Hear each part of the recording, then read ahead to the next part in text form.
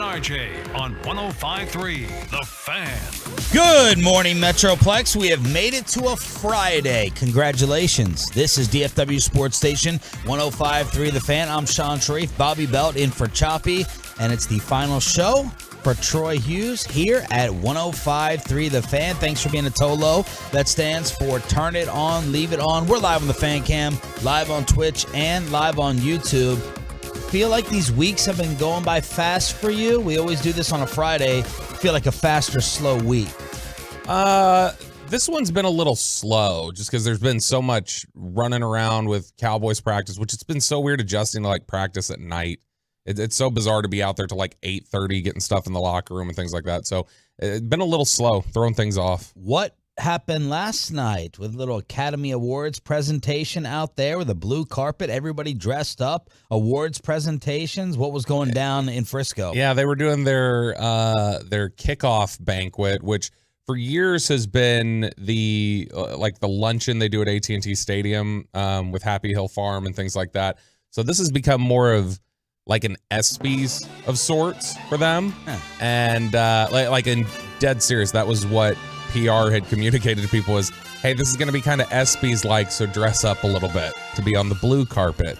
And yeah, they had the players walk the blue carpet and, stop by, have a couple, share a couple words here and there, and then go inside. Suit already and picked out? Oh yeah, just pressed. I looked like LaDainian Tomlinson up there in the gold suit.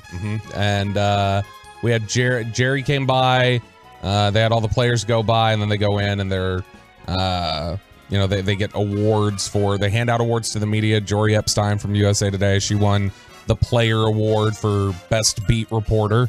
And then, they had out like, here's offensive player of the year and all that. And so it was, a nice evening for them to kick back and relax after all the bad news earlier in the day. A chance for the media to catch up with the man in the spotlight, and that would be Tyron Smith, asked about stepping up if he's put in that left tackle role for Tyron Smith. I mean, I was ready as soon as I walked through the door. I knew as soon as I put my name on that piece of paper, I would be held to a certain standard. I'll be required to, give certain parts of myself to it. So, I'm ready for whatever comes ahead. We're going to approach it day by day for sure. How's the ankle? But we're all good. We're good. Will you play Friday or no? I will not be playing Friday. You don't play Friday? No. How disappointing is that to have that setback and you miss those reps? I mean, it was tough for sure, but, it's part of the game. It's a 100% injury business. I'm fortunate that it's nothing severe and that I'll be back soon, but, I'm just looking forward and taking it day by day. So Tyler saying he will not play tonight in the final preseason game against the Seattle Seahawks. So you had a morning and an afternoon of talking, thinking, absorbing after the big news that Tyron was going to be basically out for the season. Jerry Jones saying yesterday, we'll just have him back for the playoffs. Pretty confident statement there by Jerry. Hours later, 24 hours later, how are you feeling about things differently, if at all? I mean, I feel like this is going to be Tyron Smith's job. It's kind of like the way I think they're approaching kicker and receiver at this point, where it's like, hey, we're going to default to an internal candidate. We're going to see how they handle things, but we're going to kind of be, we'll be looking at just about all times and just open to things. Unless somebody like Tyron Smith steps in there, he shows the growth and is dominant enough that they go, okay, we can cut this off. That's where I think it's a little different from receiver kicker. I can't imagine the receiver or the kicker being good enough this year, playing at such a high level that they wouldn't be looking for upgrades. If Tyron Smith plays to a certain level, they'll stop looking because they'll go, okay, that's our left tackle of the future anyway. So I think it's Tyron Smith is the lead candidate coming out, but if they find that they're frustrated or he's behind, he's lacking, he's still not there on assignments and technique and everything, I think they definitely could look to Jason Peters off the street. We'll get to the phone call last night that I found very intriguing from a Super Bowl champion who I think would come back. We'll get to that. Sounds like it. At 6 o'clock this morning. Thanks to the Tolos for sending us that piece of audio. Let me just try to simplify things. Okay. Right after he was drafted, Tyron Smith would be better and more comfortable at tackle or guard. Tackle. He had not played guard since high school. That was a big part of his ramp up in mini camp and OTAs and stuff. Was like, okay, let's get him guard reps and things like that. But they said all along he's a left side player. He's Good. a left side player, tackle or guard. All right, that checks off my first question. Number 2, throughout OTAs, mini camps, Tyler Smith worked the majority of his reps where? Guard, very heavily. It was split a little more evenly during OTAs, but I didn't see him take a single snap at tackle in training camp. But mini camp OTAs. Mini camp OTAs, it was pretty split. Pretty split. Yep. Okay. Not necessarily the answer I wanted to hear, but better than one-sided. And then training camp, we know it was all at guard. So if you really think about the time invested in guard versus tackle, is it really too far to come back from? If you really list the months that he's worked at guard versus the months at tackle and combine that with what he's most comfortable and familiar with coming out, you would still say that Tyler Smith is more comfortable playing tackle than guard. Probably the thing coming out of Tulsa was they felt like his technique was so flawed and so raw, and that's why he was even available for them. It was like he was the Connor Williams of college with penalties, right?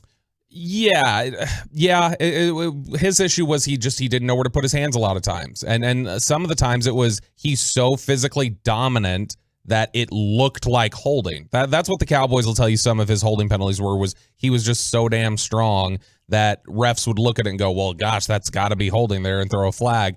But he's more comfortable at tackle. I think they felt like he was just as much of a clean slate at tackle as he was at guard. They felt he needed just as much work. So I don't know how much the tackle experience helps in the sense that, well, look, we still want to refine your pass sets and your handwork and everything else. Then you tweeted something last night, got under my skin a little bit irritating. As you said, I don't know where this is coming from. The thought that since Tyler Smith can't beat McGovern at guard, he can't play tackle. Explain that. Because the idea is, did you think Lyle Collins was a better player than Terrence Steele?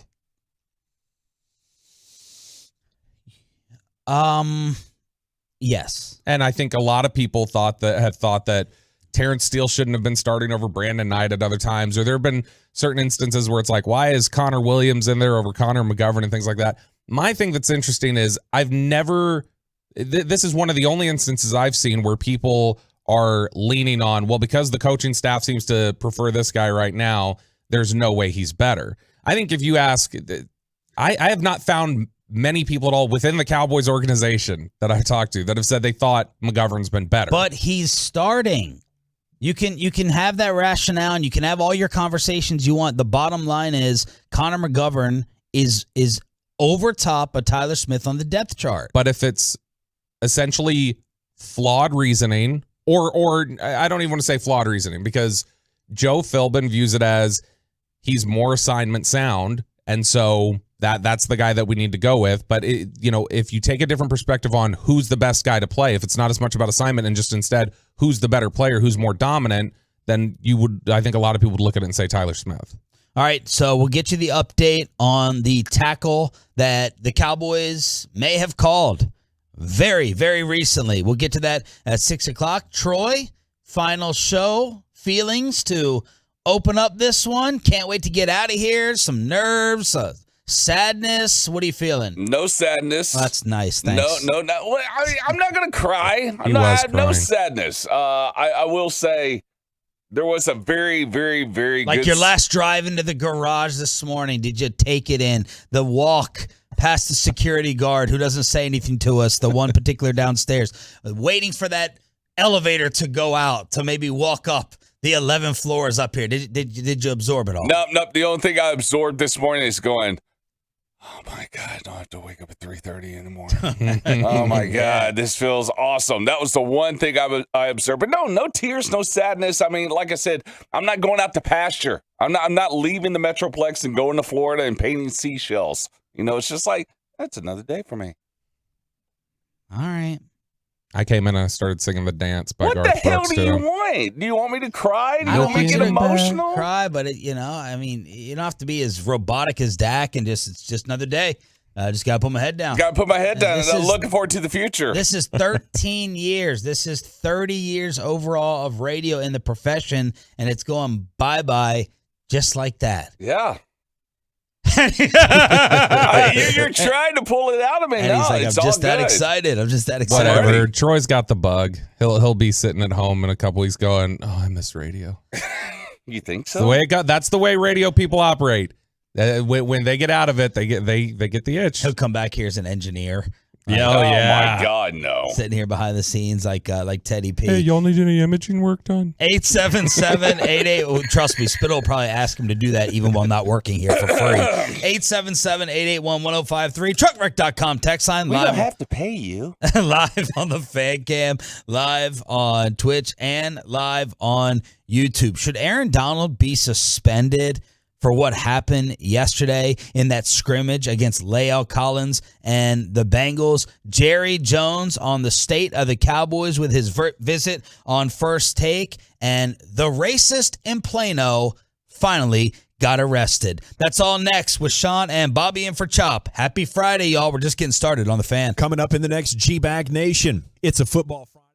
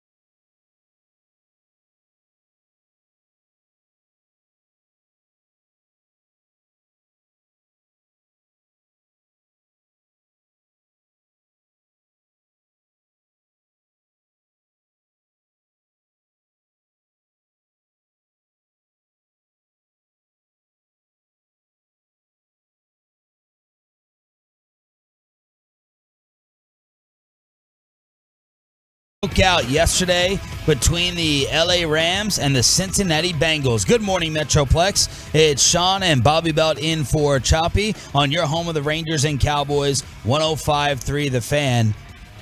Aaron Donald swinging helmets like Myles Garrett. There's one badass photo. I guarantee you it will be in Aaron Donald's house where he's sitting there crouching with two Bengals helmets in each hand. And apparently, our old buddy, Leo Collins, was involved in the mix. Engaged in a run play.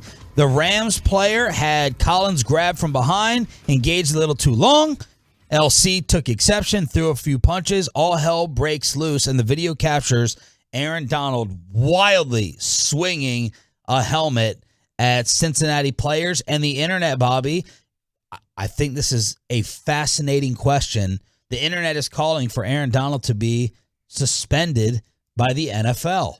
Yeah, it's interesting because the NFL gives autonomy to the teams to, hey, what goes on at your practices, we're not gonna govern. Yeah, it's one of the few areas where they don't seem to want to, legislate. And I think that when you look at something like that, though, where the footage comes out and it's so brutal or could have been potentially so dangerous. Yeah. You remember the stance they took on the Myles Garrett issue and how, oh my gosh, that was, you could have killed a guy. If this happened in a preseason game last night, is Aaron Donald suspended? Yes, 100%. And so that's the thing, is that do they cross over that line that they've typically had where they say, look, tempers are going to flare, you're out there practice, we're not going to get involved in a fight? Or do they look and say, okay, well, this rises so above your typical training camp scrap that we're going to have to do something about this? And my guess is there's some sort of punishment that comes out. My guess is there won't be. They're not going to do anything about it. I don't know that he gets like the same sort of hammer dropped on him that Myles got 6. Yeah, I don't think that happens. No. But I do wonder if he gets something, even if it's like to the extent of a fine or something like that. Myles not only got 6 games, but they didn't pay him for those 6 games, so he lost about $1.2 million. Ooh.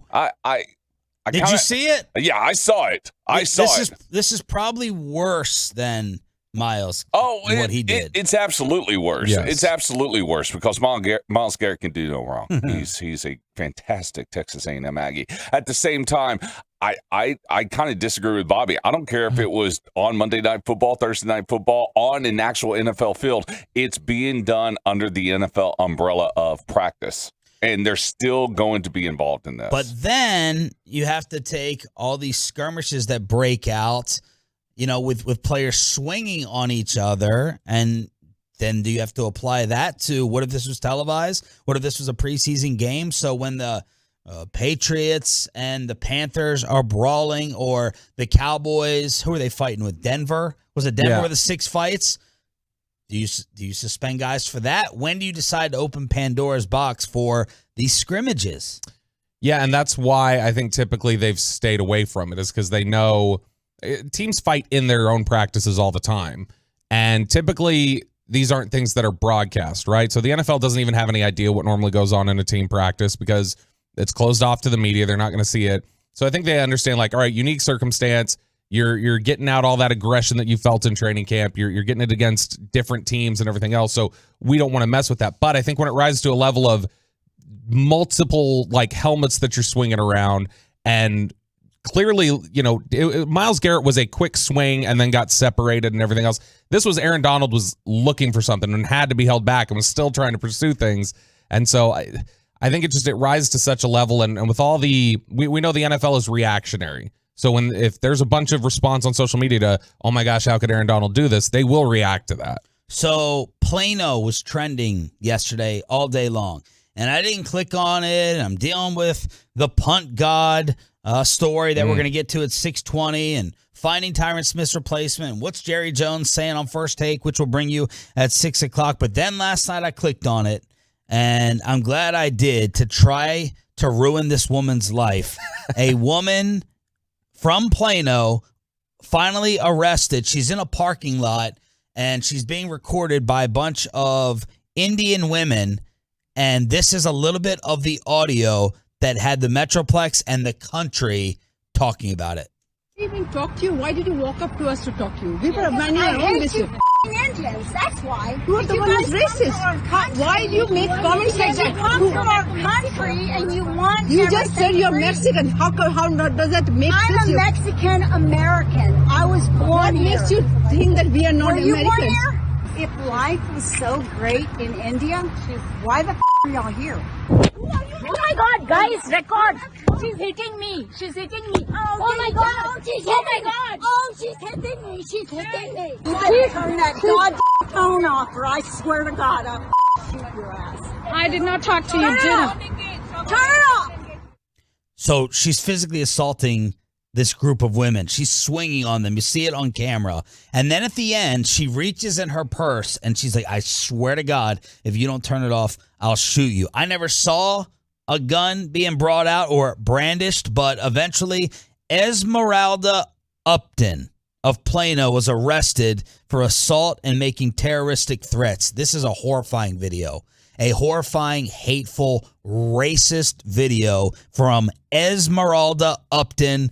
I just want to know where she works, if she's still employed, and how long she's going to be in jail or what the punishment is going to be. What a piece of crap. Two things out of this. When you look at the video and then you look at the mugshot, you realize, wow, makeup is amazing. I know. It's totally different. Woo! She aged 40 years. Yeah. And I was like, wow, that's crazy. And as far as her job, she's a realtor for California Federal Bank. No word on what they're doing about this, but she's also a parishioner, and she also did some work for her church in Plano, Prince of Peace Catholic Church, who quickly went to their website and removed her title and then put just basically an egg avatar saying we are looking for applications. Really? Wow, it's like what Odyssey did for Troy. Yeah. I was still here, and I got an email that said, hey, do you want to be a full-time producer? I'm like, the body is still warm. $10,000 bond. $10,000 bond for this racist piece of garbage who went off and had Plano trending. And then Bobby came into Frisco in the news because of something that happened to Wendy's. Yeah, Frisco. And gosh, man, I keep seeing more and more stories popping up out of Frisco lately. Really? Which is a little odd. Like it's usually been a you don't. So we see should this move stuff out of Frisco to Deep Ellum. That's what I mean. Yeah, Jerry, if you're listening, you should look into Deep Ellum for your spot. But no, this was Fox 4 had it that there was a wrong order. Where's that Terry Black's barbecue?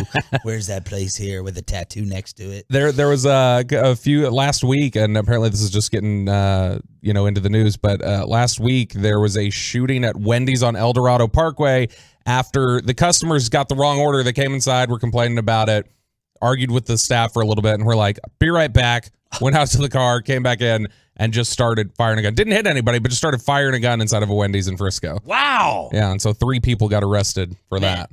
I mean, that has to do with the chicken sandwich. Got to be. You ordered spicy, you got regular, or you ordered regular and you got spicy. I can't remember the last time I've been to Wendy's. I just can't say anytime, anywhere, like at any of those restaurants. It's usually, for me, I said no mayo or like no pickles, and then it's left on there. That's where I get kind of on edge. I only go to fast food restaurants if I'm with the kiddies because they want something, and I'm like, yeah, we'll stop there. I'm not a really big fast food guy, but I did go to Wendy's about 2 or 3 years ago, all because of this clip. Skip the flank right stack, 32 Sam, alert X foot. Oh, spicy nuggets are back. I might have to stop on the way home. When Dak Prescott mentioned the spicy nuggets at Wendy's, I was like, well, damn it, now I got to go get these spicy nuggets. They're pretty good. Oh, the Wendy's nuggets get forgotten about. They're very good. And I loved it. Later that week when that clip came out, I remember in the locker and Clarence Hill asked him, he's like, does that just speak to how loose you are in the huddle and blah, blah, blah? And Dak's like, it speaks to, I think they have good nuggets. Like, that's all that was. So there's a little recap of what's happening in the Metroplex on your Friday edition of Sean and RJ. Bobby Belt in for Chop. Hit us up on the truckwreck.com text line whenever you want at 877-881-1053, 877-881-1053. Jerry Jones versus Stephen A. Smith. Jerry's first comments on losing Tyron Smith, and Vegas told me yesterday, y'all are overreacting a lot to this Cowboys injury. That's next for the 6 a.m. Club right here on The Fan. 2 of the Cowboys' top insiders teaming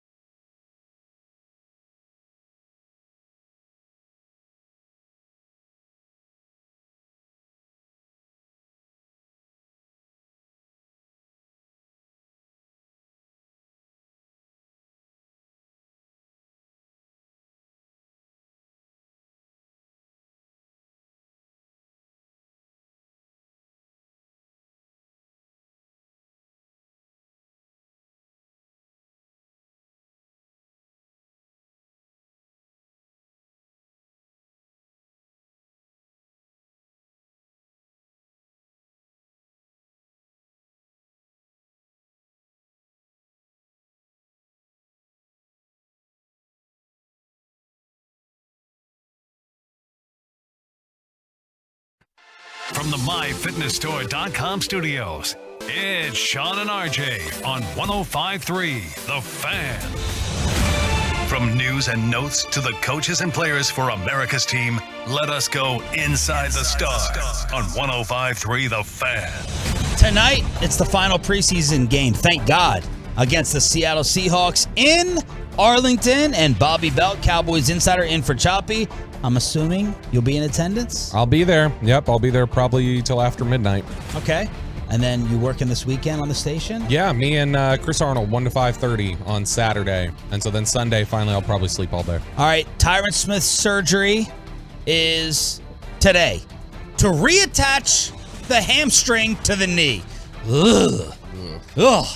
I just read that and had that reaction. The surgery is to reattach the hamstring to the knee, looking at a 3 to 4 month recovery, according to Todd Archer. Mekhi Becton, Jets tackle. Ian Rappaport, who Bobby had pop on the show yesterday from the NFL Network, said Mekhi Becton, he underwent something similar. He went on season-ending injured reserve after this injury. But Jerry Jones, yesterday on First Take, was asked about losing his all-world left tackle, and what are y'all going to do to replace him? You always are taking that black hole, and you played that way. Your life is that way. And you find something that you can work off of it. We played a lot of games without Tyron, and not as successfully as we do with him. Right. But in the meantime, we've got a guy named Tyler Smith that's come on the scene. Right. We've got some other young guys that we can step in there and make it work. So he was all typical optimistic Jerry yesterday. All the numbers have come out, running the ball with him, records without him. You can kind of spin it any which way you want. I think it's clear, though, your offensive numbers go down, but there were some Tolos saying, hey, they're still over 500 when you talk about this team without him, and we weren't expecting him to play in all the games anyway, so we'll move on from there. I really thought, I'm going to say this now before they wake up, Corey might be up. That was getting worrisome yesterday between Corey and Bassick. That crosstalk was developing into something really serious. Mike saying, obviously, this is devastating for the team. Corey saying it won't affect them by a win. Won't affect them whatsoever. And then Corey takes it to another level and gets hyper and hyper and hyper. I had to tell these fools out in the commercial break. I said, do not sit here and get fired and fight each other over a Tyron Smith's injury. Relax. But that's how serious it was getting. Well, I mean, today's my last day at the Fan, and before I left, Spittle called me. It's like, I need you to re-image part of the show today. It's the Corey Majors Show on 105.3 The Fan. I mean, that's what he asked. Yeah, that was weird yesterday. I was like, calm down. I wanted to help poke it along further, but I could tell you wanted to get out, so I was like, all right, I'll just stop. I was like, hey, don't get fired. And Corey said, over under. We were talking without Kevin, over under on what the fights would be, and I'm like, it's an offensive line injury. Y'all can talk about and disagree without murdering each other. Chill out. So that was Corey versus Bassick, but Jerry dropping the line up. We'll have him back for the playoffs. We'll have him back for the postseason. So I checked in with Vegas. Yep. And I told y'all yesterday, and one of the few things I've benefited from working with Choppy is, realizing what Vegas is going to do. And I could hear RJ yesterday saying, let's not overreact. We're talking about someone that was damaged goods anyway. Vegas is not going to affect the Cowboys' win total by 3 games. So I sent an email to Bet Online, and they said, no change to the odds. With this in parentheses, our book seems to be lower on the Cowboys than other books. So their over-under for the Cowboys was 10. Okay, 10 wins. So they're not changing it. Now, other books may have them at like 11 with the over-under, so maybe they dropped it by a game. I haven't checked elsewhere, but I think this is good news for the football team, and this is good news for the fan base who is not freaking out and panicking over his loss. Vegas, at least Bet Online, they're not changing the over-under. Which is where you and I had them, I believe, was 10 wins. And so, I mean, that's It's about where we thought they were. I shift on it because to me it's. But now you're going 10-7 to 7-10. I flip it, yeah, and I know we got a lot of people texting in yesterday saying the same thing, that they were like, "That's not a 3-win swing in Vegas." It's like, I understand, but the betting aside, to me, you had such an unstable offensive line and so many questions about that offensive line last year. To just throw another factor in there of instability when I think their entire season hinges on how good that offensive line is going to be.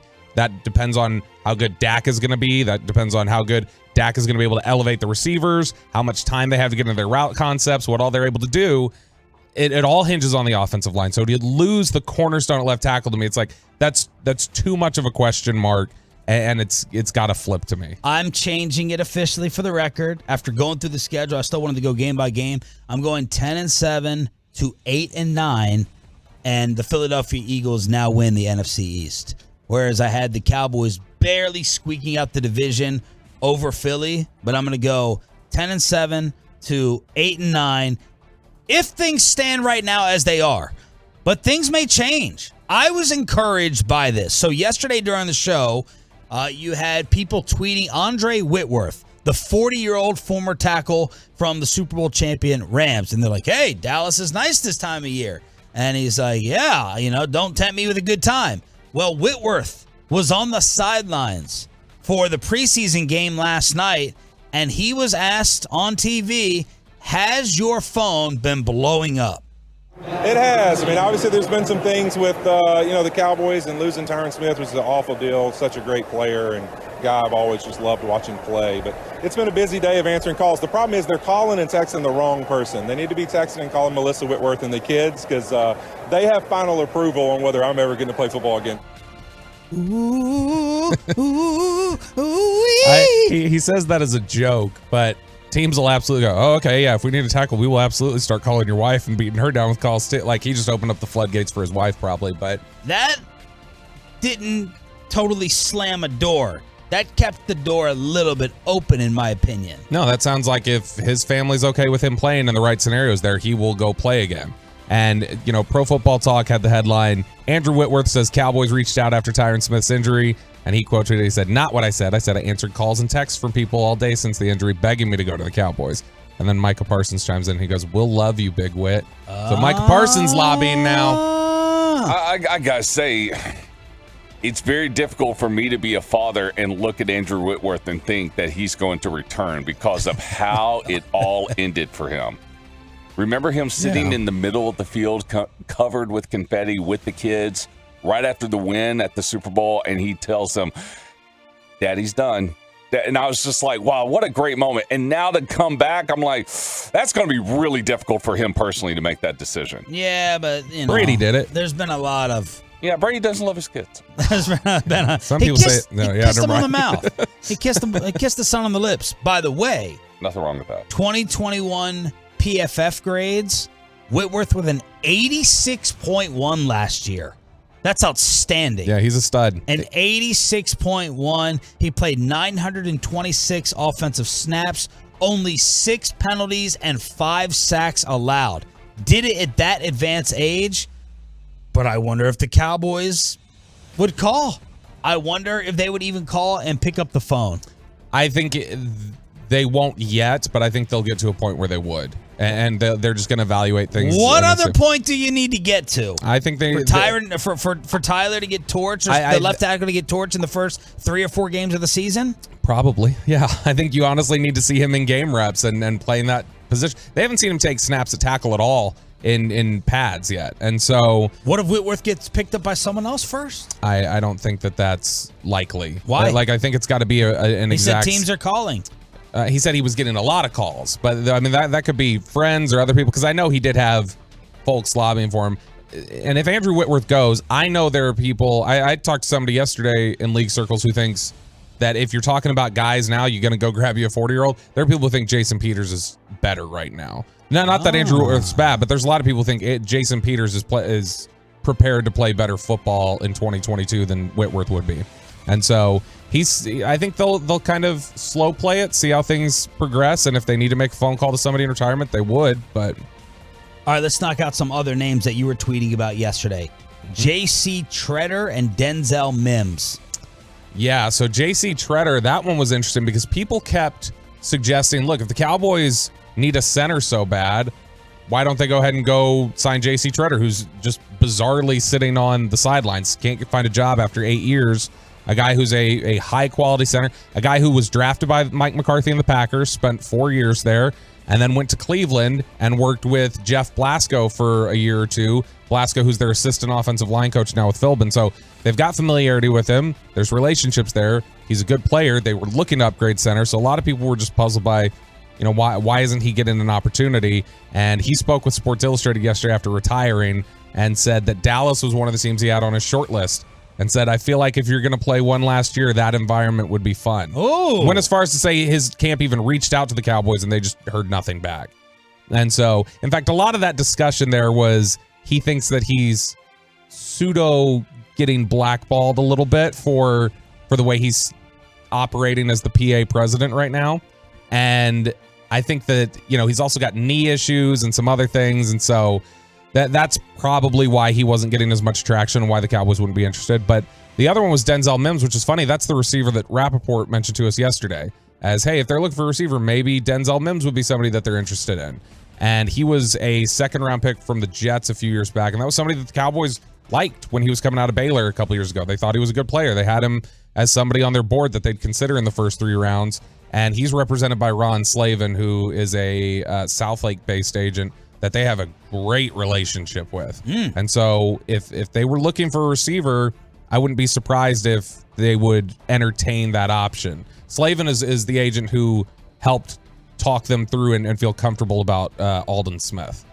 So he repped Aldon Smith at the time. And so they've got a good relationship there. They trust his voice and his opinion on things. And so if they're looking to add a receiver, Denzel Mims, the former Baylor receiver, could be an option.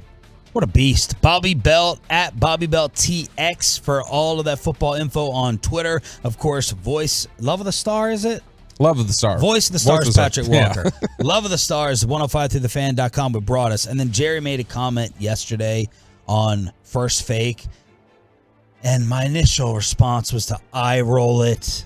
I'm like, what are you talking about? But then I said, is this the way that it has to be for these Cowboys without Tyron Smith when he was asked about Zeke and Pollard? Zeke probably was the all-time leader running with the football being hurt, playing the position being hurt. His protection, which is critical here for number 4, but his protection's outstanding. There is no question he was limited. Nobody wanted to say that, but he was very limited. He's in the best shape he's ever been in. Now, it is still a fact. We go as Zeke goes. I know it's a lot on Dak's shoulders, but we go as Zeke goes. He's very capable of being everything we've ever wanted to be. The wild card, though, is the guy that's playing beside him, Pollard. That's right. And so we put Pollard in some plans that with Zeke, for the defenses to have to work against midweek and be ready to play. Then you've got Pollard. We really like where we are at running back, but it all starts and stops with Zeke. Is that a terrifying or realistic statement, Bobby Bell? I mean, it's terrifying to me. Look, I don't see how you can. But you told me it was better that I drafted Zeke. I should feel better about fantasy drafting Zeke after the Tyron injury. Yeah, they'll lean on him. He'll get the reps. He'll get the touches. So that could be reality. But I know in terms of he'll get the touches, but I don't know that.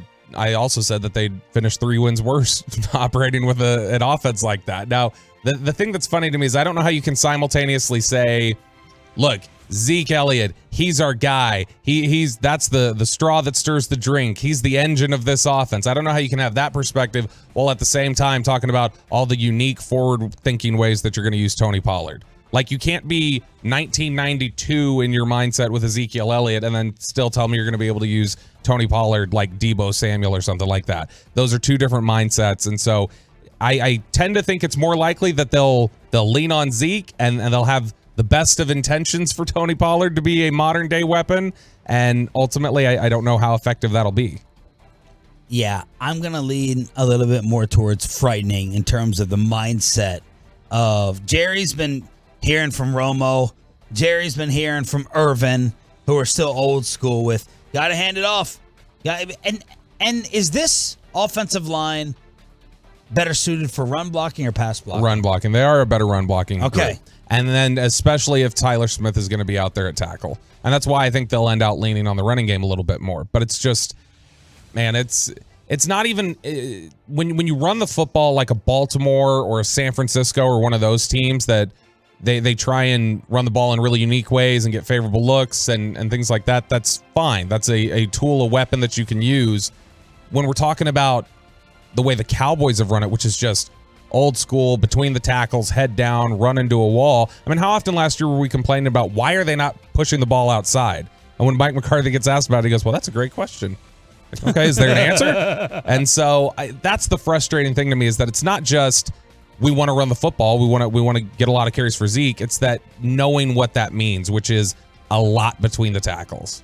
Why the Tampa Bay Buccaneers are being counted out by the real experts. This may be a great sign to the start of the Cowboys season. We got a Brady update. He's playing in the final preseason game. Dak is not tonight, and the career for the Punt God may already be over after this horrifying headline that broke last night. That's next with Sean and RJ. Bobby Belt in for Chop right here on The Fan. But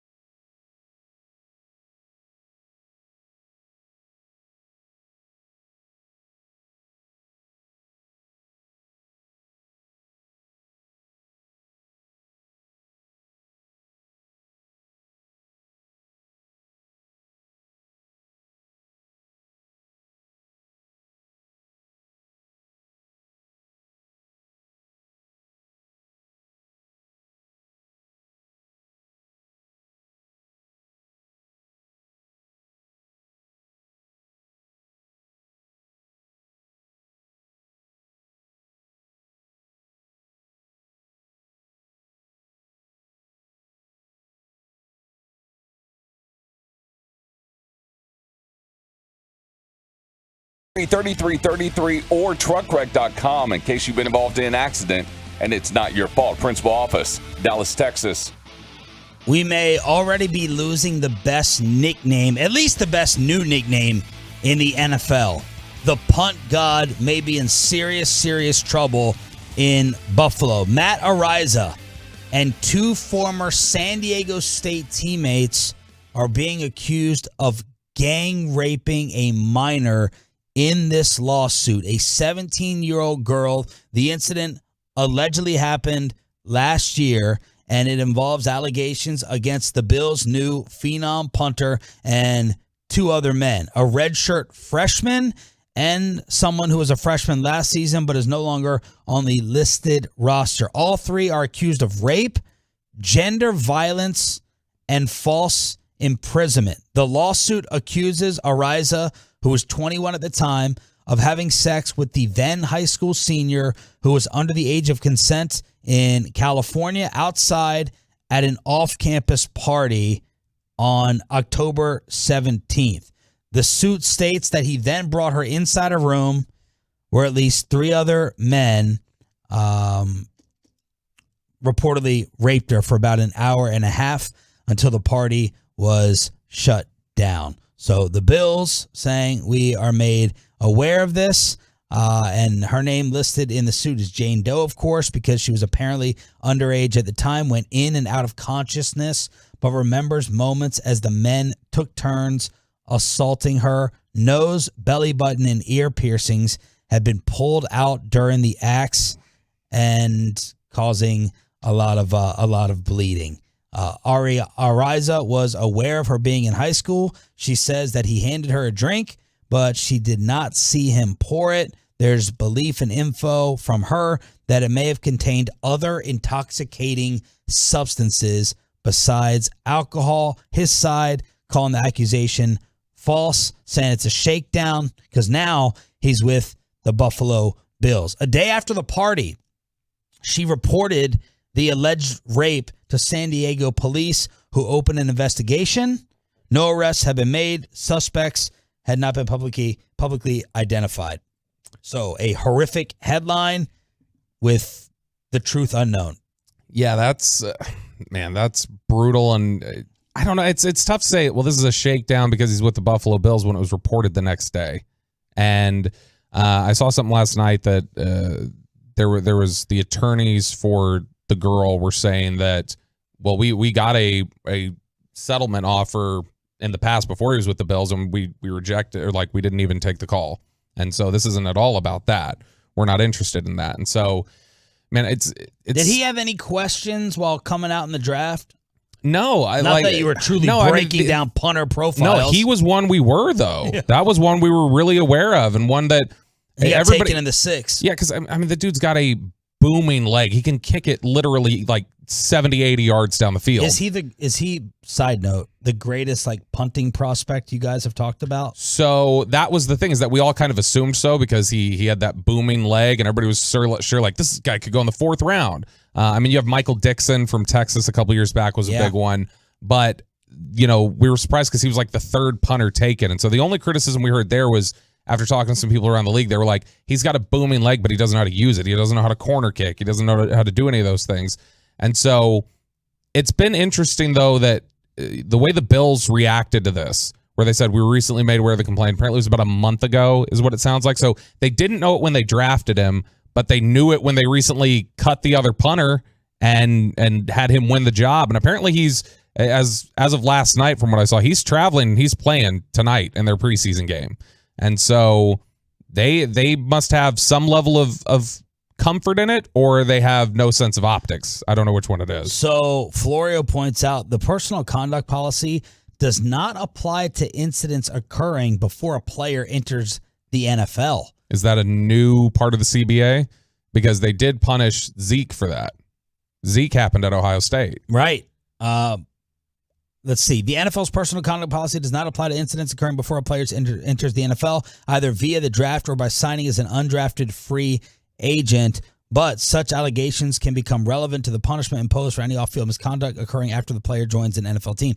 So I don't know whether it's a new part or not. I mean, they have signed a new CBA since Zeke had that happen. Yeah. I would not be surprised if that was a part they grappled with, but I can't recall that was something they took out. And then he wrote another headline, the NFL can't punish him, but the Bills could cut him in theory. So that is the scary headline coming out of Buffalo when it comes to the Punt God and the allegations of a gang rape back in college.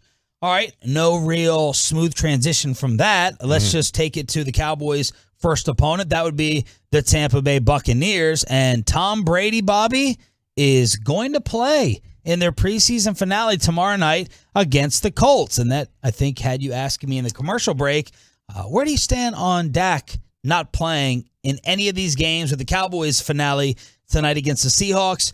Normally, I'm okay with it. I'm always going to scream loudest, get him off the field. You're up 30. It makes no sense. Get the starters out. But with the offensive questions I have about the passing game and the new receiver chemistries, I would have liked to have seen Dak play at least a full quarter or an entire half at some point this preseason. It's not going to happen. Yeah, I mean, I don't even necessarily need it to be a full half. Just I'd like to see him get some reps. I understand. Although now, let me correct myself.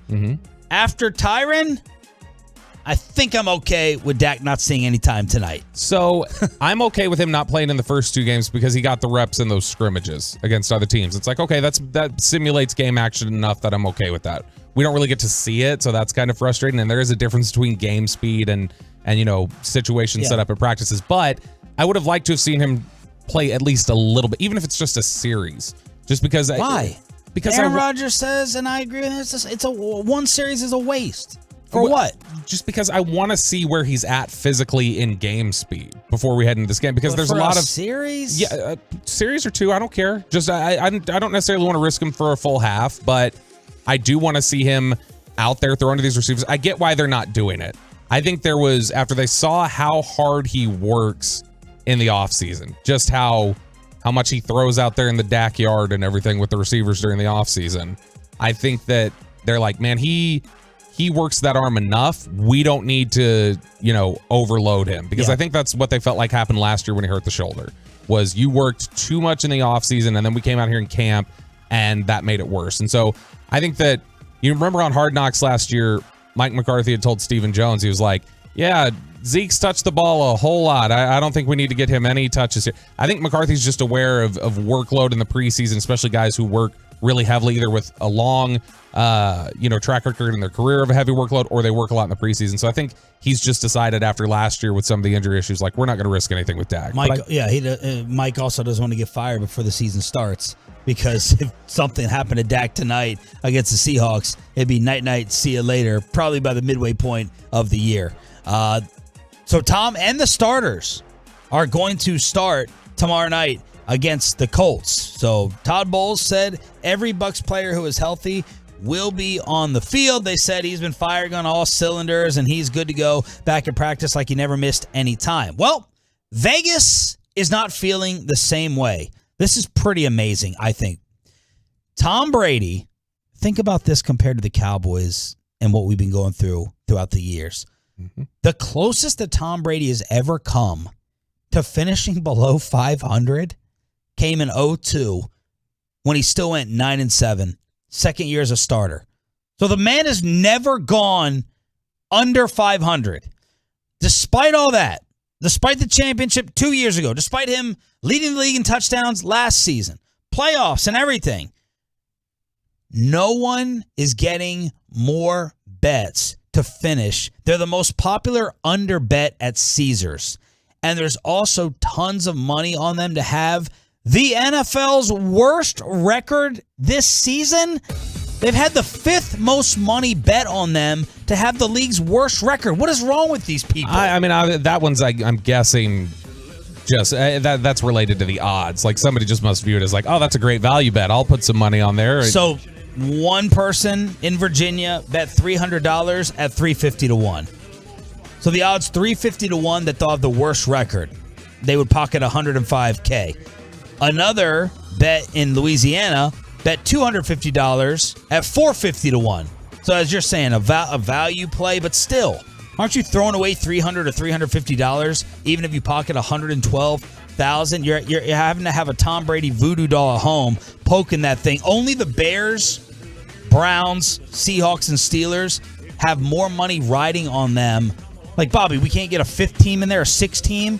Like, the Bears, Browns, Seahawks, and Steelers have more money riding on them to finish with the worst record in the league, and that's it. Yeah, but I mean, like, you talk about the Tom Brady voodoo doll. Aren't there a number of people who do that without money riding on it anyway? They're just all like, I just want to see him fail. Well, I think there's so many fans that want to see him fail, and I've been waiting for the decline for so long that I think, there's probably just a section of fans that are like, let's put some money on it. That's how bad, like, they've almost, their desire to see him fail has crossed over into now they've got belief. So their over-under win total, 11.5. They're getting more under bets than any team in the NFL. I can see that. 88% is on the under. Under 11.5 wins. The only team remotely close, Cardinals and Bears, both getting a bunch of bets. The Cardinals win total is set at 9, and the Bears is set at 6, and still 85% of the money is on sorry Chicago to have less than 6 wins, and 88% of the money is on Arizona to have less than 9 wins. DeAndre out for 6 games. I would definitely go under on Tampa Bay at 11.5. That seems like a big number for a team that looked like they were starting to fall apart in the second half of the season. And I mean, Tom Brady, honestly, the offense does not run the way it once did. Tom Brady's not the same player that he once was. Whoa. What do you mean? He led the league in touchdowns last year. I know, but in terms of, like, he's not playing this aggressive downfield offense. And I know there are a lot of people who claim all the time, well, he never has. He's always been check down guy, RJ Choppy. Yep. That I know there's people who make that claim all the time, but he led the league last year. There was a stat on TV about down the field aggressive passes. He looks more like Roethlisberger at times in this last year, especially at the end of last season. I'm not saying level of play. I'm not saying level of play. He's better. He's much better. I'm saying in terms of the way that he's distributing the ball. They were 13-4 last year. Yeah, they were good. Down the stretch though, they looked like they had more warts. Did you not feel like Tampa Bay was incredibly vulnerable heading into the playoffs last year? Yes, I did. And so another year I thought the Cowboys would beat them if they got them in round 2. Another year added, all the drama of, Tom retiring and then, Bruce Arians quit? Okay, I'll come back now. Even though they told us all along, no, he and Bruce are fine. All the weirdness that went on there, all the oddities that have gone on during the training camp. I can rarely do this, so I have to catch you on any numbers. Do it. Since November 14th last year, they only lost. Let me make sure I'm getting this right because it's very rare when I can catch Bobby. They only lost 1 game from November 15th on. Yeah, but I mean, they lost against New Orleans 9-0. So that's not vulnerable. No, I know, but like that's same as if somebody were to look at the way Dak played in a vacuum. Like they looked at his statistics when in reality we looked at it and go, yeah, statistically it was best year last year, but it was not the same. Last year they had struggles down the stretch. Remember, they barely beat the Jets. They should have lost that game. They lost to the Bills in overtime at home. He threw for 410 in that game. Yeah, I know, and it was a miracle that they won that. That was a game that the Jets were. Where are you drafting Brady in fantasy if you played? Are you almost taking him off your board? No. Would you draft Derek Carr above him? Probably, just because Derek Carr. Would you draft Dak above him? Ooh, not now. Would you draft Russ above him? Yes. Okay. Would you draft? Who I know is your quarterback. Russell Wilson? Yeah. Yeah. Would you draft Stafford above him? No. Because Lamar? Yes. Okay. But I mean, like, Cousins? That's probably about even to me. Wow. All right, so you're selling. Cousins put up big numbers. He puts up nice numbers. Yeah. I don't think like Brady's a terrible, I still have Brady in the top tier. It's just, to me, he's not quite the same football player anymore. All right, it's Sean and RJ with Bobby Belt in for Choppy here. It's the Friday edition, Troy's final show. Shout out to the 6 a.m. club. Thank you guys for turning it on, leaving it on. Why a Cowboys Hall of Famer wishes that Jerry just listened a little bit more. And Charles Barkley with a brand new nickname for Kevin Durant, Mr. Miserable. Next on The Fan. Hey, what's going on, Tolos? It is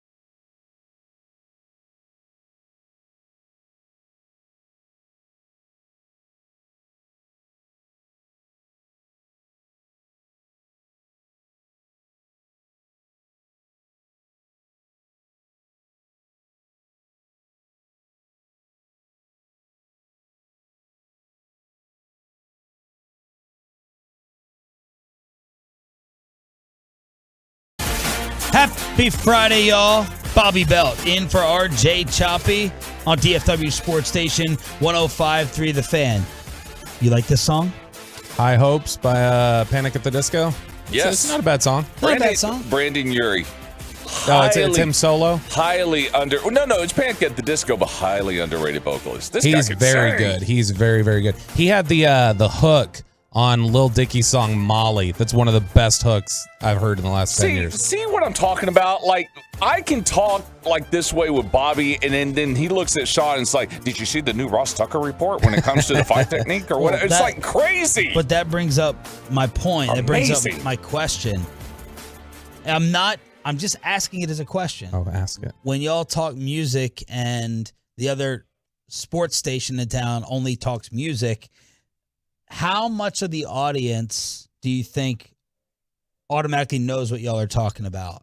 Like the reference you just made. I know obviously how big music is. No. And I listen to music. I don't have a great knowledge of it, but I wonder like the knowledge of the music audience.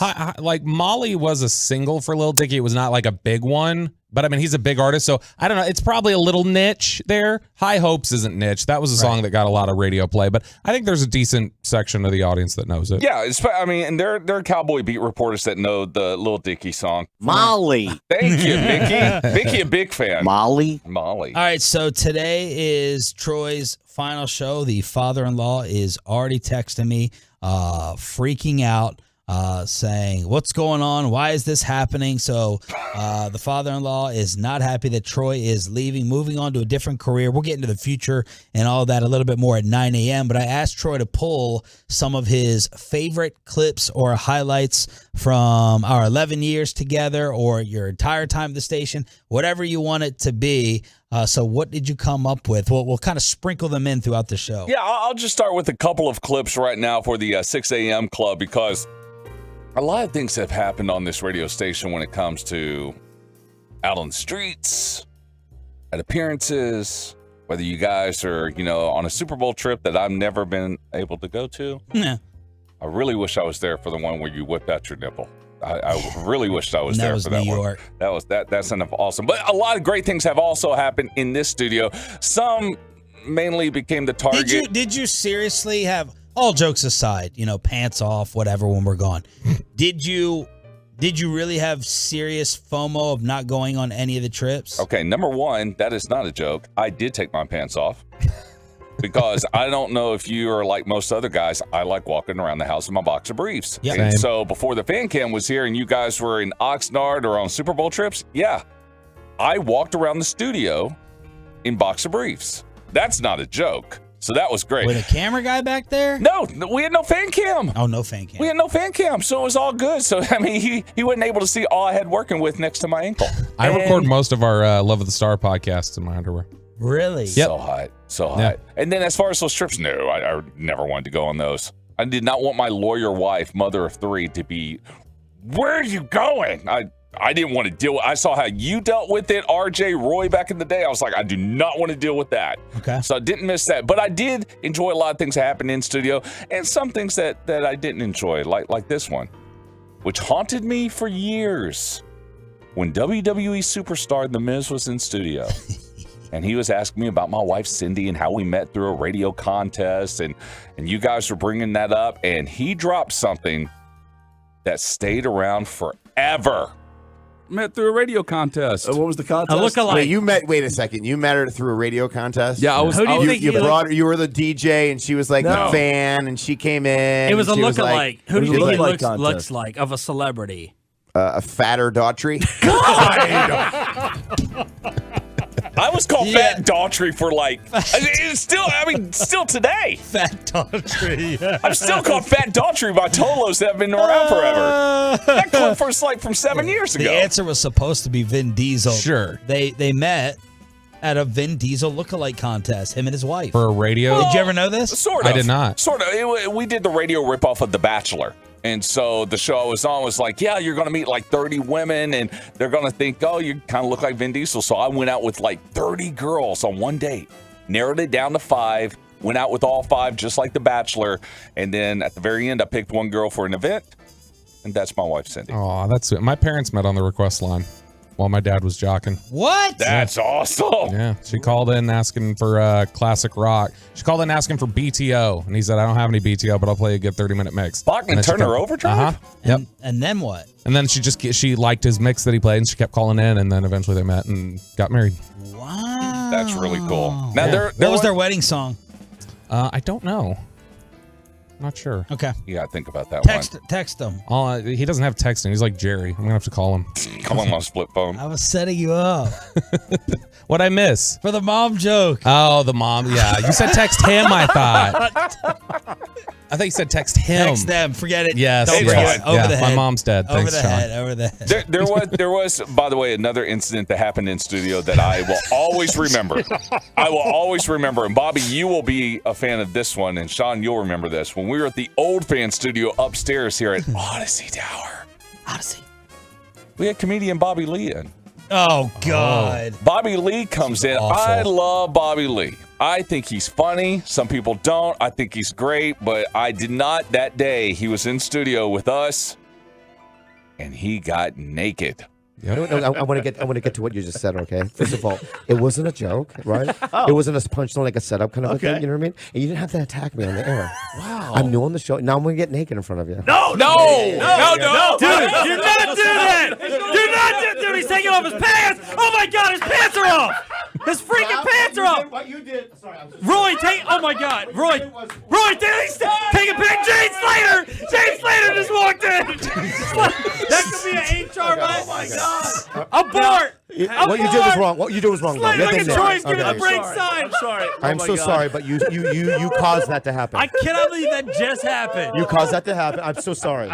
What a coincidence. Slater comes running in after the hell breaks loose on the air. So those are a couple of the moments over the 11 years of Troy Hughes running things for us here on DFW Sports Station. All right, we got to give, well, we'll save it. Little ode to Choppy, who is on his golf vacation, but you sent me this, and God, I love Charles Barkley so much. Charles Barkley went on Arizona Sports Radio, and he was asked about Kevin Durant, who's staying in Brooklyn. And he said, yeah, the old guys think Durant piggybacked his way to 2 championships with the Warriors. But if you go back and look at his career as the best player, did you send this audio, by the way? Should I not be reading this? No, I didn't send audio. I just sent the article. I didn't know if there was audio. He was on Arizona Sports Radio. If you go and look at his career, Durant as the best player and being the leader that goes with that, he's been an abject failure. He also said he's the type of person who can't be pleased, and I love this so much. He seems like a miserable person, man. I call him Mr. Miserable. He's never going to be happy. Everyone's given him everything on a silver platter. He was the man in OKC. They loved him. He owned the state. He bolts on them, wins back-to-back titles, and he's still not happy. Then he goes to Brooklyn. They give him everything he wants, and he's still miserable. So that was Charles Barkley destroying Kevin Durant on Arizona Sports Talk. Love it. Kevin Durant is just, he's always in the fire. There was also the USA Today had a story yesterday where there was an anonymous NBA executive. They're asking him like, hey, what's the deal? Why isn't anybody trading for KD? And he said, he's going to burn your house down. Like who wants to trade for a guy that's shown consistently he will burn the house down? Which is funny, as much as we've all thought like, whoa, Kyrie's a toxic player. You don't want to get anywhere near him. Like it almost feels like they're viewed similarly at this point around the league in terms of how volatile they could be to your locker room, which is just fascinating to me. But he's always miserable. He's got rabbit ears in a bad way, which is funny because typically the guys who have rabbit ears can't focus on their game and aren't good enough, which I think just speaks to what an incredible player he is, that even with all that insecurity and everything else, he's still one of the best players in the NBA. I was trying to picture it when I read this. I was like, Durant at the podium, just won the title. Mm-hmm. What's his mood? Like, I could still see him being like, screw everyone. This is for all the doubters. This is for all the haters. Oh, yeah. And there's just no joy. Like, he's always got a grump face on. Mr. Miserable, that's not the greatest nickname. Charles has come up with better ones. Triple single is his all-time best for Draymond. Street clothes for Anthony Davis. But I love that he just crushed Durant. And Durant has probably either responded or will today. Samir texting me, Tell Troy, don't let the door hit you in the ass on the way out. So there's there's Samir over at the steakhouse. Oh. Hey, that's probably because you're talking about knife a lot. Well, That's I do. I know. It's because Knife doesn't oversalt their steaks. So that's why. I'm joking. I'm joking. No. When I went with you that one night, that kidney pie, and you guys were like, that was. My God, that was great. I love it. Samir, your kidney pie is good. No, it's too late. He can't undo what he already said. So text in. No, he'll be laughing at it. So text in, tweet in your Troy goodbyes. We'll be sprinkling in his favorite audio moments throughout the entire show here on Sean and RJ. Bobby Belt in for Chop. Thanks for being a Tolo, starting your weekend with us. Jerry Jones comments on replacing Tyron Smith, a lineman who just retired. Said he may be interested. Dak comments on the state of the team. And we got to get you set for the final preseason game tonight. Highest rated segment of the show. Headlines to get you ready for the weekend next. But always a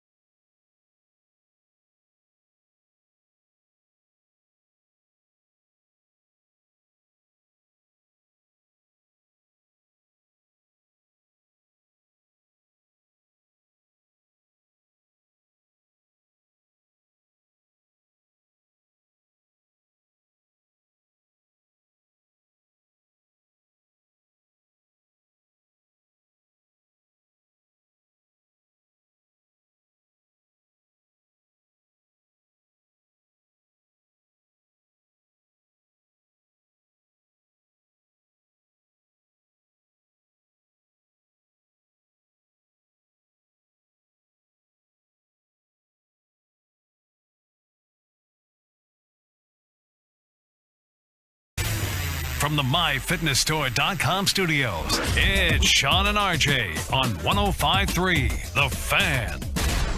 Time for headlines to get you ready for your Friday and your weekend. It's Sean and RJ. Bobby Belt in for Chop. Troy Hughes running things as always on your home of the Rangers and Cowboys, where tonight the Cowboys will play their final preseason game against the Seattle Seahawks. We'll get you set for that in a moment, but Tyron Smith fallout first. Surgery set for today to reattach the hamstring to the knee. Ouch. Todd Archer says you're looking at a 3 to 4 month recovery. Jerry Jones says, yeah, it stinks, but we'll have him back for the postseason. Tyler Smith yesterday was asked by the media, hey, young fella, you ready to step in if they need you? I mean, I was ready as soon as I walked through the door. You know, I knew as soon as I put my name on that piece of paper, you know, I would be held to a certain standard. You know, I'll be required to, you know, give certain parts of myself to it. So, you know, I'm ready for whatever comes ahead. You know, we're going to approach it day by day for sure. How's the ankle? But we're all good. We're good. Will you play Friday or no? No, we're not playing this Friday. You won't play Friday? No. How disappointing is that to have that setback and you miss those reps? I mean, it was tough for sure, but, you know, it's part of the game. You know, it's a 100% injury business. You know, I'm fortunate that it's nothing severe and that I'll be back soon, but, you know, I'm just looking forward and taking it day by day. Jerry also saying, look, we got a team around him. We got a defense that's probably as strong as we've had in years. We'll have him hopefully at the right time in the San Francisco game or the equivalent of it last year. And then, of course, the leader of the organization, the face of the franchise, Dak, was asked at their blue carpet event last night, how y'all going to handle and replace 77? Obviously, sad for Tyron, sad for the team, sad for just knowing, just the time that he's going to miss, the time that we're going to miss him. But just got all the belief in he'll come back a better player. He'll come back stronger, and just wishing him best and the speediest recovery. How much can you help in that process now with other guys having to step up, offensive line questions, and the quarterback position? How much is that on you now to kind of fill a little bit of that? Yeah, I mean, that's just kind of always part of my job is, you know, just doing what the team needs. And in that sense, if the ball has to come out faster, it's things I've been training to do. It has to come out in tighter windows or whatever. That's part of my job, and that's things that I've been working on this whole offseason. So looking forward to the challenge, whatever it may be. Which that's what you were talking about yesterday. Ball's going to have to come out quick, which we looked at. He ranked 13th in the NFL last year in snap to throw. And so that ball's going to have to come out a lot faster. Which means probably a lot more in-breaking routes, a lot shorter stuff. So I think you're looking at Pollard, dump off, Schultz. Oh my gosh, Schultz. I remember I sat in with you and you asked me over under on Schultz because it was like 75 receptions for Schultz, and I said, just a little under, way over. Hit that over hard now. Way over. Oh my gosh, he's going to get a ton of work, and he's looked actually really good here at camp. We haven't talked enough about how good Dalton Schultz has looked at camp. He's looked really good. 2 tight end with Ferguson, and I mean, man, Broadus keeps lobbying for, he thinks Hendershot, the undrafted free agent, should make the roster, which they were really high on him. They thought where did he come out of? Indiana. They were certain he was getting drafted. They were surprised he went undrafted, and they were thrilled when they got him when they did. He's a really athletic player. This got me a little excited. The Super Bowl champion, Andrew Whitworth, was playing around with people on social media saying, come to Dallas. It's nice this time of year. And he's like, don't tempt me with a good time. The retired 40-year-old tackle was asked on television if his phone has been lighting up. It has. I mean, obviously there's been some things with, the Cowboys and losing Tyron Smith, which is an awful deal. Such a great player and guy I've always just loved watching play. But it's been a busy day of answering calls. The problem is they're calling and texting the wrong person. They need to be texting and calling Melissa Whitworth and the kids because they have final approval on whether I'm ever going to play football again. Okay. Not necessarily keeping the door slammed, not absolutely shut. Seem to be saying, it may be up to my wife.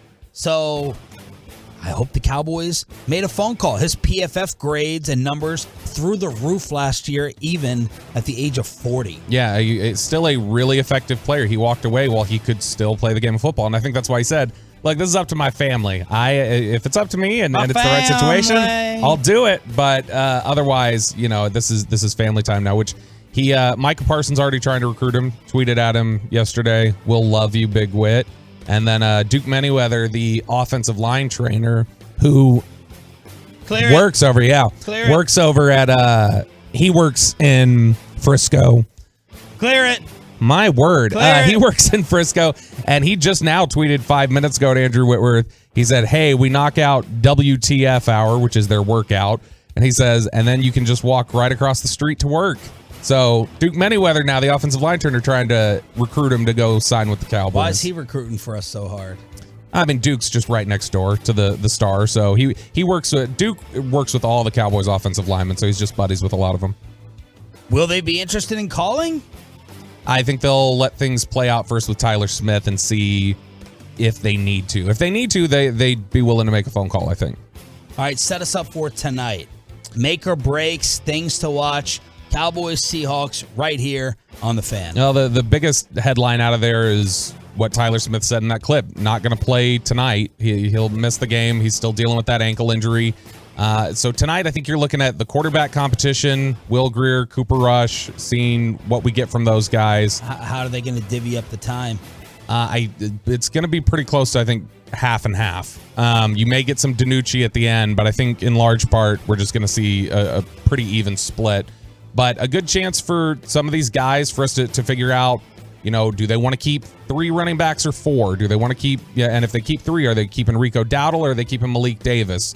How many receivers are they going to be able to keep? Where are they going to have to run light on the defensive line? So still some questions about, defensive line, corner. Can Kelvin Joseph step up, play a little better? I think that's where we're at right now. Whitworth just put Florio on blast again 25 minutes ago. Oh, no. So Pro Football Talk tweeted, in repeated remarks during Thursday's Amazon Prime broadcast, Andrew Whitworth strongly suggested that the Cowboys have called him to replace Tyron Smith. He's now backing away from that for good. Troy, cue up that clip one more time, please. He's now backing away from that for good reason.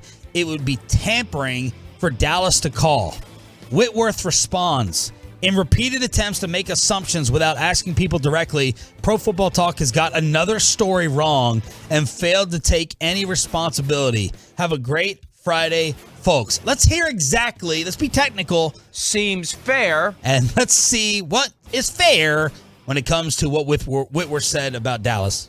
It has. I mean, obviously there's been some things with, the Cowboys and losing Tyron Smith was an awful deal. Such a great player and guy I've always just loved watching play. But it's been a busy day of answering calls. The problem is they're calling and texting the wrong person. They need to be texting and calling Melissa Whitworth and the kids because they have final approval on whether I'm ever going to play football again. Conceptually. Okay, he didn't say the Cowboys called. Florio's using the word suggested in this because why did Whitworth bring up the Cowboys? It would seem to make sense, but Whitworth did not say that the Cowboys called. No, yeah, and the question leading into it was just, has your phone been ringing today, or have you been getting a lot of phone calls? And as he's said on Twitter there, it's more like, yeah, I've been getting a lot of calls from other people because of the Tyron Smith news, but not because of the Cowboys calling me, which he already just 2 minutes ago replied to Duke Manyweather's tweet and said, Duke, do you see what you've started? Stop. And he has a bunch of crying, laughing emojis. I wonder if we tweeted him, he would just come on the show. Whitworth? Yeah. I don't know. Let's try. May as well try.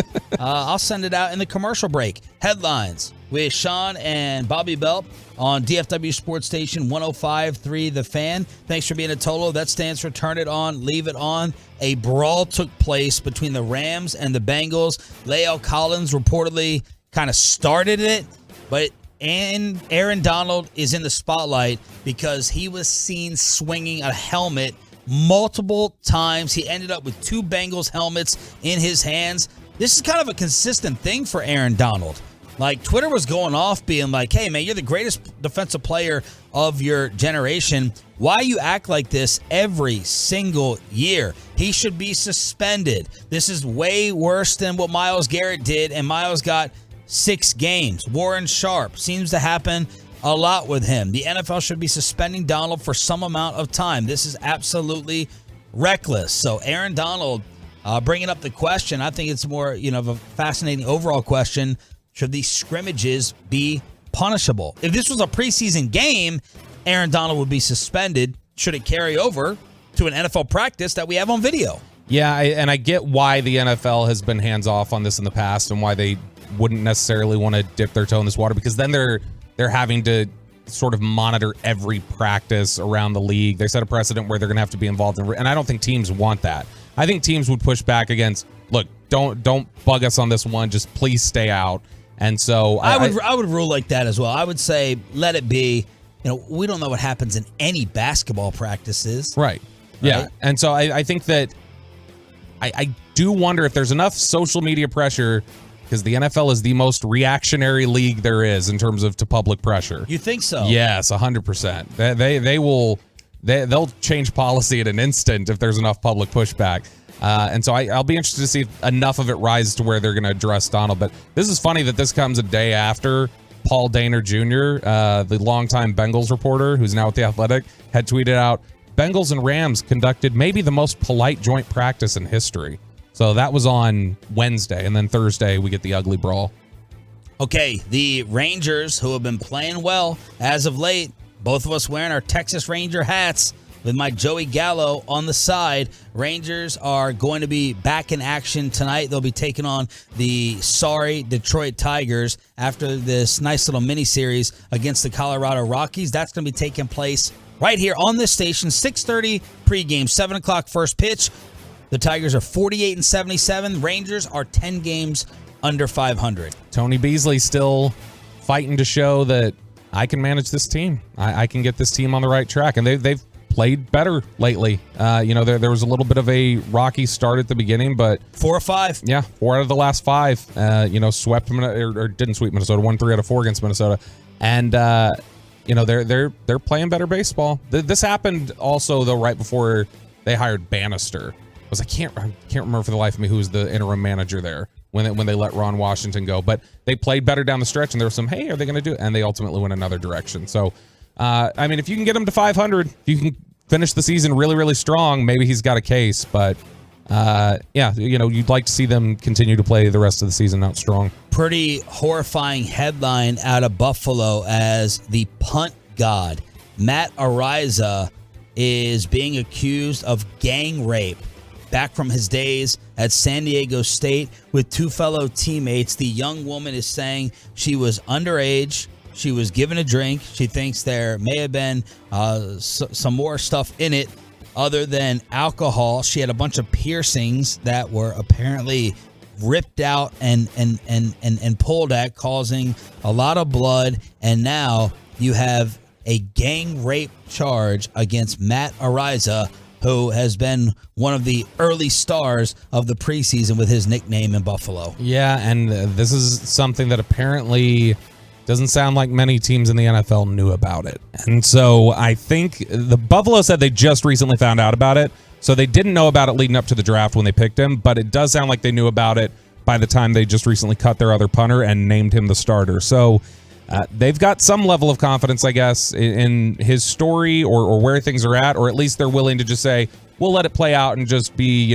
steady as she goes until then. But it's really troubling details when you read the story. A report from The Athletic that Russell Westbrook is likely to be traded or sent home after the Lakers dealt for Pat Beverly. I think LeBron was just saying on social media yesterday, can't wait for Russell Westbrook to be proving everybody wrong. So this would be bad news for the rest of us who would like to see the Lakers implode on the sidelines with Pat Bev and Russell Westbrook, who have had beef in the past. Yeah, and it's funny when that LeBron tweet that you talk about, Patrick Beverly quoted it and said, same, it's on. So Patrick Beverly was acting like, hey, I'm Mr. Good teammate here, but this is still the most awkward fit in the world to me, Pat Beverly here with the Lakers, because he's got the history with Russell Westbrook. After the Clippers series a couple years ago against the Lakers, he was talking about there's no challenge guarding LeBron. And basically he's insinuated his whole career like LeBron's super overrated. He's had run-ins with Anthony Davis. He was trolling just like a month ago, trolling the Lakers for all the trades they've made and where they've been at in the draft. And so it's an odd fit, but I mean, he's a world-class troll, probably one of those guys that you're always happy when he's on your team and you hate him when he's not. But interesting that, Russell Westbrook, after all the hard selling they've given us this offseason, Darvin Ham and all them, that he'll be great this year. Someone calls Dak Prescott the worst interview in all of sports, and Jerry Jones drops the fraud and the glory hole on Stephen A. Smith. Inside the Star on Sean and RJ next.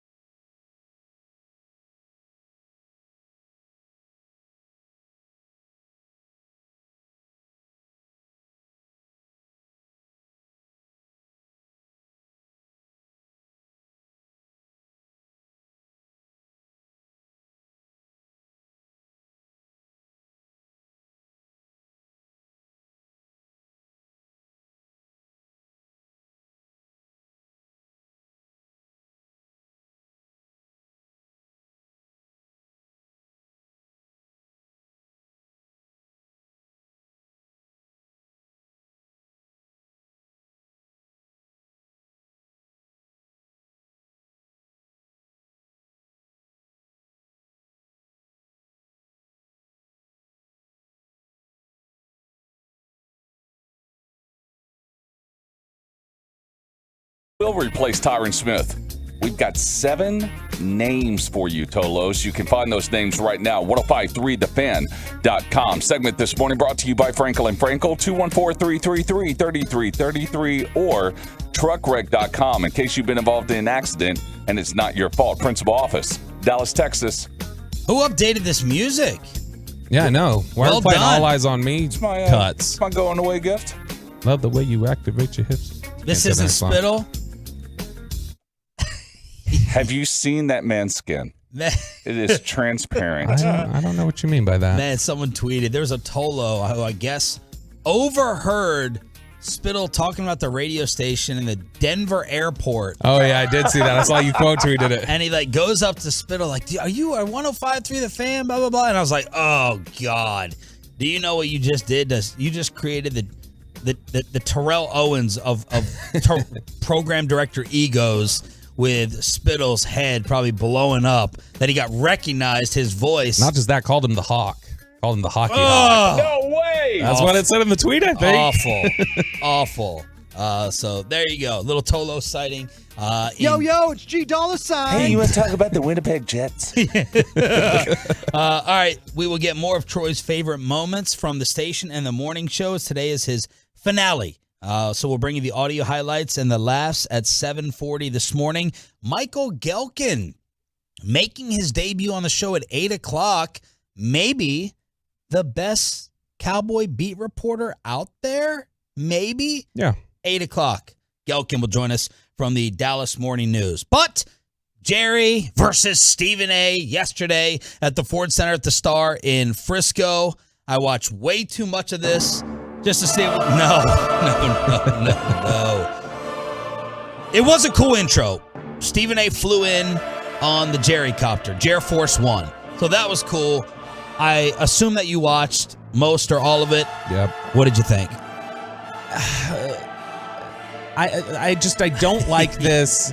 I'm trying to find the words. I don't like this transition over the last 12 months where it's been like, let's make it like more wink, wink, like he's actually our buddy, like kind of thing. Who's the buddy? That Stephen A. is actually like, oh, he's a buddy of the organization here. How like, oh, he's in the schedule release and coming at your Big D style, as in Dallas, Texas. And then you get the whole back and forth. He's out there wearing like a Michael Irvin jersey, and you know, I get his whole bit as like I'm Mr. Cowboy hater on TV. It's just I don't like seeing it blending with like the Cowboys, like, come on, let's do this. And so I know everybody loved the whole you're a fraud and everything from Jerry, but it felt so contrived, which I'm sure it was. Which I did see on Reddit though. You couldn't pick it up. I guess on Reddit somebody was saying that there was out in the crowd a pretty hefty F Stephen A chant going. Okay. I mean, it's all just... I know, it's all the same. All right, so a couple of things. Stephen A. was challenging Jerry. He was trying to figure out a way to ask about McCarthy. McCarthy's job status. Listen to Jerry on ESPN talk about his head coach. You are known, Jerry Jones, as the type of guy that even though eventually you'll pull the trigger, sometimes you pull that lever a little bit late because of your loyalty and your love to the people that work under you. Is it plausible to assume that might be what you're doing right now, even with a guy like Sean Payton out there? Well, let me just say this. Don't confuse loyalty, because I like to think there's been there. I've had 9 lives, and I'm working on 8.5 chances. I've had a lot of people help me out to at least be right here. Sure. So I am that, and I want to be that, and I'm not trying to make a big issue out of that. Sometimes, though, when you reach over there and you make a decision like that, you create a sleeping giant for another year. And he says, I want to show them too. And I know that's in there someplace, and in my time, I've had that happen. Guys that probably should make a change, but there's enough there that maybe you don't know. Only God knows. So if that's the case, let's go again, because I know where that guy's heart is. And by the way, if he's available, he'll play. Okay, so what Jerry did much of yesterday, and you are used to hearing it on this station, He takes a serious question and kind of spirals it into an own personal story with a little bit of charm, and he's going to make you laugh in order to disarm you with the question that's being asked. But he basically was like, if there's another coach out there, if I thought there was anyone else more qualified than Mike McCarthy to win the Super Bowl for us, he would be employed and he would be coaching instead of Mike. And then he was asked, now Jerry said, we're going to go as far as Zeke takes us. Cringe-worthy comment. Ugh. Really? What about Dak and the loss of Amari Cooper with the passing game? Amari is outstanding. By the way, one of the finest people that I've ever been around. Okay, stop it real quick. I should have prefaced. Let me preface and set this up. You're going to have to be the Jerry translator here. Okay. Tell me and tell us what he's saying about the Amari attention being a number one, Dak's vision, all this stuff tying into the offense with this clip. Because last year he said a lot of different things. Was he saying Amari's not getting open? Was he saying Amari's not tough enough? Was he saying Amari needs to show up more in big games? Is he blaming it on Dak? Was he blaming it on the coordinators, the receivers running the wrong routes? Translate this. Amari is outstanding. By the way, one of the finest people that I've ever been around. Set up our library here with the Cowboys. Wow. Really, really fine people. But when you take that much of the resources, paid a lot, when you take that much of the resources and you don't get it so that you draw a lot of defensive players with you when you're not even getting the ball, right, then that becomes a problem. Yeah. Our quarterback, and I'm so proud to have him, will throw the ball to the right man that the defense lets you have. He's excellent at it. And he'll put it on the right receiver. That's not always the best receiver. Right. Okay? So you see the dilemma there. Right. We thought for sure with these young players we've got coming, we've added 2 or 3 that make a big difference. Right. We're going to be fine, and mainly because of number 4. Yeah, that's a contradictory statement a couple different ways. So, first off, I don't agree when he says that Amari wasn't drawing defensive attention. I think he absolutely was drawing safety help consistently, more than CeeDee Lamb was. And so that's not totally accurate. I get what he's saying about Dak, where he says, hey, the right read isn't necessarily the best receiver. It's, who's got the most favorable matchup. We're going to be looking to target the most favorable matchups, and Dak is really good at reading that and doing that. When you're then complaining about Amari's production and him not getting the ball enough and saying that he's not drawing the double teams, that sounds like you're saying that the favorable matchup was Amari and Dak wasn't getting it to him, but Dak is usually great. What I think he's trying to say there overall, I think he got kind of tripped up on what he was saying, but ultimately I think what he was saying was they just didn't want to pay for the lack of production. Now, his explanation for why the lack of production was there is a little contradictory and wonky, but I think at the end of the day, they just said the percentage of the cap that you're taking up doesn't add up to your production. Yeah. Now, the reason for that lack of production can be debated, and I think that there's a little bit more to that he doesn't want to talk about, that they had issues with. They didn't think he was a dog. They had issues with his demeanor, 100%. Yeah. And I think that's just the part he doesn't want to say. And then the biggest moment from the crowd at the Ford Center at the Star in Frisco with First Take and Michael Irvin and Stephen A. on the scene is when Jerry dropped this on the Cowboys nemesis. I heard it before. That stuff coming out of Stephen A., they're the ones that said you couldn't have something like the Star. See? Okay? They always say that, Stephen A. Always. When you're not there, but let me tell you what they do. They come on around, and you've been talking about it. When we do make us some of that success, my friend Stephen A., and I want him there, the prodigal son, I'll have him right back. I'll bring him right back in. We're going to receive you back. What are you talking about specifically? What are you trying to say, Jerry? Well, what I'm saying is deep down you're a fraud. You're a real Cowboy fan. Oh, snap. Troy, how sick does all of this make you? How sick? I mean, Troy and I reached an agreement. I don't know how many years ago, but finally, I would, when I first started off, I'm like, I listen to every press conference on DallasCowboys.com. I'm sending him every piece of audio, anything said about the Cowboys on TV. And then he's like, do me a favor. Don't send any more Stephen A on the Cowboys. Don't send any the fraudulent, the fake. This we had to do because they're sitting right here in Frisco, but he's always like had disgust. It just bothered me because like not just Sean and RJ, but a lot of people past and present here at the fan is like, oh, Stephen A. Smith said this. Here, Stephen A. Smith said that. I said, really? Well, guess what?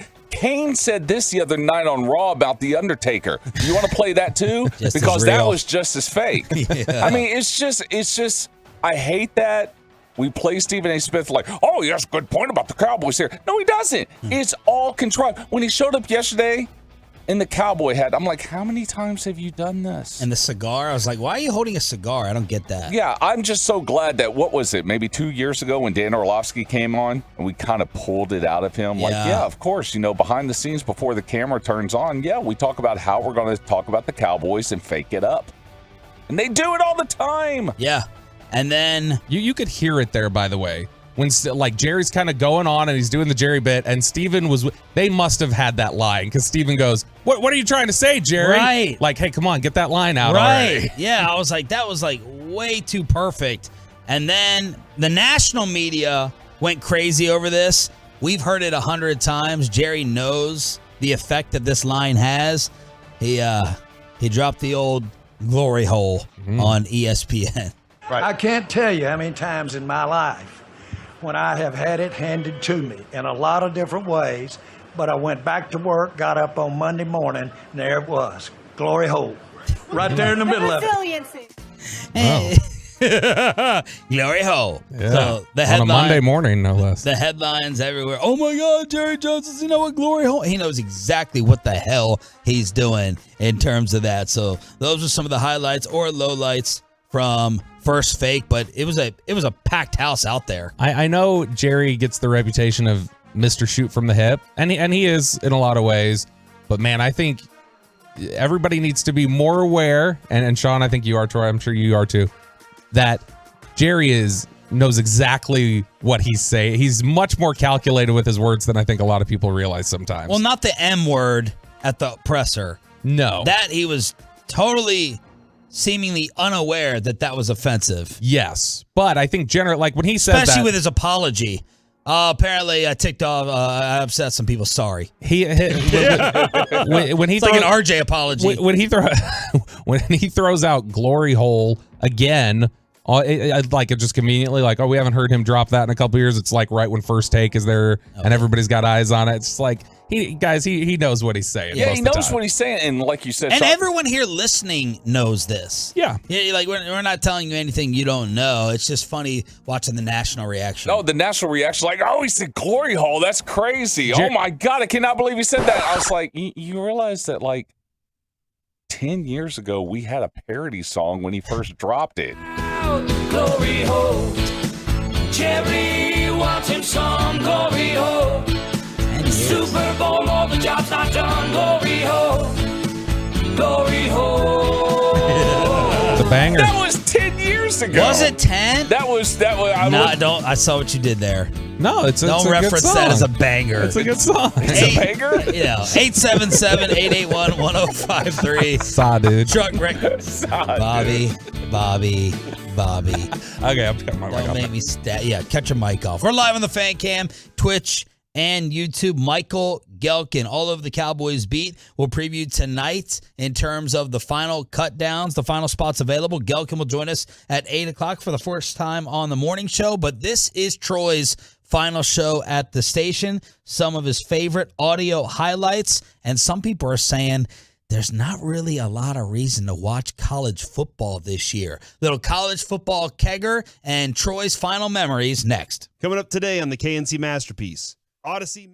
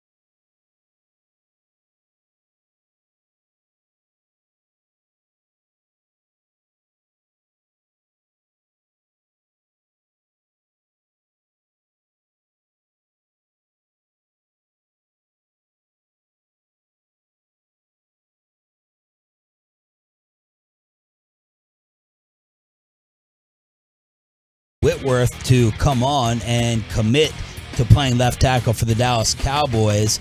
He has sent back a response, I think in general, just to everyone. Yeah. I would love to say it was to me, but I think it's to everyone. I answered many messages yesterday from national and a few Dallas sports reporters and journalists.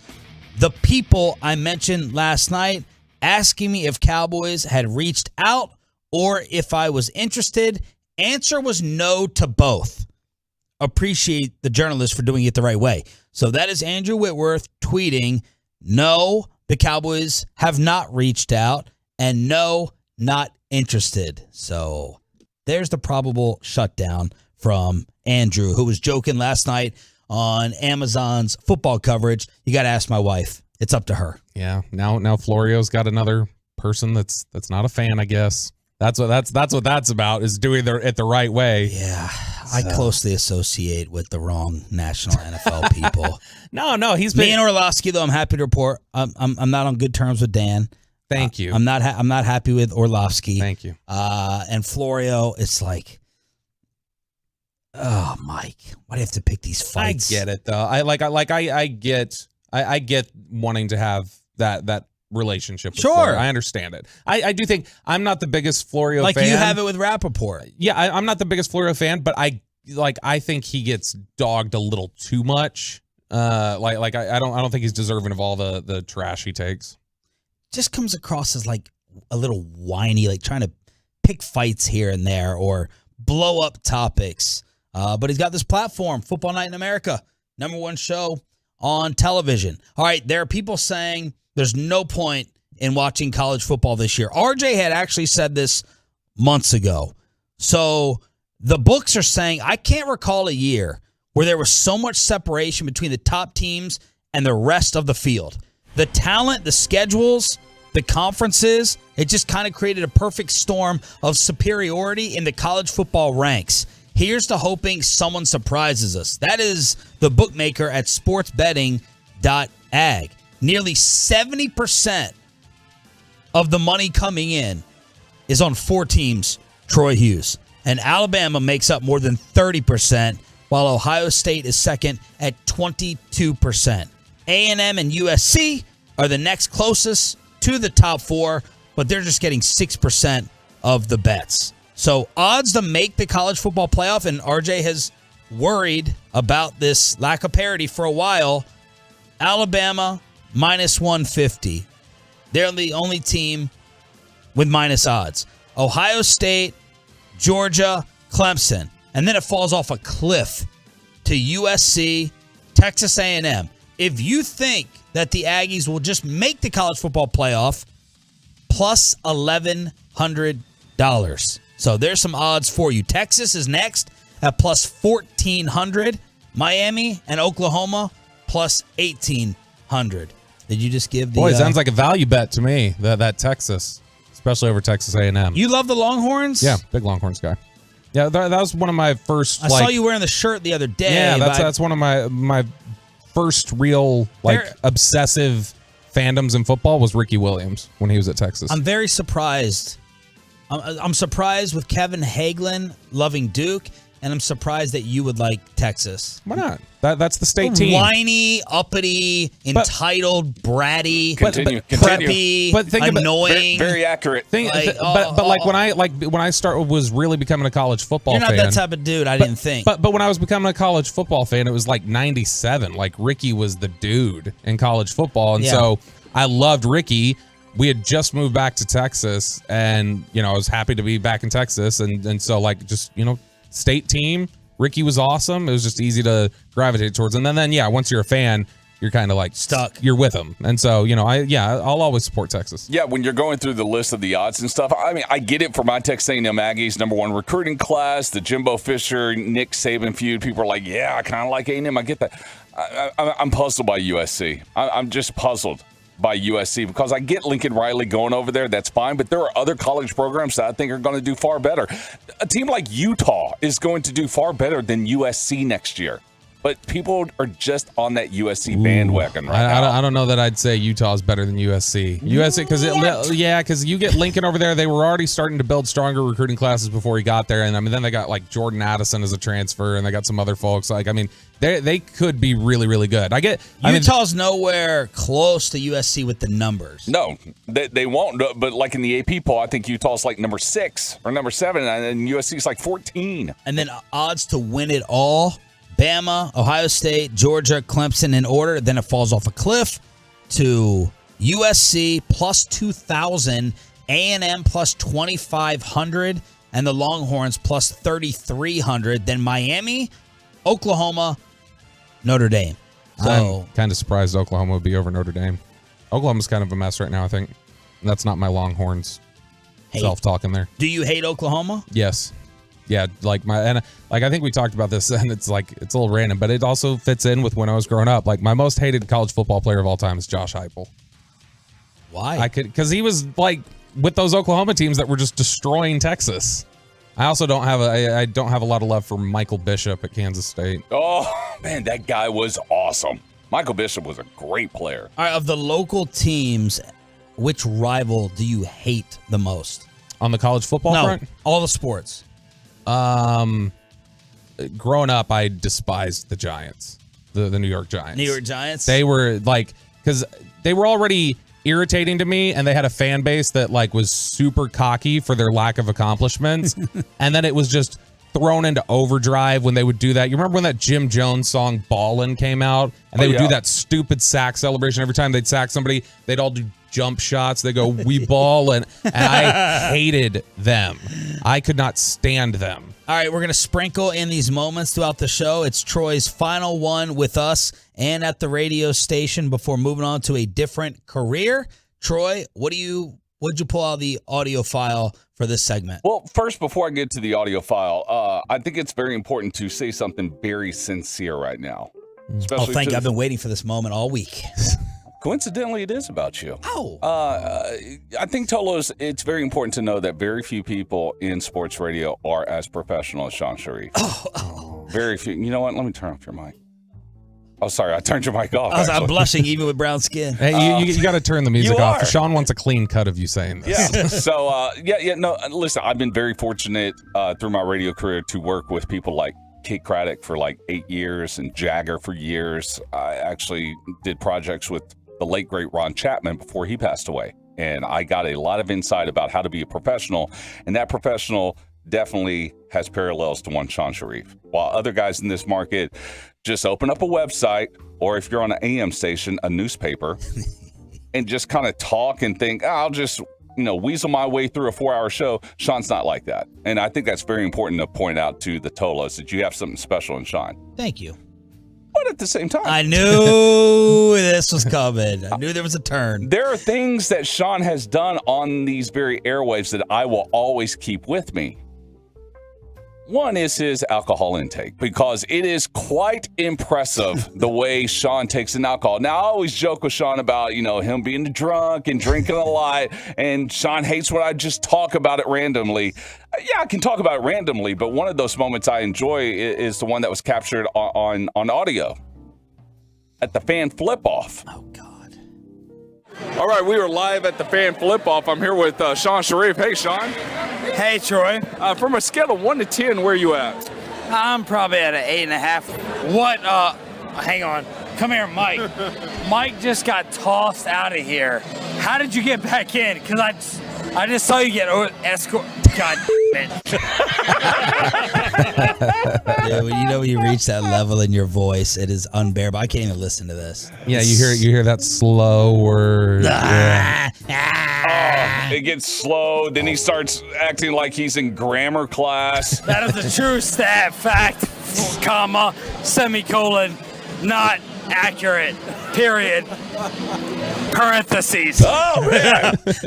that one's haunted me for a while, the parentheses. Very impressive right there. But also it's impressive because, like I said, sometimes you take off your professional cape and you do stuff that's for the good of the show. Stuff that you are like, I don't want to do this. Why are we doing this? It's because, as Conan O'Brien said in an interview with Inside the Actors Studio, let comedy happen. That's a very key trait in radio. And comedy does happen, especially when someone brings in a shot collar. Oh, gosh. Because we had the shot collar payoff in which Sean had to wrap this thing around his neck and read an ode to RJ Choppy while being electrocuted. Oh, my God, I love this. RJ has the innate ability to brighten up a room with a laugh. The work structure to constantly... Ow! Ow! Troy! Ow! Ow! I sometimes sit alone for hours wondering, WWRJD, what would RJ do? Chop! I'm not even at the next thing, so let me breathe for a sec. Thank you, RJ Choppy, for being you. Thank you for being a friend. And thank you for allowing me to be a part of your book of life. It's a chapter I will read over and over as time marches on. I love you, Ralph James. Ow! Yes! And that's the last time we really ever did that with a good segment. RJ is so used to the shot collar because of his personal life. The last time when we paid off the top 10 draft bet, yes, it was awful. Like he wasn't even responding. I'm like, is this having an effect on you? I said no quarterback will be taking the top 10 in the NFL draft. He's like, you crazy. And sure enough, nothing happened. We wrapped the shot collar around him, and he didn't even. He was like moaning. I was like, he knew it. He knew it. No, we got to stop this. He knew it. He was just, he wanted that bet. He's like, oh, yeah, sure. They'll pick a quarterback in the top 10. I think he knew. Yeah, but he didn't react when he was getting lit up with the shot collar. That's what I mean. I think he wanted to get, he was like, oh, an opportunity to get lit up with the shot collar. He wanted to get lit and then his up. eyes are just rolling in the back of his head. All right, so we'll sprinkle in more Troy moments throughout the show. You can hit him up at 877-881-1053 and tweet him the personal messages if you'd like, at Tommy Sledge. He may be the best Cowboy beat reporter out there, and he's never been on the morning show. What is he hearing about the Tyron Smith replacement? Is Tyler going to get the job? And final decisions from tonight's preseason game against the Seahawks. Michael Gehlken from the Dallas Morning News, next.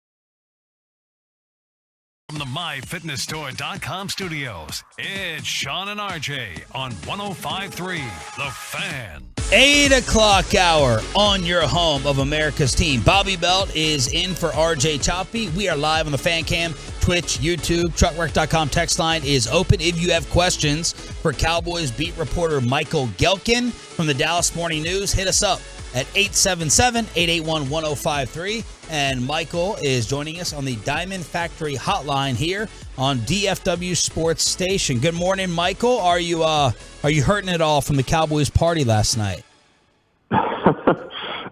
No, I'm doing just fine. I was there for a little bit of the blue carpet, or I was there for the entire blue carpet, and then inside the event itself, I was there for a good chunk of it. But then I had to write a story on Tyron Smith situation, so I wasn't able to catch the end. But a good event that I enjoyed very soberly.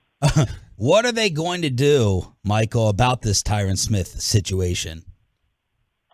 Well, it's funny. We had a lot of opportunity one by one between players, between coaches, and the owner to ask that question. And there was a lack of definitive, this is our plan, which is understandable. It's still fairly fresh. It's not really in the team's best interest to say exactly who's going to be their starting left tackle in about 2 weeks. But you do get a sense that Tyler Smith is the internal front runner for this opportunity, where the Cowboys drafted him in April to be what they considered a left side player. So a left tackle, left guard. They had Tyron Smith. So long term, they had Tyron Smith at left tackle. So they envisioned Tyler Smith being the long term successor at that position. But in the interim, he would be someone who would work at left guard, start there, and then kick out to left tackle when needed. This injury seems to be accelerating that plan. So you're going to likely have, it appears, Tyler Smith being someone who kicks out, works at left tackle in the couple of weeks of practice leading up, and then starts week one against the Buccaneers. He hasn't practiced at left tackle since June when the Cowboys wrapped up their mini camp. But that is the indication right now. I would say talk to me in another 24, 48 hours. I would feel confident and tell you a little bit more definitive that that's the direction the Cowboys are going. But if you're reading the tea leaves based on last night and just common sense of understanding what the Cowboys' plan is for Tyler Smith long term, that would be where that would guide you. Bobby does not like this rationale. I think it makes perfect sense. We'll let you be the referee. My out loud thinking is Tyler Smith can't beat Connor McGovern at left guard. McGovern, according to McCarthy the other day, is still the starter. So why would him at left tackle not terrify us? Why hasn't he beaten out McGovern, Michael? Well, I'm not really. I wonder how much of that is McCarthy.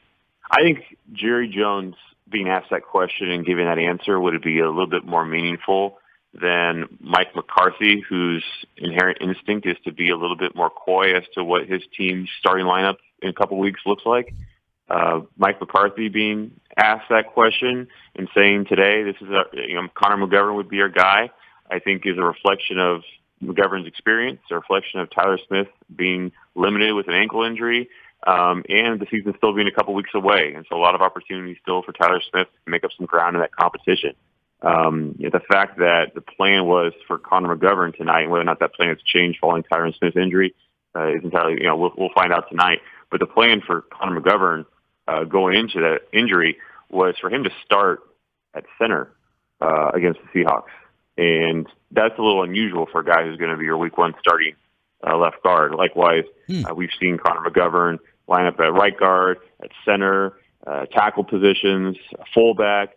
And so he's been this rover. And so if indeed you're definitive that he's your week one left guard, it's at least uncommon to move him around as much as the Cowboys have been. So I think all along they've been looking to get Tyler Smith involved. It's not like if this injury didn't happen, that your rookie first-round draft pick was not seeing the field this year. He would have. But as to where and how often, I think there was still a little bit of uncertainty, but now it's very clear that Tyler Smith is going to be very involved from the jump. Michael, I don't think Connor McGovern's been bad in training camp at all. I think he's been solid. But to me, it's just when I've looked over the summer at the OTAs, the mini camp, into training camp, into the preseason games, I just think Tyler Smith's been better just about at every interval. I don't know if you see it that way. I mean, I don't know if this is about earning stripes, if this is about, a coaching staff that knows, in all honesty, they're probably, a little bit under review this season and feel like they want somebody a little more assignment sound potentially. But I don't know how you see it. Have you seen it the same way that Tyler Smith to me has been a definitively better player? And that's not an indictment against Connor McGovern. Well, no doubt Tyler Smith's flashes are brighter than Connor McGovern's just because you see the tools, you see the physicality, you see how he just, once he gets his hands on somebody, shuts them down. You see the athleticism and space, and some of the finer aspects of him athletically. This is a guy with all the tools. I forget which player said it last night, but he has all the tools in his bag. And it's just a matter of learning how to use them. It's like a new homeowner who doesn't have a clue of how to fix different things that go around the house. So you got all the tools, and you're trying to learn how to use them. Tyler Smith is getting a clue, and he's worked his tail off. Even before the Cowboys drafted him, he understood that he needed technical refinement. He's had to train his eyes. He's had to work on hand placement. He's had to get his hands and feet working together. He's worked with Duke Manyweather privately, along with the coaching that he's received with the Cowboys between Philbin and Blasco, and learning from Tyron Smith, learning from Zach Martin and others in that room. And so he's been in the lab for quite a while to learn his tool bag and how to properly apply it. And so, if this goes the way we think it goes, and Tyler Smith is your week one left tackle, and he's playing a position that, frankly, relative to guards, a little bit more of a home base for him based on his college experience at Tulsa. Will it take time for him to really settle to his own and play his best football consistently? Yes, it will. I think the more that everyone can just accept that from the jump is probably for the best. But he's going to flash. The Cowboys are going to look to establish a run. He is one physical football player who gives the team an edge. The penalties are probably going to come, be it cadence, be it with the hand placement that might lead to holding. But I'll tell you what, from the preseason, his holding penalties that he's going to get inevitably, they look different than Connor Williams' holding penalties last year, where I haven't seen Tyler Smith just get flat out beat and reached to prevent a sack. His are more hand placement and just getting himself into trouble with that, and all that will come with time. The upside in Tyler Smith, and I think you could apply this to other areas of the rookie class, including with Sam Williams. It's very easy when you watch the preseason film to just think to yourself, man, this guy in 2023, 2024, he could really take off. He could really be a sound, high upside type of player. Here in 2022, fortunately for Sam Williams, he doesn't have to jump in and be your starter week one. It sounds like Tyler Smith is going to have to. So there's going to be some growing pains that accompany that, but the future is bright, and you can certainly understand why the Cowboys would be, as it relates to left guard, letting this thing play out, given the strides that he has to make, and Connor McGovern has a whole lot more time on task with the team and at the position. Michael Gehlken from the Dallas Morning News joining us here on the Diamond Factory Hotline on your home of the Cowboys, 105.3 The Fan. What is out there on the market that they would either explore or that they're ignoring to replace Tyron?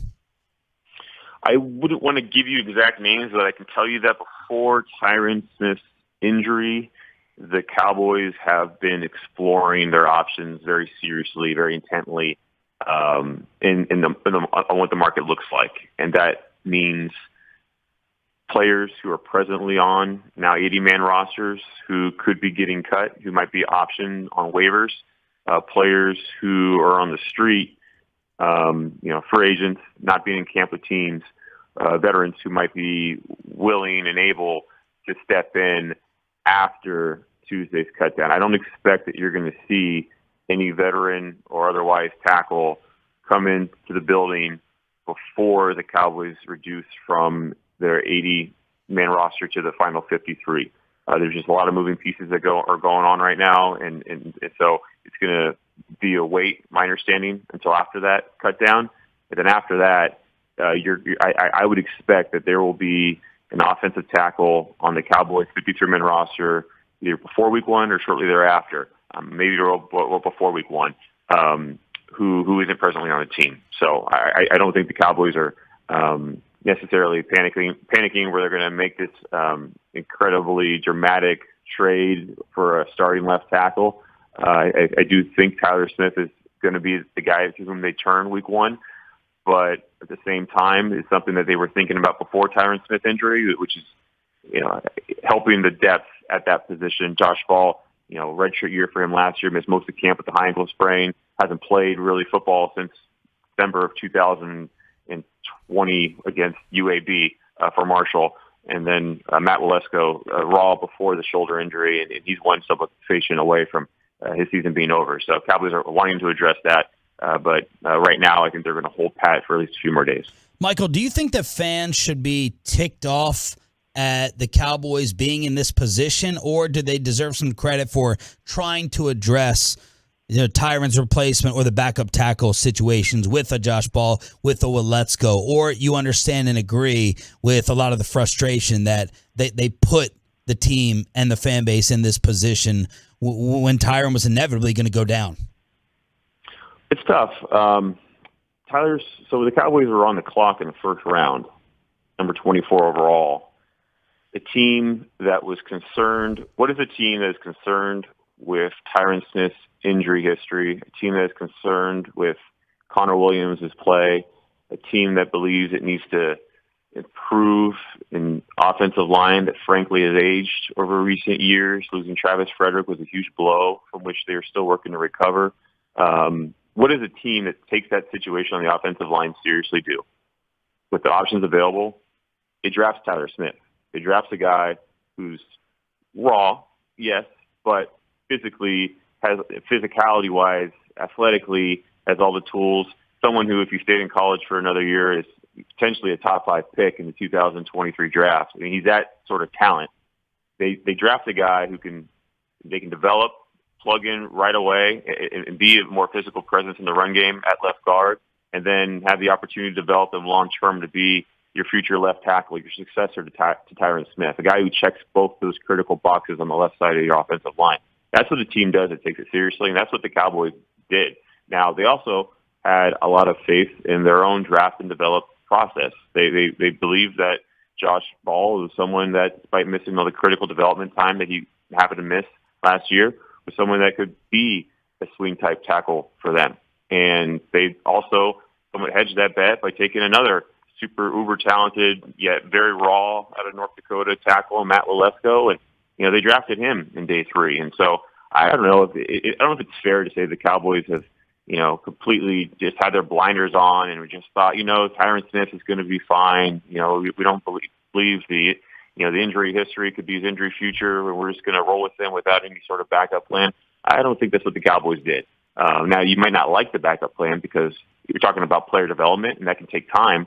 And it's maybe gone a little bit slower in certain pockets than the Cowboys would love, but it's still part of the process that the team is on, and it is a process the team embarked upon because they took the situation seriously.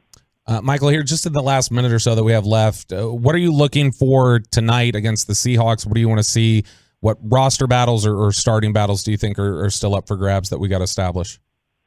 Yeah, it's funny. It doesn't even kind of feel like you guys, maybe it's just me, but it doesn't feel like a preseason games tonight. With all this Tyron Smith situation, it's like I don't even know if we had 3 things to watch in today's paper. But yes, there is a preseason game tonight. Obviously, the starters, by and large, you're not going to see them on the field. I think the tight ends room, for a while, I thought there were going to be 4 tight ends on this 53-man roster, but with Sean McEwen's knee injury, I don't think we're going to see him tonight. It might just be Dalton Schultz, Ferguson, and Hendershot as your tight ends. So I'm really any opportunity I see Hendershot, who blocked a lot last week, is interesting just to see what that room could look like. Running back, I think Malik Davis and Champion for that matter. I think Cowboys personnel department hit the running back position out of the park in terms of the young depth that they acquired. So seeing how Malik Davis does, I think he's really made a strong push. Rico Dowdle, to me, is safe on this roster, but nonetheless, I think quarterback is interesting. Really good on the line. I'm excited to see another game of film and just seeing what some of these players have in terms of player development. Because you're looking for the strides from one week to week 2 into now this final preseason game. So a long-winded answer. I know we're short on time, but I think it'll be fun to watch tonight's game, and more so when you're not in deadline, we're watching the film in the morning. and getting a better feel as to how players are producing. Michael, thank you for joining us. Keep up the fantastic work, and we'll hope to catch up with you moving forward. Enjoy tonight. My pleasure, guys. Thanks for having me. Thanks, Michael. Michael Gehlken from the Dallas Morning News via the Diamond Factory Hotline on your home of America's team. Thanks for being a Tolo, y'all. That stands for Turn It On, Leave It On. More Troy Hughes memories throughout the show, as this is his final one at this radio station. But did anyone have NFL streaming issues last night? Would you get divorced over a dog? And somebody may be replacing RJ Choppy. We'll explain next on The Fan. But first, let me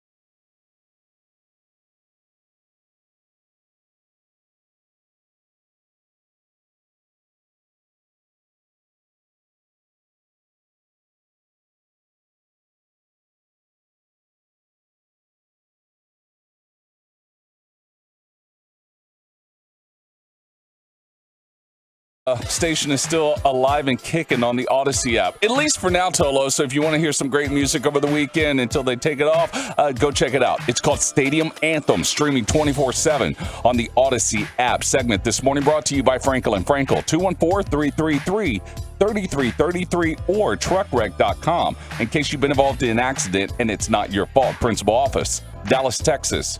What was everybody's experience with streaming the NFL game last night? Amazon's presentation of the NFL.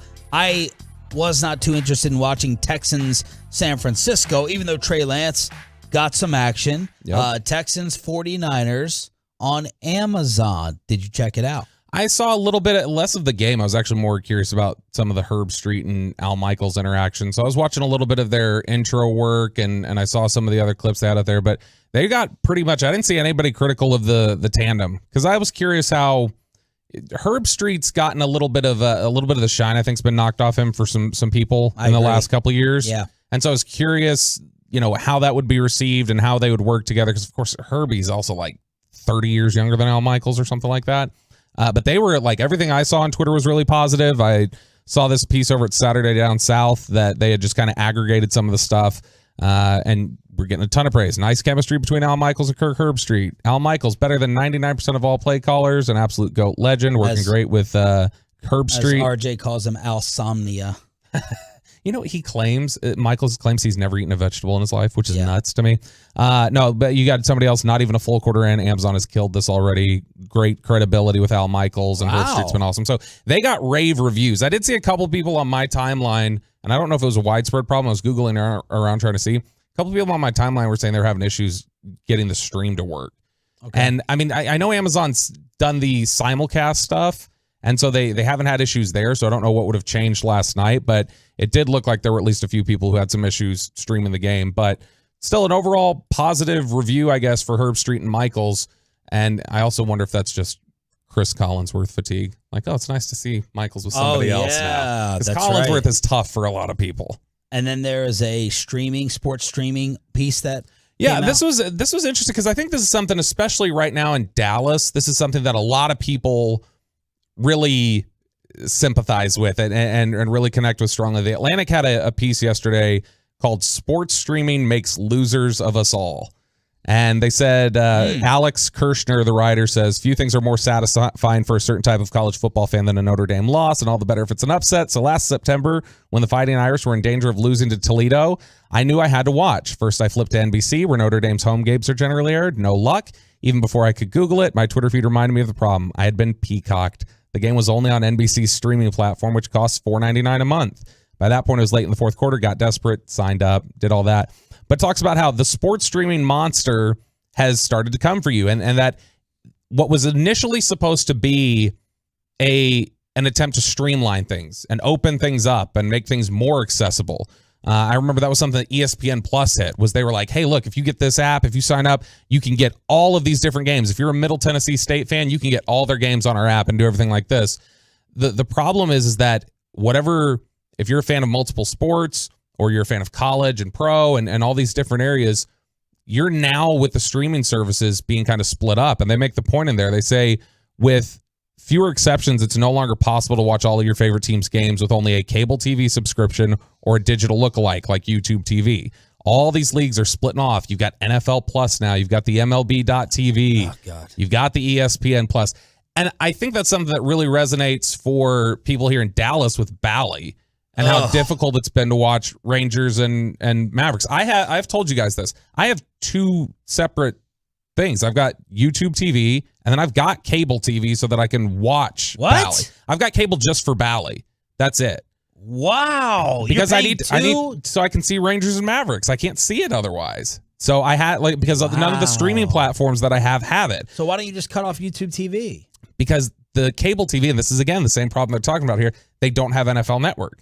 NFL Network is narrow, and so I got to be able to have that. So I need that streaming service. And while I've got the cable TV, it doesn't have the cloud DVR. YouTube TV has the cloud DVR, so I can record things. But it's just ridiculous that it's gotten to this point. It gives me, that first sign from your parent where you're like, oh my gosh, this is, when you got to fix their remote or hit the input, some technological issue to set up for them. Yeah. I've hit an old person hurdle with all this talk. I know I should cut the cord. I know I should be having different apps. I know I should stream. There's a technology anxiety that takes over, where I'm like, I can't figure it out. Like I know I can't this and I can't that. And I know I'm probably being just stubborn and not putting in the effort, but I hate it. I had the same thing happen when I'm like, I'd rather just pay the money. When I switched over to streaming only, I was 27, and I had the same issue where I was concerned about it. Luckily, I found a nice streaming platform that was super user-friendly interface, had everything that I needed. Then they shut down, of course, because it's hard to make money now with all whenever you get somebody holding you hostage over an agreement where it's like, oh, sorry, we're not going to have such and such channel because we couldn't reach an agreement by midnight.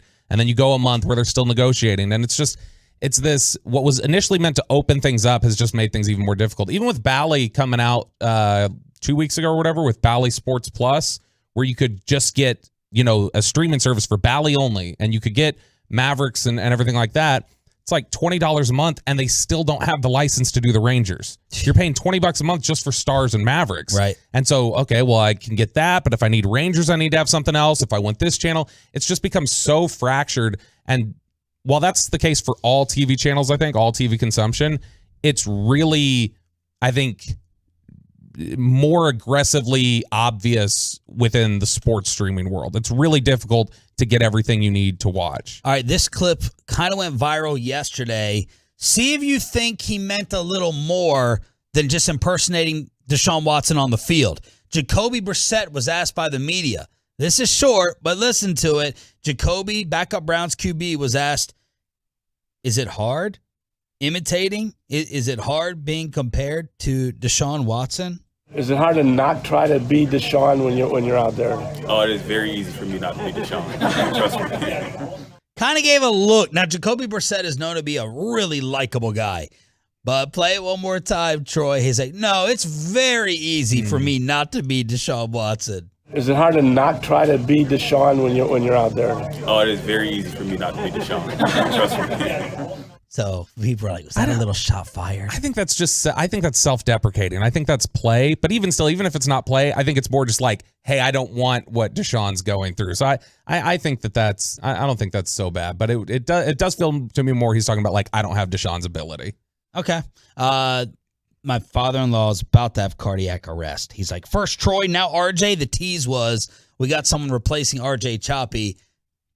No, Pops Senior. This is not more Troy news. This is an impression, as RJ puts me in tears every time he does former President Trump. Did it with his HOA campaign the other day, but the internet and Bobby in love with someone else and their Trump impression. Y'all vote on the text line if Jamie Foxx, DFW's very own, has RJ beat. There's a lot of great people on both sides. Lots of great people on both sides. I know Harry, he's a great person. He couldn't vote for me at the time. Now he can vote for me once he gets out. I love Snoop Deal Double G. Great person. So do you love Death Row Records? I love Death Row. I love Death. Excuse me. Fake news. What's your favorite Death Row record, Mr. Trump? All of them. All of the Death Row records. Don't try to pin me down. I see what he just... Excuse me. Fake news. Excuse me. Fake news. Fake news. Damn, that's good. That's pretty good. It's pretty solid. I feel like it's an easier impression to do, though. I've heard many people do it, and I'm like, yeah. So you think it's become the Christopher Walken impression? Is Christopher Walken easy? Christopher Walken's one where there's dozens of impressions because it's so particular. So I think if you can nail the cadence, it's easier to sound like it. But a lot of people do a Christopher Walken. Can you? No. Oh. I'm not talented. Okay, well. I only do RJ Choppy impressions. All right, let's hear it. Just I mean, that's not as good as mine. Why would Trump ever even talk about Death Row Records? That doesn't even make sense. I like it. I don't know. I got to think about it. I think that's good or not. It's not good. It's just an evocation. It's the cadence for Choppy. Yeah, but RJ's with Trump and that HOA one had people in tears the other day. We're going to build a wall. We're going to get the other neighborhood to pay for it, to pay for the wall. Another reason, speaking of neighborhoods, another reason to despise Dwayne Wade. Did you see that he and his wife, Gabrielle Union, are getting destroyed for violating California with their drought restrictions. My name is 3. Dwayne Wade used 489,000 gallons of water more than he was allowed in a single month. 489,000 gallons of water. Kim Kardashian has been put on blast for this. Other celebrities out in California. And now this D-bag, Dwayne Wade, they came out with an explanation. Sorry, it's a pool issue. It's Sylvester Stallone, Kim and Courtney, Pool issue. Kevin Hart. But the worst offenders in the month of May, Dwayne Wade and his wife. And they said, it's our pool. We got a problem with it. We've replaced different parts. We got a water flow. We got a leakage issue. We're going to continue to work with the city. So there you go. They exceeded their monthly water budget by more than 1,400%. I get that they probably have a much larger pool than the average American. Yeah. But I just had to look it up. The average swimming pool takes 18 to 20,000 gallons of water to fill. So how did you get up to 500,000 over what you were allowed? That's not even just what they used. That was over. That's how far over they went. But why are they all using what's going on with the gallons? Maybe I'm off in terms of my water gallon usage. Sly Stallone exceeded his by 230,000 gallons in the month. Kevin Hart, 117,000. Kim Kardashian, 232,000. Courtney, 100,000. Like, what's going on? I mean, is this just all their like extravagant like water fountains and everything they have in their mansions and their giant pools and their 8 bathrooms and everything else? I can't even water my foundation. Yesterday I tweeted, all my doors are getting stuck in my house. I can't. My wife last night freaked out at like 11 p.m. I heard someone knocking. I said, they can't get in the front door anyway. I can't open my front door. It's stuck. My bathroom door is stuck. And I'm like, I don't know what to do about it. I'm like, is it foundation? People are like, water your foundation. So I'm like, my house is foolproof. So apparently I need to water the foundation. Maybe you need 500,000 gallons of water to get the house right. Maybe I do, Bobby. Sean and RJ here on DFW Sports Station. Bobby will preview tonight with his biggest storylines. Troy, you have to come up with a name or a word for Nick Eatman to drop during the TV broadcast. Okay. We got to set this up. Nick Eatman. Let me go through my slurs. 9:20. And somebody says that Dak Prescott is the worst in all of sports. We'll bring you the audio and see if you agree. Next. Coming up in the next G-Bag Nation, it's a Football Friday.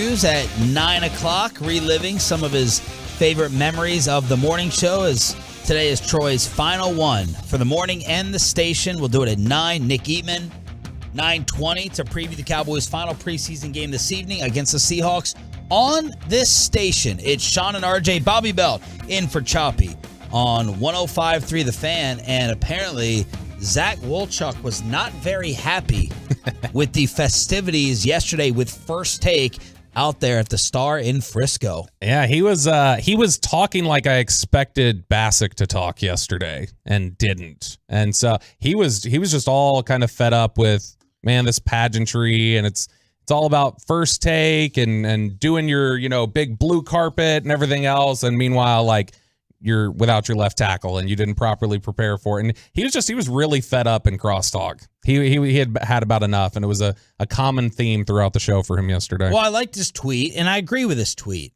He said, what you're seeing out there, because Jerry was eating up the crowd chanting, Jerry, Jerry, and you had a college game day type atmosphere and the helicopter. I mean, it was right up Jerry's alley. And Wolchuk, who, of course, is a new member of the G-Bag Nation, Wolchuk said right here, this is why things are never really going to change around here.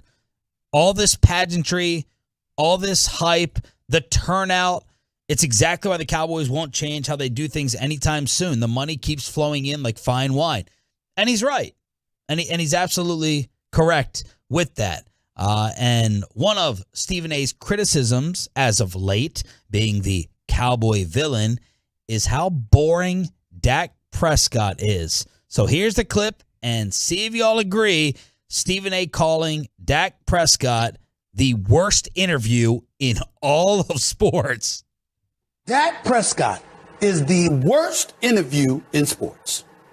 The most useless, waste of time interview in sports. He says the same thing every year. No matter what's going on with the Cowboys. I'm very confident in us. I think we're going to be very good. What's he going to say? We're going to stink? No. Exactly my point. My point to you is that he gives no insight. You are the quarterback for the Dallas Cowboys. When you speak about expectations, it's the same answer. When you speak about hope, it's the same answer. When you speak about, who do you believe in, it's the same answer. He never changes. It is a complete waste of time to talk to Dak Prescott. The most useless interview in sports is talking to Dak Prescott. You're saying it's useless, but we are talking about. No. I said the useless interview. I'm not talking about him as the subject. Yes, he's very interesting in terms of what he's going to do and what the Dallas Cowboys are going to do. Asking him what they going to do, it's a waste of time. It's a waste of camera time. It's a waste of microphone time. It's a waste of car service time. It's a waste of sunshine. It's a waste of everything. It doesn't matter. They get every single year, he going to say the same thing. And that's one of the biggest reasons he got his money, because he is Mr. PC. He is Mr. PC. But it's a waste of time, Kimberly. And he's absolutely correct. He is. No lies detected. And in the same sentence, allow me to finish it. Sorry. This is exactly what he should be doing. This is probably the best thing he could have learned from Jason Garrett. Mike McCarthy would love to hear that clip.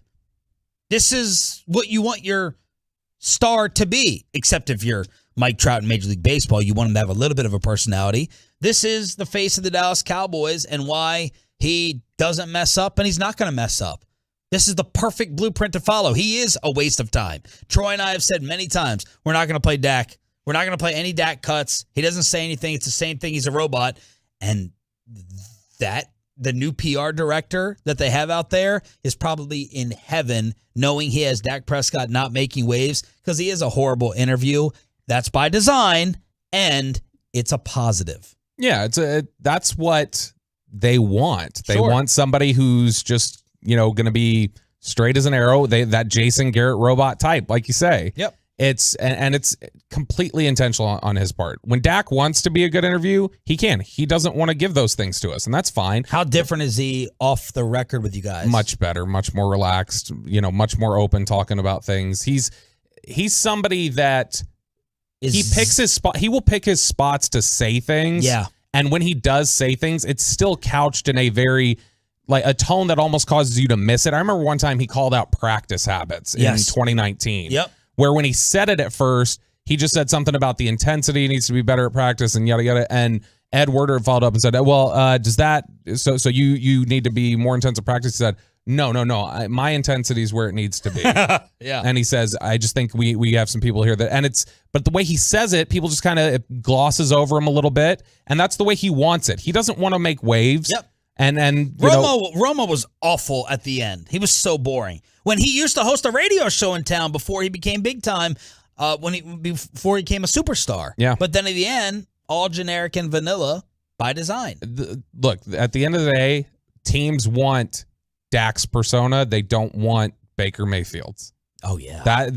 Because those are kind of they want somebody with the steely nerves who just looks ice cold, and you can think of him as bland. That's fine, because I promise you, when they're in those practice sessions that are not open to the media, he is not bland with those guys. Yeah. And you see it pop out at times. I remember last year, the opener against Tampa Bay, Connor Williams had been flagged for something or did something, and you saw Dak grab his chest and then kind of like okay, hold on, slow down. So he can be that forceful leader. He's just not going to ever do it in front of us, and he's not going to do it in an interview. Well, remember the amazing radio created by G-Bag with Chiafalo when Dak joined them in Oxnard. They asked him about cliche answers. Is there a quarterback school of like, this is where you go, these are the cliches you can just lean on, get in and out of a press conference or an interview, boom, unfazed? I've watched a lot of Peyton Manning interviews in my day, so took some nuggets from him, learned how to say a lot without saying too much, you know? I feel like I could just dial up just like a random team that you got, like a fictional team right now, and you could give me the scouting report of like, hey, so team Z's coming to town this week. What scares you about Team Z? What do they bring to the table defensively? They're damn good. Yeah, they got a lot of talent, obviously. You know, it's going to be a good matchup, but I'm confident in my guys. So good. And it even went on longer than that. All right, let's get to an actual talking point when it comes to the quarterback of America's team. Tim Hasselbeck on ESPN talking about Dak's upcoming season and how it can be successful. Remember last year, I mean, Dak is coming off a brutal injury, misses a bunch of time, in the offseason. They're not sure when he's going to be ready. Then he gets there and his shoulder's bothering him, so they essentially shut him down for training camp. And then he has arguably his best season of his career. And so now you contrast with that with what he's walking into this year. Sure, no Amari Cooper, but look, they have other really good players on that team. And all this talk about, uncertainty on the offensive line, I just would remind people, even though this was the best offense in football a year ago, and, statistically, I think you have to look at it. They ranked 23rd in pass protection. So it's not like Dak Prescott, didn't have to deal with any pressure a year ago. So I actually think that the way the defense looks, the way that Dak is healthier coming into the season, I think he's set up for success. Wow. So that's a telling stat. We are going to the yards per play and pass rush and carries and yardage differences and the record. But there he is talking about the pressure rate, and 23rd last year. So he did deal with some pressure, and it's not going to be that big of a fall off. I emailed Vegas and I asked them, give me the difference. What's the Tyron injury do? And this is just from Bet Online. They were, associated with Bovada for a while. They said no difference with us. Nothing changed. Now I expected maybe half a win. I'm changing their record from 7-10 to 8-9. Bobby's going, 10-7 to 8-9. Bobby's going 10-7 to 7-10. Vegas Bet Online didn't change it. Didn't change it at all with the Tyron injury. So that's good news for those thinking that we're freaking out and overreacting. Absolutely. I mean, that's an encouraging sign for them. Now, they, like you had mentioned, they believed they were probably a little lower than some other books on the Cowboys to begin with, but still 10 wins is where we had them at before the Tyron injury. I think that the biggest problem to me is I've thought all along the entire success of this season is going to hinge on how good is the offensive line. Are they going to be able to run the ball again this year? Are they going to be able to protect for Dak Prescott so that he can get through his progressions and help try to elevate some of these receivers, these guys like Jalen Tolbert or Dennis Houston or Noah Brown or whoever? And with all that instability, all those questions that were already in place, when you then throw into it your left tackle is now out, and you're having to debate, well, do we put this guy out here who we don't know where he's at necessarily with his technique and understanding assignments and everything else? There's just going to be growing pains there, and I think it's going to be a struggle for them early in the season. So as they go along, I'm sure Tyler Smith will get better and more sound at left tackle, and it's going to stabilize a little bit, but it's going to be, in all likelihood, a little bit of a, some growing pains. They're going to find their footing the first 8 weeks. And then Stephen A. setting off Michael Irvin and Marcus Spears. I understood what he was saying, but they were listing their top 5 stars, Cowboy, Frisco, stars in the NFL. And Michael put Dak in his top 5, saying he's the Cowboys quarterback. Stephen A. said, I'm taking Dak out and putting in Micah Parsons, because Micah Parsons is the real superstar on this team from a playing standpoint. So that set off a big, huge fight between Irvin and Spears and Stephen A. Of course, in terms of star power, Micah does not beat Dak. He is the legitimate playing superstar. I mean, he is the best player on this football team. Yeah. So that's where they were debating over it out there on First Fake. Sean and RJ, it's Bobby Belt in for Choppy, but it's the final show and final hour for Troy Hughes at the radio station. Your top memories, Troy's best and worst audio clips. Let's say goodbye to Tommy Sledge with the final hour of Sean and RJ kicking off right here on The Fan. But first, let me get you on over.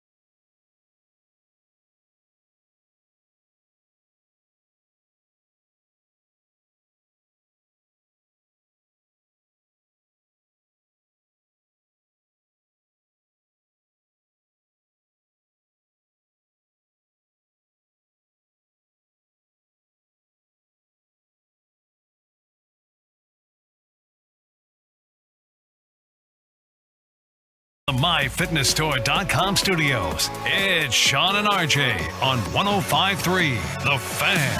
Final hour fist pump time from Bobby Belt on the Fan Cam, Twitch, and YouTube. Happy Friday, y'all. We made it through another week.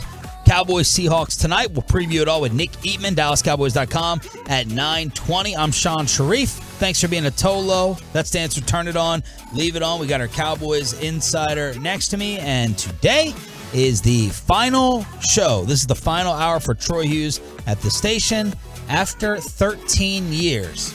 You feeling emotional at all? Anything hitting you? I'm seeing all the emails from the coworkers and the bosses. Oh, I will say, I'm very, very, very appreciative of the coworkers up here at 105.3 The Fan and Odyssey Radio Tower reaching out, and especially the Tolos. Tolos, man, you guys have been just unbelievable with the messages and the things you said in the comments on social media. It's been great. I'm not sad. I'm not going to cry. Maybe when I play a clip or two in a second. But yeah, it's a great day for me. It's even a better day for 105.3 The Fan because I'm not leaving here and like, oh my God, what are we gonna do? No, there's plenty of great talent up here. This place is gonna continue to go strong.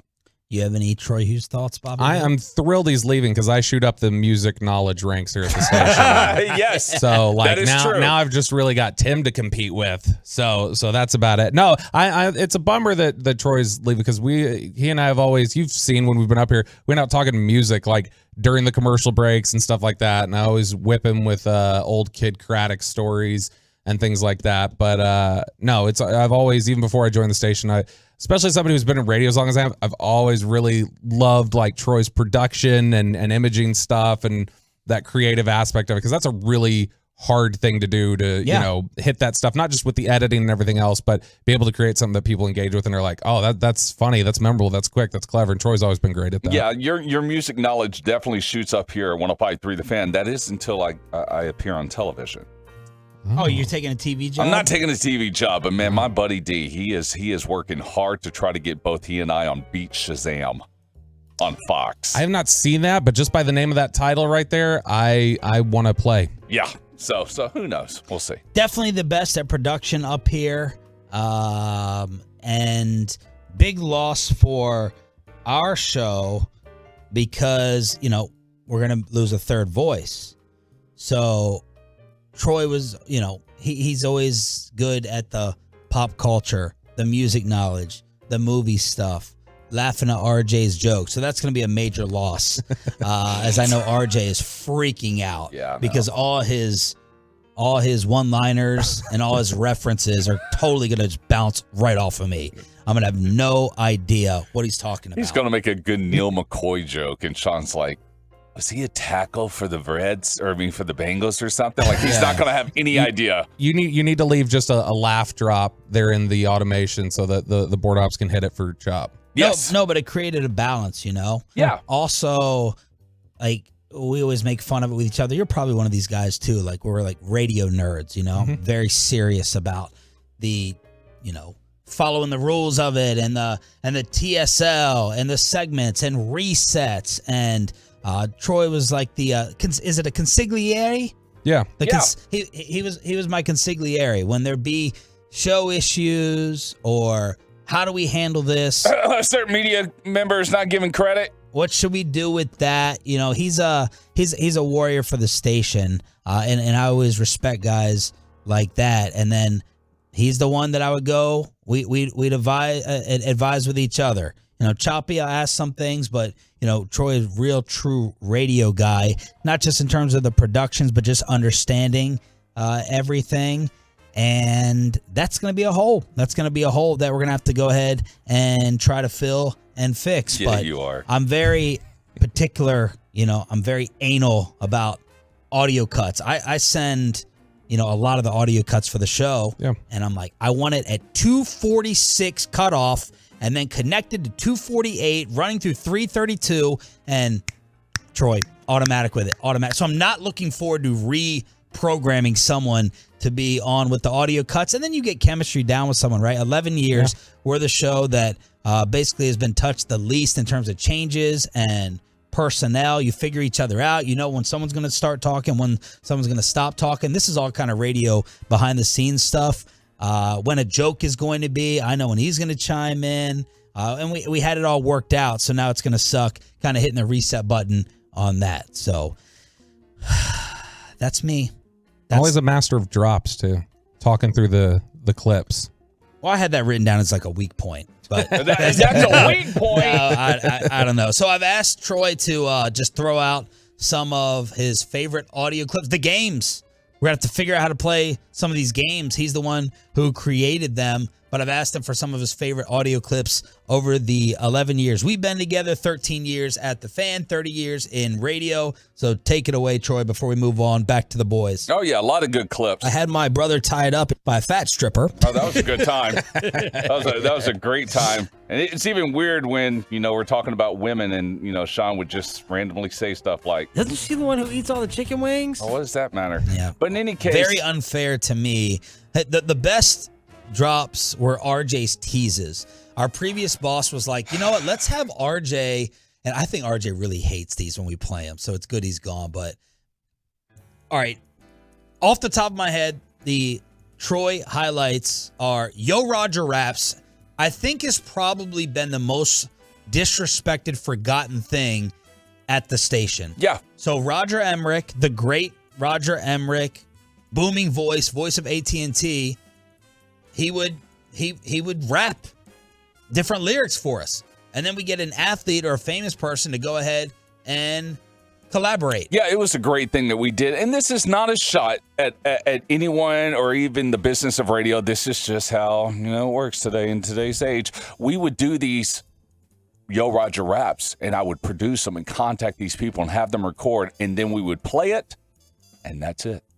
We couldn't post it, couldn't put it on the website because, you get in trouble with the record industry, and it was just so infuriating. But the times that we did Yo Roger raps, it was incredible. I mean, you get Kevin Harlan, Emmitt Smith, LaDainian Tomlinson, Cliff Kingsbury when he was in Lubbock doing it. And just for you, Bobby, I pulled one of your former head coach when he appeared on Yo Roger raps. And now he's on CBS Sports Network. Tom Herman.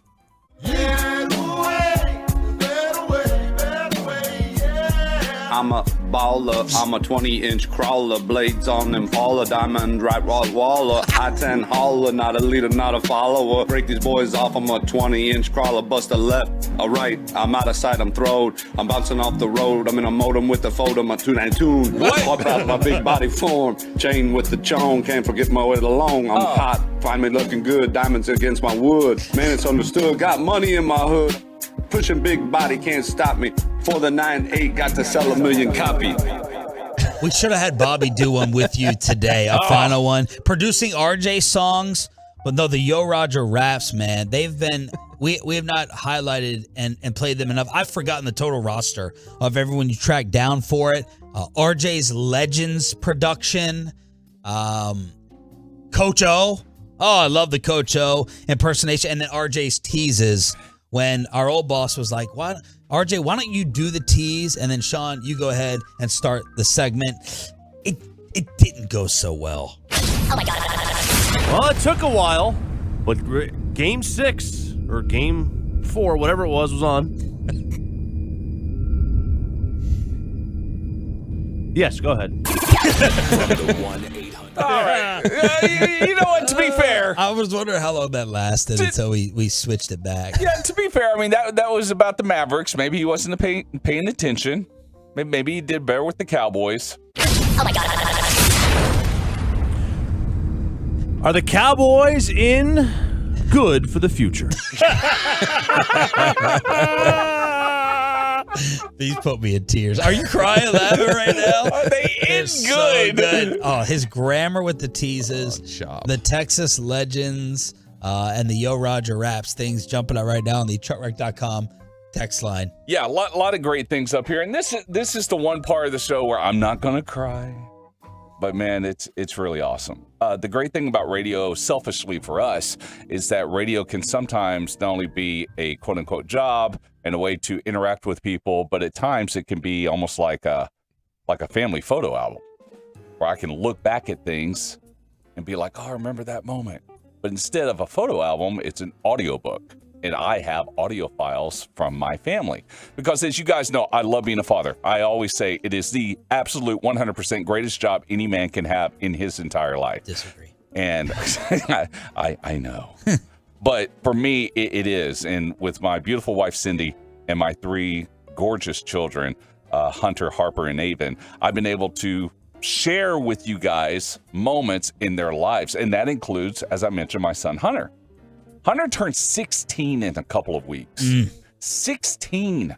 He's in Seeing Tim's daughter hits me the hardest. Oh, yeah. When I'm sitting there doing Cowboys pregame for 10 years and I'm going to the West Plaza and there's this little girl sitting there in the corner and now she's sitting here playing college softball. I'm like, damn, what a geezer. Yeah, I mean, it's amazing how fast everyone just grows up, especially children. And with my son, Hunter, he is now in his sophomore year at Rockwall. He's on the Rockwall baseball team. He pitches for them. But it was over 10 years ago when a 5-year-old Hunter hit his first home run, and we played his first interview. It was a dominating performance for the Blue Rangers of Rockwall as they defeat the Cardinals 18-2. Troy Hughes live from Leon Tuttle Park in Rockwall, Texas, and I'm here with the star of the game, Hunter Hughes, who went 3 for 3, including a devastating home run that rocked the park. How do you hit the ball so well? It's because I swing level and that I run really fast. Now, is that because of your mother or is that because of your father? Because of both. Oh, that's a horrible answer, but I'll take it anyway. Once again, I'm here with Hunter Hughes, who went 3 for 3 tonight in Rockwall, Texas. All right, Hunter, before I let you go into the locker room, one last question. Are you a fart smeller? No. Are you a booger eater? No. I heard you're a dingleberry. No. Well, Hunter, I'll let you go. Thanks for the interview, and I love you. I love you too. Wow. And that's kind of the exact same, the voice carried on over to your daughters. It sounds exactly like your young daughter voice. Any favorite dump button moments? Fights behind the scenes, anything that you can remember in terms of chaos breaking out? I mean, fights behind the scenes. I mean, really, there's not a lot of fights that go on, but man, I'm wiping tears away. That was awesome. Not a lot of fights that happen behind the scenes because, I mean, honestly, everyone pretty much gets along really well up here at the radio station. So behind the scenes, no. In front of the scenes, certain things sometimes happen that you look back on, and if you're involved in the situation, maybe you're embarrassed by it. But it was great for us. It's great for us to recall back to the time when one Sean Sharif and RJ. Oh, God. Yes. No. I said dump button, not the football fight. When you guys got into your football fight, I literally sat back here like an excellent producer should and thought to myself, All right, tribute over. Not break this up. Nick Eatman, DallasCowboys.com. But this is a great moment right here. And I know you hate it, but God, we love it. Look, RJ, I'm not going to keep fighting with you. I've watched the damn games. I watch more football than you do. So I don't really want to hear It's impossible. You're doing the I go home and still watch more. No, you don't. After 3 hours, yes, I do. No, you don't. Tell me what I do and what I don't do. Well, don't tell me. I watch the damn games. You're reading I'm at a freaking sports stats. bar. I'm at a sports bar watching these games. You're looking at formulas that you don't understand. So don't tell me about what I see. But don't tell me to watch the games. I'm watching the games. You ain't watching more than I am. You're not watching more than I am. It's physically impossible for you to be gone for 3 hours and not. Okay, we'll go through your schedule in the commercial break because I can tell you what you did on the Sundays. Oh, that's so good. I got to take the headphones off every time. I can't. It's so unbearable. It's so great. It's awful. It's great. And I got proven correct. And I've been proven correct over and over and over again. And I should have been crowned the winner of the fight that day. So those are some of the audio highlights and lowlights from Troy Hughes at Tommy Sledge on social media. You got to come up with your word or phrase for Nick Eatman to use. He's got to drop it on TV in honor of Troy as we preview the final preseason game. The final spot's up for grabs, and a Cowboy target to replace Tyron addresses whether he's been called or not by America's team. Nick Eatman, then crosstalk with Mikey B next on The Fan. But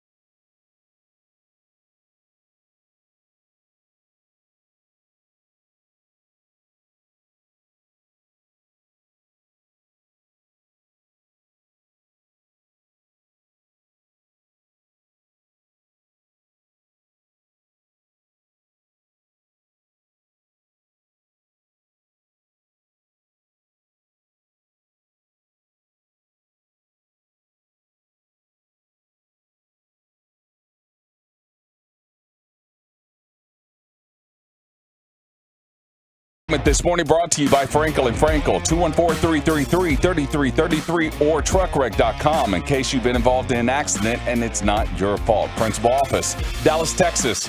Yesterday, Jerry Jones was on First Take as they brought the show to the Ford Center of the Star in Frisco, and he had to comment on the loss of Tyron Smith. Here was Jerry's reaction to the news and the possible replacement plans for 77. You always are taking that black hole, and you played that way.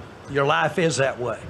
And you find something that you can work off of it. We played a lot of games without Tyron, and not as successfully as we do with him. Right. But in the meantime, we've got a guy named Tyler Smith that's come on the scene. Right. We've got some other young guys that we can step in there and make it work. Okay, so he brings up Tyler Smith. Michael Gehlken was on earlier from the Dallas Morning News. He seemed to go with Tyler Smith. Bobby, you're kind of suggesting Tyler Smith, but names like Eric Fisher and even Andrew Whitworth was brought up. And last night on TV, Whitworth was asked in a sideline interview, what's your phone been looking like after winning a title and retiring from the Rams? It has. I mean, obviously there's been some things with, the Cowboys and losing Tyron Smith was an awful deal. Such a great player and guy I've always just loved watching play. But it's been a busy day of answering calls. The problem is they're calling and texting the wrong person. They need to be texting and calling Melissa Whitworth and the kids because they have final approval on whether I'm ever going to play football again. All right. So people are like, you're leaving it open. And then he tweeted, he's gone off on Mike Florio this morning and said, not interested in the Cowboys. Not interested in coming back. So Andrew Whitworth has shut that down in the past few hours. Let's bring in Nick Eatman from DallasCowboys.com, brought to you by Ford, built for Texas, built for you. Nick, what are you thinking? What are you hearing at left tackle? Well, I'm hearing everything. Everything from there's 7, 8, 9 options out there, but I think the best one is the one that you guys are all saying. The one that Jerry said is, You don't draft a guy in the first round if you don't think he's got something that he can play right now. It may not be a perfect scenario, but too bad. This is what it is, and so you wanted to see what he could do for the future, and the future's now, and I think that the best option is going to have to be throwing him out there and letting him swim like immediately. I just don't see any other option of anybody else that's on the roster, and then the guys that are out there. Okay, are they ready to play though? Are they, And I don't think there's a lot of teams that like to throw, just good, talented tackles out there and say, we don't want to develop him anymore. So the options are slim. You drafted Tyler Smith. I think it's time you have to play him. Nick, what are the chances that Tyler Smith is a better tackle than guard? If you think about it, all college was tackle. And then, yes, he's had an offseason of guard work. Is that enough to build an amount of rust that we should be terrified about when it comes to him going back to his natural position? I think overall, I think he can play both. I think he's going to be a better guard than tackle. Honestly, that's what I was thinking last week, and I still think that way. I think the strength for him, the size. I think he could be a really good mauling type left guard or right guard, whatever. But I think the inside is probably where it fits him. Now, I know that he's got the feet for it, and he's played it. He played it at Tulsa, and I think you can get away with it there because you do have the strength, and you're probably not facing these elite rushers all the time. But that's somebody's got to do it now. It doesn't matter what the preference is. I think that he's got to go out there and play it. I don't see any other option here. Nick Eatman, DallasCowboys.com, joining us on the Diamond Factory hotline with Bobby Belt in for Chop. Hey, Nick, we've been kicking this around the last 2 days, the thought of, Tyler Smith going to tackle when he's still not even the first-team guard, that Connor McGovern's still got that job. When McCarthy talks about, hey, if the season started today, it'd be Connor McGovern at left guard, when he says that on Wednesday ahead of the Tyron Smith injury, Do you think that was a function of McCarthy kind of just being coy and keeping things close to the vest as he's known to do? Or do you think they genuinely were heading into the season with the plan of Connor McGovern's probably starting for us at left guard? Because I felt like the whole way all summer Tyler Smith's been better. Yeah, I think he's been better, and I think that, he's obviously got more upside. I never understood why they've done this, and I still don't. I mean, I've asked people, and I don't think there's a lot of people that know either why this is happening. I think there's got to be just a difference of opinion. I'm not saying a rift. I just think there's probably a difference of opinion, even within the building, of how to do all that. But From another thing that I've heard about the difference between guard and tackle too is just mentally it's a lot tougher for the guys on the inside. Just knowing the calls, knowing where the blitz is coming. Most of the time on the outside, you kind of know who you're blocking. Now it can, you have to figure it out as well. But I think that it might be a little bit less of a learning curve to play tackle than it would be to play guard. Let me make an analogy for you fellas that I think could blow you away. Oh, I'm ready. The reason that Connor McGovern, it's the old safety blanket, right? Like Parcells, no matter where he went, it would always feel like he'd have that Vinny Testaverde, right? You had your Drew Henson excitement, or you had Romo, but you want to go back to old reliable versus the more exciting guy with the higher ceiling and more tools who could get you beat with a 4-interception game like Nick Eatman told us about in Oxnard. Could that be some of this? Like McGovern, you're talking about him just being safer, Nick, as someone who's not going to get you beat as much as Tyler could, even though we all know he's going to have the job. All coaches have that reliable, right? That Mr. Reliable. I can't go there, Sean, because... All right, Nick, we'll see you later. We'll talk to you next week. When have they relied on him? They tried to against Kansas City, and I think Chris Jones made the Pro Bowl that day. I mean, like when has he been a guy? He's not Vinny Testaverde. I mean, I get your point. Yeah, like what is the reason though? What's the reason? Right. Well, I don't have it. I don't know. I mean, is it possible now? Is it possible that this third-round pick that they had a second-round grade on a few years ago from Penn State, actually the light bulb is coming on a little bit? I mean, like for him, maybe he's McGovern. Maybe he has made the leaps and bounds, and and is ready to take that because this is what his fourth year now after they drafted him, and we expected him to be a starter at this point. I mean, the Cowboys really were high on him when they drafted him. Couldn't believe he went to the third round. And so, this really shouldn't be a surprise from that standpoint that he is at this point. And, maybe he was just better. Now, Bobby, I agree with you. I think Tyler's got that more wow plays because of the strength. But from a technical standpoint, the grades, maybe McGovern is better. Either way, it's not an either or now. It's a both. They're both going to probably be out there. And Tyler Smith, Connor McGovern, I think if somebody wants to decide where they want to rush, they're going to be picking that side right there. Like, I'm going right here. Just like they did in Kansas City that day. Nick Eatman, DallasCowboys.com, joining us here on Sean and RJ. Bobby went from 10-7 to 7-10. I'm going from 10-7 to 8-9. What is Tyron's injury doing to your record prediction? What if I haven't even gotten there yet? Okay, I haven't that's done fine. Anything yet. I haven't. I really haven't. I think that's a good range. I think this is the scary part for me is that every team outside of 2 or 3 really good ones and 2 or 3 really bad ones, I think every team is probably in that boat of 6 wins to 10 wins. Evan maybe, and it comes down to these 1-2 possession game, 1 possession, field goals. And that's where I have a hard time with it because I don't trust the Cowboys having, really good play at kicker right now. I don't know if you can. I mean, Maher is the kicker for now. I'm sure they'll be looking to see what else is out there. And that the difference between getting 6 wins and 7 wins and getting 10 wins is going to come down to making field goals, making extra points. And so right now it's pretty scary. But I've lived in this era of the Jason Garrett 8-8, and even though I know that's not possible anymore unless you have a tie, but I just think that's where they're going to be. They're going to be hovering right around there. And I'm not sure if it's going to be good enough to win the division, but it'll be good enough to be right there in the mix at the end. Nick, your final battles to watch for tonight in the preseason game against Seattle at home. I mean, I think that the tackle position will be fun to watch, offensive tackle, and I don't know what they're battling for. If they're battling for, swing tackle or whatever, but, there's 4 guys that I think are going to play a lot there at tackle.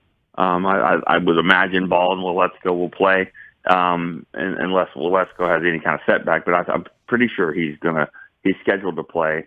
I know they want to see Avante Collins and Isaac Alarcon. I think that he'll get some reps in there. That third running back spot is going to be interesting, and see if they keep them. If they keep both backs, maybe Malik Davis and Rico Dowdle, and then also tight end's going to be interesting too. I think Peyton Hendershot is a guy they really like. They're like Sean McEwen. We'll see if either one of those guys can make sure and get a roster spot as well.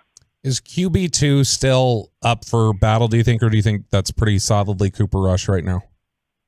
Oh, I think I think both. I think it's solidly Cooper Rush, and I still think it's up for a battle because I've seen it turn in this game. And you might know this more than me, if Greer is actually going to start the game or play a lot, I would imagine he plays a lot. And if he goes out and really plays well, I could see that happening. I could see him taking over. I just don't see more than 2 quarterbacks on the roster. I just looking at all this depth, and concerns and how to get players, from IR to PUP and all this stuff. I'm not seeing a spot for 3 quarterbacks, especially when one of them's making $40 million a year. I think 2, and then especially with the practice squad rules the way they are, I got to go with 2. I think it's Cooper Rush, but I do think it's up for the taking. I think Greer could take it. It was a really big game tonight. Nick, we have tasked Troy with suggesting the TV word or phrase to drop during your coverage this evening, since it is Troy's final day at the station. Let's see what he's come up with. What? Yeah. Do I not know this? Well, thanks for being Tolo. No, I appreciate it. Yeah. We've been building it up for a week. Final day today. Man. Oh, even more pressure right on you for tonight. Yeah. You had to do this for me because I was thinking about what words to go through. I told the guys I was going through slurs, decided not to go that route. Thanks. I was going to pull out some words from your book about Art Briles, and then I realized I'm not going to read that. And so I really thought to myself, when you're covering the game tonight, I just want one simple request. I want a shout out, but not as Troy Hughes. Okay. I want Tommy Sledge. Oh! Because as you know, Nick, and as the Tolos know, you follow me on social media at Tommy Sledge, old radio name. Therefore, I would like a Tommy Sledge shout out. Nick, you can fake it hey, I got a Cowboy listener. I got a mailbag from Tommy Sledge, something like that. I'm not really doing the game tonight, right? You know that I'm only on the pregame show. I'm not the sideline reporter. So what's wrong with the pregame show? What's wrong with that? All right, I'm just saying it'll be players to watch. It'll be like, other than Tommy Sledge, I'm looking at perfect. Yes. Yes. Well, that may affect his credibility, but you can make it up as a mailbag question. Hey. You act like I'm the producer of the show. You're the talent. You're the big dog. You're the talent. You're the Sean Sharif out there. All right. So see what you can do. We'll see. We'll just. I was hoping for a word. My goodness. Okay. Give him a backup word. Tommy Sledge is hard to. A wrestling reference. Wait, Nick, are you a wrestling guy? Yeah, I can. Yeah, I'll throw some wrestling references. Hunter, Triple H. You could throw jobber out there because a jobber in wrestling is like the spare guy that wrestles the big superstar that no one knows his name. So the Cowboys have a lot of jobbers tonight on the field. Third wall, is that it? Fourth wall. Heel. Babyface. Babyface is a good one. That's like a good guy in wrestling. Okay, wrestling reference. How about that? All right, I can throw a couple of wrestling references out there. A couple, nice. Yeah, there we go. Excellent. Yeah. Nicholas will be watching. We'll be listening, and we'll be replaying as you join us on Monday. Thank you. Okay. All right. See you, Troy. See you, man. Hey, that was the same send-off RJ gave you after the show ended. The other day when RJ walked out, Troy was like, he just popped his head in. That's it. And I was like, he does have to get to the airport. He had like a noon flight. But what'd you think about Choppy's send-off? No, Choppy. I was just thinking about Nick Eatman. No wonder he wrote books about Art Briles. He feels like he's being pressured to do something. Good Lord. Oh, my gosh. Wow. He's got that 20 minutes left confidence to just say whatever into the mic. Tommy Sledge, that is an ask. I think he should have suggested Tommy Sledge as a left tackle replacement and just kept going. There you go. Okay. RJ did text me. Did you want me to call in? Now, in typical RJ fashion, he got the time of the segment wrong. So he texted me at 9:22. Every day something happens on the show at 9:20. Do you know what it is? Cowboys interview. Oh, it's a DallasCowboys.com interview. So 9 o'clock was the plan for the Troy goodbye. Whatever Bassett wants to do in crosstalk, but that's a perfect RJ text message right there. Good luck with that. 7 a.m. You want to do headlines? You want me to call in Tuesday at 8:30 with Jerry? Let's finish out the week, the show, and the fan career of Troy Hughes with Mike Bassett's crosstalk with KMC next. Coming up in the next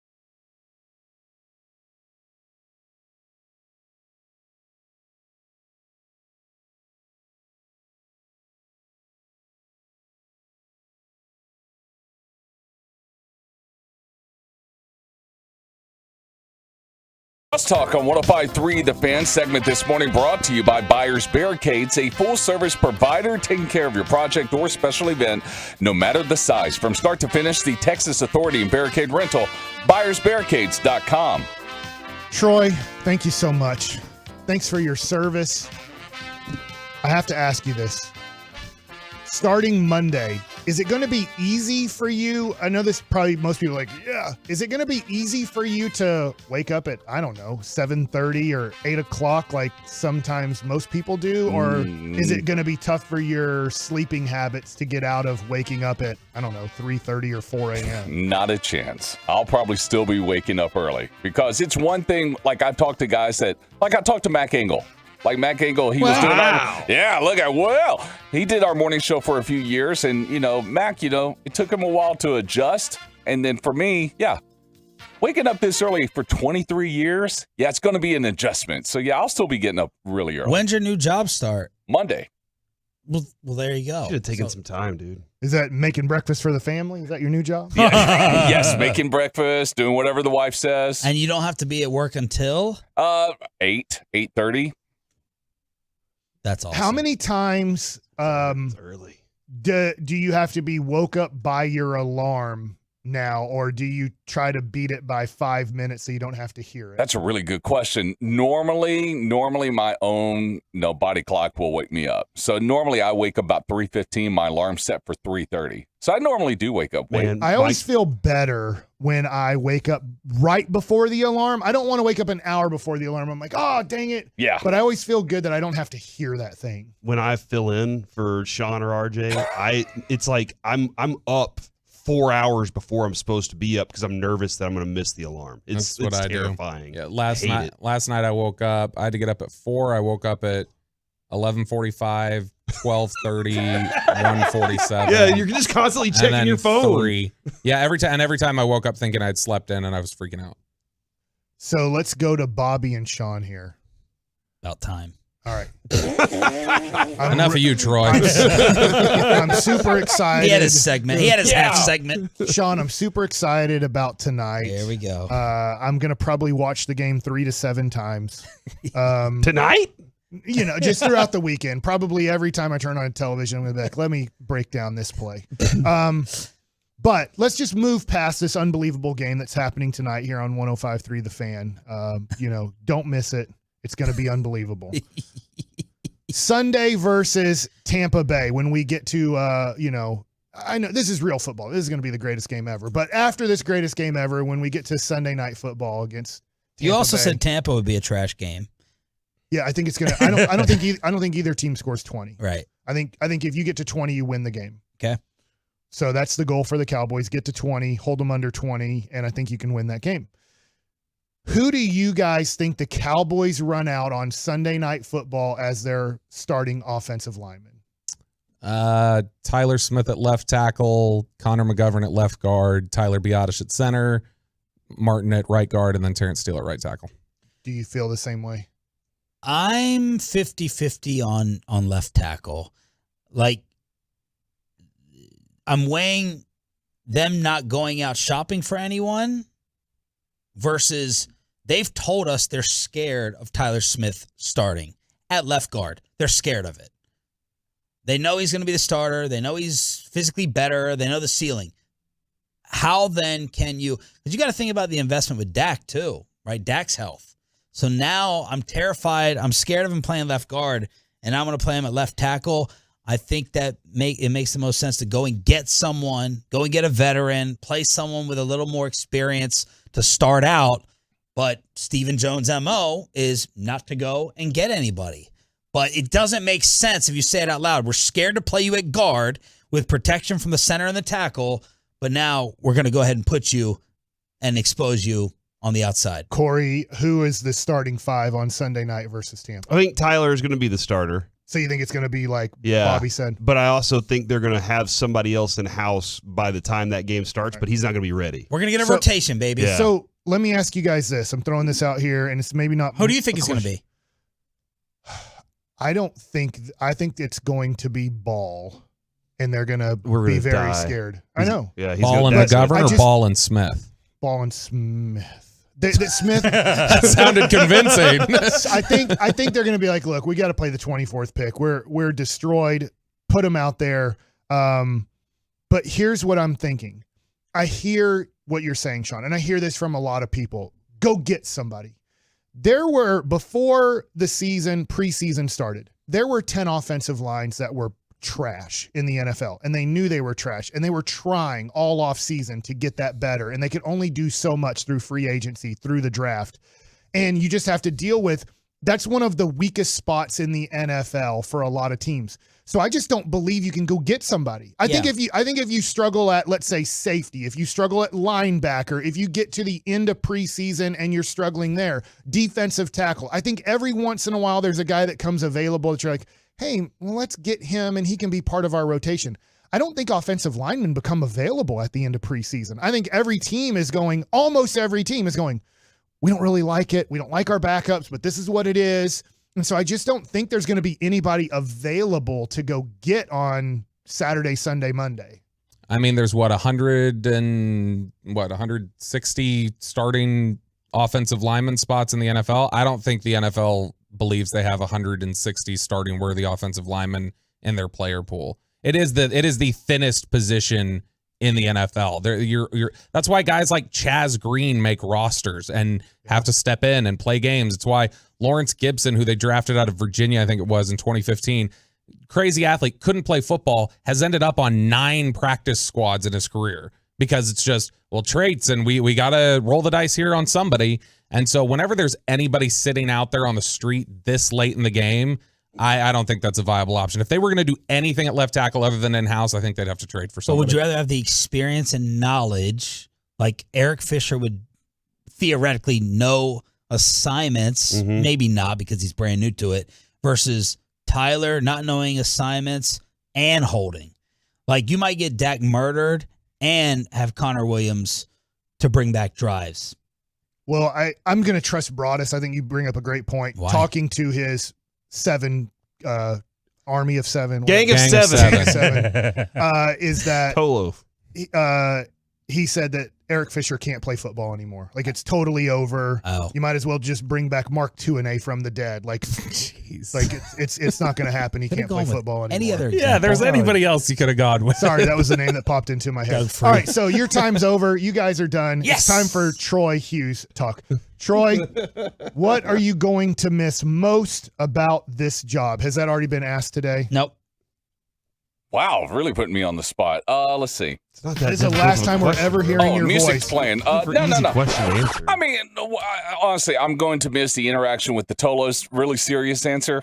I'm going to miss the absolute interaction with the Tolos, the camaraderie with my teammates, and the absolute beauty that is radio. I know that sometimes radio Come on, gets... Garrett. Give us a real And Ryan answer, back there, Jason. you're Miss Ryan. Okay. Come on, Dak. I'm going to miss Sean yelling at RJ behind the brakes. I'm going to miss Mike Bassett coming in late because he didn't know where the remote was. There you go. I'm going to miss Corey Majors faking his way through his friendship with Kevin. You know, that stuff. Yeah, I'm going to miss mixing up Corey and Kevin. Which one's which? I don't know who. No, seriously, I'm going to miss absolutely everything up here at this radio station that has given me this incredible career, this credible opportunity, and I can't wait to see you guys down the road because, like I said, I ain't leaving. I'm not going. I'm not moving. I'm probably going to show up at a fan hang and sit next to Bobby's. Are you married, Bobby? You have a wife, right? I don't know. We need to check with Choppy yeah, on that's that. right. Pretty cool. So, yeah, I will definitely be around. Not going to be that far away. Are you going to listen to the station? Yes, absolutely. I'm going to be fan texting now. I know you don't have to answer this. I know that your thing that you're going to like the most is like when you looked at your paycheck every 2 weeks and go, this is all they pay for this. Yo, can you imagine Bassett's final show? I would pay a subscription for it. Oh, there's the boss walking by, having spittle. I'm done talking. Bye, Mike. All right, you guys have a great weekend. Remember, tonight the Cowboys play. Who are they playing? Seattle. Seattle, man. This playing may be Seattle. your final crosstalk. They're playing Seattle tonight. I thought it was going to be a bad game. I'm all in. Gino, the pizza man. Is Drew Lock playing? He's supposed to, but Yes, Gino's starting. Drew Lock. We get to show our defense against those two studs and show how good it's going to be. All right, hey, It's about to be, we're doing a 4-hour show today, We have Corey? a full show, Mike. All right, we're going to do 4 hours today on the Cowboys versus the Seahawks, right? The Seahawks. All right. I didn't think get you today prepared. could be as uncomfortable as yesterday in crosstalk, but you made it. All right, guys. Have a great weekend. But our show's starting. Hang in there. Bye, Troy. I'm going to get you prepared for everything the Seahawks could do tonight in football. Yeah. On 105.3 The Fan.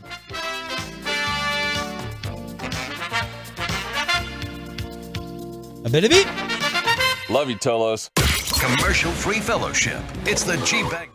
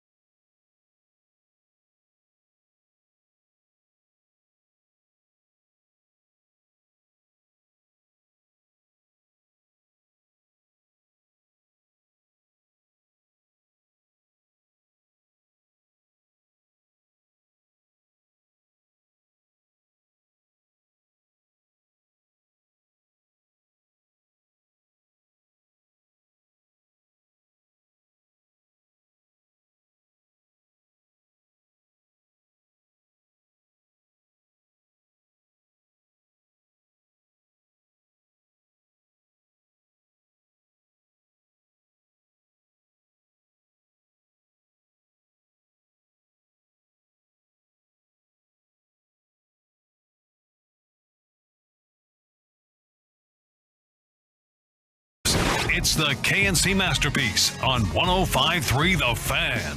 Hey, we're back here on the KNC Masterpiece on 105.3 The Fan. It is a free fun Friday, what I like to call it. My daughter this morning, whenever I told her that, she looked at me and she was like, but is Tyron okay?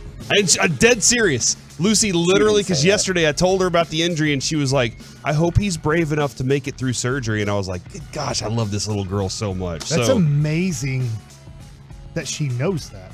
That she knows. There's no way my wife or daughter have any idea who Tyron Smith is. So yesterday on the ride to school, I was in the back seat with her, because she's having trouble getting out of the car. Who was driving?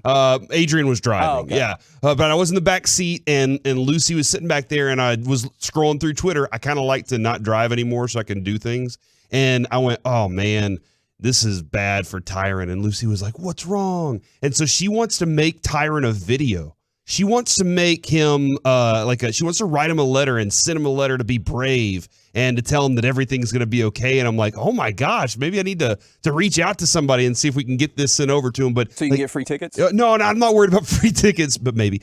But there's part of me like inside that's like, man, this girl, her compassion for other people, she wants to know, because Mike, this is her thing. Sunday, she's going back up to Cleveland. She's not going through any of the big processes. This is just a real quick situation where they're going up there. They're going to administer the medicine. They're going to give it back to her. She's going to be prescribed the medicine for the next 2 years. Back on the trial again for 2 years. But she knows when she goes places and she goes into the hospital for a while, she has friends that send her videos. She has friends that write her letters. And so she's like, I want to do the things that they do for me to make them feel brave and make them feel strong when other people are in this situation. I'm like, man, that little girl right there for me is like she is a beacon of hope that we can do some kind things for people out there. 877-881-1053. It is Shout Out Friday. So if you got some beacons of hope, would love to hear those from you. 877-881-1053 on the fan text. Always looking forward to that. Mike, do you have any beacons of hope for the Cowboys? Because I know yesterday you were like, it's over. Everything's done. I feel like my beacon of hope is Jerry Jones. I mean, he is a Hall of Famer. I mean, how many Hall of Famers are still the general manager of the team that they're a Hall of Famer of? So Jerry is going to get it done. Okay. All right. I mean, did you not hear him yesterday when he spoke? I mean, it's just – the team's already made the playoffs.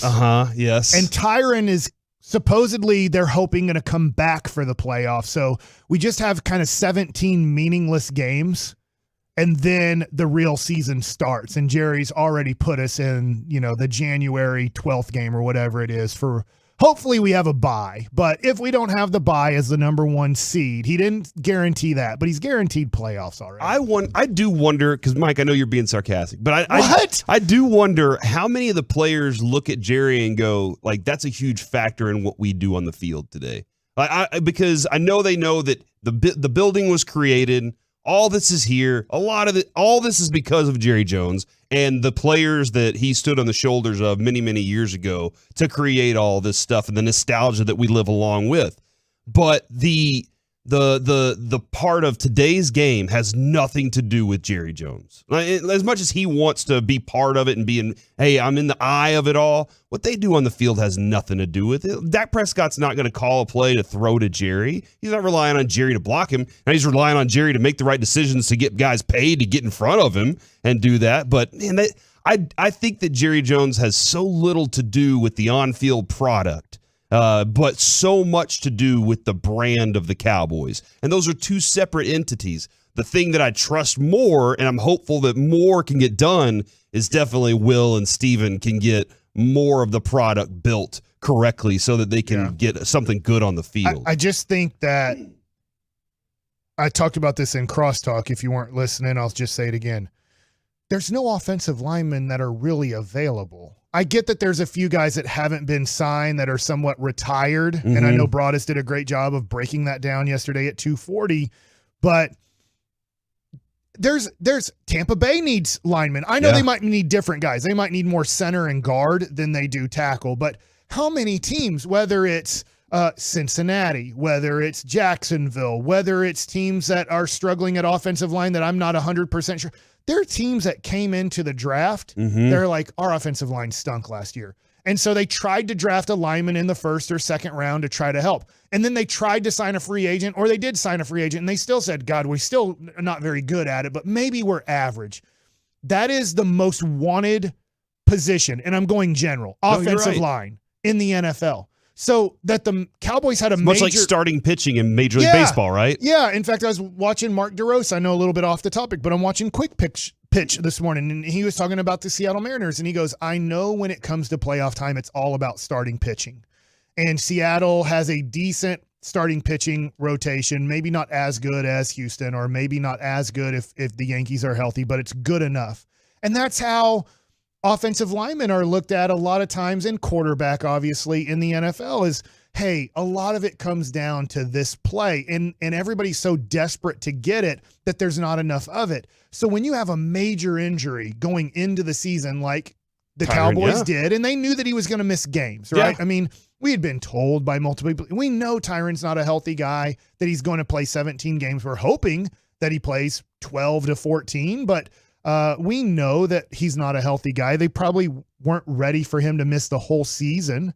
But at the same time, there's nobody available. I heard TJ, my buddy downstairs, the security guard. He's like, go call up this team, go call up that team. Let's go get him. I'm like, do you really think that those teams that have a second-year quarterback, or that's a playoff team, that they want to give up offensive line depth right now? I mean, maybe you get lucky and there's a team like Houston, and I don't think this, that are trying to lose, or Atlanta's trying to lose, that maybe they would give up an offensive lineman right now for a draft pick because they're more concerned about the future than now, but it's rare. Okay, so here's the thing. You got to stop thinking that you're going to find Tyron Smith replacement, all right, for multiple reasons.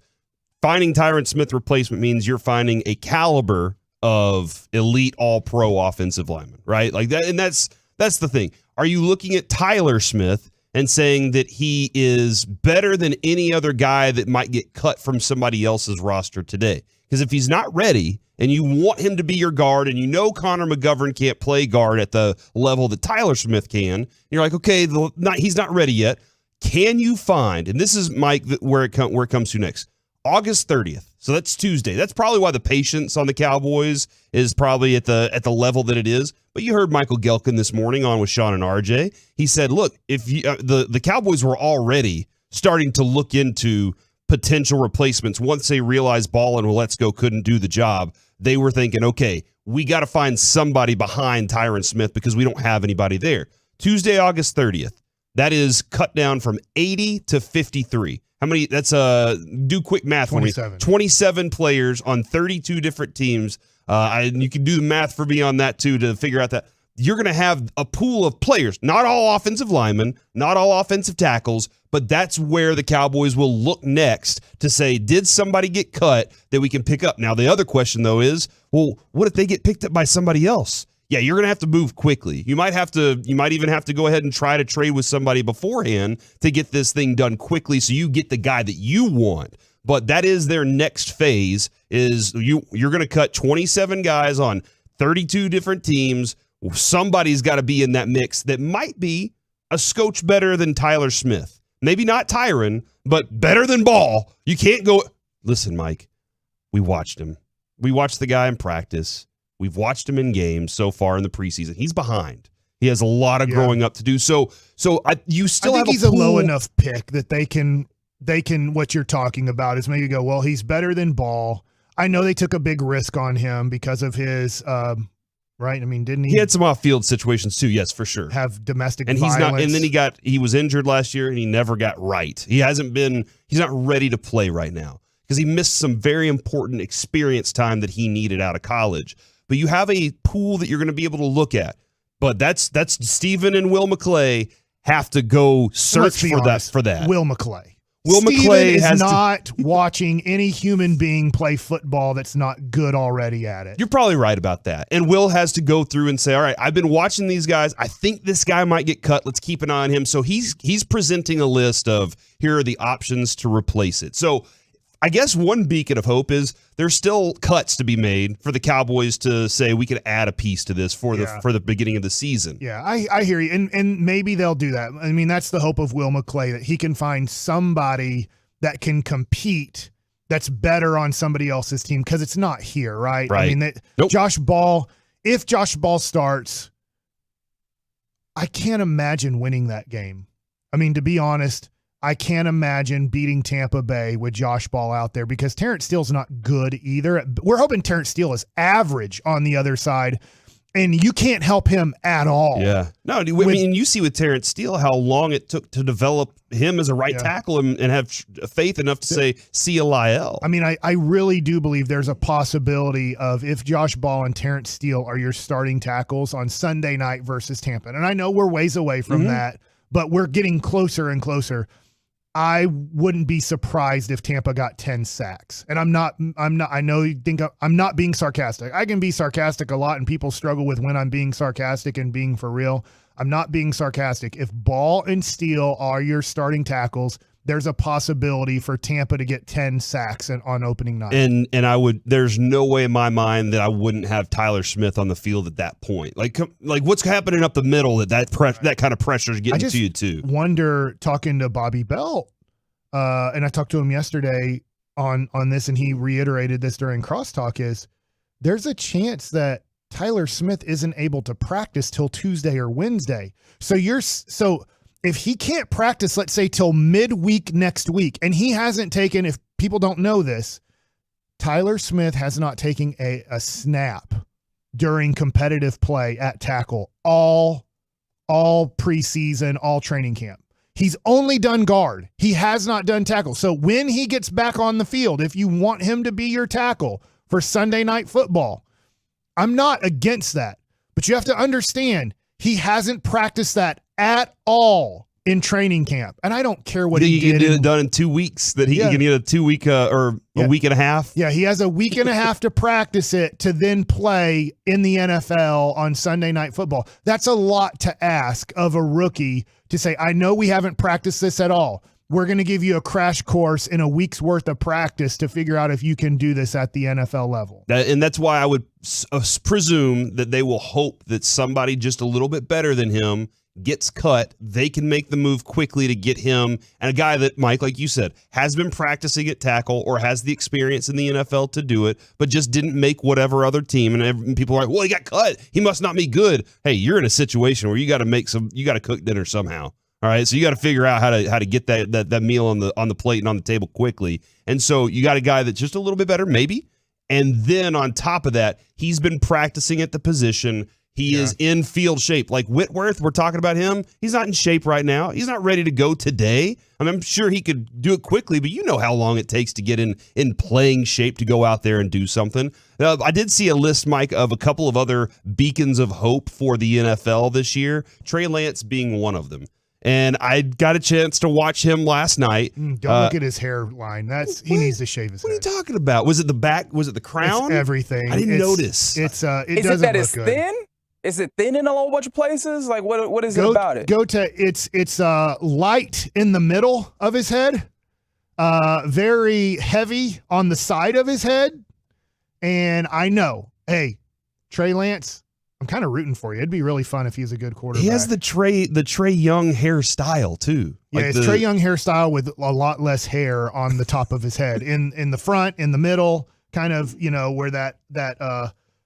Oh, he got the sunroof? You know what? He got the yarmulke? I think I know what it is. And even worse. I think I know what it is. That's from the Warzone headset. That's from Call of Duty right there. When you put the headset on, Mike, you don't get this. No, I know, but I get his hair. I get where he's at. At 23 or 24, I had major hair loss, and I know that's rare that it happens that quickly, but it did, and you just have to live with it, Trey, and you got to get a short haircut. Is it rare? There were moments last night, Mike, though, moments where I thought they're going to win the dang Super Bowl this year. Like, just the way they run physically, as in hopeful. Like, I'm interested to see how their offensive line gets set up.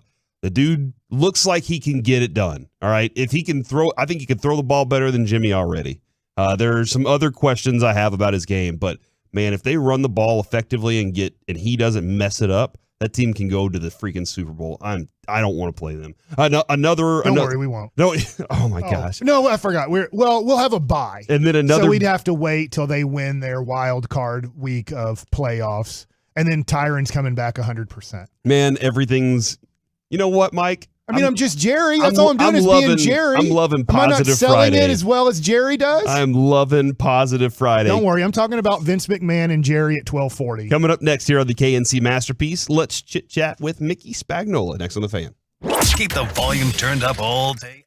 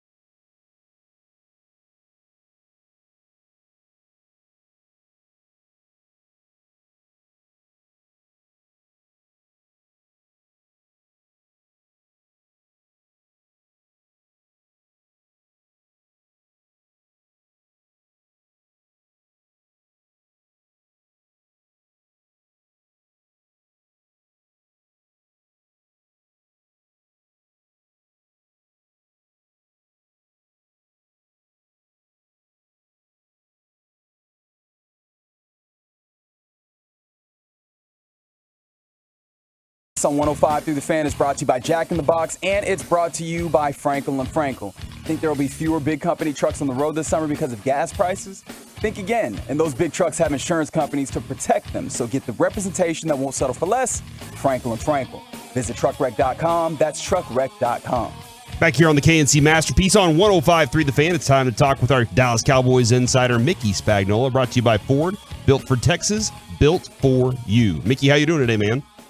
I'm doing good. How are you guys? Well, I mean, I think we all had an opportunity to kind of calm down about Tyron's injury just a little bit, and now we're kind of starting to focus a little bit on what things can be done to take care of that, to quell that before Tampa Bay. But as far as that goes, what's tonight's plan? Is it all ball all night? I would imagine so, although I think they we're planning on giving Matt Waletzko some snaps, and it'll be interesting to see if he gets them at left tackle and Ball goes to right tackle. We'll see how that one plays out, but both of those guys should get a heck of a lot of snaps tonight. You know, Waletzko maybe not as much since he really hasn't played in a preseason game yet and just got back this week after missing what like three weeks with that shoulder separation. Mm-hmm. So those are kind of the in-house candidates to move to the left side. Now, for me, if Tyler Smith was healthy, he's dealing with that ankle this week. Boy, I'd move him right over there. And everybody keeps saying, well, Tyler Smith's the future at left tackle. Well, to me, the future is now. And I don't know if they can get him ready in 2 weeks if he's healthy to play a position he's played, since high school and his years at Tulsa. But to me, in-house, that's probably the best alternative. And another thing, when everybody's saying, well, they need a swing tackle, and I go, yeah, they need a swing tackle for short term, but if it's a long-term deal, I'm moving Tyler Smith to left tackle, and I'll figure out left guard. Yeah, let him grow into the position just a little bit. I would say that Wolchuk's idea yesterday is probably the short-term idea I'd go with, and that's Martin to left tackle, and then I got my two guards and McGovern at right, and then Tyler Smith at left guard, and I would kind of proceed from there. But I know they still have lots of other options at the moment, and that I don't know that Cowboys fans are this jaded, but maybe they are, Mickey. I don't know, that they think that Will and Steven and Jerry are just sitting there going, well, I mean, we don't know what to do, so might as well not call anybody after these cuts are made. Well, I think that's the most foolish thing I've ever heard. The other part is I think it's easier to protect a left tackle than it is to protect a right guard, meaning moving Zach Martin out there. And it's a position he hasn't played. That makes sense. Since college. Yeah, no, that makes sense. You can't put a tight end next to the right guard, right? But you can put a tight end in the left tackle's back pocket. You can put a running back over there. So there's things you can do to help protect the left tackle, which, several years ago the Cowboys stubbornly said, no, we're just going to put whoever we have out there and play as usual, and then they paid the price, right? Mm-hmm. Having troubles with replacing Tyron Smith on a short-term basis. But I just think on a long-term basis, if not going outside the organization and signing a guy of age or signing a guy that has had injuries and basically no one else wanted to pay at this point to be on their team. And I know things change, and when you get in dire straits, you make exceptions.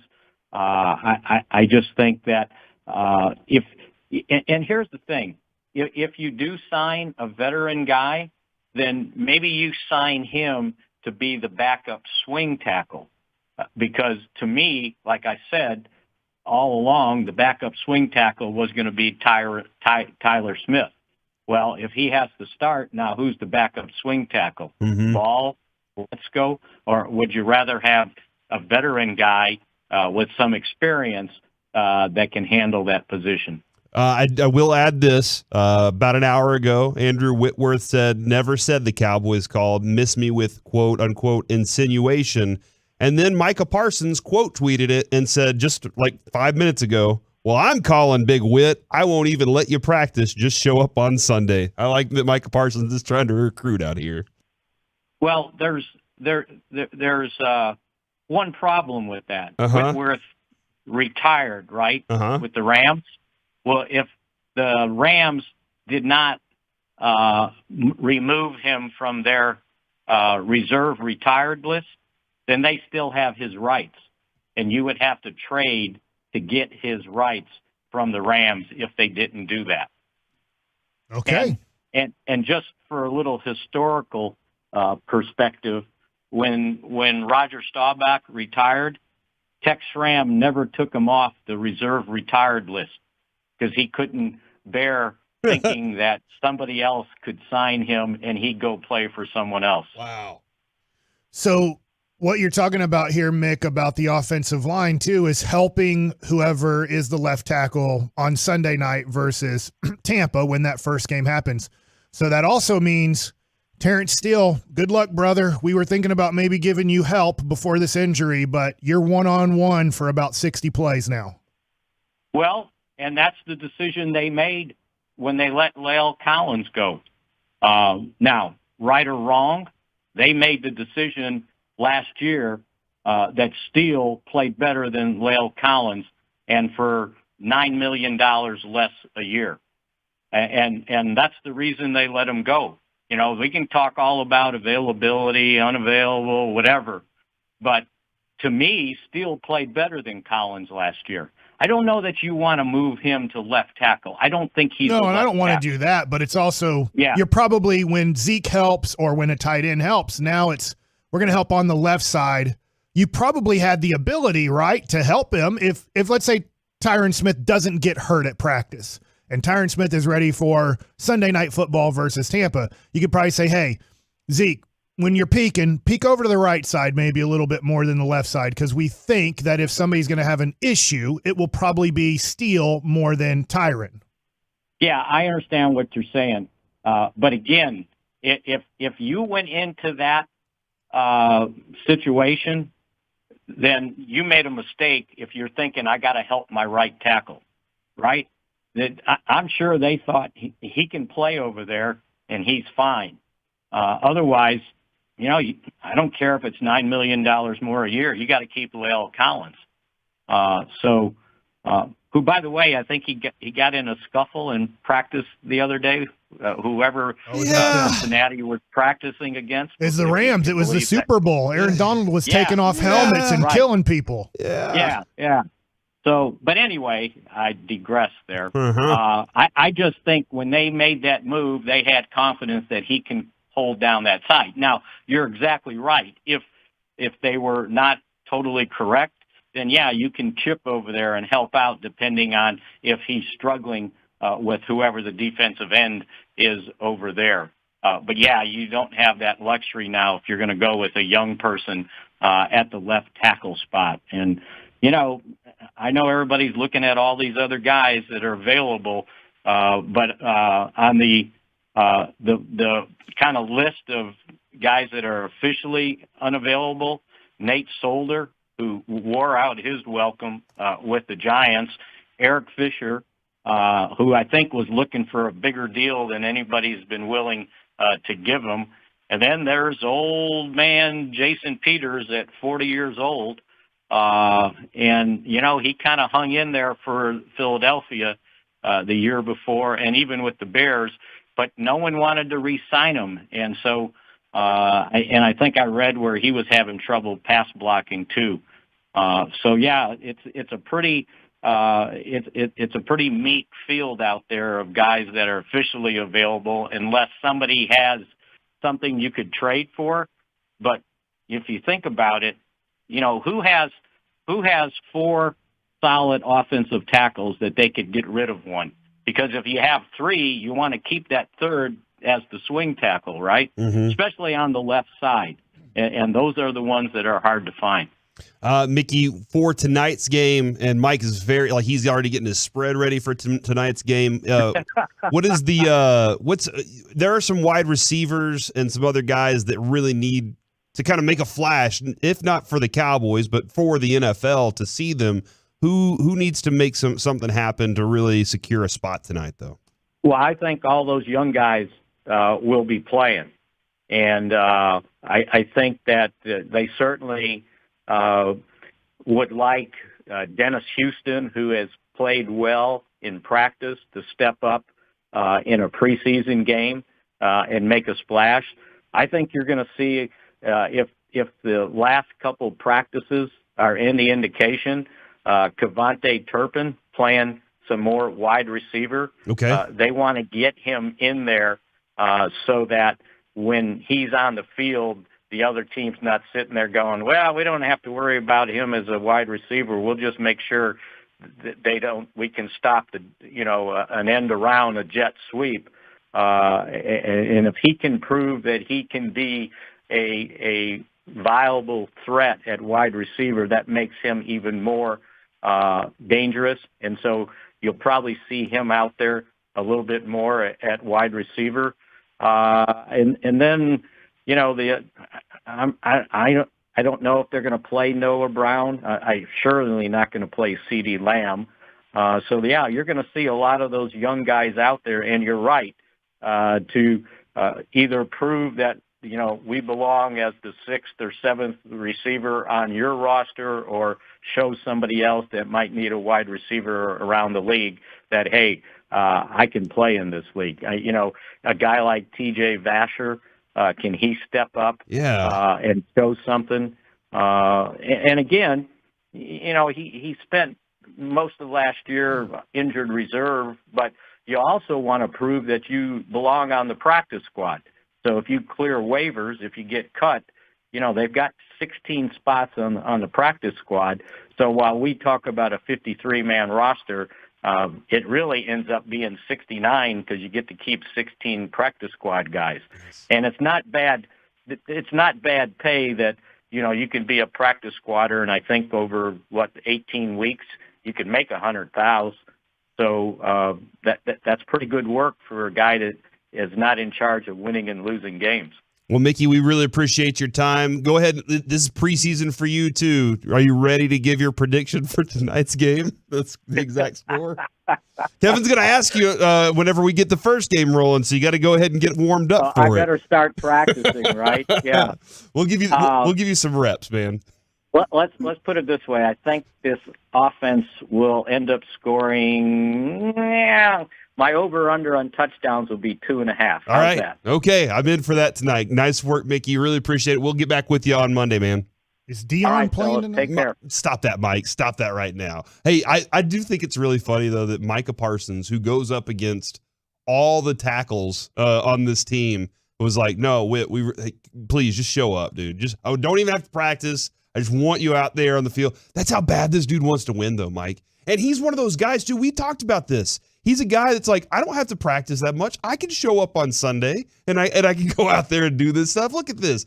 Practice is just me getting out here, just being part of it. But he's like, you know what, Whit? I need you. We want you. We need you. All the players. Bring them all. Want to see everybody out here. All right, coming up next here. Is Turpin playing tonight, or is he so great that he doesn't need to do this anymore? Mickey was talking about that. Their expectation is maybe less special teams, more receiver packages to see, what he can do there. So you excited now?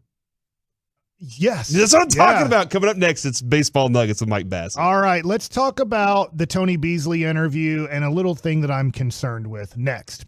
Let's talk about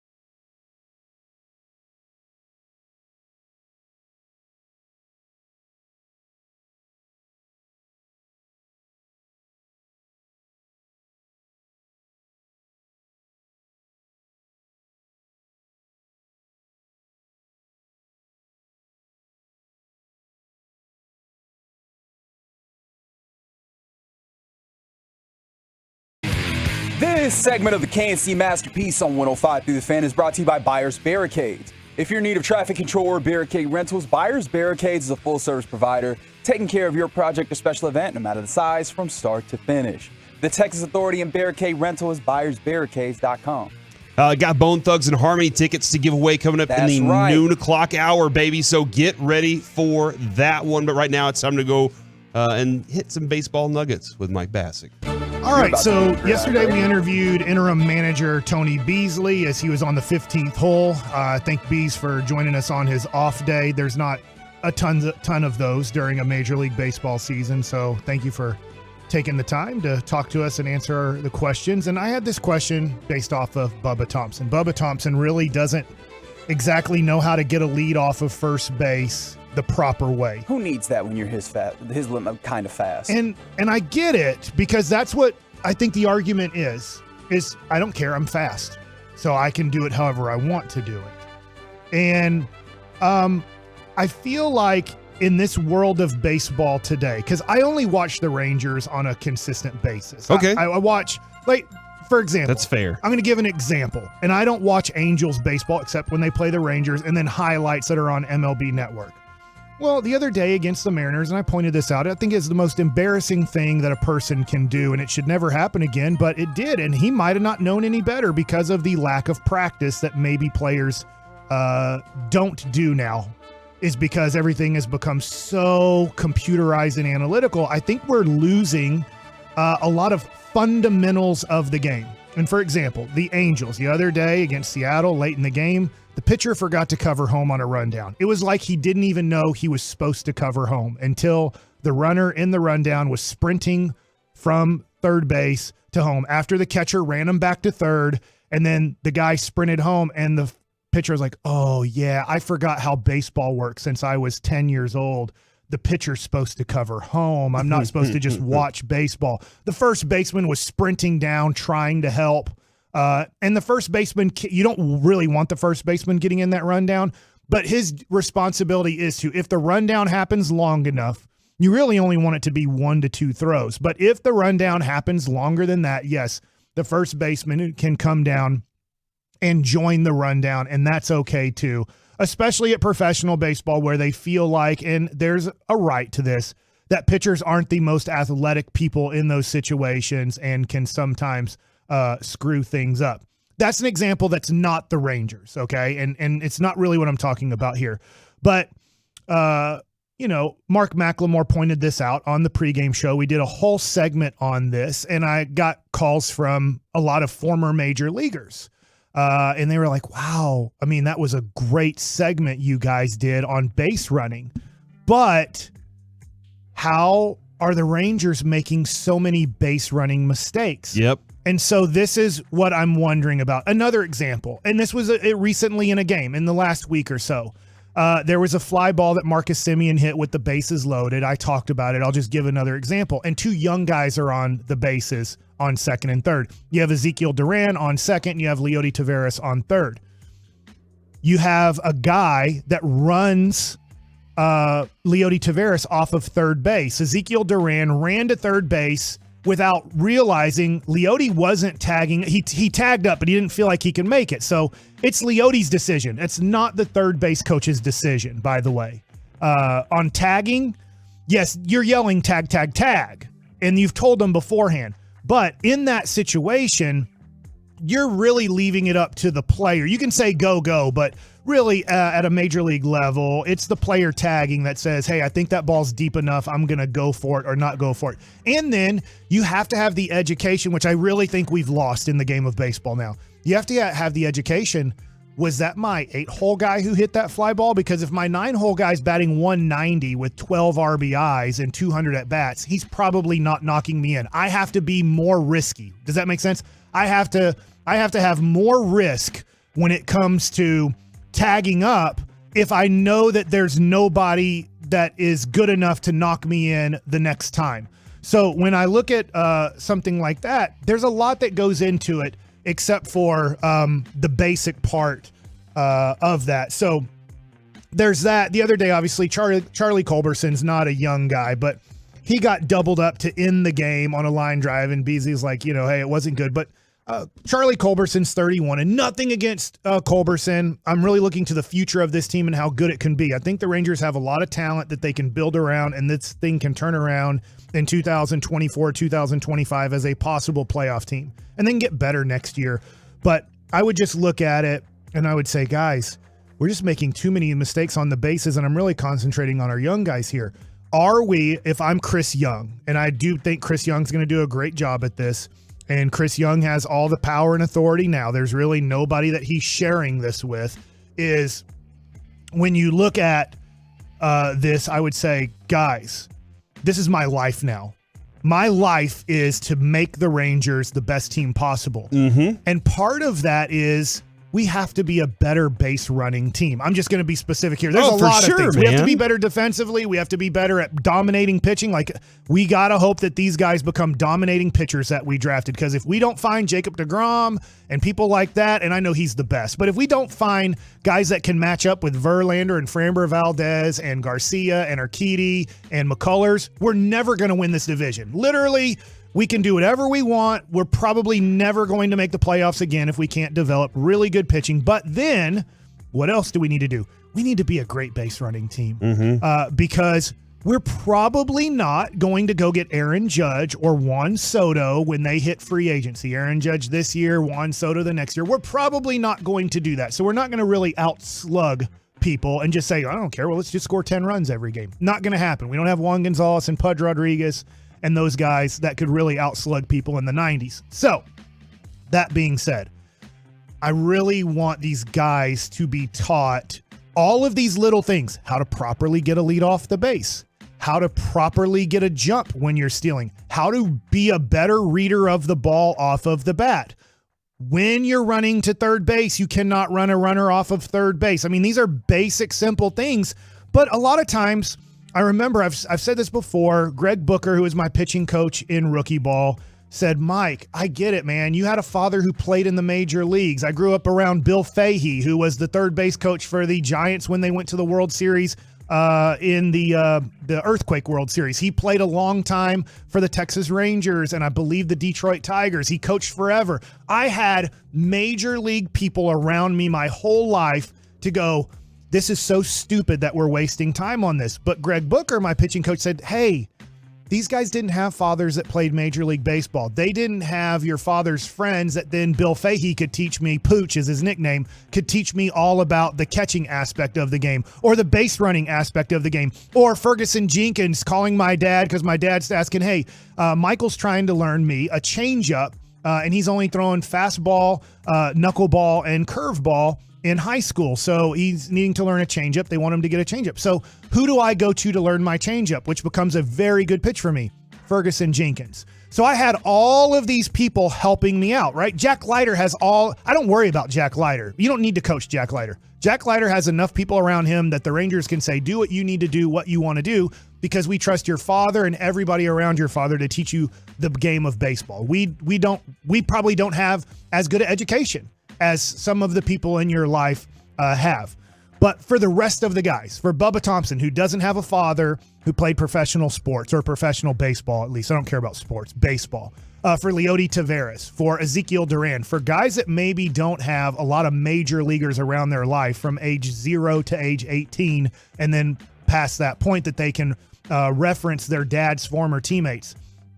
We really need to become a great fundamental organization. Because here's the deal. Did the minor league managers have the ability to say, hey, know. guys, did y'all see what just happened in this game? We're going to pause for a second in this dugout.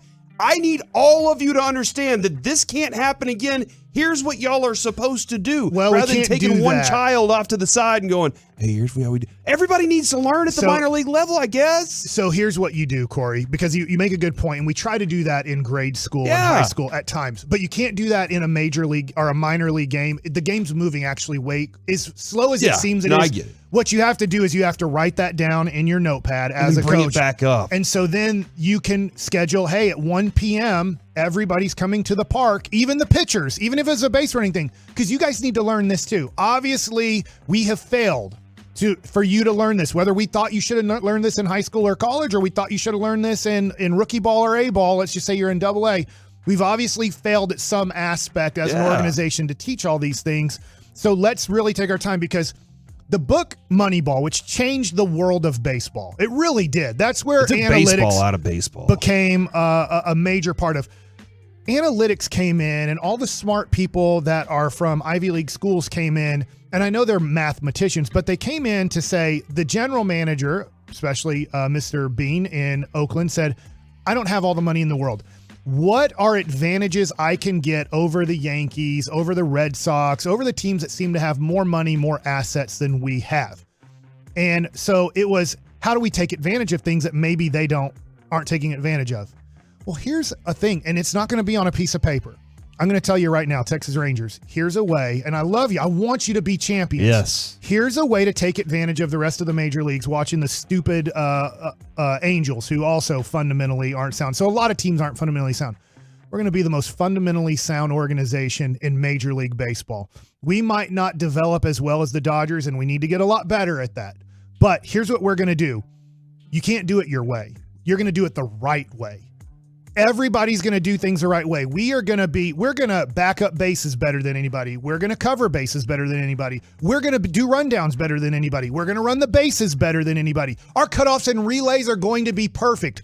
When God made this game somehow in somebody's brain and then did cutoffs and relays, we're going to do it the way God said, my God, that is perfect. It is tough for perfection, but we're going to be the best cut and relay team there is. We're going to be the best base running team there is. We're going to be the best covering bases from a pitcher standpoint. We're going to back up bases like it is our life on the line. So all of these little things, I'm just analytically, right? Analytics is about taking advantage of things that you think that you can win a game.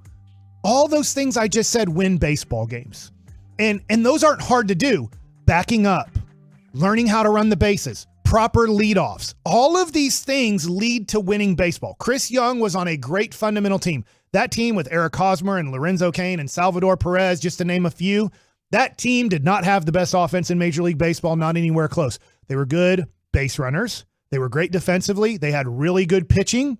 And they were really good with 2 outs. They were good at getting out of situations with 2 outs, and they were good at getting big base hits, not home runs, base hits with 2 outs. And then when that hit was made, God, could Lorenzo Cain read a ball off the bat from second base with less than 2 outs and knew it was going to be a hit, and I'm scoring from that one. You know, Eric Hosmer was a great defensive first baseman and a really good overall player, his game. But there's so many ways to win baseball games.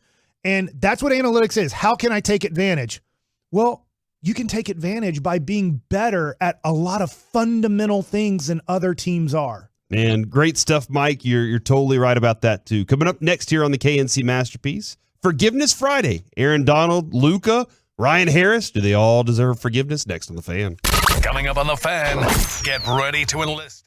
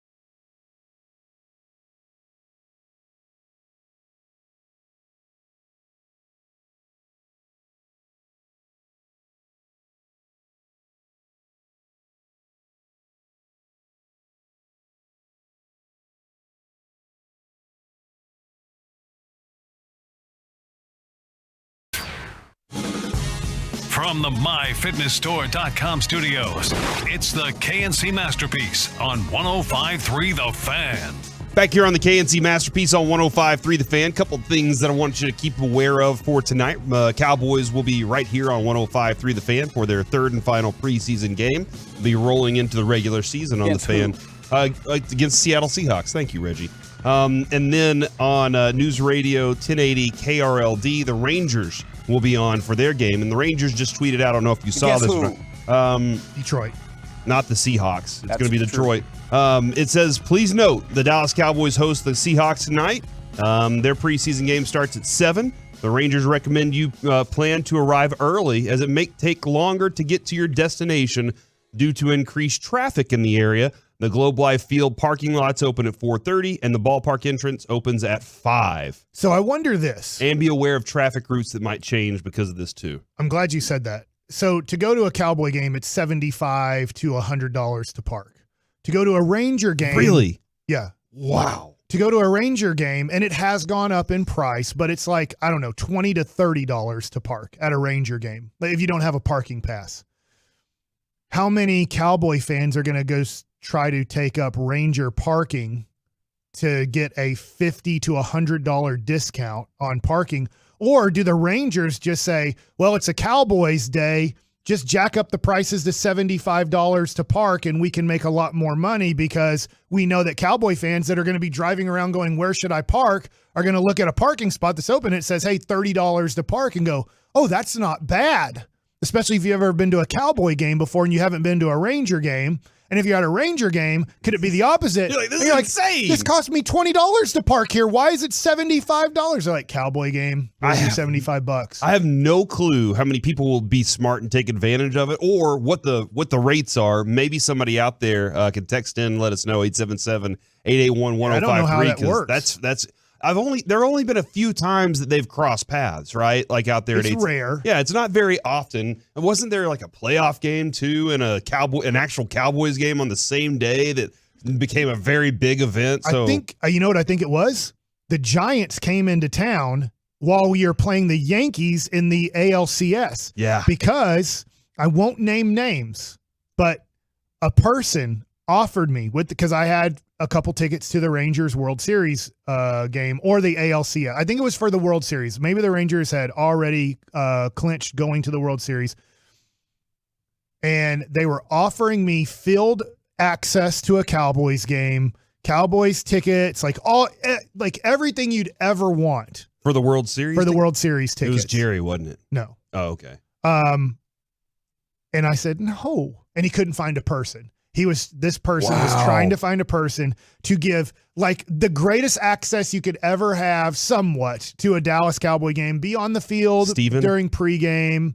No, nobody in the Jones Jason family. Garrett, was it Jason Garrett at the time? No. Okay. But it was just, there was no way that Steve I was, DeBerg. or he asked other people, and there was no way they were giving up their tickets either. Like for the first time, World and Series, probably baby. the only time, you couldn't trade Cowboys field passes and the tickets to the game and good seats for either ALCS or World Series tickets. Yeah, man. That's why I want the Rangers back in it, so that we can have that level of heightened awareness about the sports here in DFW. So I need the Rangers to get back in it as well. Mavs are doing it, baby. The Cowboys are going to be there doing their thing, but the Mavs are doing it. They're doing their part. Rangers, now it's your turn. To your point, I've been watching a few nights. I've struggled to sleep well this week. I was watching some basketball. I like watching vintage basketball games in my spare time if I don't really like what's on television. And I'll just be honest, I didn't care about the Texans and 49ers preseason game.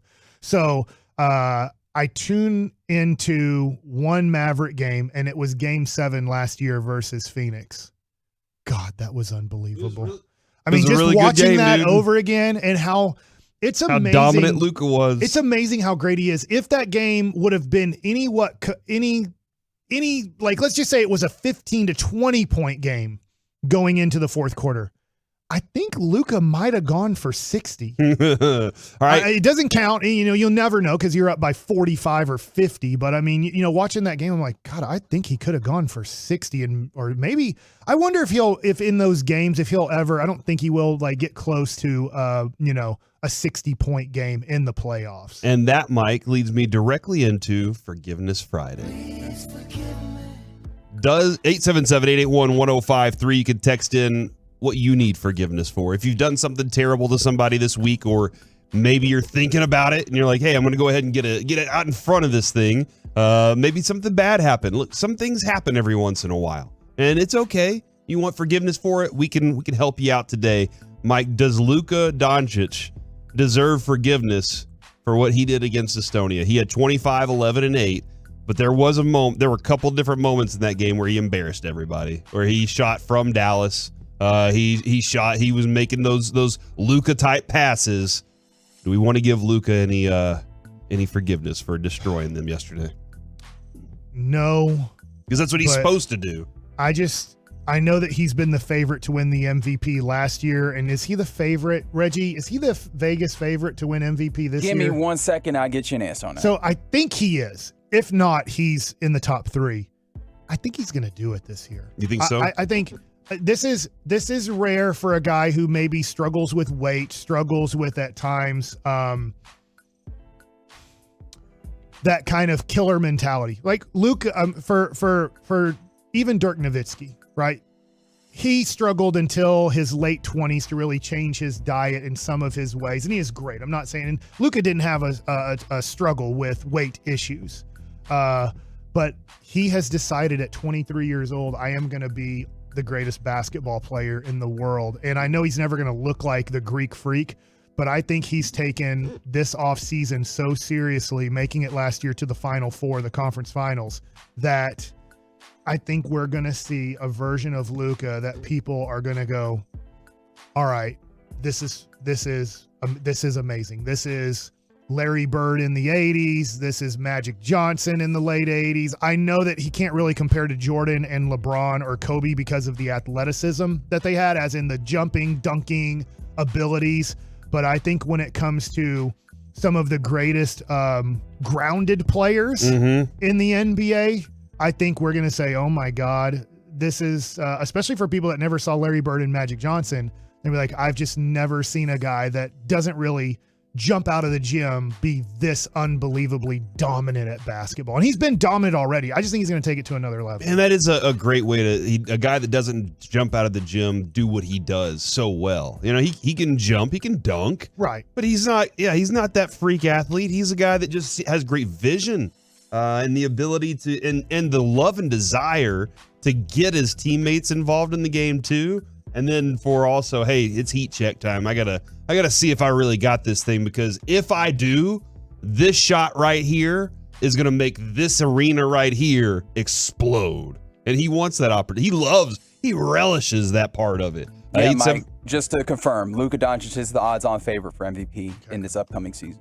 877-881-1053 if you need forgiveness, or if you would like to ask forgiveness for somebody from the 817. Tyron Smith deserves forgiveness. I blamed him all day yesterday for getting hurt because I drafted Dak in fantasy football. That's you drafting Dak is on you though, right? Like that's not on Tyron Smith. That's on you for drafting is Dak done?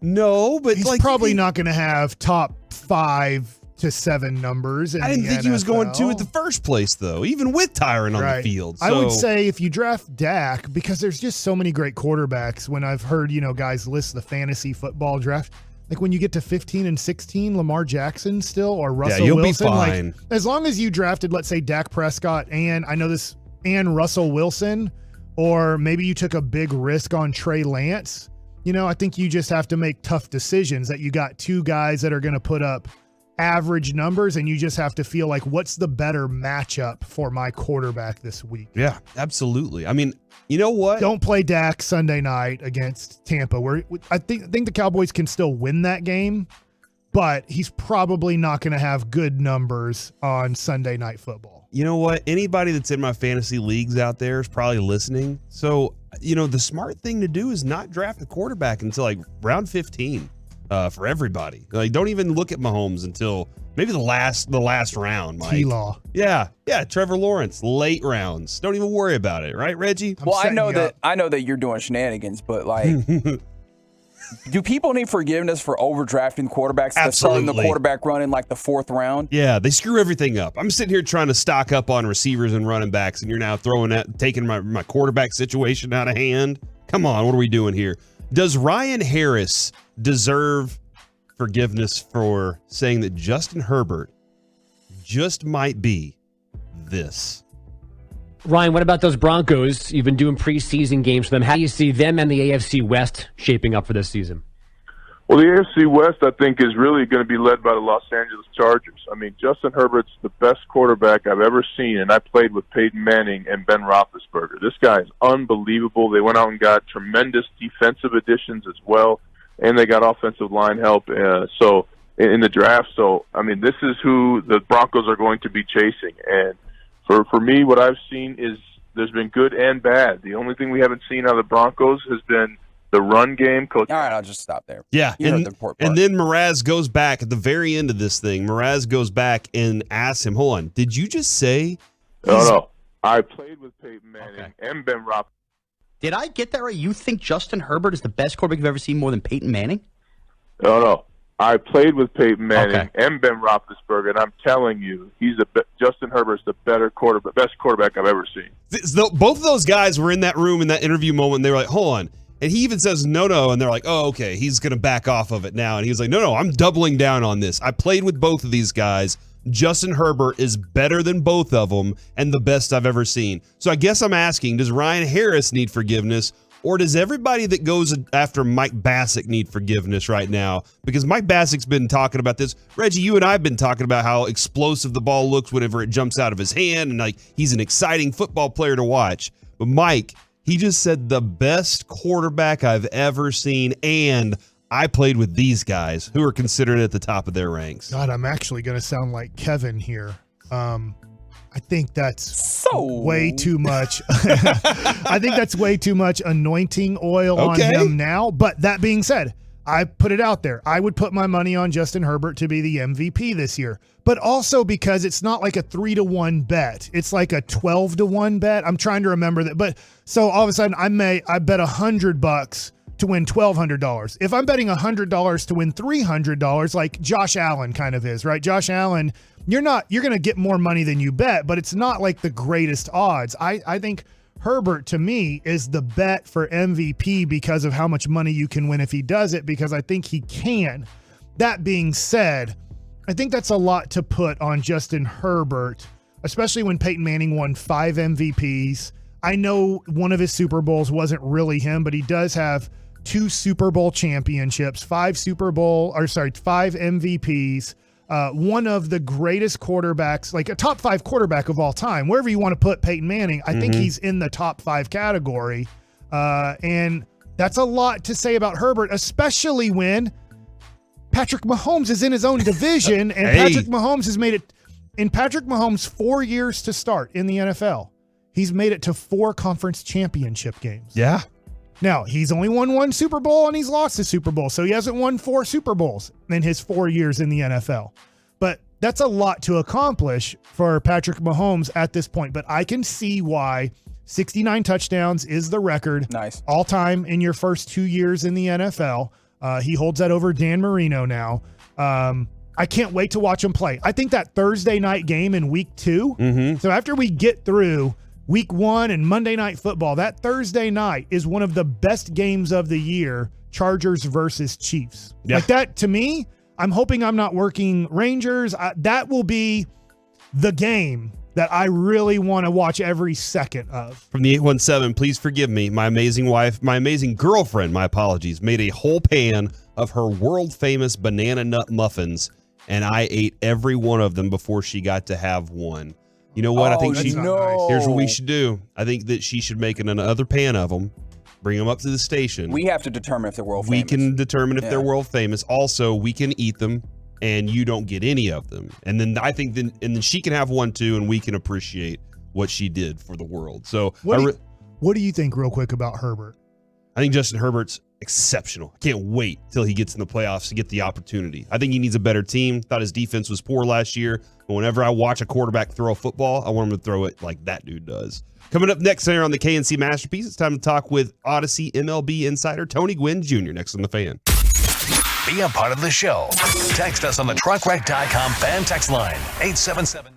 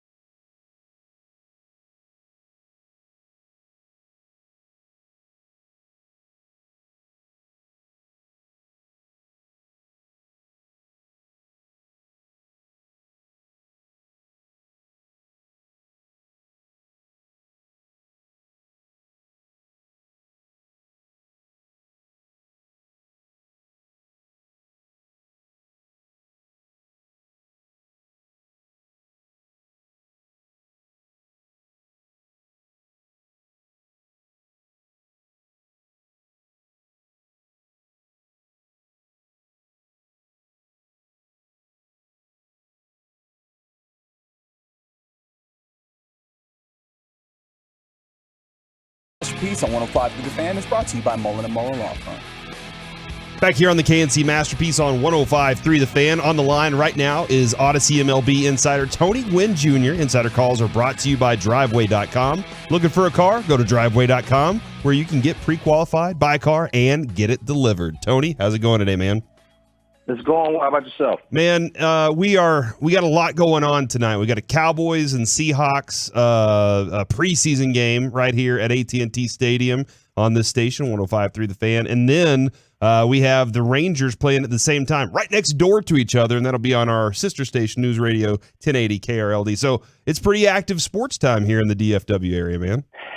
It must be nice to have multiple big sporting events going on at the same time. We don't know much about that in San Diego. The Chargers. Yeah. And we actually just talked about your Chargers a second ago, Tony. You know what I want to talk to you about? Because the Little League World Series is going on, and I had a friend of mine, Scott and Brandon Fahey. Brandon played in the major leagues for a little bit, and their dad was a coach when they were kids. And so they actually didn't play much baseball as a kid, as in they didn't play Little League baseball, but they were at the park every day with their dad, and he would take them early, and they would take batting practice and field grounders. And so by the time they got to be about 12 years old and they were put in games, they really knew a lot about the game. You're like, wait, this kid hasn't really played baseball games? Like, yeah, but he was at a Major League Baseball field every day with his dad, taking batting Right. practice, watching major leagues do it, talking about the game, just being around the game for kind of 5-6 hours a day. Take us back to maybe your childhood and what you felt about Little League Baseball and how much games mattered versus how much practice mattered, stuff like that. Well, looking back on it, in the 90s, we didn't get travel ball wasn't like it is now, where everybody's playing year-round baseball. So, for a kid like me between the ages of 9 and 12, I did what every other normal kid did, except I did have a dad that played in the big league. So I was able to go to the field a lot more often than most would. And even if I wasn't playing in games, I certainly was getting in a lot of reps. I certainly was expanding my mind, being able to talk to the likes of Ricky Henderson and then Trevor Hoffman. And so by the time I got to real competitive baseball, I did feel like there was an advantage. I certainly could think the game a lot slower in my head than a lot of kids who, starting to get into competition. There's definitely a benefit of having a dad that is in the big leagues or just being around the game that much. We kind of look at our Rangers system here, Tony, and we see some of these young players get up to the pro level, and a lot of them actually on this team specifically, and they make some errors that you're like, you should know that. There are some things that you should know about the game, and you just talked about it. You learned a lot of baseball at a very early age. And Mike, his dad, my co-host here, his dad pitched, and he had friends too, just like you, that he learned the game at a very young age. In the minor leagues, is there a lot of teaching going on, or are you just expected to know, well, I mean, you're a pro at this point, you need to know the game? Well, that's where the game is so much different now. When I was coming up with the Brewers, in order to get to the big leagues, there were some boxes that had to be checked. And when you got to the big leagues, there were certain things, as you said, that you were expected to know how to do and be able to do consistently. And if you couldn't, they send you out and they bring somebody else up who they thought. I think today's game is different. Big league teams are more willing to allow guys to learn at that level, and especially when they're not in winning mode. And so you see that really not just the Rangers. You see the cross Major League Baseball, with the exception of the 5 or 6 teams that are trying to win a title every year. Teams are more willing to allow the growth process to happen at the big league levels than they used to. So I know I'm going to change topics a little bit on you. Tony Gwynn Jr. here joining us. I was watching Jacob deGrom last night, and I mean, when he's healthy, he's the best. It's rare that he's healthy, but when he's healthy, he's the best. Come playoff time, and I know we're about a month away, a little bit more than that from that starting. If the Mets are healthy, and they have DeGrom and Scherzer. Who's beating them? That is a really, really good question. I mean, listen, a team like the Mets that is consistently seeing those guys, they'll have an opportunity. Or like the Braves that are consistently seeing those guys, they'll have an opportunity. But you're right. If those two are pitching the way we've seen them pitch, and they get one more guy, whether it's Walker, whether it's Carrasco, whoever it is in that rotation, you got those two guys, you got a leg up because they're going to be tough to beat. Now, that doesn't mean in a playoff setting you can't get beat 2-1 or you can't beat that team 1-0. I mean, runs are going to be at a premium as they always are in the playoffs, and certainly when you have two A1 frontline starters, I think it does give you an advantage. When you're looking at the tail end of Albert Pujols' career here, like this is a guy that you're seeing him get close to a lot of numbers that put him in a different stratosphere. When you look back at what his entire career was, like, I mean, we experienced it as Rangers fans here. We saw it happen in the World Series. For me, as just watching him, I was like, that's the most feared hitter in the game. What is the story of Albert Pujols as he's getting close to being done here? I mean, one of the greatest hitters, certainly the best right-handed hitter I've ever seen grace a baseball field. I got to play against Albert, so I got to see it up close and personal. And I mean, the 10-year run of 30 and 300, 30 and 100 was as crazy of a run offensively as you'll ever see. And it's amazing that he never really got to the level where teams just didn't pitch to him. Teams continued to pitch to him, which is often ended in him going deep or him hurting your team somehow. He certainly is one of the best hitters I've ever been on a baseball field with, right next to Barry Bonds, in my opinion. All right, so if you had to take one of these really young players in the game today, I know it's probably pretty impossible, but if you said there's a young player who I think can threaten 700 home runs by the end of their career, who would you say that young guy is in the game today? 700. I'm gonna say it's Juan Soto. I think if because of his consistency with the bat in hand, he's only going to get better, in my opinion. He's 23 right now, and I think he's at the age and been in the game early enough that if he stays healthy, I think he's the guy you kind of look at as having a chance at 700. Now, real quick, mine was Guerrero Jr. Just because he's pretty much at 100 home runs at 23 years old. And I'm not saying he will, right, Tony? It's pretty impossible to get to 700, but I thought, no, maybe Guerrero at 100 home runs at 23 years old, and maybe he has a little bit more power in him. So I like your guy too a lot. So no, you're spot on too. I mean, if those two guys are certainly, they're on that road to get there. A lot of things have to happen in order for it to accomplish it, but certainly Vlad Jr.'s on that list as well. Speaking of on the road, I'm kind of curious, Tony, about Fernando Tatis's road back here. Like there are a lot of people that are kind of either upset with him or disappointed, and there's going to be I got a lot of things to do to what steps does he have to take to make teammates, ownership, fan base happy again? Well, it's all going to be in his process and how he conducts himself, and genuine remorse, at least early on, that he's shown. And so far, he's been able to do that. But ultimately, it's going to boil down to his actions moving forward. What type of teammate is he moving forward? How, from a fan standpoint, how attentive is he to the fans when he shows up to the ballpark every day?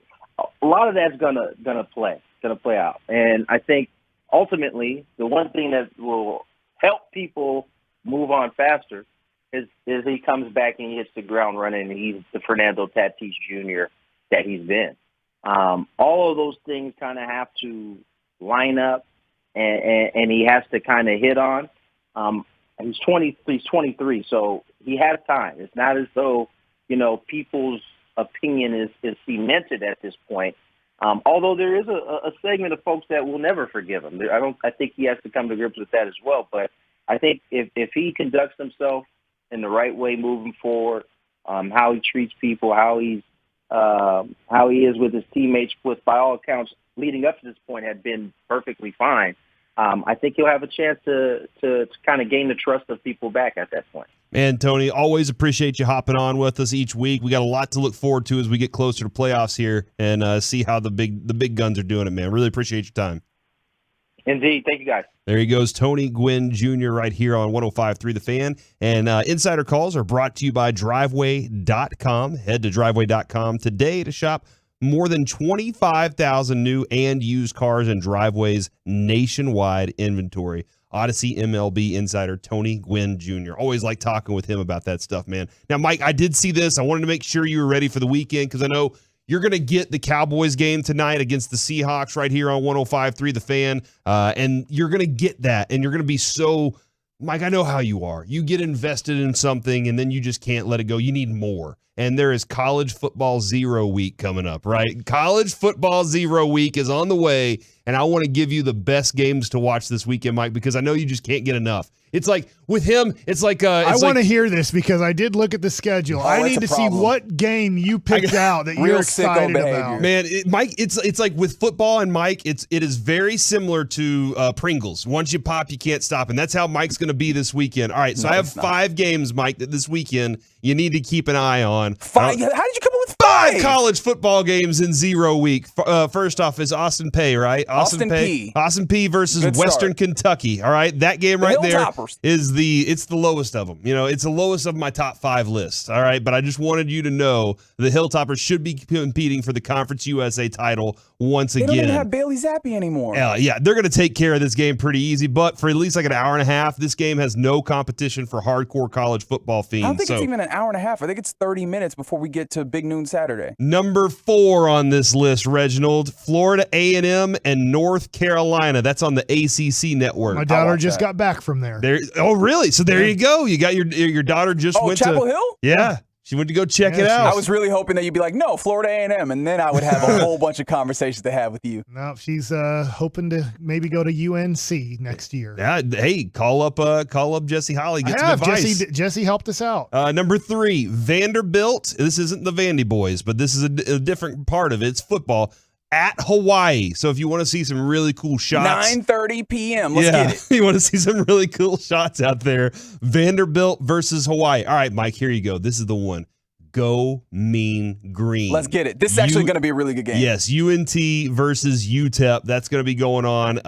Well, it's at the stadium, so you're going to have to show up to UTEP for this one. It's not on television. You will have to show up to UTEP, so don't worry about that. I think that's what it has to be on TV, right? Somewhere, someplace. Does it though? Yes, they have to film it.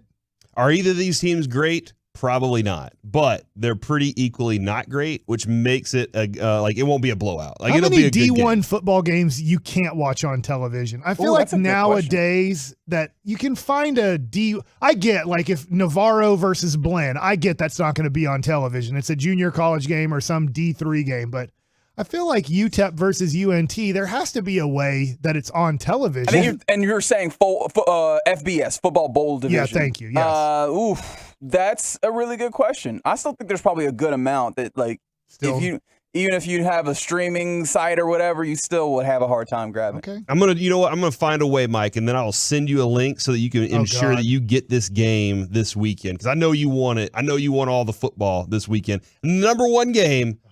Nebraska versus Northwestern. That's 12:30 on Fox. So get ready for that one. That's a conference game. Yeah, man. Get ready for this. Well, hold on. They're in the Big Ten together, right?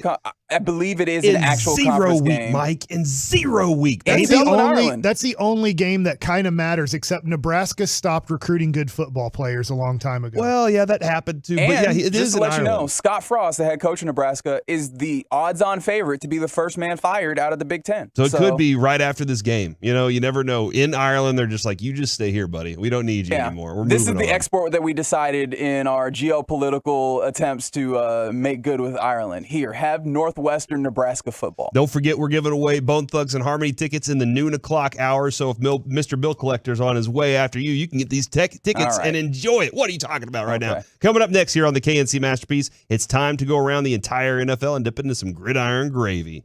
Next on The Fan. It's all in the details.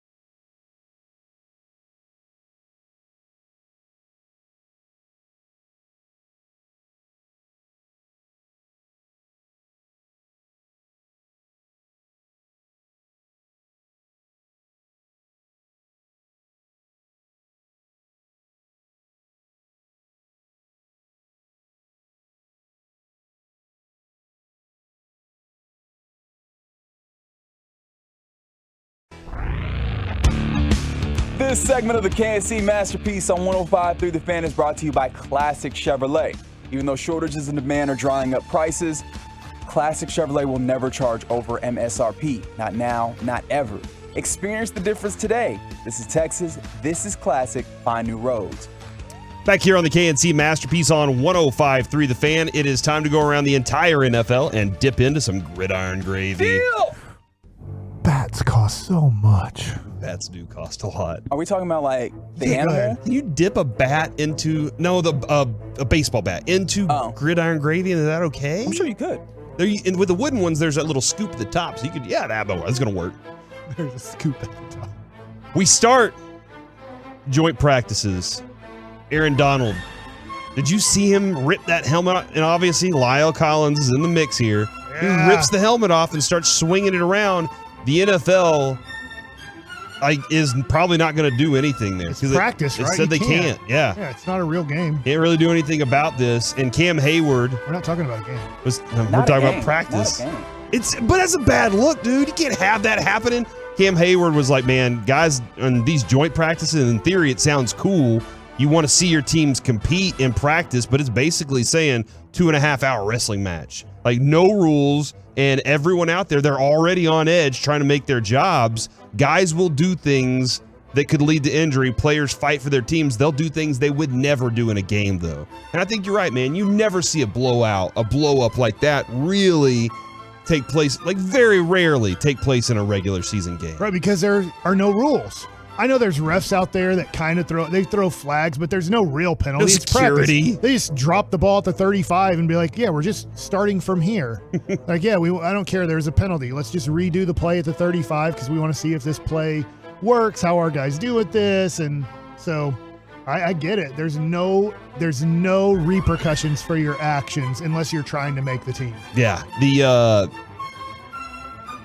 I'm very interested, though, like what the conversation with Aaron Donald is from the Rams. Do they even sit and have a conversation with him, or do they just go, well, I mean, Aaron be Aaron. We're just going to let him do his thing. Yeah, I don't think they have a conversation. And you know what? I'm everybody seems okay. I didn't hear any like very bad concussion injuries from this. It was just being swung around. There were a bunch of other guys kind of like with helmets on. That has to be pretty scary once you get your helmet ripped off. That now, because if Aaron Donald smokes you with a helmet, it's not going to feel good if you have a helmet on. But if you don't have a helmet on, yeah, it can crack your skull. If my helmet goes missing in the middle of a game in that moment, I am falling to the ground and trying to get out of that circle as quickly as possible. Just because, like, I have no protection over my head at this point. I did see that happen once in practice where two of my teammates got into a fight. One of the guys grabbed a helmet and broke the other guy's orbital bone. Miles Garrett? No, it was a different situation at the time, and it was. I thought maybe you were on the Steelers. Or no, it was in high school at Bryan Adams, but it was. I mean, that's basically the same thing. Yeah, well. Not really, but okay. I mean, Kenyon Martin went there. Yep, he certainly did. The Chiefs paid tribute Chiefs paid tribute to Hall of Fame quarterback Len Dawson, who passed away this week. Mahomes went onto the field before the team's first offensive snap with 12:38 remaining in the first quarter. The Chiefs reenacted Dawson's legendary choir huddle, which was before the sugar huddle. They stayed in the huddle until the play clock expired.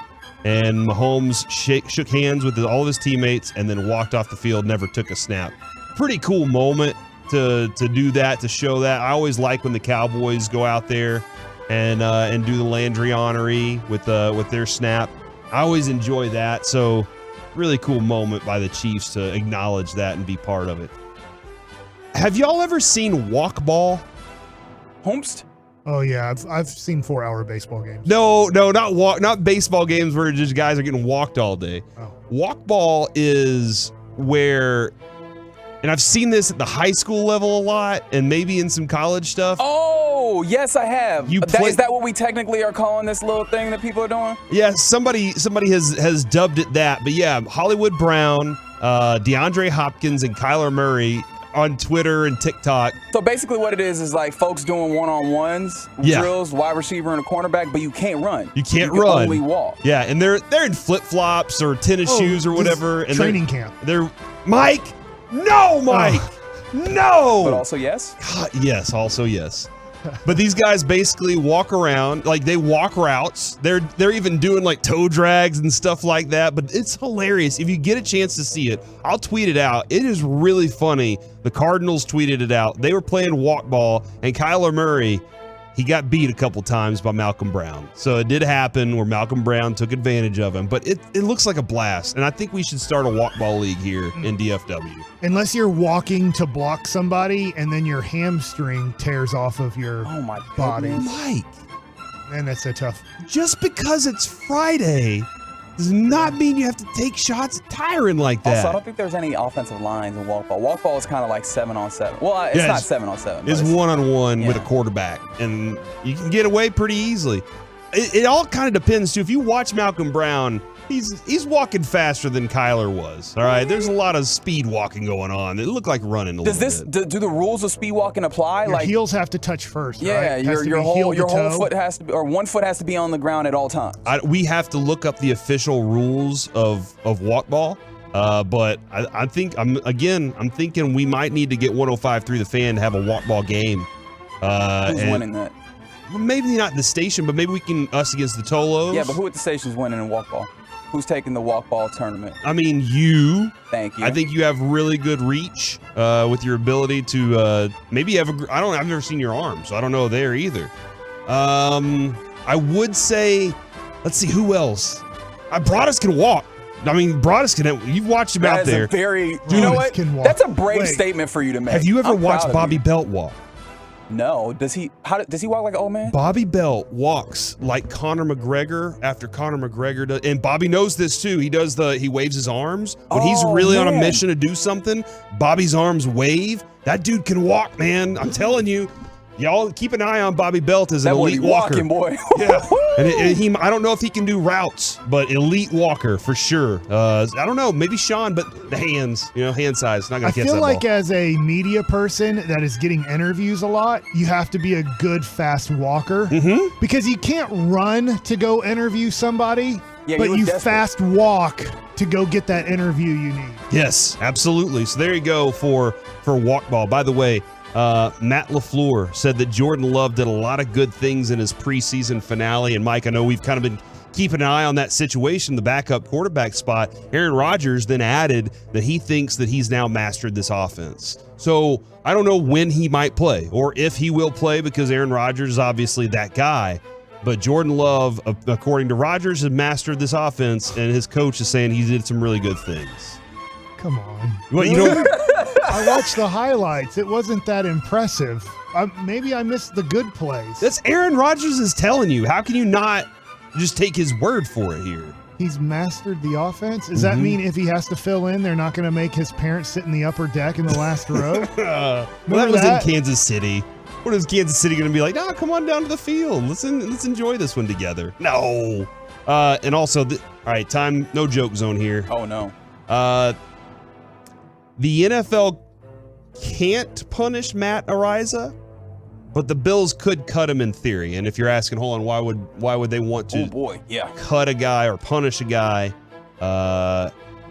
This story hit last night, and there was part of me that was like, oh man, like I've made Reggie the guy that I said That's Reggie. Not your fault. I've been very vocal about how good he is at punting the football, but this is significantly more important. As the LA Times reported on, I think now there's also a civil lawsuit of allegations that Matt Araiza in his time at San Diego State was involved in what's the right way to say this on air at 11:53 in the morning. Him and other people raped a 17-year-old girl, according to the lawsuit. Yes, allegedly. So the details of the situation, as alleged, is that when he was 21 years old at San Diego State, there was like a party at his residence where obviously there was alcohol. He actively gave the 17-year-old alcohol, and then had sex with her, and also like other players that were named, 2 other players that were named on the team also engaged with it without consent. So yeah, it's a really bad place. It's a bad look entirely. And Now, this was taken to the San Diego police, but I'm trying to remember which police department, so let me not speak out of turn. So it was taken to the police. The police department seems to have kind of dragged their feet as they've been going through an investigation, and they told the university not to act while they are going through their investigation. And we only just yesterday learned that Matt Araiza, in addition, the names of 2 other football players were involved with this. But supposedly, reporting has showed over the last 24 hours that the Bills did not know about this when they drafted Araiza. Yeah. However, they were informed of this before they cut the other punter and basically made Matt Araiza the only punter on their team. Oh, interesting. Yeah. Oh, that's another interesting turn on this. Yeah, evidently the personal conduct policy does not encompass alleged misconduct occurring before a player is drafted. Which I'm trying to go back on the timeline. The Ezekiel Elliott thing ends up being a real I can't remember in that timeline. Was that while he was training after he was drafted, or was it before? Because I can't remember. So if anybody can help me out with that. But yeah, they said it doesn't stop the Bills from cutting if they choose to do it. And I don't know if they would choose, but look, man, you can't do that. You can't. That is, yes, correct. You cannot rape people. You can't go out and do that. And I don't think you should be able to go out and get away with it and then just everything be cool. That's not going to stand up in any way, shape, or form. And so, very serious story to kind of keep an eye on. And that drop last night was a big time topic. All right, coming up next here on the KNC Masterpiece, does CeeDee Lamb need one great season to get the respect that others already have? We do it next to the Fan.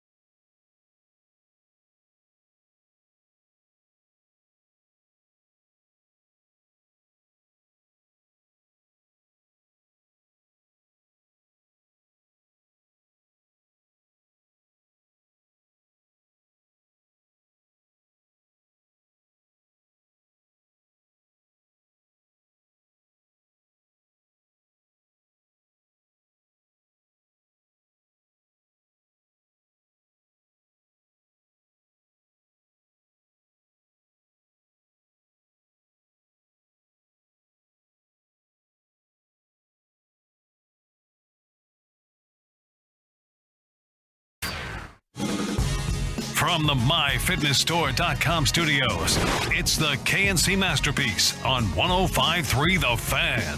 Back here on the KNC Masterpiece on 105.3 The Fan, 877-881-1053. Does CeeDee Lamb just need one great season to get the respect that other receivers already have? And from the 3-2-3, CeeDee can't win on a jump ball, no respect. I don't know that that's not in his game. I want to see that be more effective. I feel like that's the one receiver, Mike, that when we've watched him, he does have space that he's allowed to get open and downfield. Like, hopefully yards after catch can be something Dak can take advantage of with that receiver. But we'll get into that in just a second, Mike. I wanted to pop this up real quick. Julio Rodriguez and the Seattle Mariners are finalizing a massive long-term contract extension. Here's what some of the structure of it looks like. $210 million guaranteed over 14 years with the ability to grow well over $400 million, includes player and team options. 14 years that could grow over $400 million seems like to me a steal this for like later down the road if he turns out to be that great. Yeah, but there's risk in this because of Fernando Tatis Jr. Yep, absolutely. Now, that being said, I'm sure Seattle would say, hey, he's much more mature, he's less injury prone, all these things, right? But he hit in the home run derby and then missed the next 10 to 15 games because he got hurt in the home run derby, even though they lied and said he got hurt somewhere else, right? They actually said he got hurt against the Rangers. And I'm like, so he was hurt against the Rangers before he hit 70 home runs in the home run derby. So his wrist was hurting him so bad that he went and hit 70 home runs in like 20 minutes in a home run derby. That didn't hurt it. It was the slide before the home run derby that hurt it. I'm pretty sure if he was hurt, he couldn't have jacked 70 home runs in 20 minutes. So that being said, you are right on this. That could be, if he's as good as everything plays out, that could be a great deal. I would say right now, San Diego regrets giving the $330-ish million. I don't remember the end number. It might be $350. I think they regret giving that to Fernando Tatis Jr. because there's a little bit of $340, yeah. No carrot at the end of the day. Yeah. You got it all. It's all, by the way, baseball is 100% guaranteed. Yep. You can lose it if you wanted to say, hey, that motorcycle accident, we're going to go to court and we're going to try to void this contract. Yep. You could win that, but I don't think the Padres want to do that. Also, it kind of sullies your kind of organization with other agents. Yeah, that makes sense. Oh, you're saying like if my guy makes a mistake, you're just going to try to void the whole contract. That gets to be a little bit of an issue with other agents, especially the agent of Fernando Tatis Jr. But anyways, that's pretty great news for Mariners fans that I know there's options in there, like you said, and I don't know when the options happen for player versus team, this and that. But if that contract worked out for 14 years, you don't have to worry about Ken Griffey Jr. leaving to go to the Reds. You don't have to worry about Alex Rodriguez leaving to go to the Texas Rangers. They thought they had something pretty special there in the 90s that they were going to build around Griffey and A-Rod forever. At that time, there weren't these deals available. Teams weren't doing these things. I wonder why not. Like just because it was unprecedented? Yeah, because nobody had really said, hey, what if we do a 14-year deal? They were just too afraid of that's just too many years, too many things can happen type of deal. We're just not going to do those type of contracts. And I can't remember the first one that went through that really... Bobby Bonilla, yeah.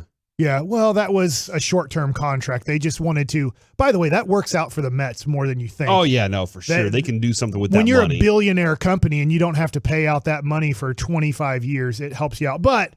was A-Rod's deal with the Rangers not one of... Was that I felt like it was a 10-year Well, yeah, deal. but it wasn't like an extension. That when you hit free agency, it's a little bit different. You're competing against 29, 30 teams, yourself and then 29 talking other about teams. these extensions. I'm talking about the extensions where Fernando Tatis Jr., now it looks like Julio Rodriguez. I know like Ronald Acuna Jr.'s was only like 8 years, but you're just looking at these big-time lock-in contracts. Obviously, Juan Soto wouldn't do it, right? And that's why he's not a national anymore. And by the way, if he's getting upwards of $400+ million, I know not all guaranteed, as in there's either you hit this number, you get this much more money.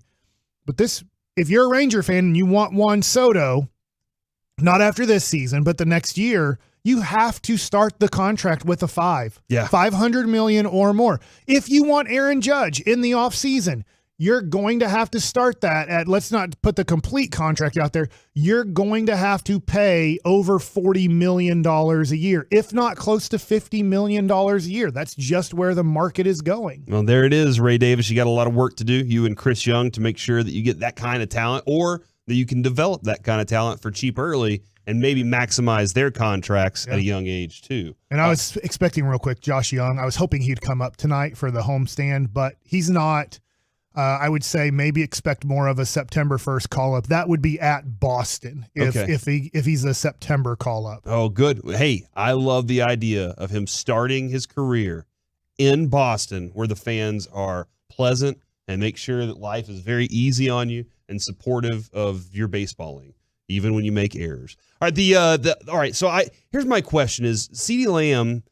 I think, Mike, when we look at top 10 lists, he's not involved. Right. He's an honorable mention. Honorable mention in almost every single list that I see. And that's why, like, when it comes to the Cowboys saying, hey, you know what, we are going to replace Amari Cooper with CeeDee Lamb this year. A lot of people are like, hold on, this isn't going to work, man. Like, we have so many questions because it worked so well last year, obviously. But CeeDee Lamb is in the honorable mention list.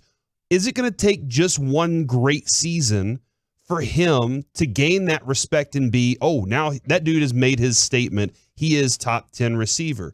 I found a list from Devin McCourty over the week, and it was he's the former I'm sorry, Jason McCourty. Okay. Yeah, Jason McCourty, and one of the McCourty brothers.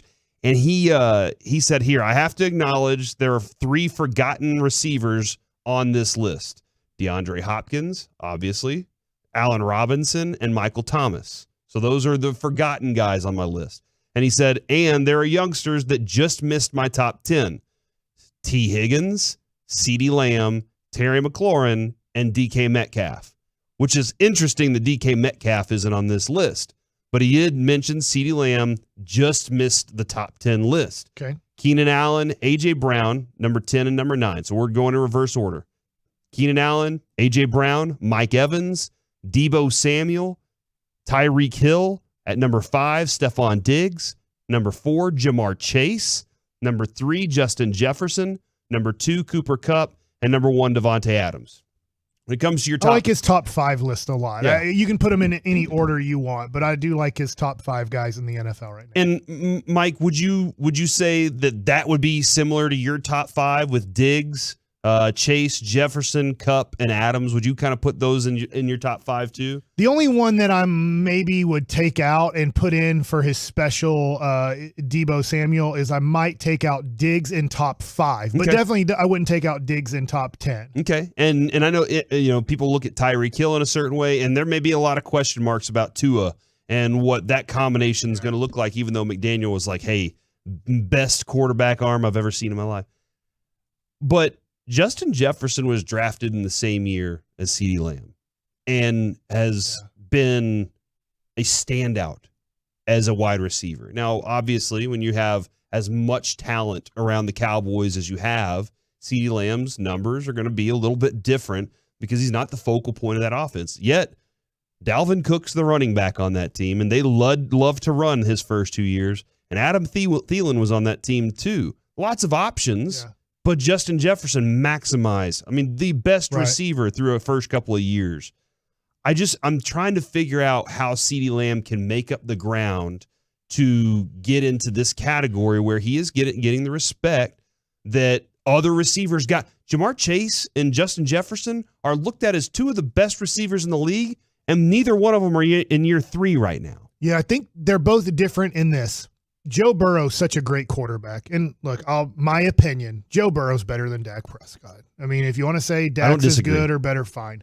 But Joe Burrow will take big-time risk with Jamar Chase and say, hey, go fly, and I'm going to throw it up there, and I trust you're going to go get it. A lot of trust There's a lot there. of deep throws to Jamar Chase. Now, not all throws are deep throws to Jamar Chase, but I don't know if Dak is that risky in going, I'm going to just lob it up about 30, 40 yards down the field, and I trust that you're going to win the battle. Which wins so much more in today's NFL than it used to. Now, this is where CeeDee Lamb can be a top 10 receiver, and there's a lot of things that go into this. And I do think that if he has a great year, yes, it just takes 1 year. This year, his third year, he goes out there and let's just say it's 1,500 yards on approximately 100 catches and 10 touchdowns. I do think he bumps out.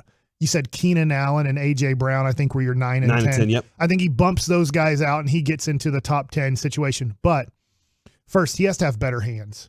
His hands have to get better. So catching in traffic, at times it's not even catching in traffic. Sometimes he makes spectacular catches and misses the easy catches. Here's the other thing. Dak has to hit him in stride when he's running 20 miles an hour. Yes. Because what we haven't seen from CD, which you can talk about this watching more Oklahoma than I have, watching more highlights of CeeDee Lamb than the real whole game, is he seemed to be good at catching 5 and 10 yard passes from Jalen Hurts and then turning them into big plays. Oh, he was very good at bubble screens. So that's where he can make a name for himself, because I don't think, this is my opinion, Dak's going to have time for 30 to 50 yard routes to become available. I don't think the offensive line is going to be good enough this year to plan on, we're going to have play action, hold the linebackers, maybe get the safeties and look them off and have CeeDee Lamb run 40, 50 yards down the field. I just don't think there's going to be enough time for that to happen, which is going to hurt the offense overall. But what can you do? If I can get rid of the ball quickly, hit the guy on the move, a lot of Cooper Kupp, a lot of the things that make the Rams so great, and to me, Sean McVay, the best coach in the NFL today, is that he schemes ways to get guys open quickly and then keep going with the football. You're not catching it standing still. You're catching it on the move where you can make a big play out of this 5 to 10 yard pass. Yeah. Can Kellen Moore, so this is a lot, can Kellen Moore, and probably not in this order, but can Kellen Moore create plays that get CeeDee Lamb the ball on the move where he can do some of the things that he was special at Oklahoma? Can Dak Prescott accurately throw the ball in these small windows, get him the ball while he's still on the move and not have to sit down to catch it, not have to stand still to catch it? Like, that's Dak, who's not that great at that. And then when the ball's thrown to you, CD, and it's catchable, you need to catch. I'll give you 1 out of 20, but you need to catch 19 out of 20 catchable balls. Man, Mike, this is a discussion I wish I could have asked him a little more when we were out there in Oxnard talking with him, because he talked about watching and studying Aaron Rodgers and Davante Adams and the way that they did things and the way that Davante Adams would release off a cornerback and, the places that he could get open. And I do wonder, which ones, when you watch Cooper Kupp, what do you see in Cooper Kupp that, I'd love to pick at a receiver's brain to see what they think about other receivers too. And maybe we'll get that opportunity to talk with them about it next year or sometime this season. But when I watch Cooper Kupp, I watch a guy that is so on the same page as his quarterback. That's where their advantage is that he sees what his quarterback sees. And this goes back to the Michael Irvin ESP commercials where they would be like, the footsteps, all that stuff. Yeah. Is he's on the field and he looks and he goes, oh, and I know where I'm about to go and why I'm going to this spot to get this, because it's about to turn into 30 extra yards. And Matt Stafford delivers. I don't know that they're there yet, that trust is there, that component of their game is there. I know that they were working hard together on, hey, when we run this route, we saw it in practice. We're running this route. Let's go practice it a little more. Let's try and I need to understand what you want as a receiver, but I also need you to understand what I'm seeing as the quarterback. So I think that's one of the main factors for this season. And I do think that one great season can change everything for CeeDee Lamb. Right. Now, I'm looking at the fan text right now, and it's just he needs to quit dropping balls. Yeah, he caught about 67% of his passes in his first 2 seasons. So, I want more. I want 75%. And I know that that can be, with Mick, that can be a little misconstrued because you can throw a ball 10 yards over his head and it's called a target that wasn't completed. That had nothing to do. But the ones where he drops, and he has too many of those, where it's an easy catch or it's an NFL, you have to make that play in the NFL, especially if you want to be special. and he'll drop those. He has to get better at that. But here's what else I wonder when you talked about Matthew Stafford, and we saw this with him and Calvin Johnson early in Matthew's career when he had Calvin Johnson, and now when he has Cooper Kupp, another really special receiver, is he doesn't mind locking in on that guy, not his eyes where everybody knows where he's going, but he's like, no. We have a mismatch today. I'm getting the ball to Cooper Kupp. I promise you. I don't care if you show me double team to him. I know that I trust that he's going to your point, the footwork and speed and quickness and everything he does, he's going to give me a pocket and a window to throw to. I'm going to trust that he's going to snatch that ball and not miss it for an interception or tip it up in the air for an interception. And Aaron Rodgers is great at that too, of like, look, when I have the mismatch, whoever it is, sometimes when Devontae Adams is hurt, he's like, yeah, Alan Lazard or Shlomo Glitzstein or whatever. Like, I'm just going to light you up. And then we're like, wait, should I pick him up in fantasy? That dude just had 7 catches for 150 and 2 touchdowns, and he does nothing the rest of the year. But I think that Dak Prescott, when he sees something that he doesn't think is available, he'll work away from that. And I think Jesse Hawley, who talked about what they should do to CeeDee Lamb during training camp, probably wasn't done. And I don't know if 1, Dak Prescott, and then 2, CeeDee Lamb are going to overcome what they're about to see, because I don't think they're going to respect in week 1 Noah Brown or Simi Fehoko or Jalen Tolbert. I don't think there's going to be any respect to the other receiver or receivers on the field, and they're going to dare Dak to go that way, and Dak will usually do that. You're right. He will not go, no, I don't care. Like, I'm so good and he's so good, we're still going to light you up. Yeah, hopefully that can change in year 7 for Dak and year number 3 for CeeDee Lamb. Coming up next here on the KNC Masterpiece, Mike said something the other day in a break about betting and why we do betting with Bassick. What is the thing that gets you juiced up for football season next year on The Fan? 2 of the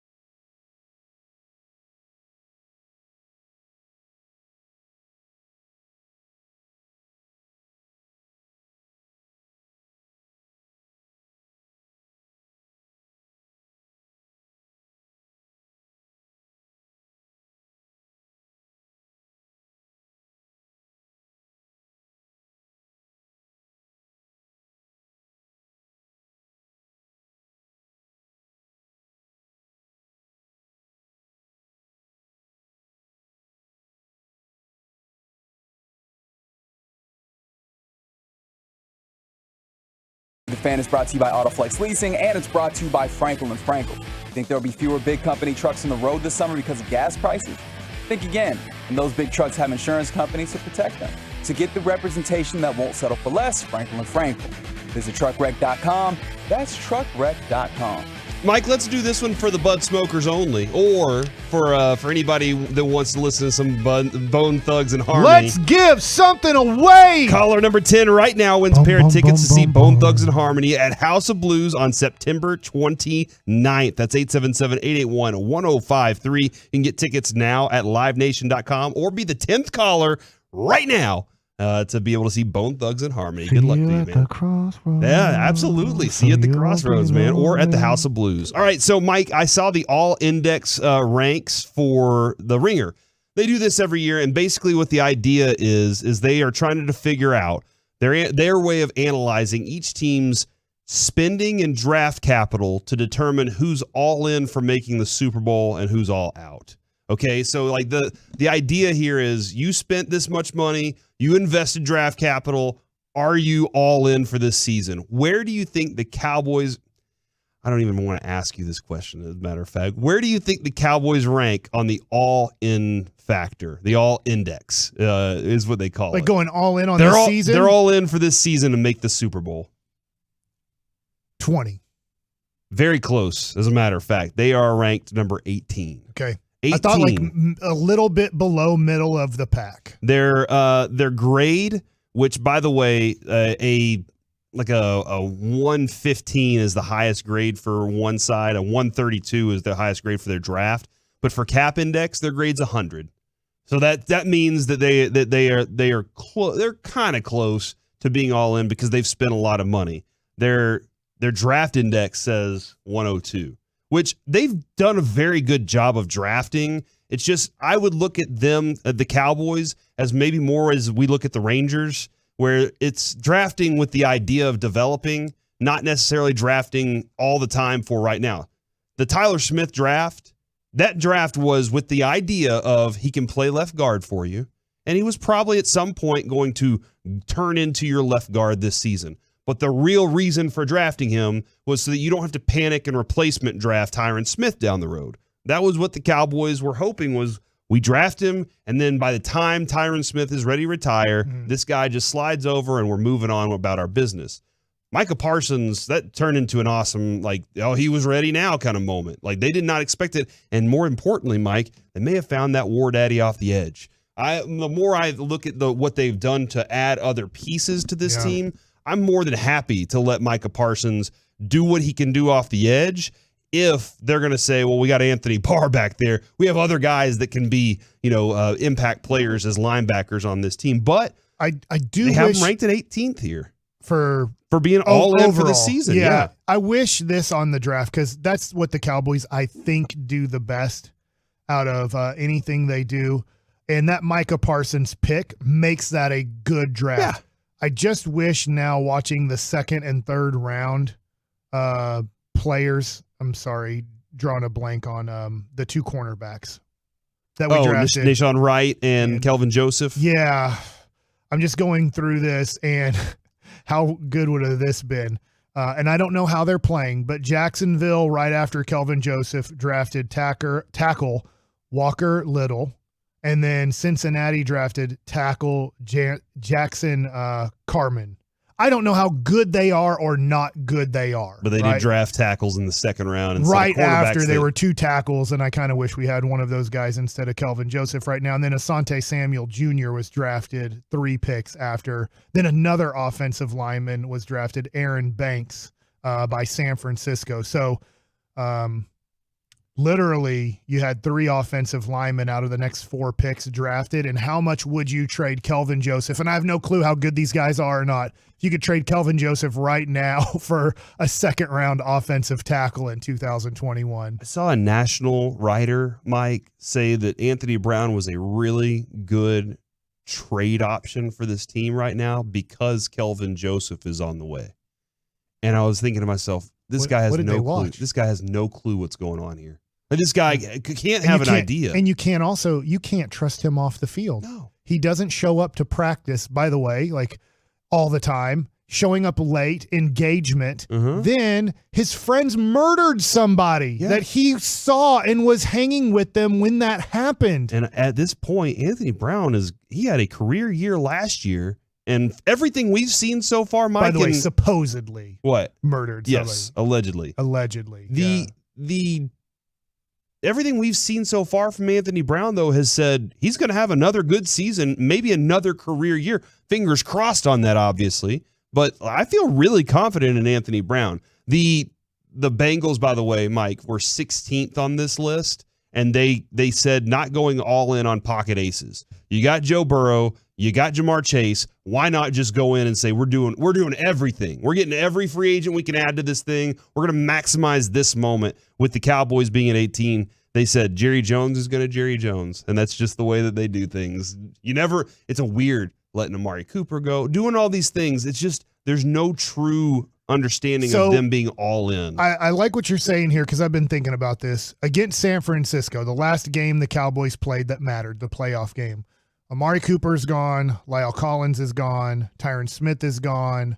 Connor Williams is gone, right? We lost 4 of our starters. Randy on the Gregory is gone on the defensive side, Right, but offensively, we've lost 4 guys. We've replaced them with, we think Tyler Smith is going to be one of the replacements. Yeah, and McGovern. McGovern will be another replacement. Terrence Steele, we know, is a replacement, and we don't know for the first couple weeks. Most likely. I know Jerry Jones is trying to sell Michael Gallup's coming back for week 1. Yeah. I don't buy it. I gotcha. I think he's going to be back for week 3. I do think he's going to be back for week 3. But we don't know right now who the replacement is for Michael Gallup because, not that I was high on James Washington, but he got hurt. Jalen Tolbert has looked very rookie-ish in his reps so far. I don't disagree. Simi Fehoko is okay. Noah Brown has not done he looked good at times, but he has been in the league for 5 years now. Yeah. So we don't know who. So we have all these 4 replacements, and they're literally all unknowns. The best known is Terrence Steele. Which is, here's my only understanding that Jerry's doing, and the optimistic Jerry will come out at some point. I mean, it's already actually happened. That those guys by midseason have gained form. That they've learned enough by midseason that when you get to the playoffs, they can do something. Because to start this season off, and Banny's approach was, I don't need you, Darvish, in game 1. I need him for the rest of the season. But they are saying, look, we knew it was going to be camp. We were going to have to get our hands on these guys. We have a great opportunity to grow by the middle of the season. And maybe that's the case, Mike. Maybe early on in the season, we're in a hole. We are in a hole, and Mike McCarthy's got to figure out how to get this team out of it. Now, I think defensively, by the way, I know losing Randy Gregory, I think that I'm really with you on the optimism on the defense. The only thing I wonder is, how are we going to get teams to be turnover prone if they know they only have to score 24 points to beat us? Yeah. Where last year you started off so hot offensively, you felt like you could score teams all day, probably felt like, hey, we got to push the ball, because if we sit back and punt and say, hey, let's not take a risk here on 3rd and 8. Let's call a play. If it doesn't work, fine, let's punt. Well, man, if we punt the ball to Dallas and they get up 14-0 on us or 10-0, we're in a little bit of trouble here, because I don't think they're going to stop scoring.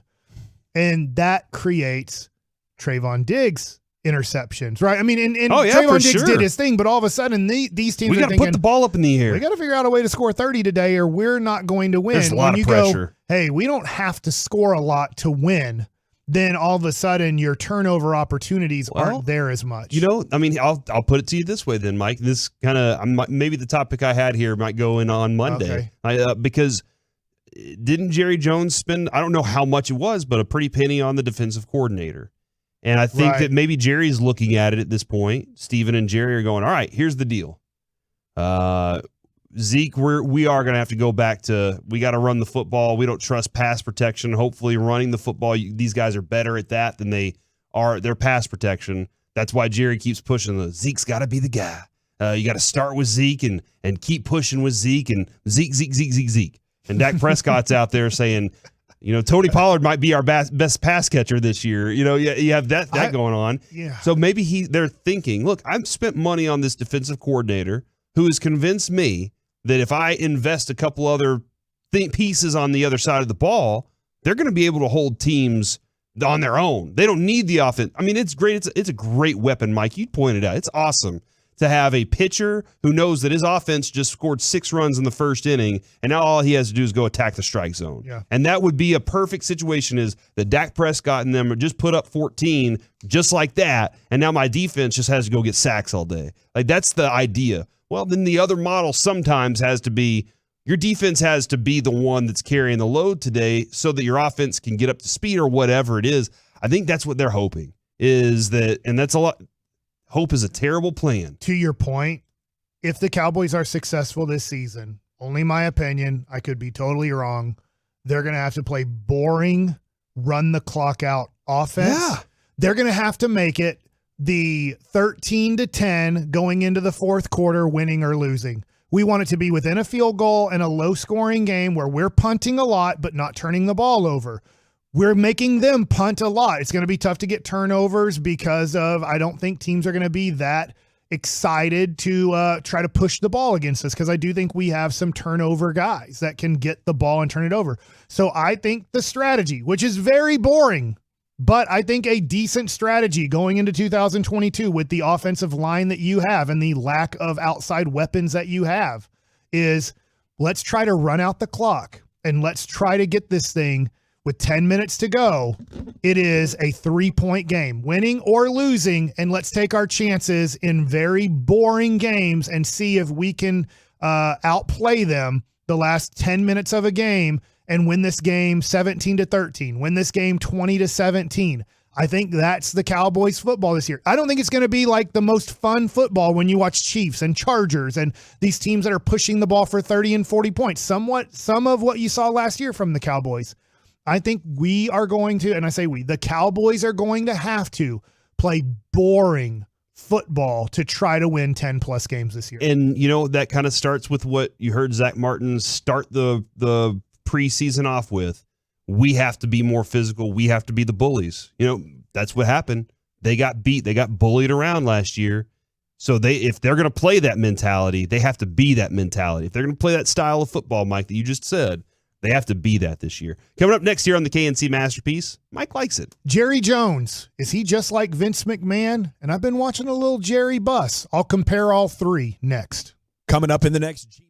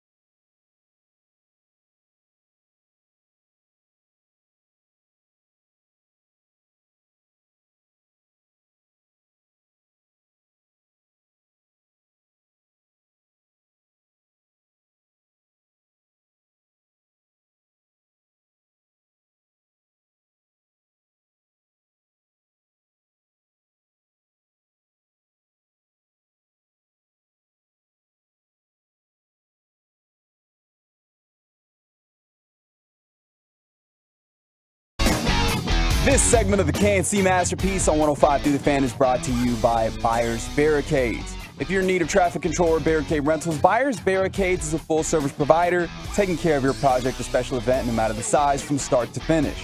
The Texas Authority and Barricade Rental is buyersbarricades.com.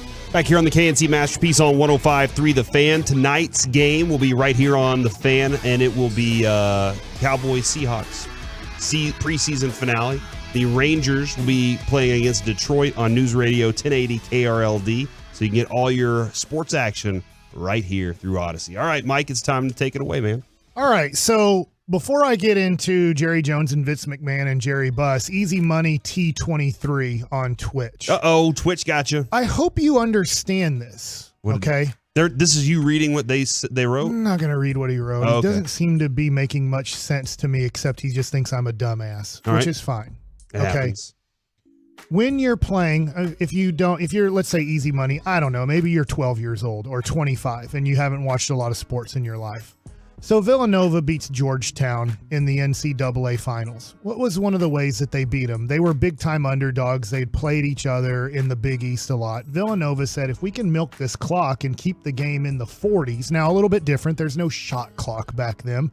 They said, this gives us the best chance to beat them. Because we can't keep running and gunning. We have to limit the possessions of Georgetown. Or let's just take it to current basketball. Let's just talk about LeBron James and D. Wade and Chris Bosh in their prime. Hey, you know what? The more possessions we give, we lose the ability to win. We want to limit possessions. We want to, in football, let's just take my football case of saying, hey, I don't need to score 30 points. I'd love to score 40 every game, but do I need to score 40 points against the New York Giants to beat them? Corey, I'm asking you, do you think we need to score 40 against the New York Giants to beat them? No. How many points do you think we need against the Cincinnati Bengals to beat them? 35. Okay, there's a big difference, though, in facing the Giants and facing the Bengals because of their potent offense that we just saw in the playoffs, lighting up Kansas City. I can't remember all their games, but you're like, hey, man, Joe Burrow, Jamar Chase, like this is going to be tough to slow them down. Yep. We might have to have a more aggressive offensive game plan because if the game plays out and you make adjustments during the game, but we might want to run the ball against Cincinnati. And I know you want to run the ball effectively against everybody, but I struggle to talk to some people when I don't feel like they have the education to talk. And so it's like, guys, there's a difference in who you're facing and the opponent and what you're trying to accomplish in timed games. Now, in baseball, it's a little bit different. I can't run out the clock. I'm playing 9 innings no matter what.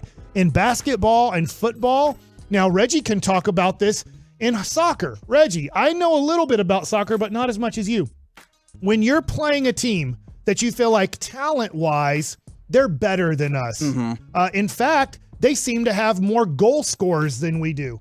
Don't teams usually pack the defense and then try to almost put the game down to, we kind of want it to be 0-0 and then see if we can get, I don't know if lucky's the right word, but take advantage of a situation, a break situation where we win this game. But we're almost going to milk the clock here to try to limit the possession of the team that's better or more aggressive than we are. Yeah, I think that's absolutely fair. There's certain teams that kind of play 11 behind the ball. Make sure that you keep a tight defensive line and you keep it compact, make it difficult for probably the more tactically advanced or, more talented team to, get easy looks and then just try and boot the ball over top and run and maybe see if you could make something happen. Yeah, that absolutely is a strategy. In hockey, you're going to try and bury the puck in the boards or in the corners and just slog down the game. I feel like this is a very simple concept that's been happening my whole life in sports. And I think the Cowboys have to look at this year and go, we don't have a potent offense until you do, right? Like if Michael Gallup comes back and he looks like Michael Gallup and you're like, all right, now we're better. If you think you can't, but the offensive line's a big question mark for this team. Russell Wilson won his first Super Bowl based off of punting. Mm-hmm. I don't know if people understood this, but here's the deal, guys. Maybe I can explain this more to Easy Money T23, and there's another person who's struggling to understand this concept. So what the Seattle Seahawks would do early on in Russell Wilson's career they'd say, hey, 3rd and 7, 3rd and 8, we're going to be risk averse. We don't want to really take a risk in turning over the ball because here's what we think. Punt the ball.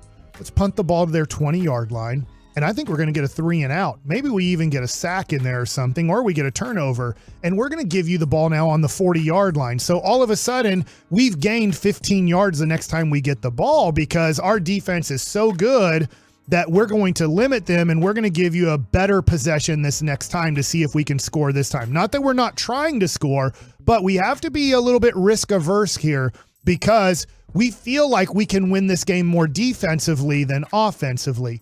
So that's where I'm getting at. Hopefully that explains it to people that don't watch a lot of sports or understand how underdog teams have won championships or overcome what seems to be a better team or a better offensive team. Now, through strategy?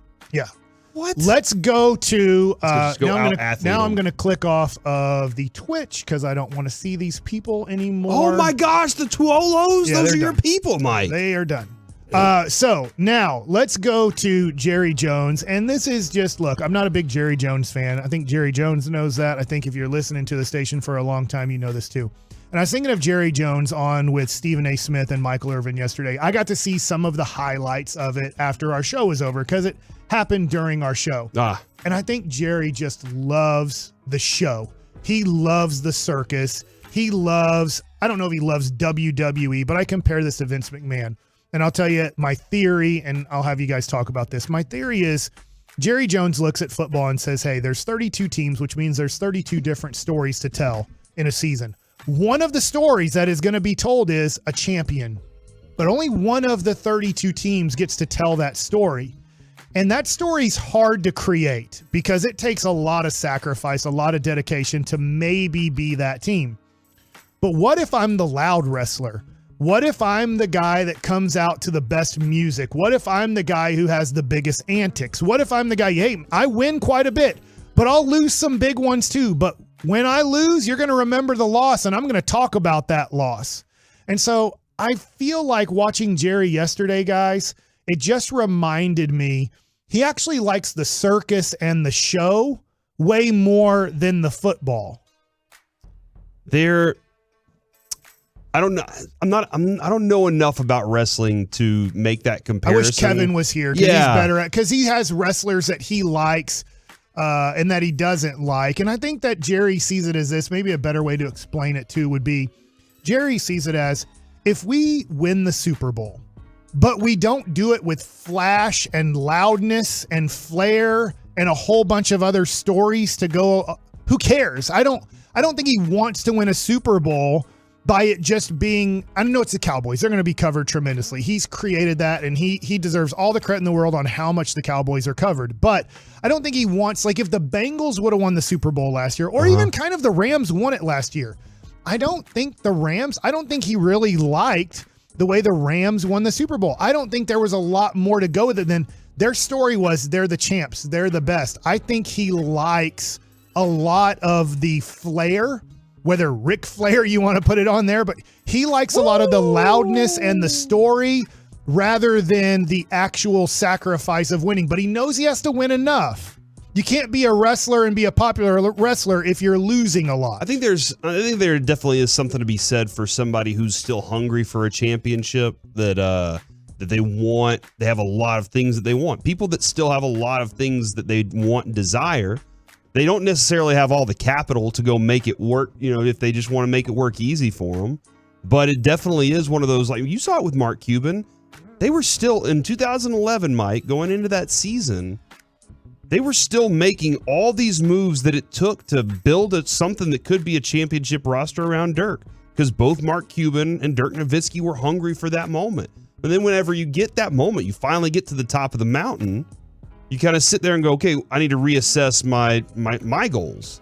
And I think that at this point, I think that Jerry Jones probably, I think that unfortunately his name is GM as well.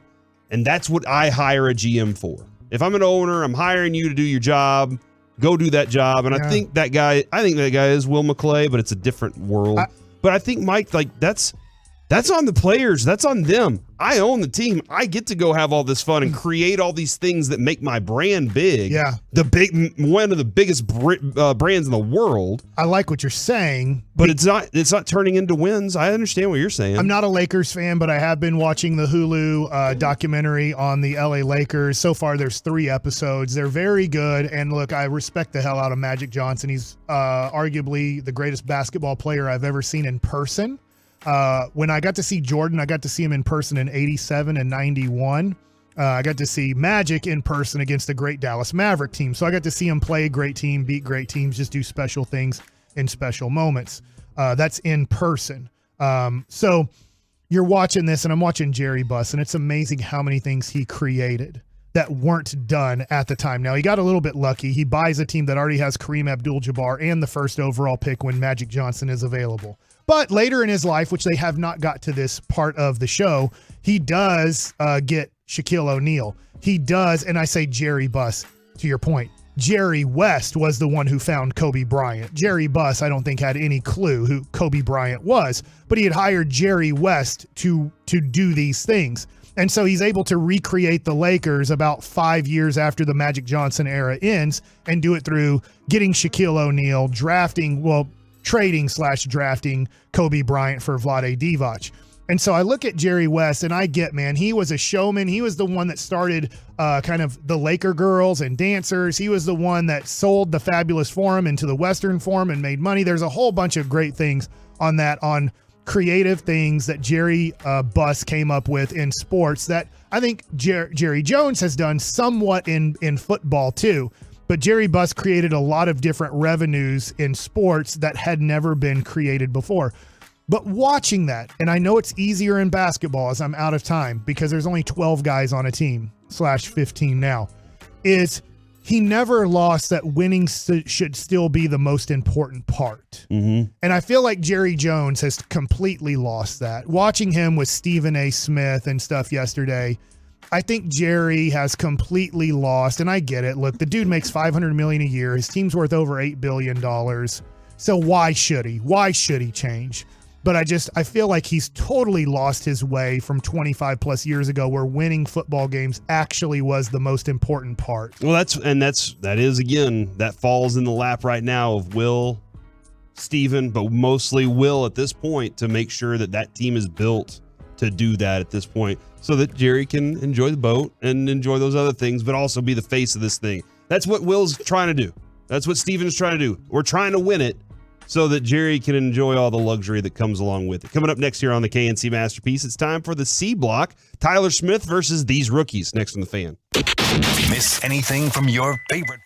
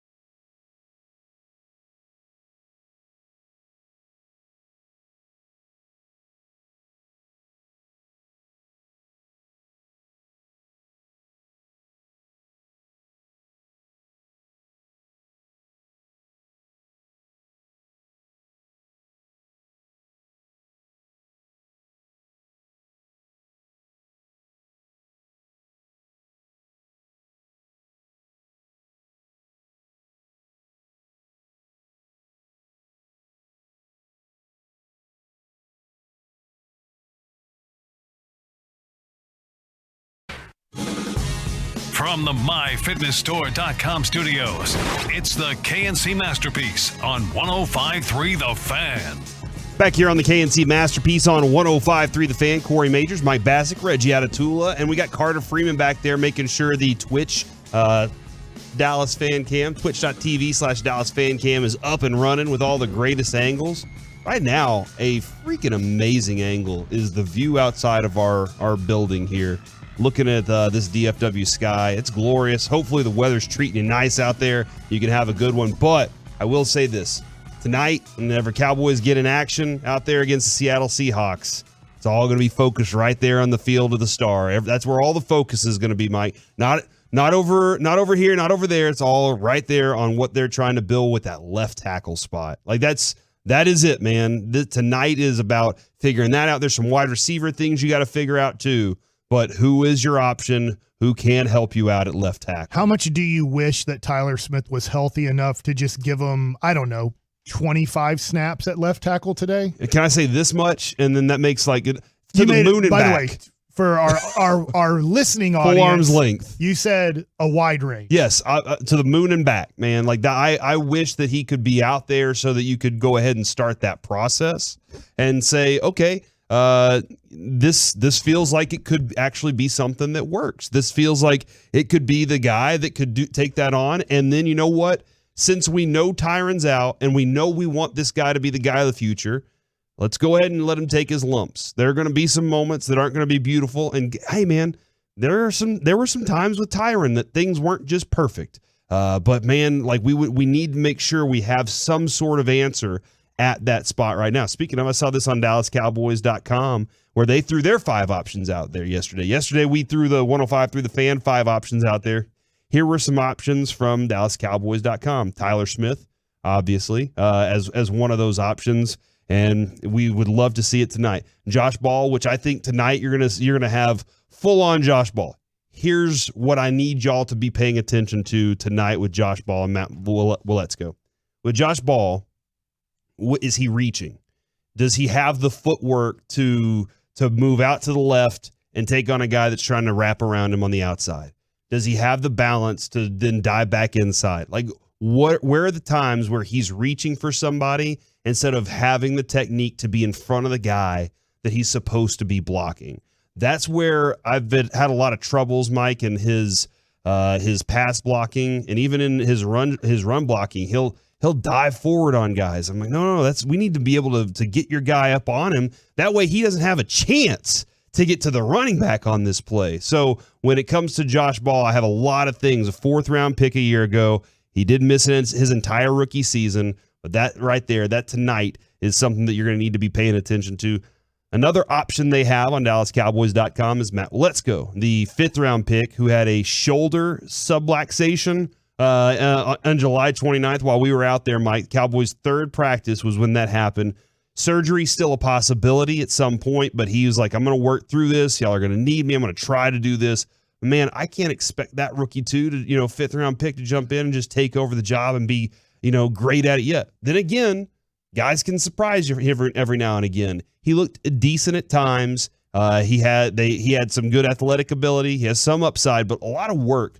A lot of guys, when I'm talking about this position, it's not polished. And that's where I have a lot of concerns. Terrence Steele, the Cowboys, they committed to Steele last year on the right side and this year on the right side. Do you say, you know what? Hey, man, we need you to do this again. I know this is very similar, Mike, to like how Kevin Gray must have felt when Sean was taken off of work a lot of times, and they were just like, all right, Kevin Gray, we need you to come in. He's like, all right, I'm gonna get my legs under me for the next couple days. I got rolling here, and then Sean's back, and then you're like, okay, that's how it is. Like it feels with Terrence Steele and Tyron Smith, where every once in a while you're like, all right, Tyron's back. Don't worry about it. We're good. Go back to the right side. Focus there. He's like, okay, you're gonna go back over. Oh, hold on, he's hurt. Middle game. All right, I got to go bounce back over to the left side. And that's how Kevin Gray must have felt a lot of those times when he had to fill in for Sean. You know, what you're saying here is it just makes me think about draft. And I know Michael Lombardi's been on our station a lot, and he loves drafting pretty much every pick to be guys that protect the quarterback and guys that go get the quarterback, because the game's won in the trenches. It's been said a zillion times by a zillion different people is I almost feel like you almost need to have this philosophy. Every draft, one of our first 3 picks have to be an offensive lineman. It doesn't have to be our first pick. It does help. If you're not going to spend in free agency, yeah, like you have to be able to invest in positions where you're going to need 5 players just to start with. And I know the Cowboys have somewhat done that, right? Connor Williams was a 2nd-round pick. I know he's moved on. McGovern was a 3rd-round pick. Tyler Smith was a 1st-round pick. And I know Biotish was a later pick. I believe 5th round. It might have been into 4th, but 4th, 5th round pick for Biotish. But you almost feel like in 2021, I just go back, and it's not a mistake. I mean, I think Micah Parsons was a great pick. But you took cornerback, and I know you needed a need there. There was a major need there. But now it's like, gosh, I guess the way the Cowboys, where they're at, I mean, Zach Martin, as great as he still is, and he's, to your point, I think he's a Hall of Famer, but Tyron Smith is not going to be because of his injuries. Yeah, I have concerns about Zach Martin in the future here. Yeah, I know. His career is now on the downhill. It's not at his peak, right? He's still a all-pro guy, still one of the best guards in the game, but he's now a guy that you have to look in the next 3 to 5 years that his career is going to be over because of age and longevity, wear and tear at that position. So you just have to start going, wow, we are Terrence Steele. Can we really count on him for the next 7 years to be an offensive tackle? This is a big year for him because there's going to be a lot put on him. I think Zach Wolchek said it yesterday, and I'm saying it today, is you can't help with him. You can't send help that way because he's going to be your better offensive tackle to start the year. Yeah. You're probably going to need to help. I think it'll be Tyler Smith, to your point. But if it's Josh Ball to start because he's had more reps there in training camp and in preseason football, that you go, look, we're going to start Josh Ball in game 1. I don't think they will, but if they do, you're pretty much going to have Zeke or a tight end, whether it's Schultz or Ferguson. You're going to have them help out almost every passing play that you make. Yeah, man. I've heard Broadus talk about that too on Zach Martin and still having to keep his right hand out there just in case for Terrence Steele. And helping Biotish too. And he's like, hey, I got, what was it? I'm going to try and get this right. Broadus said, you good? All right, now I got to go over here. See you later. He's having to do a lot of things out there. And so, Mike, and that's what, we talk about pitching with the Rangers. Obviously, with the Rangers, we would love to have one really great ace on this team. Right. Then you look back and you're like, oh, hold on, we have 3 pitchers maybe. And you're pinning a lot on Dane Dunning to be really good. But and John for Martin Perez to come back. Yeah, Martin Perez, Dane Dunning, and then you're still trying to figure that out. And we're talking about you need 8 pitchers. Starting pitchers to start a season and make it all the way through. Think about this with offensive linemen, defensive linemen, cornerbacks. Those are the real positions. I'm always like, you got to have depth, deep depth. And you can't just go, well, you know what? I'm an all-pro at this guy. And then expect that things are just going to be the same, not having an all-pro backup. That's the fall off that you're going to get. Yeah. And anybody that wants to discuss and argue the Tyron Smith Hall of Fame thing. Because somebody said you guys are delusional if you think Tyron isn't a Hall of Famer, and I don't think I'm delusional in this respect. He's a 2-time first team All-Pro. Yeah. At tackle. Yeah. That's awesome. That's really good. Being a 2-time All-Pro is big. I don't think that just gets you into the Hall of Fame. He's a 2-time second team All-Pro. That's really good. He's been an All-Pro 4 times, not a first teamer every single time. He's been an 8-time Pro Bowler. He was on the 2010 All-Decade team. He was on the All-Rookie team. Aside from that, what are the other credentials that go along with making sure he's a Hall of Famer? They haven't played in any Super Bowl games, and that's where a lot of the Hall of Fame guys get their credentials, is going in playoffs deep and being in the Super Bowls and getting that recognition that comes along with it. And as much as I love the guy, I mean, he was, freaking 19 when he was here, starting this thing, rocking this thing. It was awesome, and he's played all this time. But there have been moments where he's been missing, and it's cost the team. How about this? Just to compare, this person's not in the Hall of Fame. He is a Super Bowl champion. He is a 4-time All-Pro first teamer. He is a 3-time second team All-Pro. So that's 7. And how many did Tyron have? 4? 2 and 2? Yeah. This guy had 4 first teams, 3 second teams, 9-time Pro Bowler, 2-time NFL leader, I'll just say in a major category, 2-time winner as the best player at his position.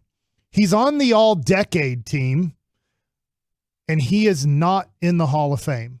Didn't get in. Now, who is that? DeMarcus Ware. Oh, well, he's going to get in. Right. And I do think so. That resume trumps Tyron Smith's by a mile. Okay, well, let me add this one to you. That was, by the way, that was the 2-time Butkus Award winner and a 2-time NFL sack leader in a season. 3-time Super Bowl champion, 3-time first team All-Pro, 4-time All Pro Bowler. You know who that is? No. Eric Williams. Yeah. Not in the Hall of Fame. Yeah. At tackle. Offensive linemen just aren't like right. Tyron Smith may be looked at by some as like, all right, we make the case for him. But man, there are a lot of things missing from the resume for him to get in. Great player. I don't think he's going to get in the Hall of Fame because of injuries. Yeah. The Hall of Fame, like I tell my son, guys, that's not for great players. That's for the greatest of players. It is so tough to get in because he had asked me sometimes about Michael Young or Adrian Beltre. And I'll be like, well, Adrian Beltre will get in. He's one of the 5 greatest third basemen of all time. And that's where you have to be in your category. And I just don't think that Tyron Smith is going to easily get in. Maybe after his 4th or 5th time on the ballot, maybe he finally gets in. And I can't believe DeMarcus Ware didn't get in with that resume. And that was just a snub of all snubs. But just to give you an idea of how tough it is to get in the Hall of Fame, Tyron Smith 100% will not get in the Hall of Fame his first time. And I think he's going to really struggle to stay on that ballot and make a real run. Tony Baselli? Really like Tony Baselli a lot, right? I was honestly a little surprised that he got in. So that's a good one for Tyron Smith to get in. 3-time first team All-Pro, 5-time Pro Bowler. He was on the All-Rookie team. He was on the 90s All-Decade team. And how long did it take him to get in? Like, I mean, every year it seemed like we were like, what? How's Baselli not in? That doesn't make any sense. Yeah. But now that's good. That's a good one for Tyron Smith, a comparison of a guy who got hurt, did not have a long career. Was never on a championship team. Right. And maybe that's something that does happen for Tyron before everything's up. Maybe Dak can lead the way and this thing can actually, get that championship that would really put a cherry on top for a Tyron Smith, for a Zach Martin, for those guys in their cases in the future. Real quick, I know we're sticking on Tyron Smith. He's obviously been the story of the last 48 hours. Do you think he plays another game for the Dallas Cowboys? I do. Man, it's very difficult to look at that injury and not go, why would you not quit? And the rehab road, Mike, you've been in rehab before, not drug rehab, obviously. Well, hold on. You don't know. Yeah. Have you ever been in drug rehab? Maybe I've kept that a secret. All right. Well, you know what? Maybe we'll get into that in our podcast. A lot of people say I should have taken drugs. But the rehab road isn't easy. And whenever you're at that point in your career, now, Mike, you were never the greatest offensive tackle. But the rehab part of it is very lonely.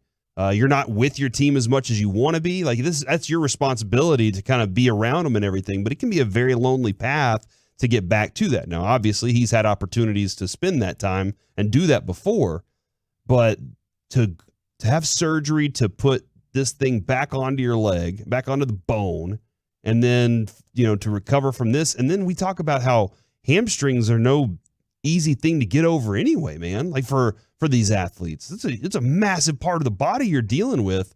It's going to be tough. I think that there is a possibility that if everything goes according to plan, that he can be available to you late in the season. I do think that, but I would not bet the odds on it. Supposedly, looking at Spotrac, which I've been told that's not the best website, he has made approximately $100 million before this season, and he's going to get $13.5 million this year. So they'll put him over $100 million easily for earnings. I don't know how he's saved his money or not saved his money. I don't know him personally at all, but He has one more year left at $13.6 million.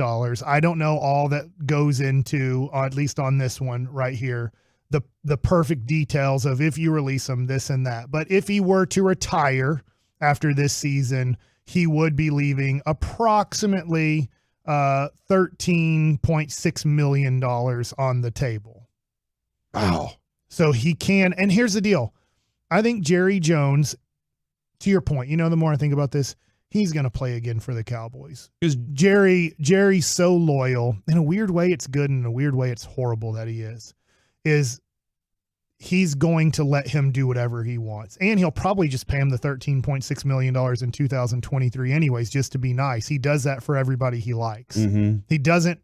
He doesn't care about ruining a team's cap or anything for players that he's fond of and just wants to give free money to. Because he's like, dude, I'm pocketing $500 million a year. You can have this. You were so great for us. Let me be great back to you. And you're right. Like, it's great if you're an employee. You're like, man, this is awesome. If you're trying to win that championship, it can be detrimental sometimes. Coming up next here on the KNC Masterpiece, it is time for the boldest predictions of college football season and Masterpiece of the Week next on The Fan. Where you go?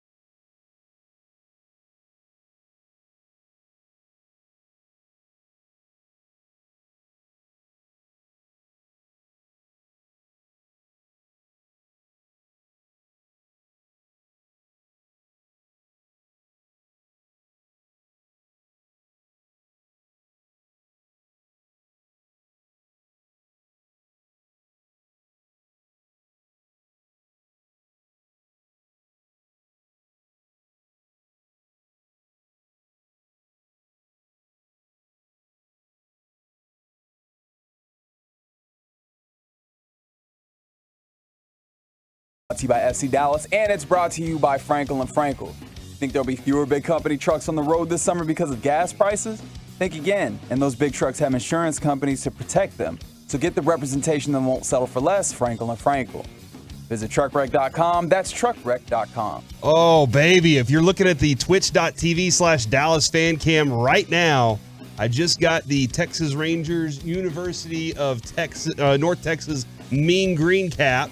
I got the Mean Green logo right under the brim, right here on the bill of the hat. And this is all green, baby. This looks so good. You can go to TexasRangers.com. I think go to Mean Green, and there is an opportunity to grab those tickets to get this hat too, man. This is going to be awesome. Check it out. I'll tweet it out on Twitter. I'll have it up on Twitter as well. As opposed to? What's that? As opposed to tweeting it out elsewhere? On Facebook. I don't have to. I can't tweet it out on Facebook. I have to Facebook it on Facebook. Yeah. Yeah, man, this looks sharp. I love it. Thanks to Gavin Spittle for bringing this one in and saying, "Hey, Corey, this one's for you. Go Mean Green, baby." And again, Reggie, their game's tomorrow against UTEP, baby. On Stadium. Yeah, on Stadium is where you can check that one out. Tonight, you got Cowboys action right here on 105.3 The Fan, live from AT&T against the Seattle Seahawks. And then you also have on News Radio 1080 KRLD, the Rangers and the Detroit Tigers. But right now, I wanted to get into some college football action. That's awesome. Some Super Bowl predictions for the college football season. And I know some Super Bowl predictions Super bold. Oh, bold. Okay. Yes. Thank you. I was like, this doesn't make sense. You're like, hold on. They spent $65,000 to call that the college football playoff. There's no way they're going to call it the Super Bowl now. We call that the big game around here anyway. That's right. I don't know if y'all know about that or not, but number one, Alabama. The SEC will be deemed down this year. Right. Huh. This is on the heels of another 3-year streak of national championships. Florida versus Utah, Tennessee versus Pitt, Auburn versus Penn State all have very strong potential to go sideways for the SEC. I could see something like that happening. Combine that with Georgia dealing with a heap of turnover after their national championship run. The experts could be seeing SEC champ has strength of schedule problems this year. I don't think anybody's going to deem it that way. I think they're still going to look at the SEC and be like, yeah, we'll take that team over anybody else. I could see it being a down year when you look at like the quantifiable number that they place on strength of schedule. But ultimately, when we look at the 3 best teams in the nation, you're still looking at Alabama, Georgia, and Ohio State, I believe, are the 3 that we're talking about there, if I remember correctly. Yep. And that's not really changing here. I think those teams are still going to be the 3 ones that actually are really fighting for the national title. And then you'll slide a 4th team in there and we'll go from there. But ultimately, if we're talking top-heavy portion of this, which I think we end up doing a lot with the SEC, the top will still be there in the way that you expect it to. By the way, if you are looking for valuable college football content throughout the season, ensure that you are listening to the Get Right during this football season, because I've spent enough times around Reggie where I'm watching college football and I'm like, this dude gets it, man. He knows what he's talking about. I'm a sicko. Yeah, he does love him some college football, so be after it. Number 2, and again, these are bold predictions, Mike, super bold predictions. So even if they're a little like, I can't believe this, a defensive player will win the Heisman for the first time in 25 years. To a Manti Te'o? No, it's not going to be Manti Te'o. Why would you do He's that? not even in college. I just watched The Untold on Netflix, and he was the last guy to almost win it as a defensive-only player because Charles Woodson won it, but he was a wide receiver and a returner for Michigan. So I just thought, well, this could be the next Manti Te'o, except he beats out Johnny Manziel. You know who they suggest, Reggie, will be the person to break through? Who are they suggesting? Alabama linebacker Will Anderson Jr. Yeah, Will Anderson is like probably the best player in football. The tough thing about it is you have 2 really good quarterbacks right now. Thank you, Reggie. That's Mike, what I was going to say. I was going to say, aren't there 2 guys that are going to go 1-2 in the draft? That's very tough. I know that, hey, Ryan Leaf and Peyton Manning did get beat out by Charles Woodson. It did happen, but I don't think it will happen, especially in the way that today's game is set up? Because isn't it at the end of the year, both those quarterbacks are going to have like 50 touchdown passes and 3 interceptions for 17,000 million yards? I don't know about the million part, but maybe 17,000. I don't know. That sounded right to me. Number 3, Maryland will make some noise in the Big Ten this year. Taulia Tagovailoa. I think I said his first name wrong. But that don't worry was the about guy it. that catfished. No, that's not. He did not catfish him. What was it, Renaya Tuiasosopo? That was a Like, that's a Tuiasosopo. completely different name. Yeah. Yes. Tua's little brother is at Maryland. This Maryland team actually should be pretty interesting this year. Who do you think they upset? Michigan State or Michigan State, Ohio State, or Penn State? Which one? Pick one now. Fast. Penn State, yeah. Penn State's the one. Because I, for some reason, really believe in Mel Tucker, even though like he did a lot of this behind, we're just going to transfer and make sure we get talent in. Michigan, I don't know. I'm trying to be better about not slandering Michigan. It comes natural to me for some reason. But yeah, no, Ohio State's going to be solid. They'll be fine. This is another bowl one, or maybe not. University of Texas will fire Steve Sarkisian after year 2. He has the second best odds to be the first coach fired in the Big 12. So I say no because of this. I think they lose the Manning. Do you think that was commitment to the coach or the program? Coach 1, program 2. We, like Kevin and I, agree on that, of the idea of you commit to the program. That being said, with the transfer portal, now you can commit to a coach. And you can just be like, all right, I'm going wherever that guy goes. But I know there's a few kids that will choose program over coach. But I think when you go on those recruiting trips, you're being sold on what? You're being sold by the coaches. The coaches are the ones taking you around campus. Now, I know at night it's the players' responsibility to show you how fun this school can be. But I think that a lot of the things that you're sold on when you're on your recruiting trip is the coaches are the ones that are meeting with you and telling you how they're going to use you, how you're going to fit in with the team, how you're going to love this opportunity. They're showing you the facility. So I just think most of the time it's the coaches that sell you on going there. And if that coach who sold you leaves, then you don't want to be there anymore. No, it's a very valid point. Unless you love the school and the program so much that's the only reason. You're just like, I can't leave this environment. I don't believe the Manning has been sold on UT. There's no connection to UT. Makes sense. Yeah, other than they got lots of money. Like if he chose Tennessee or if he chose Ole Miss, I can see where he's just sold on the school. Number 6 on this list, University of Mississippi will beat Alabama and make it to the SEC championship game for the first time in school history. Are you guys tired? Did you buy that? We trust. I don't buy it, but I am tired of Alabama. Yeah, I mean, I get they're great, and yet I kind of want them to be great because they have the best players. And at the end of the day, when you get to semifinal and championship, I want the 4 best teams with all the great first-round picks because I'm not a huge college football fan. But I also would love to start seeing some other teams playing in it with great players too. Yeah. I don't know anybody on Ole Miss. Do they have a great quarterback, or didn't they just lose their quarterback? Yeah, they just came off of Matt Corral. Yeah. And their punter. Keg party punter. Yeah, man, that's what I'm talking about. I mean, do they have any offensive linemen that are smoking weed through a gas mask that are really good? He was a great man. Anyway, that's some bold predictions for you for the college football season. Yeah, I know what time it is. It is now time for Masterpiece of the Week. She said, list this. What's that, fellas? Reggie, love working with you, man. Oh, that's very nice of you. Never do what Troy did to us. It's almost weekend time. It's almost at high school football time. Did you guys see, by the way, Lake Travis came into Arlington to play Martin at the old Globe Life Park Stadium? Really? At Choctaw Stadium? It was on ESPN2 last night. I was flipping channels. I was like, dude, Arlington Martin. I didn't know where the game was at until a little bit later. I'm like, no, that's not Arlington Martin. And then finally they showed a bigger picture. I was like, oh, that's where the Rangers used to play. But yeah, Lake Travis versus Arlington Martin was last night on national television. Yeah, they've really made that into a nice little mid-tier football stadium. Yeah. They've tried to make that a nice spot. And Choctaw because Casino Field? Just Choctaw Stadium. Okay. You had it. You had it right the first time. You were there. And because we can't get away from college football, I think Sarkisian stays. Like you run the risk of constantly having turnover, and got to give him a little bit of time. This is why you got to listen to the Get Right, y'all. Reggie has it. And also, we got somebody from the 469 that is assuring me that Manny Diaz had the Penn State defense looking good, and I will just never forget the time that BYU put up like 500 yards of offense on them. Let's see it. Anyways, Masterpiece of the Week is a segment that we do every week in which we revisit some of the funny, stupid, or odd things that have been said on this program. And what did you call it when you were teasing into this segment, Corey? America's favorite radio segment. You didn't say that. Oh, okay.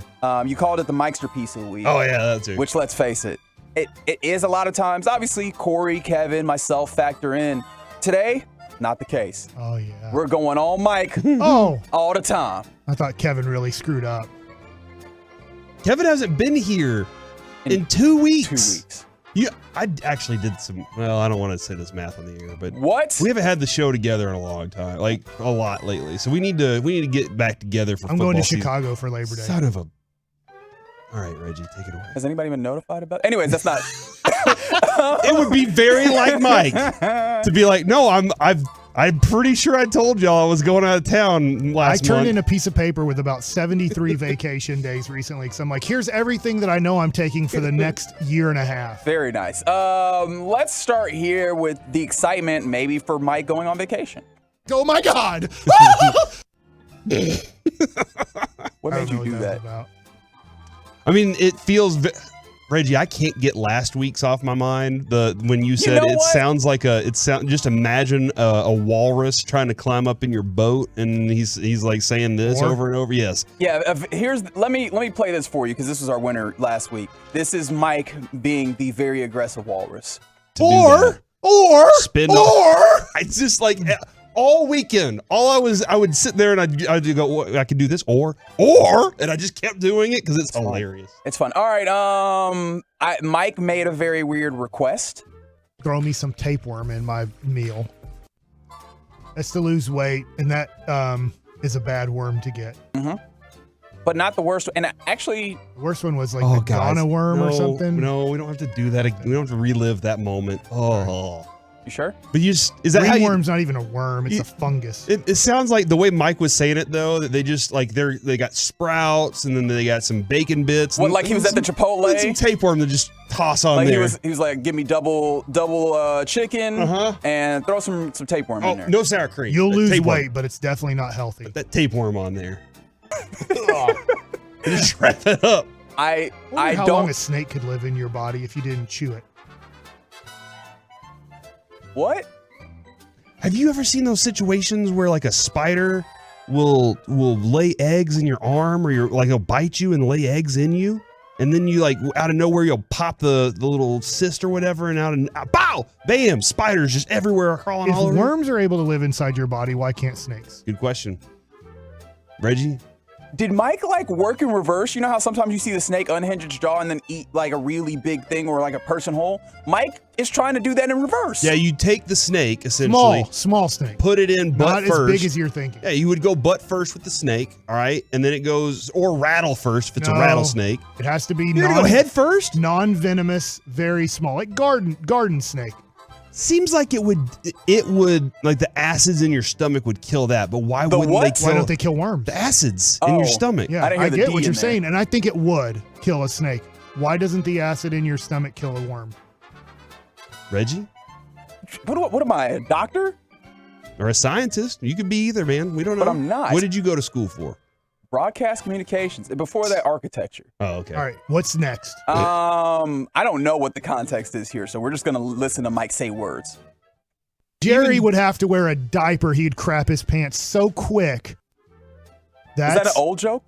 That's if he had to work hard to get fans to the stadium. Oh, like Ray Davis has. I compared it to the Mavericks, right? I mean, I know they had a fake sellout streak where Mark Cuban was announcing 5,000 ghosts showed up to the game for about 4 years to sell out every game. But if Jerry actually had to work, because I know people, I've said this before, if you've heard it before, I'm sorry. I used to go to the Cowboy games for free and sneak in because there was 20,000 empty seats. From about 1986 to 1990, there was 20,000 empty seats in a 60,000 seat stadium for Cowboy games.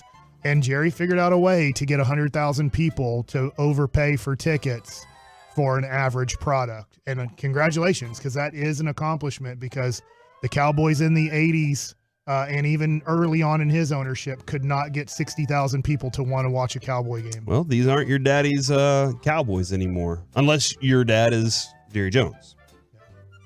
Entirely unrelated, Mike said this. In the large intestine to the opening. You know where that is. Which opening? Butt opening. That might win. I don't. So in Mike's mind, this means butt. Your opening. Have you ever used that as a pseudonym, or not pseudonym, but as like a stand-in for butt before? I have. You have? Fantastic. So you just walk around and you're like, but that's probably more people have said that than.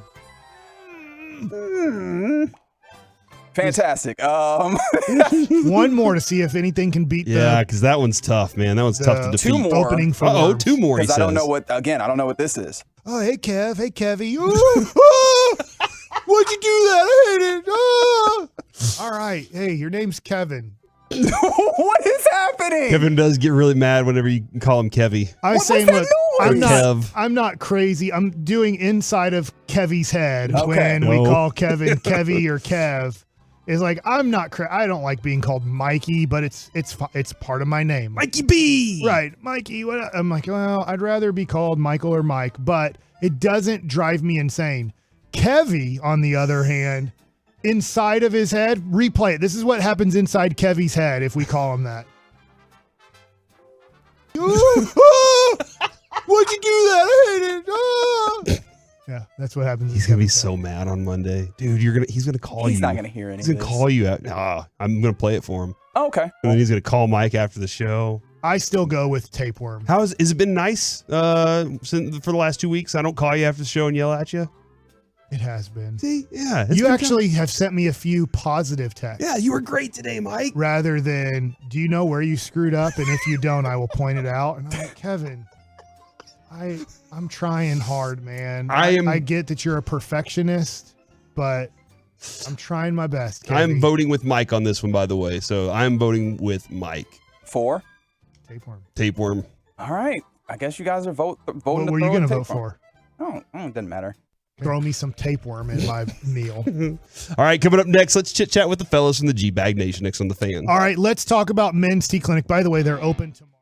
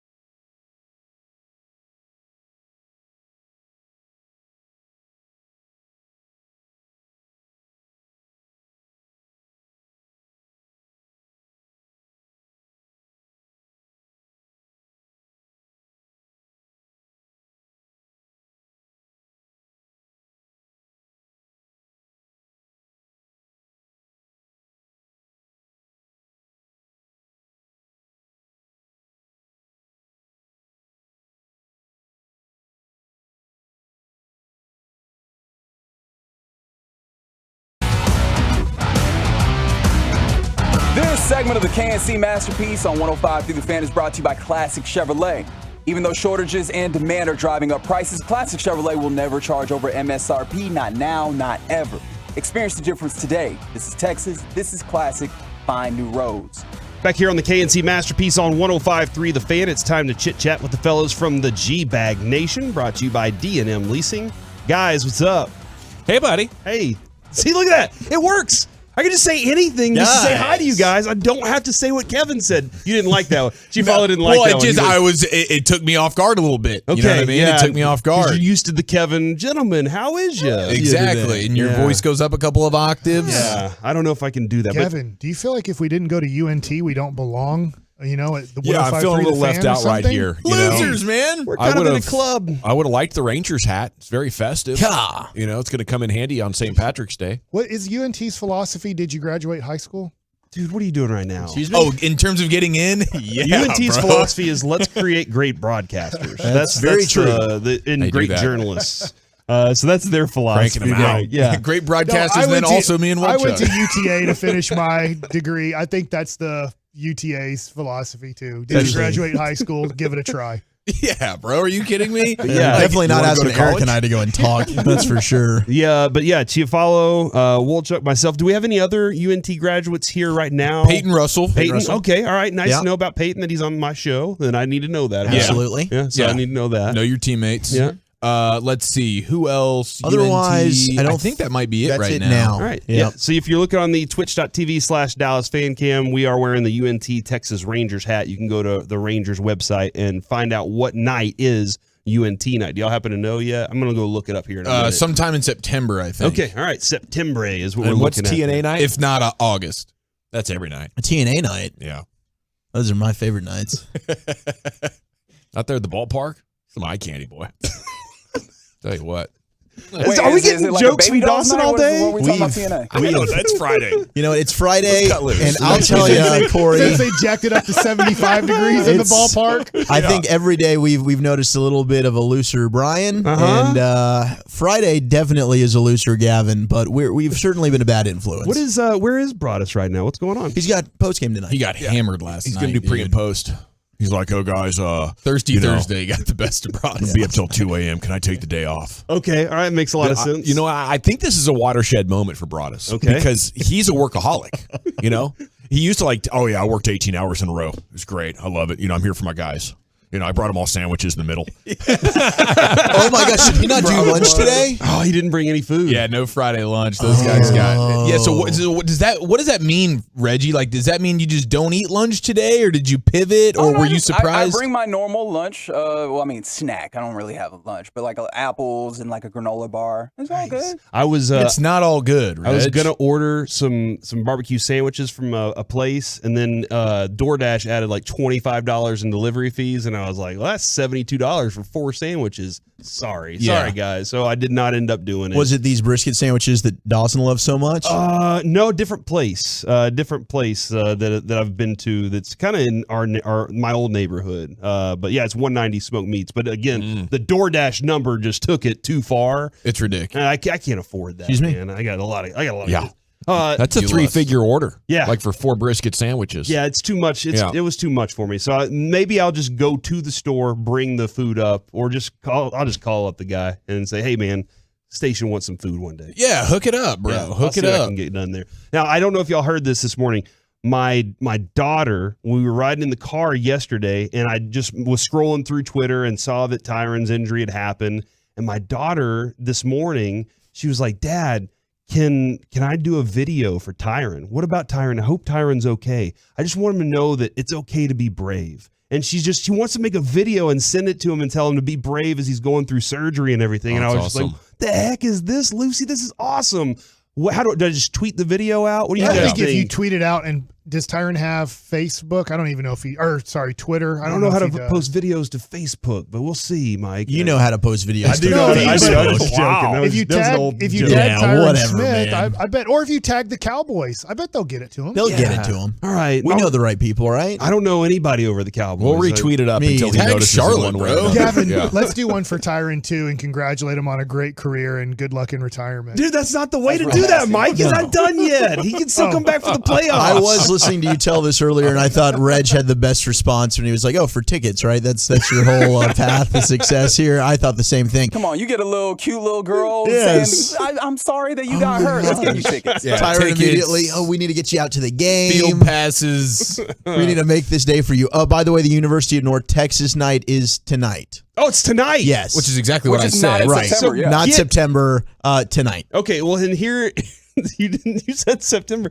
Here's the deal: get there early. Get your tickets now, so you can go get this awesome hat because it is awesome. I know Mike and Dawson are jealous That's right now. Maybe their baseball team will come out and watch the game. But you need to get out there tonight. Stop that, Mike. We need to get one though, Mike. Team. Seriously. Yeah, for the last 15 years, do you know how many human beings have come to me and said, UNT's getting a baseball team? Like, I feel like ever since I retired from baseball, I've heard that. UTA's getting a football team. Ren Baker's How do you not trying. have a baseball team though if you're UNT? I don't know because think of Dallas Baptist. We'd be so good. It's the only thing they're D1 at, Really and they good. actually Dominate. make the 64 every year because there's so many kids to choose from here. But UNT, they fart along and, hey, get off your butts and actually do a baseball team. We have the entire Duncanville roster. It'd be amazing. But so get out there early though. If you're going to go to the Rangers game tonight, I think parking lots open at 4:30. The gates are going to open at 5 because the Cowboys game's going on too. So also check your routes while you're out there to make sure you're in the right traffic lanes. I didn't even think about so that. you don't have that whole chaos situation that's going on. So. I won our station raffle for the first time in my life. For tickets to the Cowboy game tonight. Oh man, that's great! This is going to be a big one. I know, it's a huge fun, buddy. But I'm gonna go. I got to take advantage of this, right? I can't turn down free. Yeah. So I was gonna go immediately right when we get off the air at 6. Traffic is now going to be brutal with 2 games going on at the same time, but it's fine. The good news is if you get in there a little bit late, usually we play the better players in the second half. I'm gonna miss the starters tonight, Mike. Darn it. Good luck, man. I'm actually pretty excited about it. I know you guys are like poo-poo on preseason football. I'm just a football junkie. No, Corey, you're a nerd like I am. I'm going to be watching every second. This is one of those situations where Dawson's right. We do need water slides from certain places to other places to get out there faster. Connecting. Let's improve congruency. The fecal matter, though. What do you guys got coming up on the show, Graham? Yeah, Pure Gold, as always. Thanks for asking, Majors. We will have the G-Bag of the day coming up at 2:30, the best audio. Very entertaining segment. And then Christy Scales will join us at 4 o'clock from the stadium. Nice. And what one are you doing where you guess the first 15 plays that the Cowboys are going to run tonight? Right out of the gates at 2. Yeah. Okay, all right. Guess the plays. Can't wait. My ride home is going to be full of this. Script, right? There you go. Yeah, the script. This is Gavin Dawson. Run to the right, run to the left. I love this idea. Yeah. I love that idea. All right, guys. Kevin is back with us on Monday. Will he bring baby Noah in to work with him? The fun starts then. Until then, you've been Masterpiece. Blasting out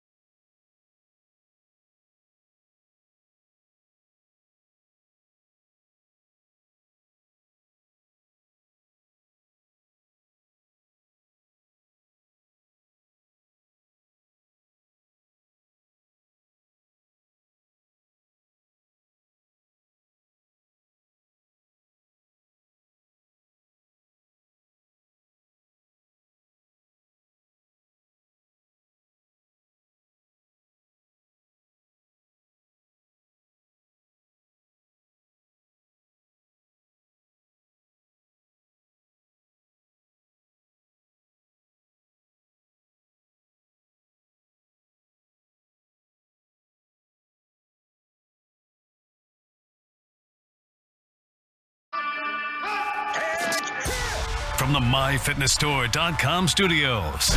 You're rolling with the G-Bag Nation on 105.3 The Fan.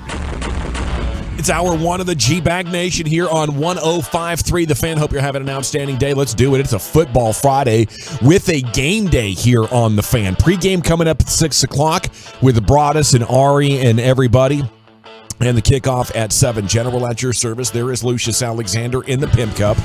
He has your G-Bag of the day coming up at 2:30 and several other things. Wolchuk and Chiafalo. You have Carter Freeman coordinating your video at 105thefan.com, Twitch, and YouTube. Top storyline tonight, I don't think is the game. I think it's a personnel watch. You know, like, can one of these left tackles have an inspired game, or are we going to get some movement? I don't know how you don't sign Jason Peters with what Broadus told us about him yesterday. If he's gettable for under $2 million, you already needed a tackle. And are they going to pass on that? The Andrew Whitworth and Andre Whitworth? The Whitworth story's fun. Andrew, yeah, you had it. Go with the gut. Yeah, he got us going last night. That was fun, but clarified this morning. It's not what I said. I said I've answered calls and texts from people that are begging me to go to the Cowboys. So, yeah, but I'm not surprised at all the Cowboys haven't kicked around on that. Even though Micah Parsons tweeted, I'm calling Big Whit. I won't even let you practice. Just show up on Sunday. So Parsons knows they need another tackle. The Cowboys are like, yeah, it's fine. Somebody will step up. Jerry's probably like that. Josh Ball. It's about time he comes around. Josh Ball, man. I'm so nervous about that. To me, it's one of those, Mike's coming over. He's talking to us during the breaks, thinking, okay, I asked Sean and RJ, well, it was Sean and Bobby this morning, what should we do? Who do you think is going to be the starting 5 on opening day? I saw Machota tweet out who he thinks his starting lineup is going to be. I still believe it's probably going to be the rookie, Tyler Smith over there at left tackle, and I'd rather put Tyler out there over Josh Ball.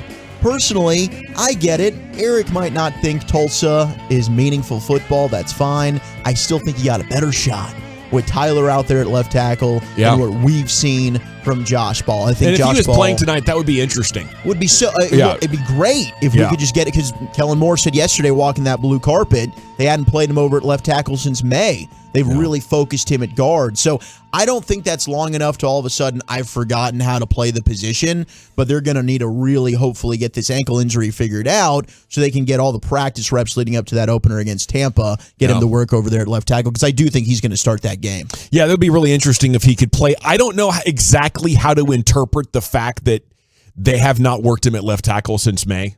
I have a feeling, maybe it's my cynical gut. It says they were like, oh boy, this ain't going to work. We got to start him at guard where he can utilize his power and maybe use that as an NFL skill to get into the rotation and help us. But who knows?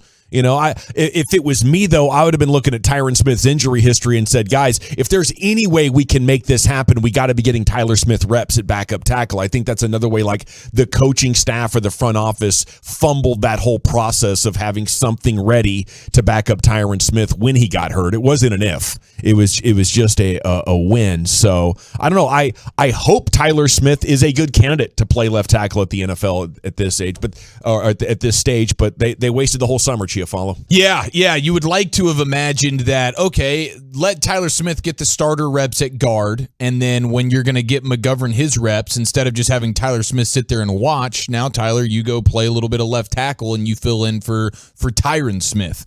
And that's what they did during the OTAs. They had a nice little thing going there, and then you get to Oxnard, and they totally scrapped it. And as to why, I don't know. Maybe it's, hey, we don't feel comfortable doing the Tyler thing here, and we want to keep him at guard, not overload him, and we trust our drafts with Ball and Waletzko to replace Tyron Smith when he inevitably gets injured. And they were probably thinking maybe 3 to 6 games, and now it's going to be pretty much the whole season more than likely. So, yeah, it's a huge bummer, man. But I think from a storyline standpoint tonight, we need to kind of get this thing rolling. I know Broadus is going to hop on with us for Krusty's Corner. He's going to be on the call tonight.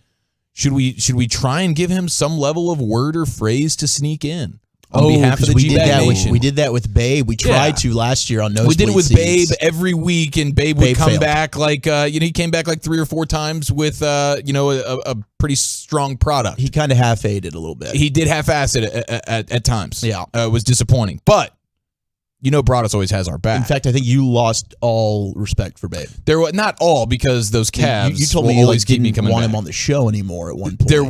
There might have been a moment of anger, okay, Yeah. that spilled out, and I appreciate you airing that out on the air. But well, it was a safe space. It was a little bit disappointing. Don't get me wrong. It's like, hey, we're gonna Babe. He committed to us at the beginning of the season, Did and I dry we're snitch? giving him a phrase. You did do a little dry snitch Oh, there. It's gosh. all right. I'm so sorry. It's all right. I thought it's okay to be frustrated. Yeah, I was frustrated in a moment. So I still love Babe. Hopefully, we're gonna go fly Babe would fishing probably with own him. it. Yeah, I he think invited us so. to fish. I thought we bonded over this. We did. I think we did bond as well. We were massaging. The Babe Instagram fly fishing looks amazing. God, beautiful. I'm like, Absolutely dude, can I just stunning. transport there right now, Star Trek style? Another thing that I did find interesting, though, is our buddy Michael Gehlken, who did an excellent job this morning on with Sean and Bobby.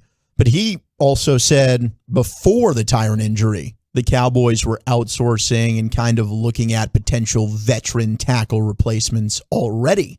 So I think that goes to show you they weren't loving what they were seeing from Josh Ball. You already had the Waletzko injury. So they've been prepping, hey, we might need to get a veteran in here to kind of play that swing tackle role, let alone now we might need to get a starter. Dude, that feels like a no-brainer. To go get Jason Peters for 1.15 and just say, hey, bro, you're here, you're working out with us, you're living the Cowboy kind of life, you're making some money. At some point, we're probably going to need you, but we're not going to thrust you in week 1. But we have you, Jason Peters, now. We got you locked in. You're working. You're getting yourself together. Because what did they say last year? What did the Gang of Seven say about Jason Peters last year? It took him a little while to get going the early part of the season because he shows up basically a week before the season starts. And it's like, okay, let's get this thing rolling. But at least you can get him working and get him in your system, all these kind of deals. Great point. And then at some point, you're going to need him because that's the other thing that really sucks is now there's going to be more offensive line injuries. Sure. Inevitably, there's going to be more guys. So at some point, you're going to be playing with an offensive line that looks nothing like the one that you anticipated playing with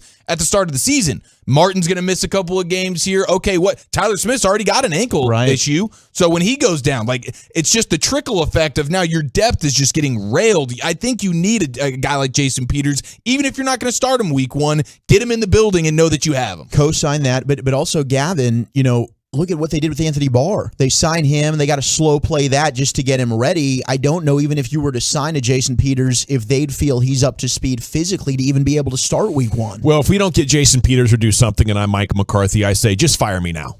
This is going to be so ugly. This is going to be brutal. I know what you're doing. Would you like to fire me now so I can start my retirement immediately? I'll go home to Wisconsin right now, bro. You're giving me nothing. Are you kidding me? And if I'm Dak, I'm like, okay, how many times do you want to get me sacked this year? You guys are. I'm a quarterback in my prime, right? I'm a coach with my seat is the hottest in the NFL, and you're not going to replace Tyron Smith. I already needed a tackle. I need a wide receiver. I need a center. We're doing nothing to make this offense better that was grinding to a halt, and the league had figured out by the time we got to November last year. What do you want from me? I just can't believe it. I think it's toxic positivity, a term that Lucius introduced me to about a month or so ago. It's Jerry Jones' biggest flaw. He copped to it in Oxnard to start the training camp press conference. This relenting optimism about how good this team can be. And you know what? You can afford to have that optimism. You can if there's no consequences for failure. That's what's wrong with the NFL that Jerry Jones built. There's no consequences for being inept. Even the worst team in the NFL gets their check for $100 million a year, right? The really good ones can make more, but everybody's getting $100 million. And that is a major problem, especially when you have businessmen at the top of your organization. Now, if you're a businessman that's delegated all power to football people, they're not seeing the checks come in. They just have their salary and their desire to be a football genius. Those people are going to be motivated.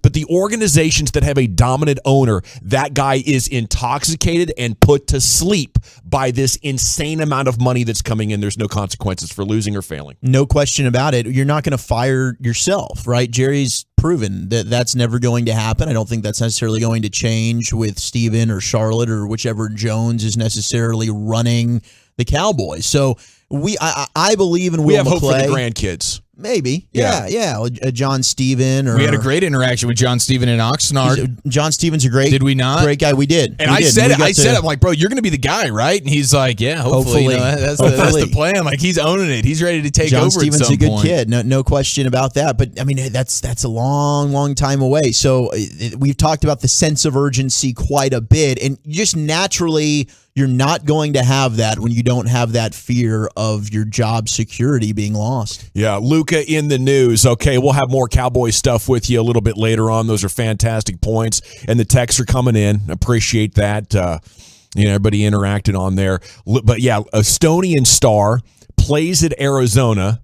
Kerr Kriisa got in the face early at Eurobasket of Luka Doncic. Said it's easy to get into his head. Did you see this? What? Yeah.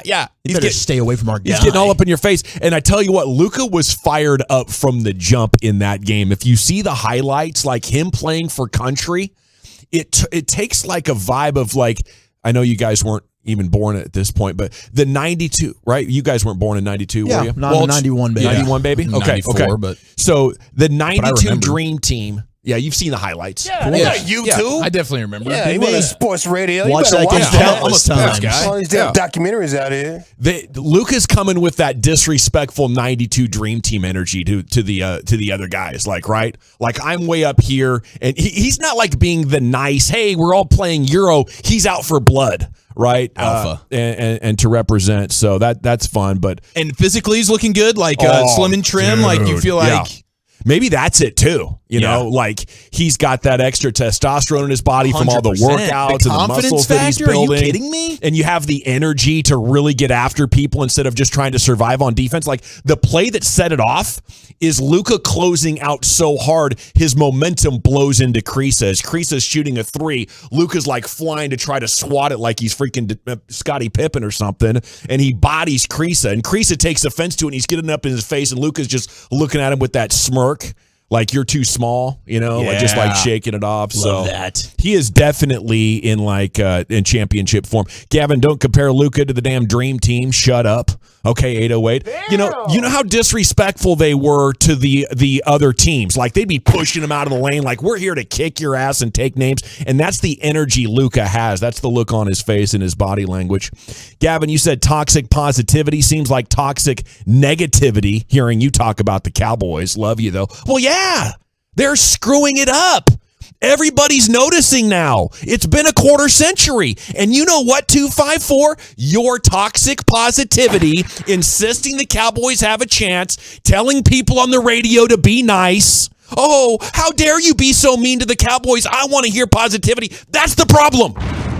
That is the reason why Jerry Jones can continue to run this front office like it's a mom and pop shop, because so many people want to be nice about the Cowboys. That's exactly what toxic positivity is. And I love you too, 254. But seriously, it's the Lions, the Browns, the Commanders. That's our company right now. The only thing different is the branding. The only thing that's different is the television ratings and the marketing. Okay. It gets beyond frustrating. I don't think we're just bashing the Cowboys when they do well, and I don't think any of us don't want them to do poorly. All we want is them to win and succeed, but I don't know how you can't be frustrated with the product that we've witnessed close to 30 years now. It's just not good enough. It's a full-on crisis. And you shouldn't be complacent and think that it is good enough. I'm impressed, man. Yeah. That was Dawson's in midseason. I'll get after it for this, man. It's a football Friday. He's fired up. Get rid of the guy.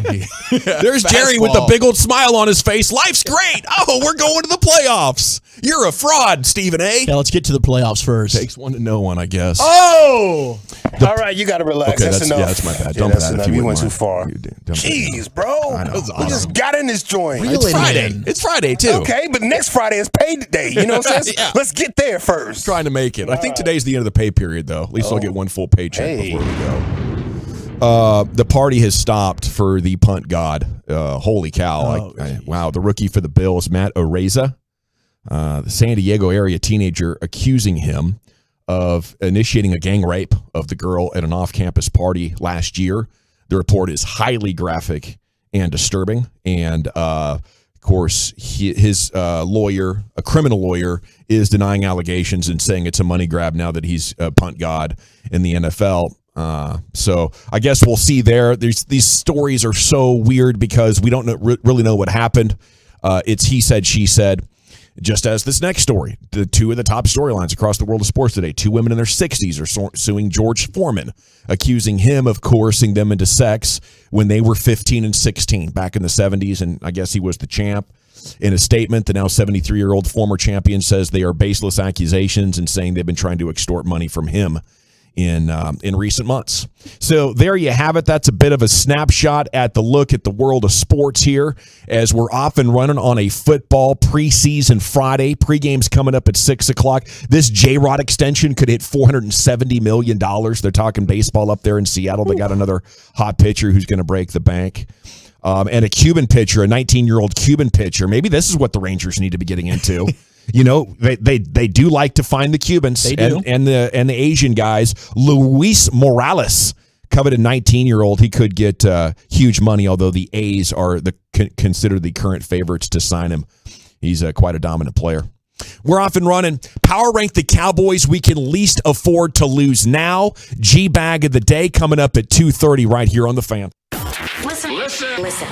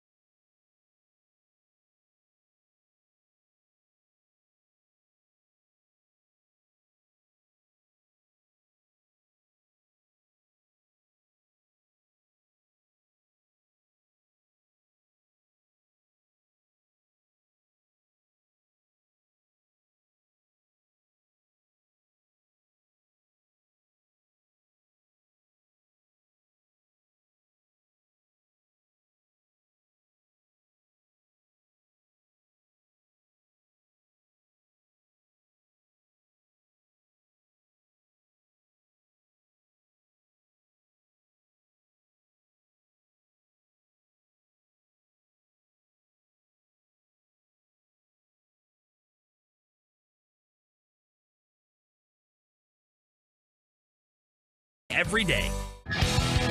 Welcome back, Nation. G-Bag of the Day is coming up at 2:30 here on 105.3 The Fan. Which Cowboys can you least afford to lose now and why? With Tyron Smith out of the mix, it is the G-Bag Nation here on a Friday. Hope you're having a great day. Got big plans this weekend. What you doing for the game tonight? Let us know on the truckwreck.com fan text. Let's have a little bit of fun there, Wolchuk. Now, obviously, tops on the list is Dak, right? Nobody's going to suggest somebody else. Yeah, I think that's a guarantee. Your top 10 in the league quarterback is going to be the guy you can least afford to lose, no question. Now, after that, for me, like your path to victory right now is the off chance that you have a chance to create a little bit of balance on your offense. So number 2 on the list goes to Zach Martin for me. Ooh, okay. I thought we were all going to be in agreement here with Micah Parsons. No, I agree with Zach Martin. Really? Yes. I feel like the defense, for as good as it is, will just come crumbling down without Micah Parsons. See, I disagree. I think that they're better equipped to handle a Parsons injury. I think there's more talent, and I think the Anthony Barr signing helps them weather the storm. Now, obviously, if you lose Micah for an extended period of time, he's your best player. It's going to be crushing here. Like everybody we're going to list, it's a big loss. But if you lose Zach Martin along your offensive line, you are completely bleeped. He's the only guy you feel good about right now. I need the textures to just rail against Dawson and Wolchuk right now for going Martin over our beloved Micah. Micah's number 1 at all times. There's just more talent on that defensive side of the football right now. Yeah, but there's so much talent in that body of Micah's. Yeah, there is. Too much talent. Too much talent to be on the sidelines. You can't weather the storm of a Martin loss, man. There's nothing you can do. Yeah, no, Connor McGovern, bro. Parsons is like already starting. We'll play with 4 linemen. He's already starting for you. I think you still have a solid defense without Micah Parsons. He just transforms you into potentially great in any given game. Yeah, so then you go from probably like at best an average offense and then at best an average defense without Micah Parsons. It's very close. Okay, so whatever the case, Micah and Zach go 2-3 on this list, right? I'd actually go CeeDee Lamb. Over Micah? 3. Because of all the reasons that I've talked about, Eric. This is why I just think the defense. Did you hear how loud my voice, like how high my voice just went? I'm appalled at you right now, Eric. Wolchuk. It has nothing to do with how great Micah is. It has everything to do with how there's no depth on the offensive side of the football. What other wide receivers do you have? I have far more belief. Has been our guy since he came on our show. I love Simi, but he hasn't proven in an NFL regular season game that he can go out there and do it for you. Anthony Barr is a Pro Bowler, right? He can play the same position as a Micah Parsons, and I have way more faith in a Dan Quinn than I do in a Kellen Moore to mask some issues. DeMarcus Lawrence goes down. We're thinking, where the hell is a pass rush going to come from? He moves Micah over, and you're okay. You've got Dante Fowler. You've got Anthony Barr that they've added this offseason. I think we feel good about the rotation and bodies that you can just throw at the pass rush position. I don't know who you're throwing the football to if you lose a CeeDee Lamb. I don't know how you're blocking if you lose a Zach Martin. Micah's the best player on the team, but I just think they have more options to fill that role if you have to lose him for a game or two versus what the hell are you going to do if you lose a Martin or a Lamb? They're hanging on by the skin of their teeth to a decent offense, and any one of these losses could completely make it brutal, like 12 points per game until they come back. Then it sounds like we need to put all 5 linemen ahead of Micah Parsons. So we need to put Biadasz ahead of Parsons. We need to put McGovern and Farniok in these schmucks. The other way of looking at it is Martin might not be that important because your offensive line is already butt. Thank you. You know, they say with offensive lines, you're only as good as your weakest link. The Cowboys have 4 weak links on the offensive line right now, no matter how you stack it up. Mm-hmm. So there are so many ways to attack and so many weak points in your run game that I don't know if Zach Martin as a captain of your offensive line can create any sort of positivity out of that. He's a lone soldier. I don't know. Maybe you want to retain your defensive greatness because right now with the defense stacked the way it is, they were number 2 in the entire NFL and some pretty impressive analytics last year. That's where I'm at. Yeah. That's where I'm at right now, man. At least you have a chance to win with defense in an ugly offense. Top 10 player in the sport. Yeah, his name's Micah Parsons. Right. I need him. But you have more talent on the defensive side of the football. You could withstand it okay and be a decent defense. Yeah. I don't know. I could see it both ways. Now, after this collection of guys, okay, so you have Parsons at 4, right? You do have Parsons at 4. No, he's going to say Terrence Steele. Okay, right. He's going to say Joe Philbin. And then at 5 is No, what? Philbin shouldn't even be coaching right now. Is our let's buddy be honest. Trayvon Diggs number 5? Number 5 for me. Ooh, I don't know if it would be Diggs. Yeah, it'd probably be Diggs. I think it would be because I don't know. Like, I'm not loving what you've seen from Kelvin Joseph. Nishan Wright, I think, had a good training camp, but he hasn't looked great in the preseason games. Deron Bland has looked good though. Well, your other candidates, I think, would be Tank, Gallup. Sure. Well, yeah. I mean, you can put Gallup. I mean, they're not going to have Gallup, but I'm a little. I mean, if you lose, I like Jake Ferguson, and I know that we point the finger and laugh at Dalton Schultz a lot, but I think all of us come away from these practices thinking Dalton Schultz is going to catch 100 balls this year. Oh yeah, so like this offense is going to be greatly impacted. And then go if you get don't paid have from somebody Dalton else. Schultz. Right, 100%. I don't want to pay Dalton Schultz $15 million. Doesn't change the fact that he's a good player and has a massive role within this offense. What if they're holding part of this $22 million? They're refusing to use this $22 million to mitigate the loss of Randy Gregory and now Tyron Smith, and it's to keep Dalton Schultz. How amazing would that be next offseason? There's no way, right? They're not playing with our heartstrings. Couldn't replace Tyron, got to keep Schultz. Got to keep Schultzy. Wouldn't be prudent. I will say, in regards to the Tank thing, didn't we kind of learn last year, like, even without Tank, they still had a pretty damn dominant defense? Yeah. So that's why he's a little bit down lower on my list. I had Micah after Dak, of course. I have Micah at 1, and then I had Martin at 2. Then I went to CeeDee Lamb, and then you start getting into, like, to me, like, Pollard, I think, is a very important element to this offense because you lose Pollard, you don't have, I guess CeeDee Lamb still has that in him, but, like, you don't really have much home run explosive threats. And that's what I'm really worried about with the Tyron Smith injury now and the lack of dynamic playmakers. You're not going to have near the time to get those big, deep, explosive plays that you would like, and you don't really have the players for it either. Like, if you lose Pollard, unless you think this Turpin guy is about to come off of special teams and make an imprint on your offense, probably not. I think they need to get the ball to Pollard a lot. Like, he and CeeDee need to save the day with the run after catch. But also, I think you guys, you diminish Michael Gallup a little bit. And I wish you could have been there in Oxnard to see the chemistry that he and Dak have, because I think that's going to bring an element. Like, nobody has better chemistry with Dak than Michael Gallup on the 15-yard out. And when you have that, it just makes the defense respect you a little bit more. And for some reason, Dak has an ability to find him in traffic that he doesn't have, I think, with any of the other wide receivers that he's had. It's time now for the G-Bag of the Day, curated by Lucius Alexander. Oh, yeah, baby. I think that's my favorite hat that you got there, the Pegasus one. Is that a Dallas brand? No, I don't think so. Let me not say no, because I don't think so. Yeah, it's cool. But no, I got this one. It's got I got one with a cock on it. Yeah. A rooster. Yeah. Uh-huh. Oh, for was Carolina? it Commander Cock? No. The Gamecocks? No, It's and not the Commander. No. And one with a killer whale on there. Oh, yeah, it's a good so one. whatever these hats are. Shampoo? Not Shamu. Shamu.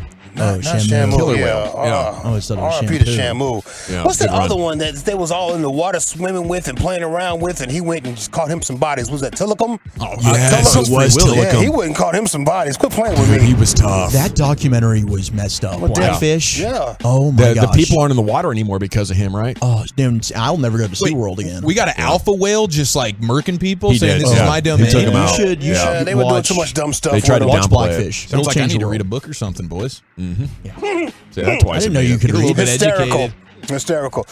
G-Bag of the Day is brought to you by CBD American Shaman Shop, Texas, CBD.com. Our winner is Yahoo's Charles Robinson. He hates the Tom Brady story about the Masked Singer and everything, and he lets it come on out. I am so f***ing sick of what we have to do in our jobs now because some fool on Reddit says, hey, Tom's not with the Buccaneers, and I found some dates where the Masked Singer's trying out people for episodes. So maybe that means Tom left the team to go shoot episodes of the Masked Singer. I don't actually have any proof. It's just me totally pulling this out of my but I'm going to go ahead and post it on Reddit, and guess what? It's going to actually become a story. Man, a little triggered there, Charles. Well, was. It was the pulling it out of the ass line for me that put him over the top to make him champion yesterday. That was the move for me. I hear fake haggling more and more. You know, I'm the journalist here. Reddit people. Mr. President. Let's see here. Charles Monroe. Did you hear that kid call the Colorado Rockies in the New York Metropolitans game? No. Yeah. This kid was on the call right here. Check this out. Now kicks and fires. Now peeking a drive one, and it's going to get through. Shortstop Iglesias unable to grab it, and Pete Alonso. What a freaking good rhythm beast. What? Yeah. Little Jared Sandler right there. Right, Jared. Yeah. That's a legend. And how Jared Sandler started? Like, he was like a little 11-year-old, Yeah, he 8-year-old was. kid He keeping was. stats and everything. But I think this kid has a deeper voice already. Oh. Yeah, I think CA interviewed Sands back in the day. He did. Yeah, I remember that. Jared was a genius then, and he's a genius now. Yeah, he's like a sports oracle. That guy. Yeah, he is. He's going to be a star. Former MLB All-Star Craig Lozinski? I hope it's Lewinsky. Lozinski, bro. I think it's Lozinski. No, it's Lewinsky. No. You had it right the first time. No, he was on the Phillies broadcast, and apparently everybody likes to cuss on this broadcast. I get it. The Phillies are losing.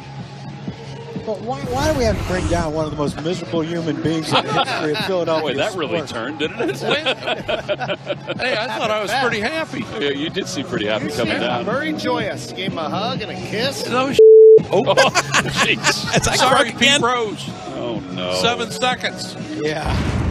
What is going You just on? shouted out Pete Rose after that? Yeah. Hey, I'm here for it, though, if we're going to start saying the S word on broadcast radio. Everybody just cussing up a storm on that Phillies broadcast, keeping it true to the Phillies form. No crap. Yeah. No crap. Parental advisory play-by-plays are the future. I think so, yeah. I hope so. I'll subscribe to that. I hope so, bro. I If really gotta do. kick in a little few bucks to get a... Heck yeah, man. I pay for stupider things. And I know stupider isn't a word. Yeah. Derek Collin was on the fan. Shout out to Derek Collin. Stupid is as stupid does. I'll be swinging through this weekend, sir, for sure. Let's see. Oh, this is a great metaphor for life, ladies and gentlemen. Great metaphor for life. He's talking about baseball, but you can place this metaphor anywhere, Wooly Bully. You're trying to go the distance. The goal, the objective should be to start the game and close the game. Oh, I love you that. want to save the bullpen as much as you can. So you save your bullets. Now, when I mean by save your bullets, it's not like I'm going to go out there and I'm going to throw 90 and then all of a sudden, when I need to, I'll start throwing 98. No, you stay at a controlled pace, but know when you can gas it and when you can still stay where you're at and not be really fatiguing yourself. Bro. You don't want to just blow your load out there real quick and let everything go. Yeah. I got you there. That is true. That's my guy. Yeah. Hey, he had Mike Bass against the ropes. If you got Mike Bass against the ropes, you said something, right? Yeah, for real. But if you leading up to the whole thing, man, that is a great metaphor for life right there, Derek Holland. Wow. Take it easy, take it nice. You don't want to go all fast and, Save your bullets. You want to save your bullets, boy. I try, but it's hard sometimes, man. You get excited. I know you get excited. Yeah. Premature. Yeah. A little pre-jack. Okay. What? I don't know if we can do that. Here we go. I don't even know. I got another Is it one our for you. one time? Okay, Lucius. Nominee. Andrew Whitmore. He sends a subliminal shot at Florio. Damn. After last week's game against the Texans, has your phone been ringing? It has. I mean, obviously there's been some things with, the Cowboys and losing Tyron Smith, which is an awful deal. Such a great player and guy I've always just loved watching play. But it's been a busy day of answering calls. The problem is they're calling and texting the wrong person. They need to be texting and calling Melissa Whitworth and the kids because they have final approval on whether I'm ever going to play football again for Wow. Yeah, she said it seems like y'all have a bunch of nice people down here on Twitter today. So I don't know. I think it'd be awesome. If you got Whitworth, heck, let's get Whitworth and Peters. We got 2 new bookend tackles. Hell yes, let's go. Shoot, yeah, buddy. We don't need to be worried about Terrence Steele. And now we can replace Zach Martin with Micah Parsons at the top of the list of guys we can least afford to lose. Absolutely, Bang. we got depth now, baby. Micah can move up. Pardon me. Is it Charles Robinson, our one-time But champion? the text totally rocked with me on that. That backfired on me bad. Is it the kid that calls Rockies and Mets game expertly? You can tell almost instantly if a play-by-play's got it. He's got it. That kid's an Oh, absolute Choppy star. did a Trump. I didn't know that. See, people send me that when something like that happens. Need Give a me a timestamp. message, man. What did he do? How did he do it? Lucky do it Lucius good? P on all social media. Did he do it good? Yeah, you got the former MLB All-Star. Is it Craig Lewinsky? Is that how you say that? Derek Collins, save your bullets. Andrew Whitworth sends subliminal shot. Speaking of Lewinsky. Okay, I'll vote for Whitworth. I like that. He sounds like a Texan too. Yeah, he does. Give me the Dutch though. Alrighty, Lucius. Yeah, I guess I'll take the old Dutch. 2-1, Wolchuk. Pass that Dutch, Wolchuk. I'm to the left-hand side, do please, sir. love the Dutchie, and I'm going to pass it over, but I'm just going to vote for the kid just to give him a vote since Dutch is going to win. Oh, So participation nice of you. trophies, Yep. man. Wolchuk. By a Soft score of society. 2-1, and your new G-Bag of the Day champion, Dutch. Derek Holland during the KMC Masterpiece. He was worthy of a win. He was, man. absolutely. Yeah, nice Choppy's job. Trump is great. Oh my God, I gotta hear it. We got to hear it. Play I'm it. Choppy. Do it, Trump. Here I am. Was it Troy's bye-bye present or something? Excuse me. I'm still doing it. Yeah, I gotta hear it. All right. Well, we got to run. Krusty's Corner's coming up next. Brian Broaddus is going to join us in mid-prep. He's prepping for the pre-game tonight here, and we're back on 105.3 The Fan. Coming up Monday morning on Sean and RJ.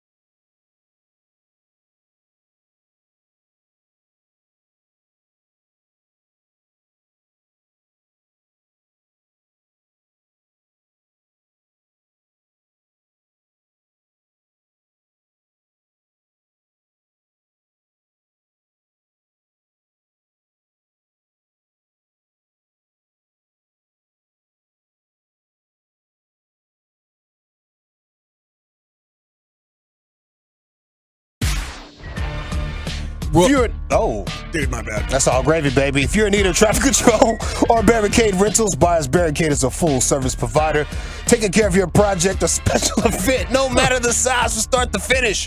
It is the Texas Authority in barricade rentals. BuyersBarricades.com. Thank you, sir. Professionally and expertly read there. Rangers tonight over on KRLD. Both the Rangers and Cowboys will be home tonight. Okay, so maybe give a little extra time if you're heading out to the ballpark or the stadium, whatever it might be. Be ready. Brian Broaddus is going to be there, and he will be on the broadcast call along with Brad Sham. Kickoff right around 7 o'clock here on the Fan. Pregame coming up at 6. All right, Brian, how the heck are you? Welcome to Krusty's Corner. Yeah, thank you. Appreciate that. Everybody all right today? Yeah, we're outstanding. We do miss you, and we look forward to your triumphant return on Monday. But we're so proud that you get a jump on here and be an analyst on an NFL game. It is pretty awesome. Before we talk about the game, are you hearing anything about left tackle, anything new on Jason Peters or anything the Cowboys are thinking? No, really haven't. And the game plan for me today was to get over to the stadium early enough and try and bump into as many people as I can. I know guys were kind of taking the morning to kind of get some things situated. There were some meetings and things like that they were working on. So my hope is to get over there, and then as we get going with this broadcast, maybe get involved with the pregame show a little bit. We can kind of talk with Ari and Barry about that as well. But nothing early this morning of any other names that they might be bringing in here to work out.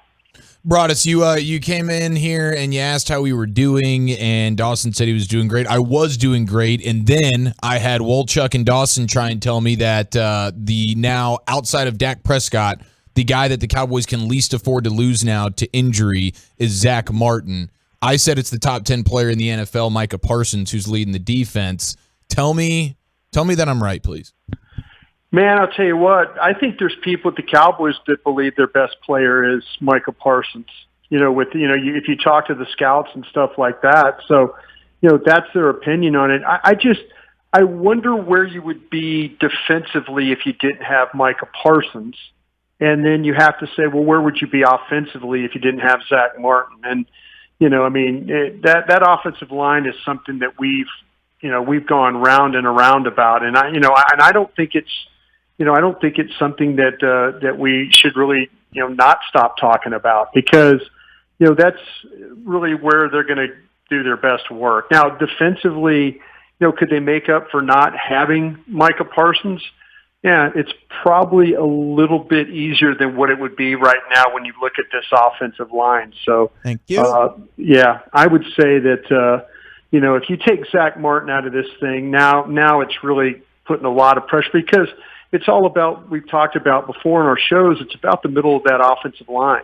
It's about keeping the front of that pocket clean, and taking Martin out of there, I think, would be a huge blow to this team. Gosh dang it! Yeah, it's not about who's the better player. It's just depth. Where can you weather the storm? I totally understand that. I totally understand that. I just think you're winning with defense right now, and the only reason you're winning with defense is because Micah Parsons. Yeah. I just feel like I don't know, Broaddus, maybe I'm crazy, but I do respect the defense. I think they have some really nice things, but without Micah Parsons, I feel like the defense goes from for sure top 10, maybe top 5 to probably bottom 3rd in the league. Well, you did a really good job of running through all those sharp numbers yesterday when you were talking about, offensive, Dak Prescott and how that all breaks down when he doesn't have Tyron Smith in there and stuff like that.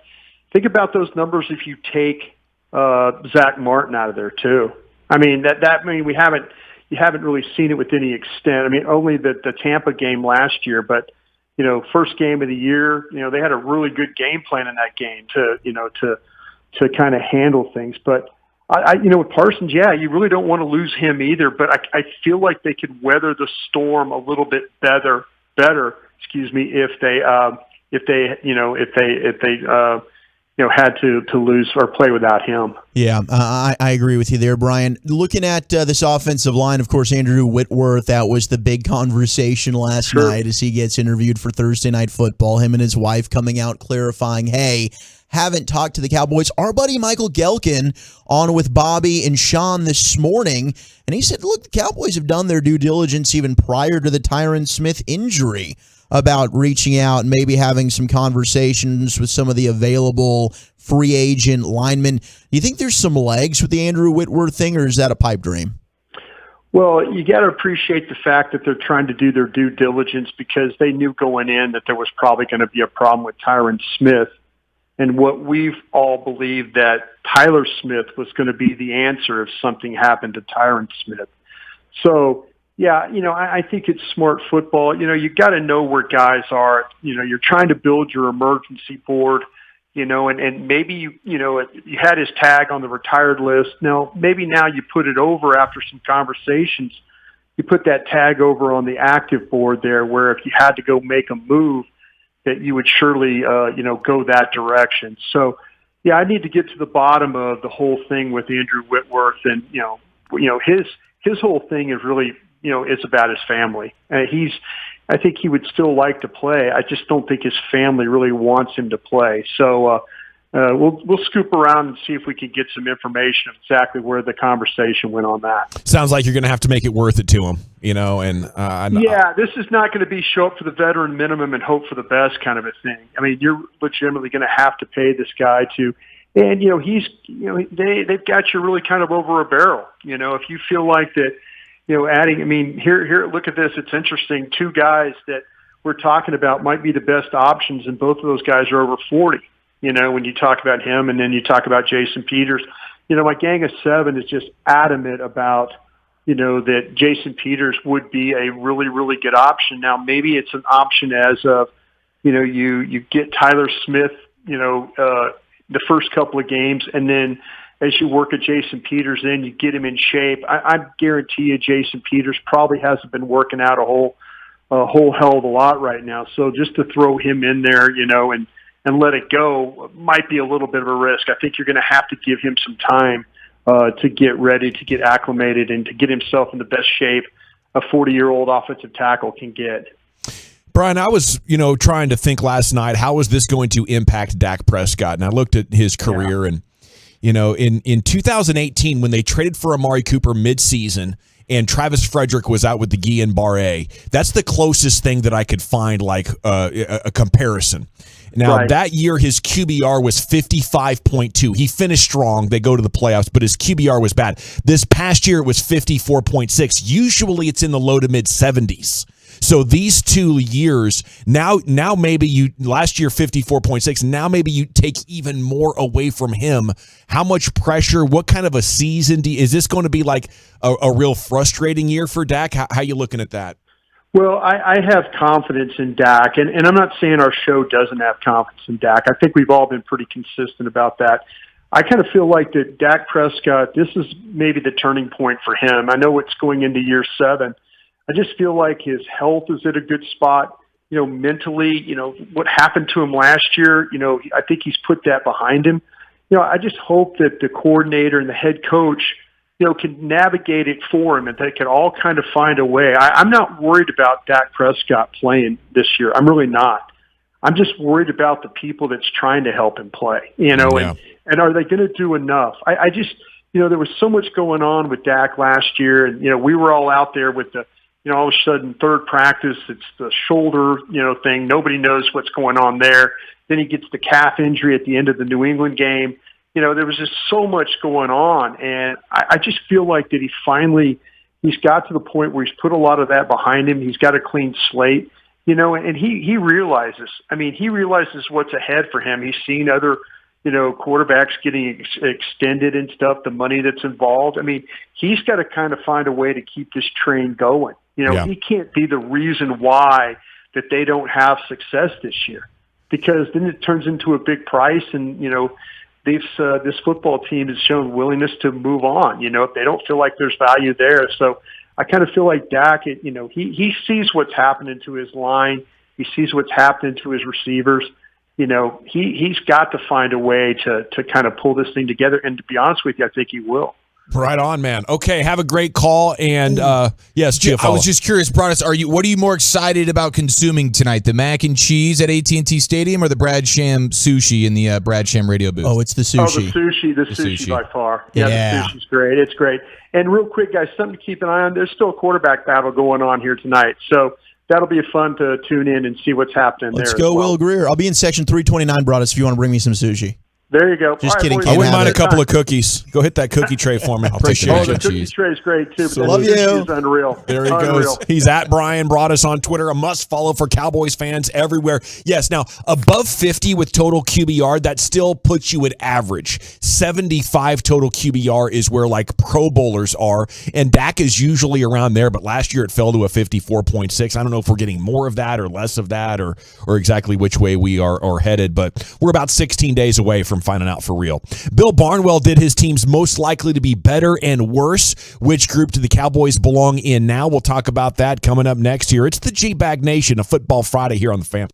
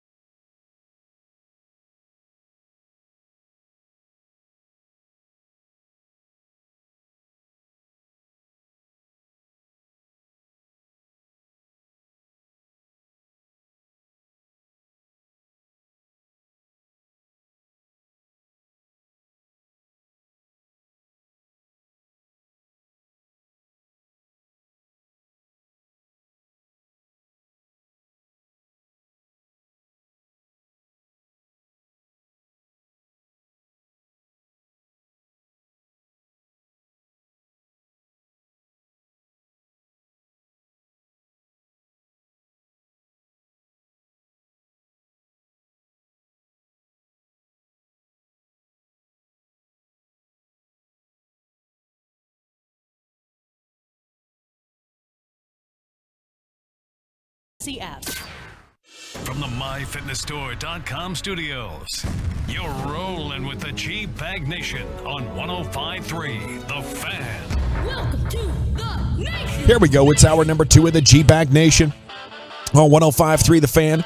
Coming up at 3:20, there's a lot of talk about a big Cowboy, but could the pending breakout be even bigger than we are imagining? Stick around. 3:20, we're going to talk about that. 3:40, biggest L, biggest dub with Chiafalo. Right now, though, it's time for something that's an annual tradition here in the G-Bag Nation. Bill Barnwell's most likely to be better and worse for the upcoming season. He does some pretty good science on this, Wolchuk, and I look forward to it. What are we fighting through over here today, Dawson? Is it we shoveling the pretzels? Is it the Dots pretzels, or was it that giant-ass muffin I saw you wedge into your face a few moments ago? That was the banana nut bread. The banana nut Otis bread. Spunkmeyer muffin. So dank. Followed by 4 or 5 ounces of Diet Coke. Okay. Got some bubbles, carbonation. Been there. The bread. Yeah. Didn't see that coming. No, you're that. I mean, the way he's able to power through this stuff, though. Like I thought Wolchuk was the league leader in like the powering through of like burps and just like general food consumption while being a professional broadcaster. But no, Dawson is the leader in that clubhouse. I learned it from Gavin interning. Yeah, I was like, I got to add this to my arsenal. This dude is the freaking champion. It's incredible. You know, I've always been envious of the rock and roll DJ or host that can just burp. Be like, oh, it's cool, isn't it, guys? Yeah. Yeah, burped on the air. So irreverent and edgy. Yeah, you know? Yeah, your job's much more nuanced. You have to burp off mic. Tune in next segment when I fart. They have a real cool demeanor, too. Like, the music be crazy. I'm going to kill you, kill you, kill you. And they come in, yeah, that was so-and-so, so-and-so, but I'm going to kill you. That's what I like about those guys. I'm going to kill you. Yeah. Yeah, DJ always looked fun. Yeah. It did, but for the next album dropping, coming up soon. Here. I'm gonna kill you too, coming out. I'm gonna kill you too. Love that, man. It's shout out to rock DJs. Yeah, they're great. Yeah. So good. Always going out to smoke cigarettes in between songs. Oh yeah, dude. Colored hair. Times it out perfectly. A mid-shift heater. What do you think? Could we wedge in a bit of a smoke break here in the G-Bag Nation, like a 10-minute window where we could? Chop used to be pretty good at it in the mornings. Now, he doesn't do it anymore. He's since quit, and he's gotten his life together, I think. But there would be times when I used to run the board for the overnights. Like, Chop had it timed out perfectly when he could go downstairs, get the pre-show smoke break in, and then be up here in time for Troy to hit the mic on, and boom, it's showtime. That's basically how I was introduced to Choppy as an overnight guy. I'm walking out, and he's like, "Oh, hey, man," and he's just powering through a pre-show heater, man. What I loved it. You guys weren't here for the 11th floor situations, huh? No, not above us. Yeah. No. So the bathroom, you could be able to open up the bathroom and walk out there on the top of the roof, basically. Yeah. It was glorious. And if you knew, like the security guard at night, if you worked at night, he'll let you on out there. Look at that. As long as you're not selfish. That is fantastic. As long as you're not selfish. It's like a puff-puff-pass situation. I don't know what you're talking about now. Okay. What are you doing? Friend in need's a friend indeed, Wolchuk. That's all I know. No, sharing is caring. That's how I operate. So Barnwell goes ahead and he starts with the teams most likely to decline. Now, he does note that last season when he published this article, it was probably a little bit below the average standard for him. The Bills and Chiefs both declined by several wins, which played a significant role in the AFC playoff race. He writes that the Browns were a trendy Super Bowl candidate last year heading into the season. They fell off more dramatically. The Packers dropped off only from 13-3 to 13-4, though.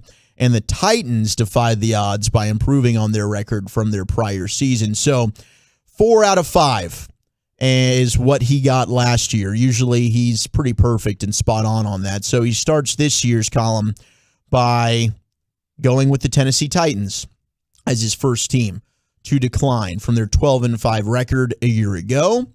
He says that they don't believe that they will sustain their one-score victory margin. So they were really good in games last year, decided by 7 points or fewer. Okay. Doesn't think they'll be as good in games decided by that this year. I do have a quick question for the truckwreck.com fan text. Which of these two would you put the Cowboys in, especially after the Tyron Smith injury, or do they belong in neither? Are these the top 10? So Top it's five for Top each. five? Yep. So he's got the 5 most likely to decline and then the 5 most likely to improve. I'd probably put the Cowboys in decline, obviously, if I had to pick one. But with the Titans, here's the weird thing. When you're looking at a running team, like they'll play more close games that they're kind of in control of, and they had a quarterback injury last year. I don't know if I'm sold, but, I have learned over the years to not doubt Mr. Barnwell. He's pretty spot on. They were 7-2 last year in 1-score games. Yeah, Crazy good. They've lost A.J. Brown now. Ooh. Now they do have Robert Woods. They do, and they drafted our guy out of Arkansas. Yeah, Traylon Burks, but there's been nothing but negativity about his entire offseason since becoming a Titan. So that's like a huge question mark. And then when does the Derrick Henry decline officially start? Sure. And then I don't think they have much of a pass rush or really much of a defense. So Harold Landry had a breakout year last year. Jeffrey Simmons is supposed to be really good. They added Bud Dupree in the offseason. But again, Barnwell's thinking the turnover differential is going to drop this year. So they were really good in takeaways last year. Thinks that they'll see a drop off this year. So he's going with a decline in wins from 12 and definitely at least a 2-game drop off for the Titans, if not more. Green Bay, he thinks, is going to drop off in wins from 13-4. That's guaranteed. You lose Devontae Adams, you're definitely going to drop off in wins. There's no question about that, right? I mean, I think him alone is at least a 1 to 2 game drop off. For sure. Yeah, and they really went all in 3 or 4 years ago. It was Darius Smith and Preston Smith, and those guys get old, and they didn't want to keep them around and stuff like that. And, it was a nice push to make that defense better, but they didn't follow it up. They're not acting like it's Aaron Rodgers' last chance and we better go sign all these players. They're acting like time is on their side, and it's confusing to me. And I think there's a huge lesson in there for the Cowboys. Even with Aaron Rodgers, if you're not willing to go for it, you're not going to be a real contender. Sure. And when they were, they kind of got close with Za'Darius and Preston Smith. Yeah. And, the corner they had and all that, Zaire Alexander. But, they can't maintain it without a commitment to spending and free agency and trading. And that's with maybe the best quarterback of all time. Yeah, I like their defense quite a bit. And the one thing we got to keep in mind here, it's not like, this team is just going to suck now. It's like, hey, a lot of it has to do with the fact that they won 13 games last year. Yeah, so, they're probably not going to win 13 out of 17 games again, similar to the Cowboys, and why I would put them in the team. I thought the Cowboys might have been in Barnwell's most likely to regress. I was surprised they weren't. Because they did win so many regular season games. You win 12 regular season games, and then we see the type of offseason they had. You're probably not going to be able to duplicate that. Even before the Tyron injury, I think most people would have been like, you're probably going to 10 games. You're probably not going to win 12. Which is probably good enough to win the division, get you in the playoffs again. Packers are still going to win that division, and they're still going to win double-digit games. Yep. Well, this is one I found interesting. He's got the Raiders as another team most likely to decline from 10-7. Now, wow, adding Adams. Is this, you believe, a product of the division being so good? Yeah, I could see that. Because he's writing, you got the Chiefs, you got the Broncos, you've got the Chargers, and Russell Wilson being added. This could be a reason why, even though they could be better on paper this year, adding guys like Yannick Ngakoue and Devontae Adams, but because of how competitive that division is, they still might not end up with a better record. Yeah, I could see that. The Raiders have been so hot and cold in the midst of the last 3 seasons. I was never buying them as a real double-digit win team. Obviously, they got past the Cowboys last year in a really weird game, and they had some other big wins, but I could definitely see the Raiders taking a big step back. How about the 6-8-2? I'm so freaking tired of the Generals' Cowboys hate and down talk. Enough already. It's freaking annoying. Well, if you want to be a soccer mom fan and pretend like it's all okay, I suppose objective honesty would be annoying to you. You want to insulate yourself in a cocoon of Cowboys positivity, and you're free to do that. But objectively, that does not make my Cowboys takes annoying. You're suffering your own delusion about the team, and me pointing it out is just another symptom of that delusion. And a guy who's been on a lot of crappy teams throughout my sports life, we all need a team mom kind of guy. So if that's going to be the texture, then so be it. Bring the orange slices and please show up at halftime. Oh, please have Capri Sun. If you don't mind bringing those frozen rags as well for halftime, you put those around your neck. Those are super clutch. So there's a place for you, and we need 1 or 2 of these guys. Yeah. Or gals. Absolutely. And the last two teams to decline, we got the Steelers and we got the Falcons. I don't think that's necessarily a surprise there. All right, here are the 5 teams to improve. Let's go. Bills. Wow. 11-6, improving on that record. Fellas, how we feeling about that? It's the right division to improve. Nobody circles the wagons quite like the Buffalo Bills. Buffalo Bills. Didn't they lose a lot of close games last year? Isn't that kind of the deal? Their margin in close games was one where they were on the other side of that. But they were pretty much 500 in those scenarios. But they were in the so that was 2020. They were 0-5 last year. They were 4-1 in 2020, 0-5 in 2021 in one-score games. So he does think that they'll see an uptick in that situation, and he thinks that their DVOA is actually going to go up this year compared to last year. So he's liking this Buffalo Bills team. He likes the addition of Von Miller, thinks their defense is going to be better, and offensively, he's loving Gabriel Davis. Seems like Gabriel Davis is like the darling of the fantasy world, and also like the NFL world's expecting a breakout season from Gabe Davis. Well, and he caught like a 45-yard bomb last week from Josh Allen. And if you didn't know any better, you're thinking, okay, this is like a regular season. Yeah. This looks like a late September, Sunday afternoon, Josh Allen and Gabriel Davis, the Bills offense, picking up right where they left off.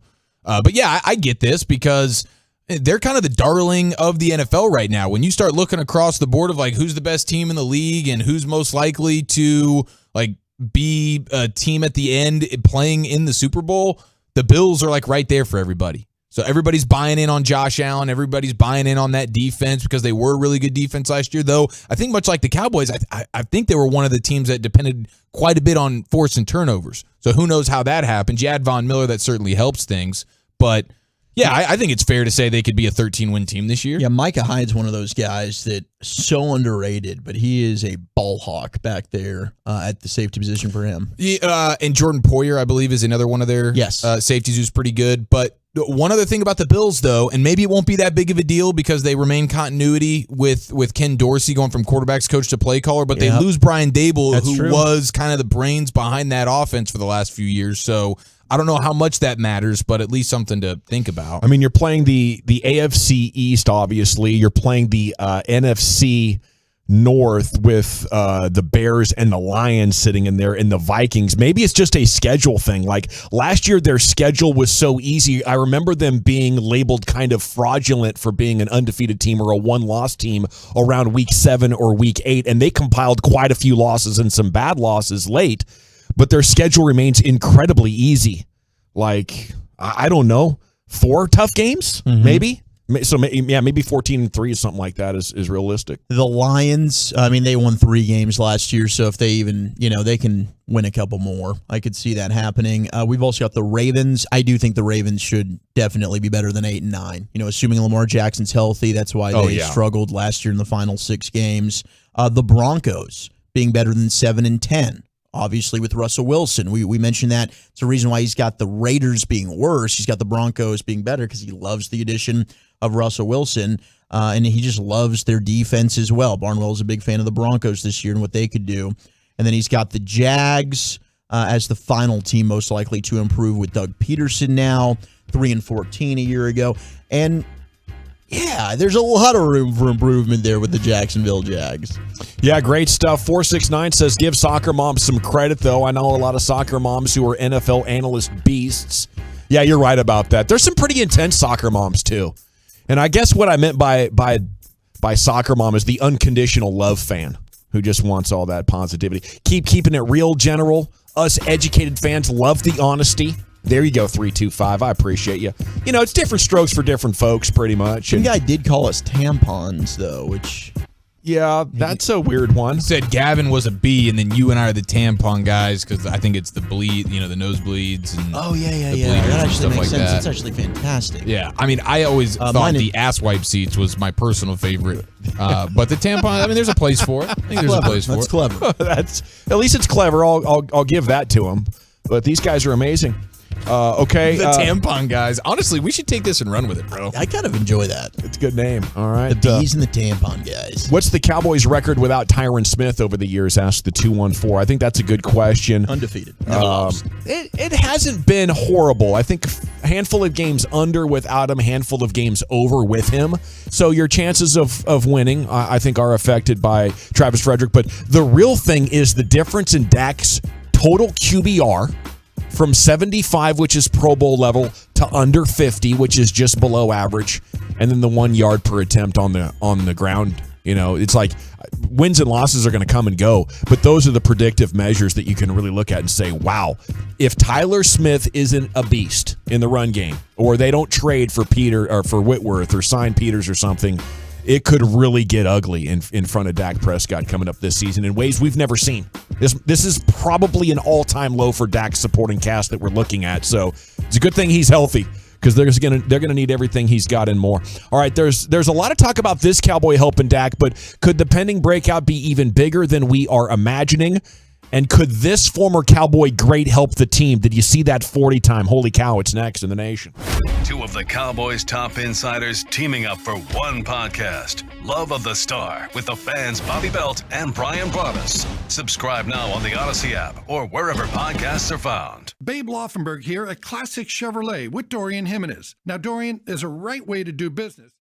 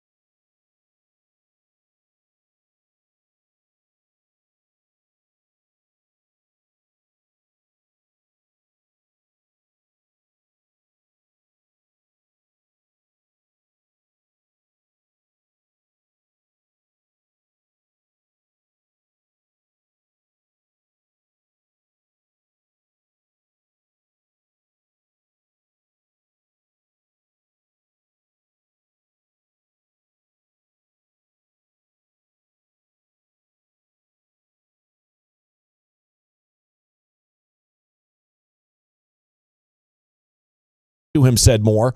I think he does have more than just that. He's not just going to run the running back route tree, the quick game, and just kind of the completion plays. He can stretch people vertically, and I think that will be a huge advantage for him to put people in conflict of how they want to handle him. Yeah. Matchup nightmares is what we're looking at right here, Wolchuk. I'm excited about it, and it still is going with what we've seen. And the Cowboys used Tony Pollard a lot in the slot and motioning him out, and we're playing him a ton as a receiver. And we got to see Zeke lined up in the backfield, and then Pollard out there lined out wide.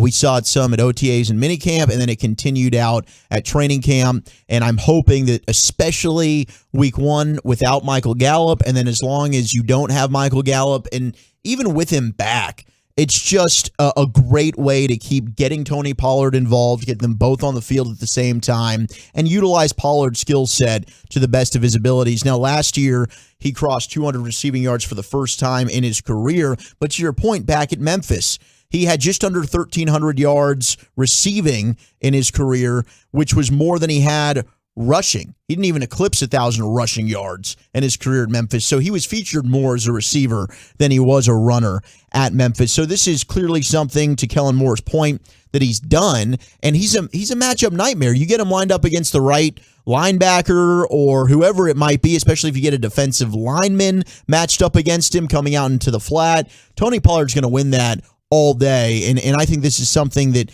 Kellen Moore, if indeed he can utilize him correctly, this is another arsenal. When you've lost guys like Amari Cooper and some of your weaponry, you need to go ahead and get Tony Pollard involved. I mean, not only is he a guy that can take it to the house, Chiafalo, but you need plays that hit quick that don't require great protection for 4 seconds from the offensive line. We got to get that ball out of here and get it moving. Yeah, absolutely. Whether it's the screen game or just the quick passing game to just, hey, we're going to get the ball into our explosive guys' hands and let them go make a play, and that eases the pressure of the offensive line. It's an easy throw for Dak, and it's just, hey, let's let our playmakers make plays. Now, my initial thought when I heard Dak say he's going to be one of our better pass catchers, to me, that has more to do with the pass catchers you're dealing with right now than it does Tony Pollard. I like what they're doing with him. I think as much as you can get him on the field, but like if the receivers were what they were last year, why you got to be so negative? Wow. You're not gonna shots fired. I'm sick and tired of this negative Cowboys talk from you. Well, I mean, it's just funny. It's like,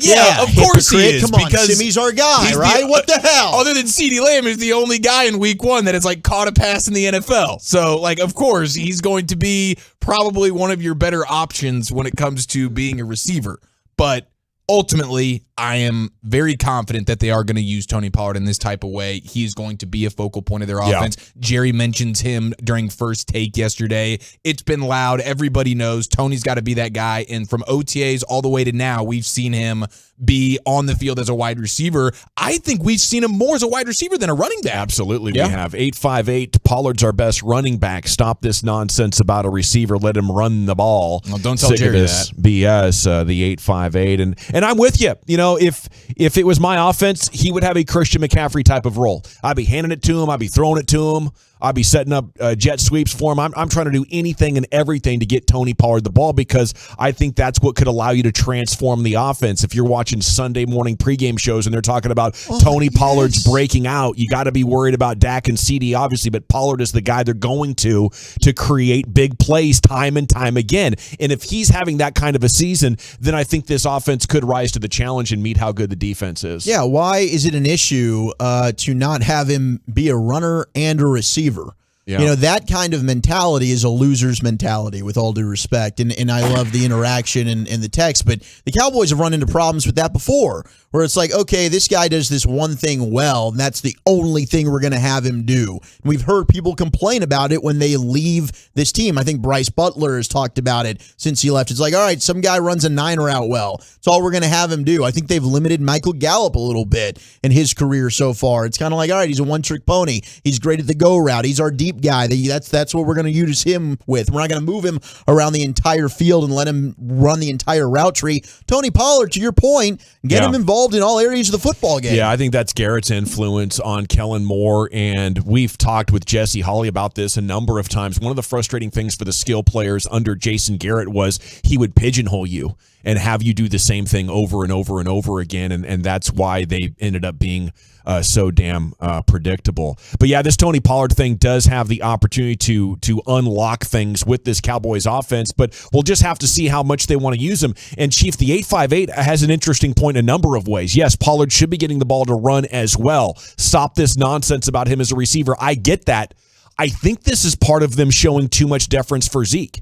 This is an extension off that story. We have to get Pollard involved, but we can't take Zeke off the field. And maybe for some good reasons, maybe for some not so good reasons, but I would like them to be open-minded. Just consider it. Try it for a half to make Tony Pollard a workhorse and like this multi-dimensional offensive weapon, and just give Zeke some rest to see how it impacts the game. I would like to see that too. I think the Zeke thing is a huge part of it, but I also do think a big part of it as well is the idea that you don't have a ton of receivers that you feel like you can trust initially. When there's no Gallup in the first few games, and it's like, okay, Jalen Tolbert has not impressed the way we would have probably liked to see in preseason, not to just write him off, but it's like, okay, as we look at it here, realistically speaking, Tony Pollard right now as it stands probably is the second best wide receiver on your team, and now you're trying to utilize the talent that you have, and it's like, okay, I can get Zeke on the field and I can have Pollard on the field at the same time. This is a way to do it, but I do like what you said about what Jerry, that was the worst thing that happened when he was on First Take, if that was yesterday, was Jerry saying that it starts and stops with Zeke and the offense goes as Zeke goes and we run it through him. And that was like, that is one of that's a old school, out of touch way of doing things. Like you can't, I don't think we can listen to that, man. I mean, Jerry literally sat with us in Oxnard and said the opposite to us that Kellen Moore just told us about Tony Pollard. He described us, what Pollard's going to do is essentially be an extension of the run game and take the dump offs out of the backfield. He's not going to be stretching. He doesn't envision him stretching the field vertically. What did Kellen Moore just tell you? That's what he's going to do. That's what he can do, right? So, I mean, Jerry might put a linebacker on him. I don't mind sending him. Jerry might have forgotten that he played wide receiver at Memphis. He's dealing with a lot of stuff. Ryan and Rowlett, General, I know that you like Pollard as a pass catcher, but do you have any confidence in him as a rusher behind this depleted line? More than Zeke. We've talked about it with Brian. In order to get to and through that hole, if that hole is only going to be open for a quarter second, you need a really fast guy who hits it. Okay, speaking of guys who can absolutely fly and break an NFL game open here in 2022, did you see T.O.'s 40 time? It's a 4.38. Jeez. He's still shredded like that day in Philadelphia when he left practice and the reporters followed him home where he did sit-ups in the driveway. It's the same body. Yeah. It might be faster because he's doing so much sprinting and, not taking hits. Okay, what level of football would you be willing to bet on T.O.? Now, keep in mind, when they chased him out of the league around age 38, 10 years ago, he still was on pace for a 1,000-yard season with the Bengals. Been that long? Yeah, I think that 2012 was his last year. Yeah, he had like 73 catches for 950 yards or something with the Bengals in 14 games. Well, he's still good. He's been doing the fan-controlled league. Is that what he's been doing? Hasn't Johnny Manziel's been throwing him some passes? Fans football. Yeah. So here's my dream. I want to get Dez and T.O. as your starting XFL receivers for the Dallas team. Let's go. I think that would be an absolute blast. I'll get tickets to that. I would too. I'm at least watching on TV. Dez and T.O. Every single game. And if they play well, then who knows? Maybe we're propping the door open to an NFL return. That would be legendary. If you're The Rock and you're running the XFL right now, that's what you need to do. Like Terrell Owens is going to say yes, and you got to think Dez is probably going to say yes as well. Why wouldn't you? I still see Dez doing workout videos on the social media. Like he still wants to go out there and catch a couple of passes. It'd be a blast. And I think they would flourish in the XFL. Yeah, you think they could handle that? I think they'd be co-MVPs together in the XFL. They'd crush, dude. Just be murdering folks. That's sweet. I want a little bit more of this. I know he's old, and the straight line speed can be deceptive, right? It's more about the change of direction, the balance, and the power. Dude, give me 5 to 6 9 routes a game right now in the NFL with Dak throwing his beautiful deep ball. We know the deep ball for Dak. Sharp analysis says it's a hell of a deep ball. Give me that 4-3. You can't tell me if he's running straight line. That's fine. I don't need the whole route tree, T.O. I just need you and that shredded bod of yours at damn near 50 years old, Hall of Fame. Put the gold jacket on over your pads and just run down the field 50 yards and let Dak throw it to you. And you do that 5 times a game, and you're going to score touchdowns. There's no more Garrett, there's no more Witten, and no more Romo. So, I don't know. Maybe we can have some fun with this. Yeah, I wonder, man. Could he get off the line of scrimmage at 50 years old? Oh, yeah. Is that a problem? Are you kidding me? You see the muscles on that guy? Yeah. That's old man strength at this point. It is old man strength. Well, it's funny, and salute to T.O. for staying in such amazing shape. I did want to have a little bit of conversation with it. And I love the old man comeback story. But you put a movie on or give me an old Sports Illustrated article about an old man that's been out of the game, but he's coming back in. I want to see if he can pull it off. All righty. It is the G-Bag Nation coming up next. It's time for the biggest L and the biggest dub of the week with Chia Fall. Looking forward to that. I got to tell you about my friends at Men's T Clinic, though, because if you're getting up there, like a lot of us are, T.O., myself, we're not exactly young.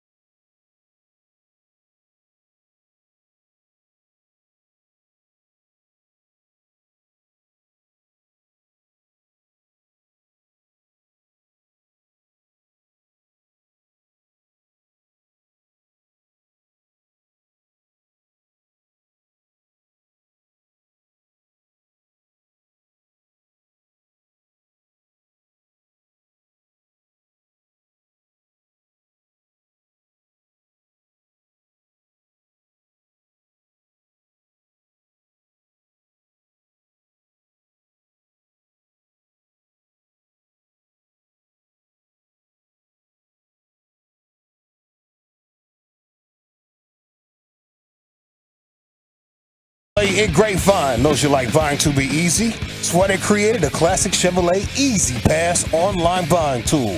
Visit ClassicChevrolet.com to get started. Chevrolet, found new road, y'all. Well, thank you, Lucius. Coming up at 4 o'clock, Christy Scales is going to join us live from the stadium for the latest as the Cowboys get set to take on the Seahawks, wrap up preseason. Here's Chiafalo with your biggest L's and biggest dubs of the week. Yes, sir. You know the drill, ladies and gentlemen.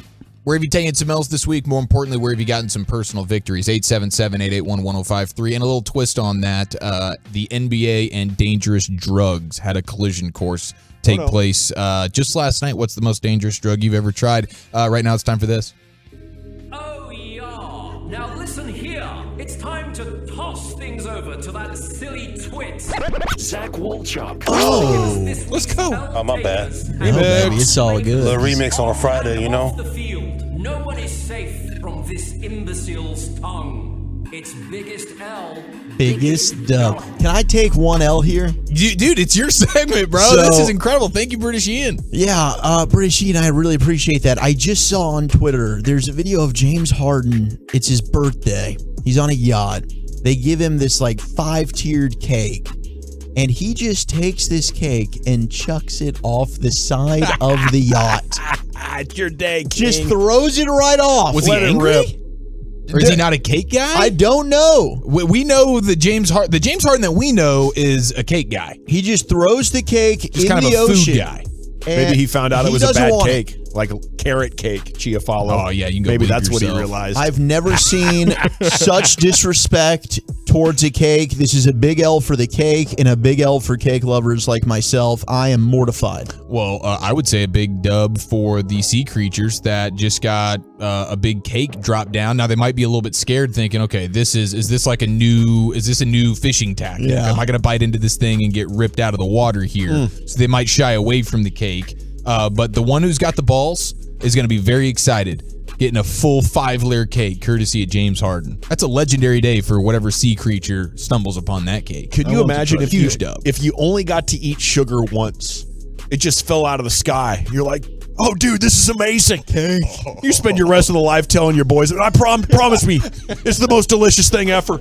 You're telling your grandkids, yeah, we're going on an adventure. We're trying to find some more. Dude, that is so great. Yeah, it's just like this amazing thing, like raining out of the sky, and you're like, I promise it happened. It's like a shooting star of sorts. Yeah, nobody believe you. Oh, that's so good. Shout out to the 254 texting in. It's my husband's birthday today, or tomorrow. He listens every day. Can he have a shout out? His name's Devin. He's 35 years old tomorrow. He's from Waco. Absolutely, Devin, turning 35 from Waco tomorrow. We love you, my friend. Thank you for being a Tolo. Happy bleeping birthday. And that is a hell of a dub. One more trip around the sun for you, Devin. Heck yes. Happy birthday. We might have the biggest L of the week here. Torian Prince.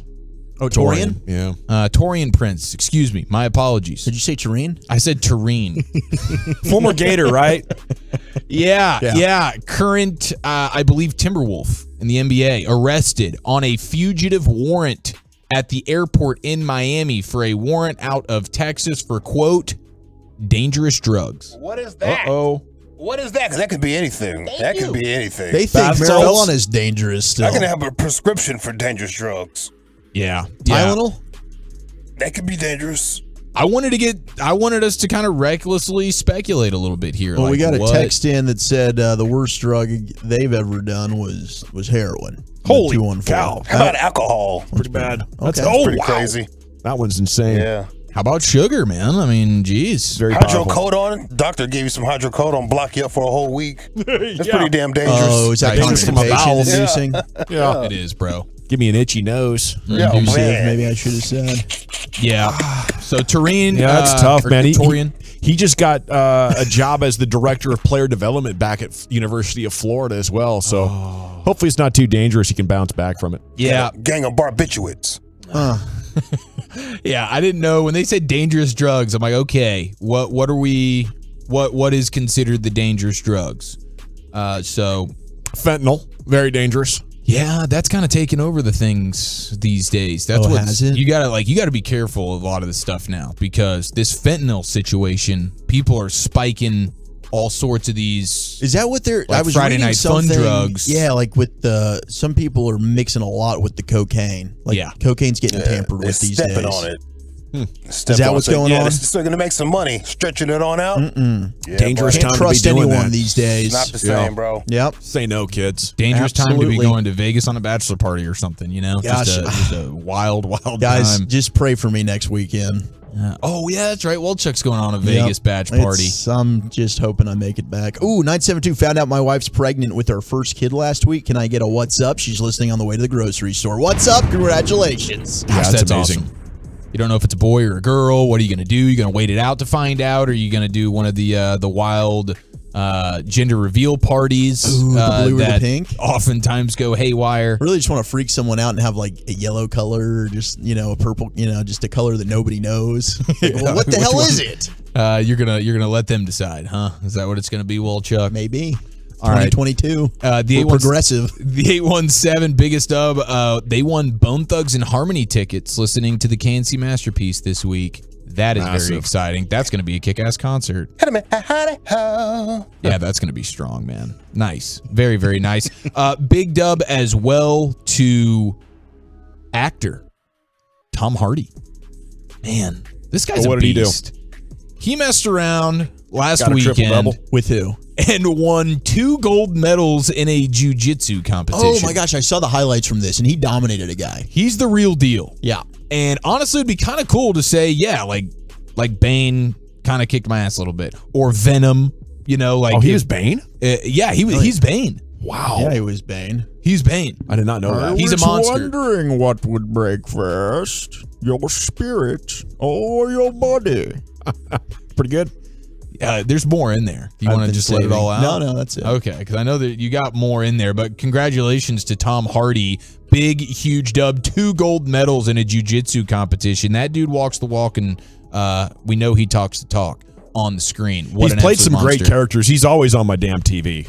Fiance wife's like, oh, another Tom Hardy movie. Let's watch it. He crushed it in Lawless. If you haven't seen Lawless, he's a badass in that film. Yeah, he is really, really good. And he looks more like a rugged, real person than an actor. That I'll give him to. Yeah.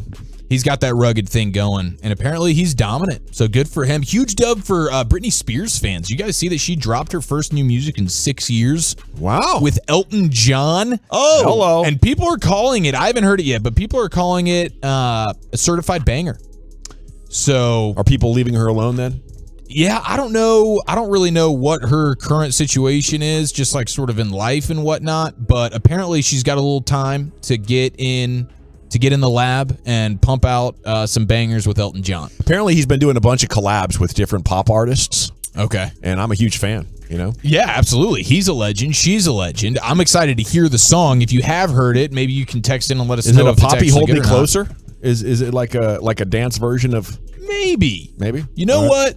Maybe. All right. That's the best I can give you there. Maybe. But I heard it's actually not bad. So that kind of came out of left field for me. I'm like, okay, Britney Spears is dropping jams. This could be exciting. Big win. Oh, 817, big dub. Speaking of Tom Hardy, they lost their V card the night they saw Warrior in theaters. That's the movie I was thinking of. The boxing movie. Fantastic. Well, MMA.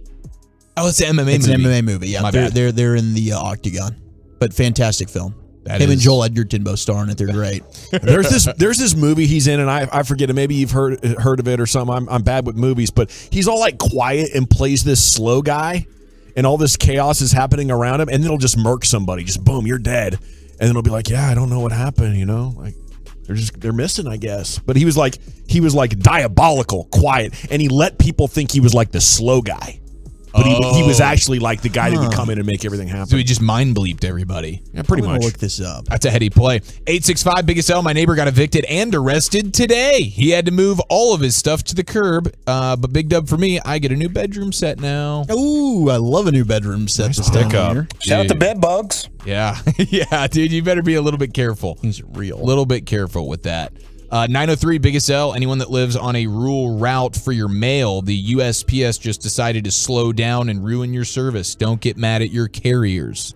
So that sounds like we got a carrier who's trying to get out ahead of something because the product is about to be, I guess, worsened for rural route human beings that are expecting USPS packages. That's an L. Yeah, I used to live out there in the country. We'd have to walk like a mile and a half to check the mail. We were just down this long road. Oh. They wouldn't come down there. Yeah. What the hell, man? That's too much. Like, hey, is it my The route? Drop Yeah. with James Gandolfini? Was he I also think in so. that movie? Yeah. Tony The Soprano. Drop. I actually do remember that movie. Maybe. That was a strong one. Biggest L, Oklahoma City Thunder, Chet Holmgren, their top pick. He's going to be out for the season. Of course, we know we get a lot of texts about Tyron Smith, Cowboys fans. Biggest L, there's no question that's a huge L this week. Big dub for the individuals who had their wedding crashed by John Wick himself. That's What? right. Keanu Reeves crashed a wedding of just some randos, and it was a British couple. And they were thrilled. They were pumped. There's photos, and he looks like John Wick. He's got the hair and the beard going on. He did the whole thing. He looks like he's like he could be filming John Wick currently. That's the look that he's donning right now. He might be. What a cool moment, dude. Are you kidding me? Keanu Reeves just shows up ready to party at your wedding reception. Hopefully he shows up to the wedding that I'll be at in Austin tomorrow. Yes. So Keanu, if you're listening, get out to Austin. We'd love to see you. All right, does Eric split his pants on the dance floor at this wedding? Yes or no? What size are they? This is going to be a go hard wedding for me. So I would put the odds at a pretty good chance. Well, have you recently purchased any new pants that you're wearing? No, are these going to be These are going to be well fitted pants. This isn't one of these they're black well-fitted? tux. Like I'm not in the wedding, so I didn't have to like. So you didn't end up I didn't have getting to new. conform to whatever outfit they wanted me to wear. I got to pick it. You're not going to. And by you're me, not going to rip them. It'll be my wife. So I don't know, but this is going to be one of those go hards. I want tight pants that you shred. This is one of those deals where it's an out-of-state friend. I know him and like his parents, but I'm not gonna know anybody else there. This is a Okay. full-on let-loose situation. Oh, yeah. There's nobody that is going to wake up disappointed in you. No one can stop me Yeah. for what's going to go down. I'm I love excited. it. There it is. Eric Chiafalo, biggest L, biggest dub. Heading for a big weekend down there in Austin. When we come back, it's hour number 3 of the broadcast. We're only going to 6 o'clock tonight. That's when the Rangers pregame is going to take over. We'll hear from Cowboys sideline reporter Christy Scales next here in the nation. I want to chat about D&M leasing, though, because we got a big weekend coming up, and congrats to making it till Friday. It's going to be amazing to relax. But if you also need a new vehicle,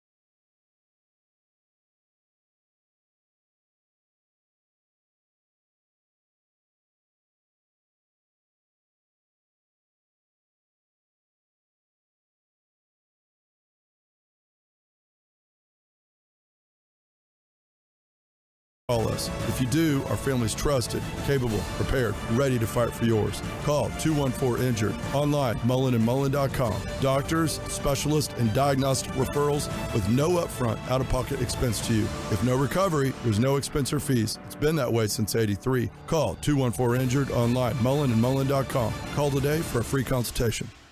This is the exclusive home of Dallas Cowboys football. KRLD FM and HD1, Dallas, Fort Worth. Let's go, Cowboys. Always live on the free Odyssey app. From the MyFitnessStore.com studios. Let's do this. You're rolling with the G-Bag Nation on 105.3 The Fan. It's Hour 3 of the G-Bag Nation here on 105.3 The Fan. Welcome in. Christy Scales, Cowboys sideline reporter, is set to join us.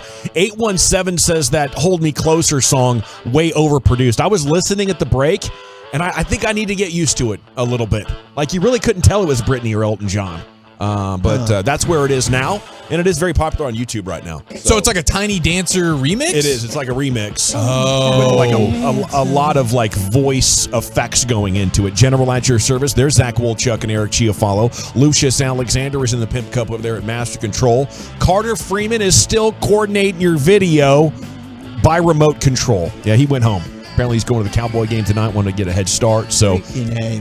Thanks, Carter, for finding a way to work from home and get this job done one way or another, Slacker. Yeah, Broadus isn't here to bring him some lunch that he'll complain about, and here he goes and just dips out of here. I see how it is, Carter. My Bleep Hole of the Week nominee, Carter Freeman. That's it's a big L right there. He becomes the commissioner of our station fantasy league, and all of a sudden he thinks he's making the decisions. Whatever he wants to do, huh? Roger Goodell. All right, joining us now here on your home of the Cowboys is everybody's favorite sideline reporter, Christy Scales. Good afternoon, Christy. How the heck are you? Good afternoon, Gavin. Now, how do you guys stand on sushi at a football game? Because up in the booth, Brad Sham, with all of his tenure, 44 years, he gets to choose what they bring in for the catering, and so most often he requests sushi. Not that I see it on the sideline, but where do we stand with that kind of cuisine at a football? That's tough. Being on the West Coast, they would make fun of the college football fans who would have like salmon at their tailgate. And I was with it. Just seafood doesn't seem like classic tailgating or football food. But from a broadcaster's perspective, I think it's light and it's bite size, and you can get a pretty satisfying meal while you're broadcasting. Right. And Gavin's also not the biggest fan of most seafood and sushi. I am a big lover of it, and it's also fantastic at AT&T Stadium, so I approve. I think it's great. I told Broads to try and sneak us as much as he can, if possible. So I definitely give it 2 big thumbs up, Christy. I kind of stand beside you on this, Christy. I think if let's get our hands dirty, Brad Sham. Let's get in there on some wings and let's figure it out. We'll get back to the microphone when we get back to the microphone.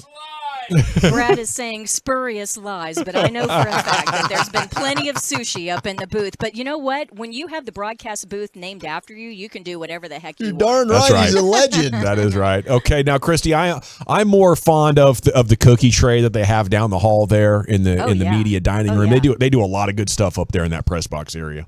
Absolutely. And down on the field, too, for the photogs and the sideline folks. So right on. It's usually hot dogs after the game, but no complaints. Well, before we get into the game, Christy, how was the blue the deal that they did last night? They had the blue carpet out and the festivities. It was a little different from what we're used to with the luncheon.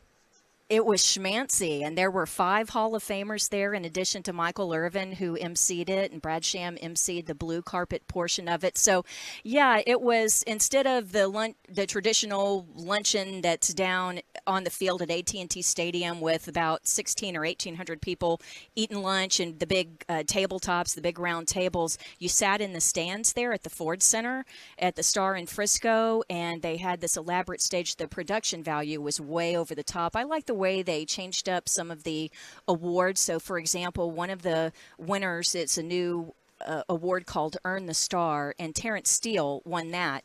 Think of what 2 years ago, he was an unknown guy and, an undrafted guy from Texas Tech, and ends up having to start the season at tackle. And 2 years later, we're counting on him to be the starter in place of Lyle Collins. And so, it was just kind of neat, and it was fancy, and everyone was all dressed up. And hopefully I don't have to put on pantyhose for another 12 months. So yeah, me too. Have to dress up. Yeah. And Brad said the same thing. So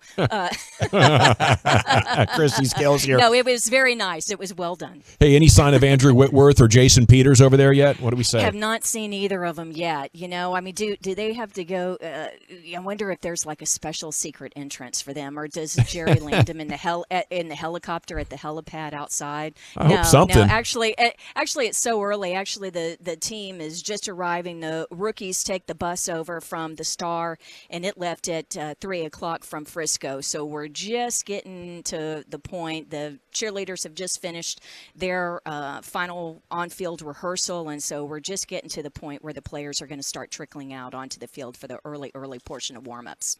This third preseason game, I know for some fans, they're just itching to go ahead and get this season kicked off and started. Let's get to some meaningful football, but there still are a lot of guys that this is a big game for them. They're competing for a roster spot.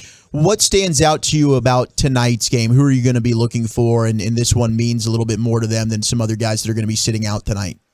Oh, absolutely. Well, a guy like running back Malik Davis, who's done well on special teams, can he force him to keep 4 running backs on the roster? And I think guys like Deron Bland have already made their way onto this team because he can play nickel corner. He can play in the slot. But let's see if Nashawn Wright can rebound. He really did have some good practices and a good camp, but it hasn't shown in those first 2 preseason games. So let's see if he can rebound.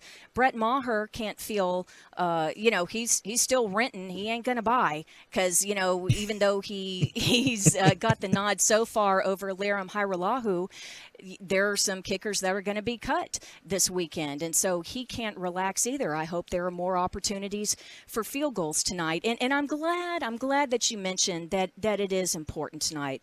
Let's take Maher as an example. And he's not the only one of these guys who have bounced around the league, have bounced around multiple leagues. This is just for an example. Here's your kicker, Brett Maher. His resume since 2013, when he signed as an undrafted rookie free agent with the New York Jets. So since 2013, New York Jets, Dallas Cowboys, CFL Winnipeg Blue Bombers, Ottawa Red Blacks, Hamilton Tiger Cats, Cleveland Browns, Ottawa again, Cowboys again, New York Jets, Washington, Houston Texans, Arizona Cardinals, New Orleans Saints, and once again with the Dallas Cowboys. Wow. So, and a guy like Kavonte Turpin, we talked about him with the USFL, and we know that he was the MVP in the spring this past spring, but we talked about he was in Poland last year for the Wrocław Panthers, but before that, he was in the Spring League playing for the Sea Lions. That's the Spring League down in Austin. If people have heard of it, it's probably because Johnny Manziel had a flirtation with that. And then the fan-controlled football league, he was with a team called the Glacier Boys. So that's his resume since TCU is the FCFL Glacier Boys, the TSL Spring League Sea Lions, the European League of Football Wrocław Panthers, the USFL New Jersey Generals, and as a 26-year-old, he is a rookie with the Dallas Cowboys, 26, the same age as Noah Brown and James Washington, fellow wide receivers who are in their 6th seasons. And by the way, when Tyron Smith was 26 years old, he was already in his 7th season. So I'm sorry if I'm getting on a little bit of a rant here, but that's incredible. Here's the thing. The folks who are dismissive of this final preseason game, I just I find it disrespectful. My bad. Because this is so important for these guys. There are going to be 27 unemployed Cowboys by the beginning of next week. Now, the good news is the practice squad is expanded, and it's now 16 players, so there's going to be more jobs. But it's the final audition tonight, not just for the Dallas Cowboys, for these young guys, but they need to put good film.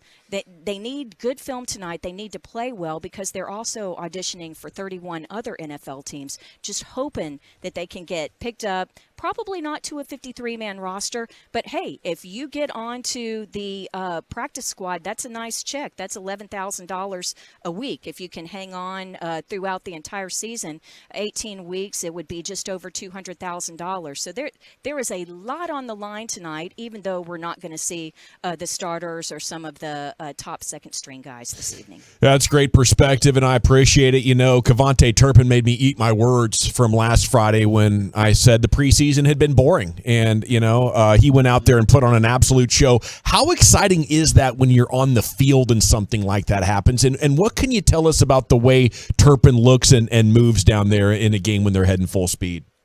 Well, he's my favorite new Dallas Cowboy because I can literally see eye to eye with him. He's not a tall guy, so I tend to root for these little guys. And his legs are skinnier than mine. So he was 150. He's 155 pounds after practice, right? He loses a few pounds each practice. But what I enjoy about the the preseason is things always change a little bit. The dynamic on the sideline is always a little bit different. Maybe they're doing some different things with the logistics of the coaching staff. There's always like a new technology that's taking place. But I love to see a guy like Jaron Kearse last year.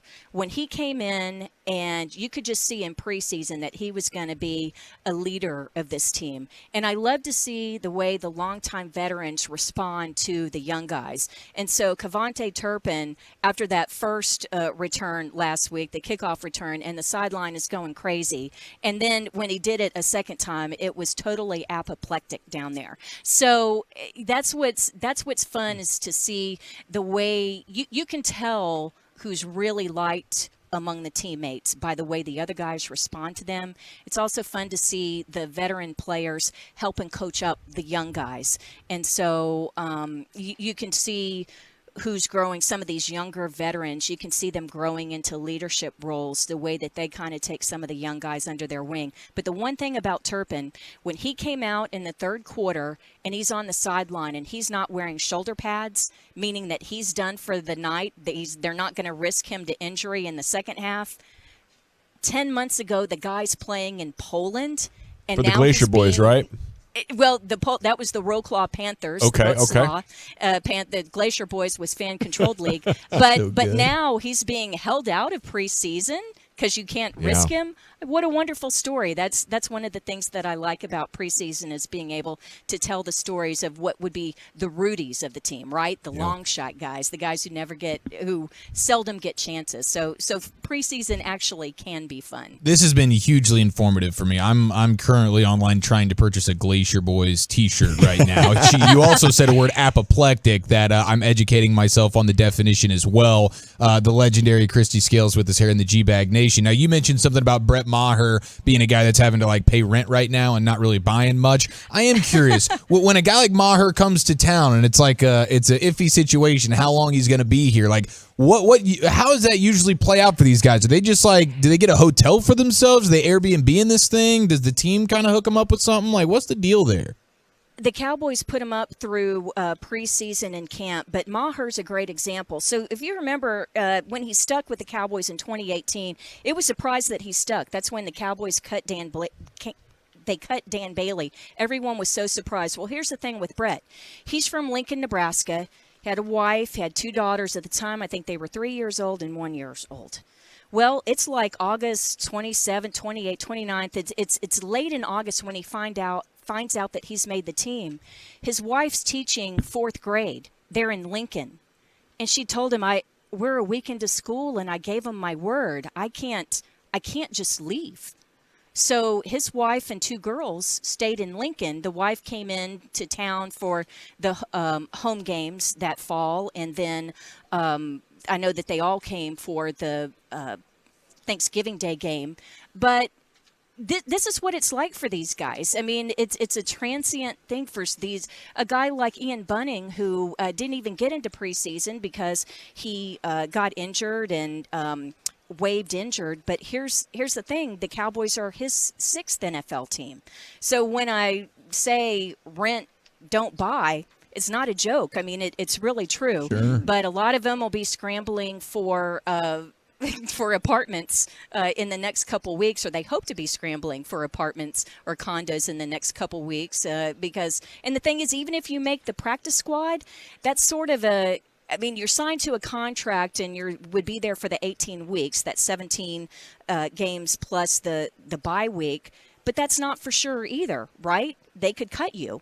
The good news is if you're on the practice squad and you get signed by another NFL team, then you have to be on their 53-man roster for at least 3 weeks. That's one way that you discourage teams from poaching each other's practice squad players, on a weekly basis. But, it makes a big difference money-wise because the rookie minimum in the NFL is $705,000. So if you divide that by 18 weeks, that would be a weekly check of $39,166 compared to the $11,500 that you get for the practice squad.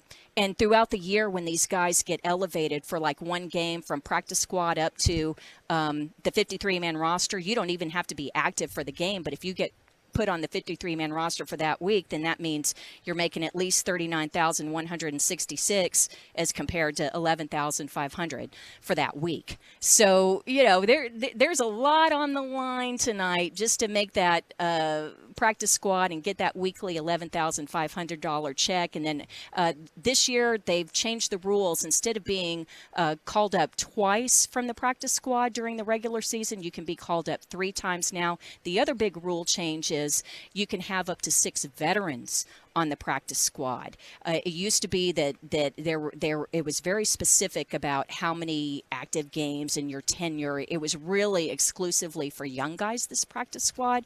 But now having 6 veterans, that's a way for teams to stash veterans that you can call up to 3 times in the regular season before you would have to make a decision as to whether to keep them on the 53-man roster. Well, speaking of veterans, Christy, we saw Terrell Owens run at 48 years old, run a 4.3840 yesterday. I'm curious, do you feel like he could still help us out a little bit? Let's put him versus Cavante Turpin. Oh. Cavante says he ran a 4.28. That's his.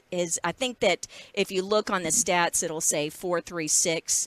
That his best time. But he said that he once ran a 4.28. But be fun. Yeah.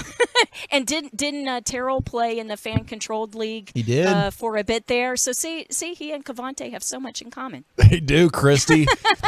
Great report. We always appreciate your work. Thanks for joining us. You bet. Thanks for having me on, guys. Salute. There she goes, Christy Scales. The pregame's coming up at 6 o'clock.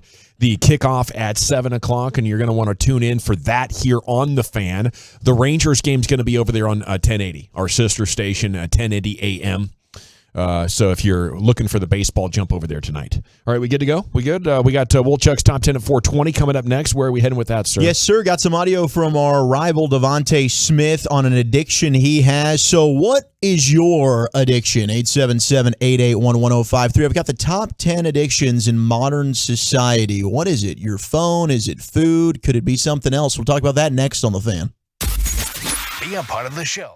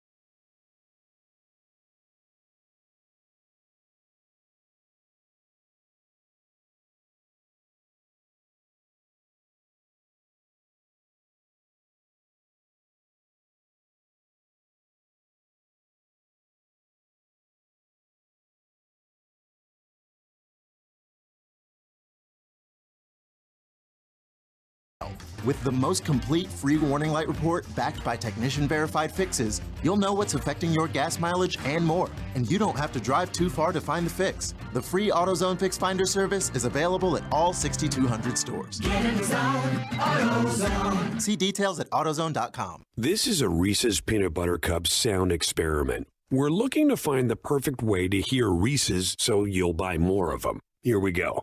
Reese's. Reese's. Reese's. Reese's. Hey, get out of here, you little stinker. Reese's. Reese's. Reese's. Peanut Butter Cups. That breathy one sounded very creepy, am I right? Listen to the Texas Lending Mortgage Show each Saturday morning at 8 to get the latest on buying, selling, or refinancing your home. You can also listen to the show on the Odyssey app. The Texas Lending Mortgage Show is paid for by Aspire Financial Inc. The roar of our engines, the pump of our heartbeats, the pedal to our metal, the sparks that ignite us, the pistons that push us, the passions that drive us. From the feelings that move us to the places that pull us on the roads that unite us. With nearly 6,000 stores and over 17,000 auto care centers, Napa has America's largest network of parts and care, here to keep you firing on all cylinders.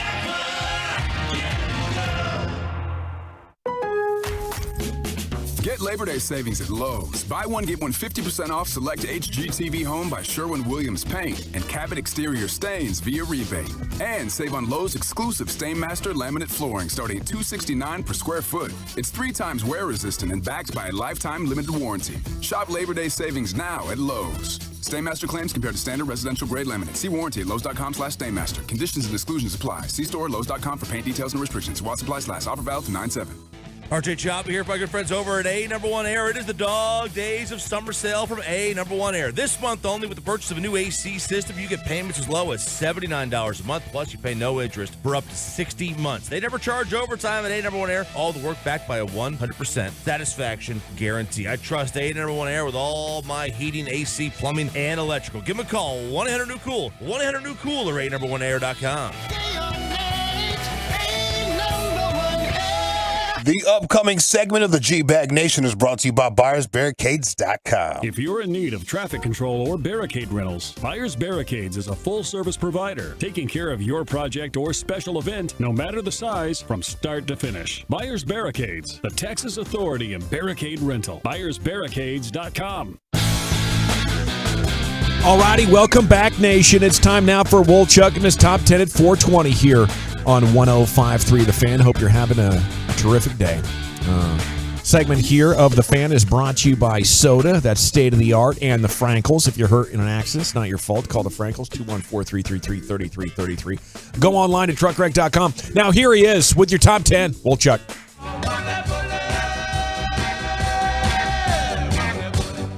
That's right. Boom, boom.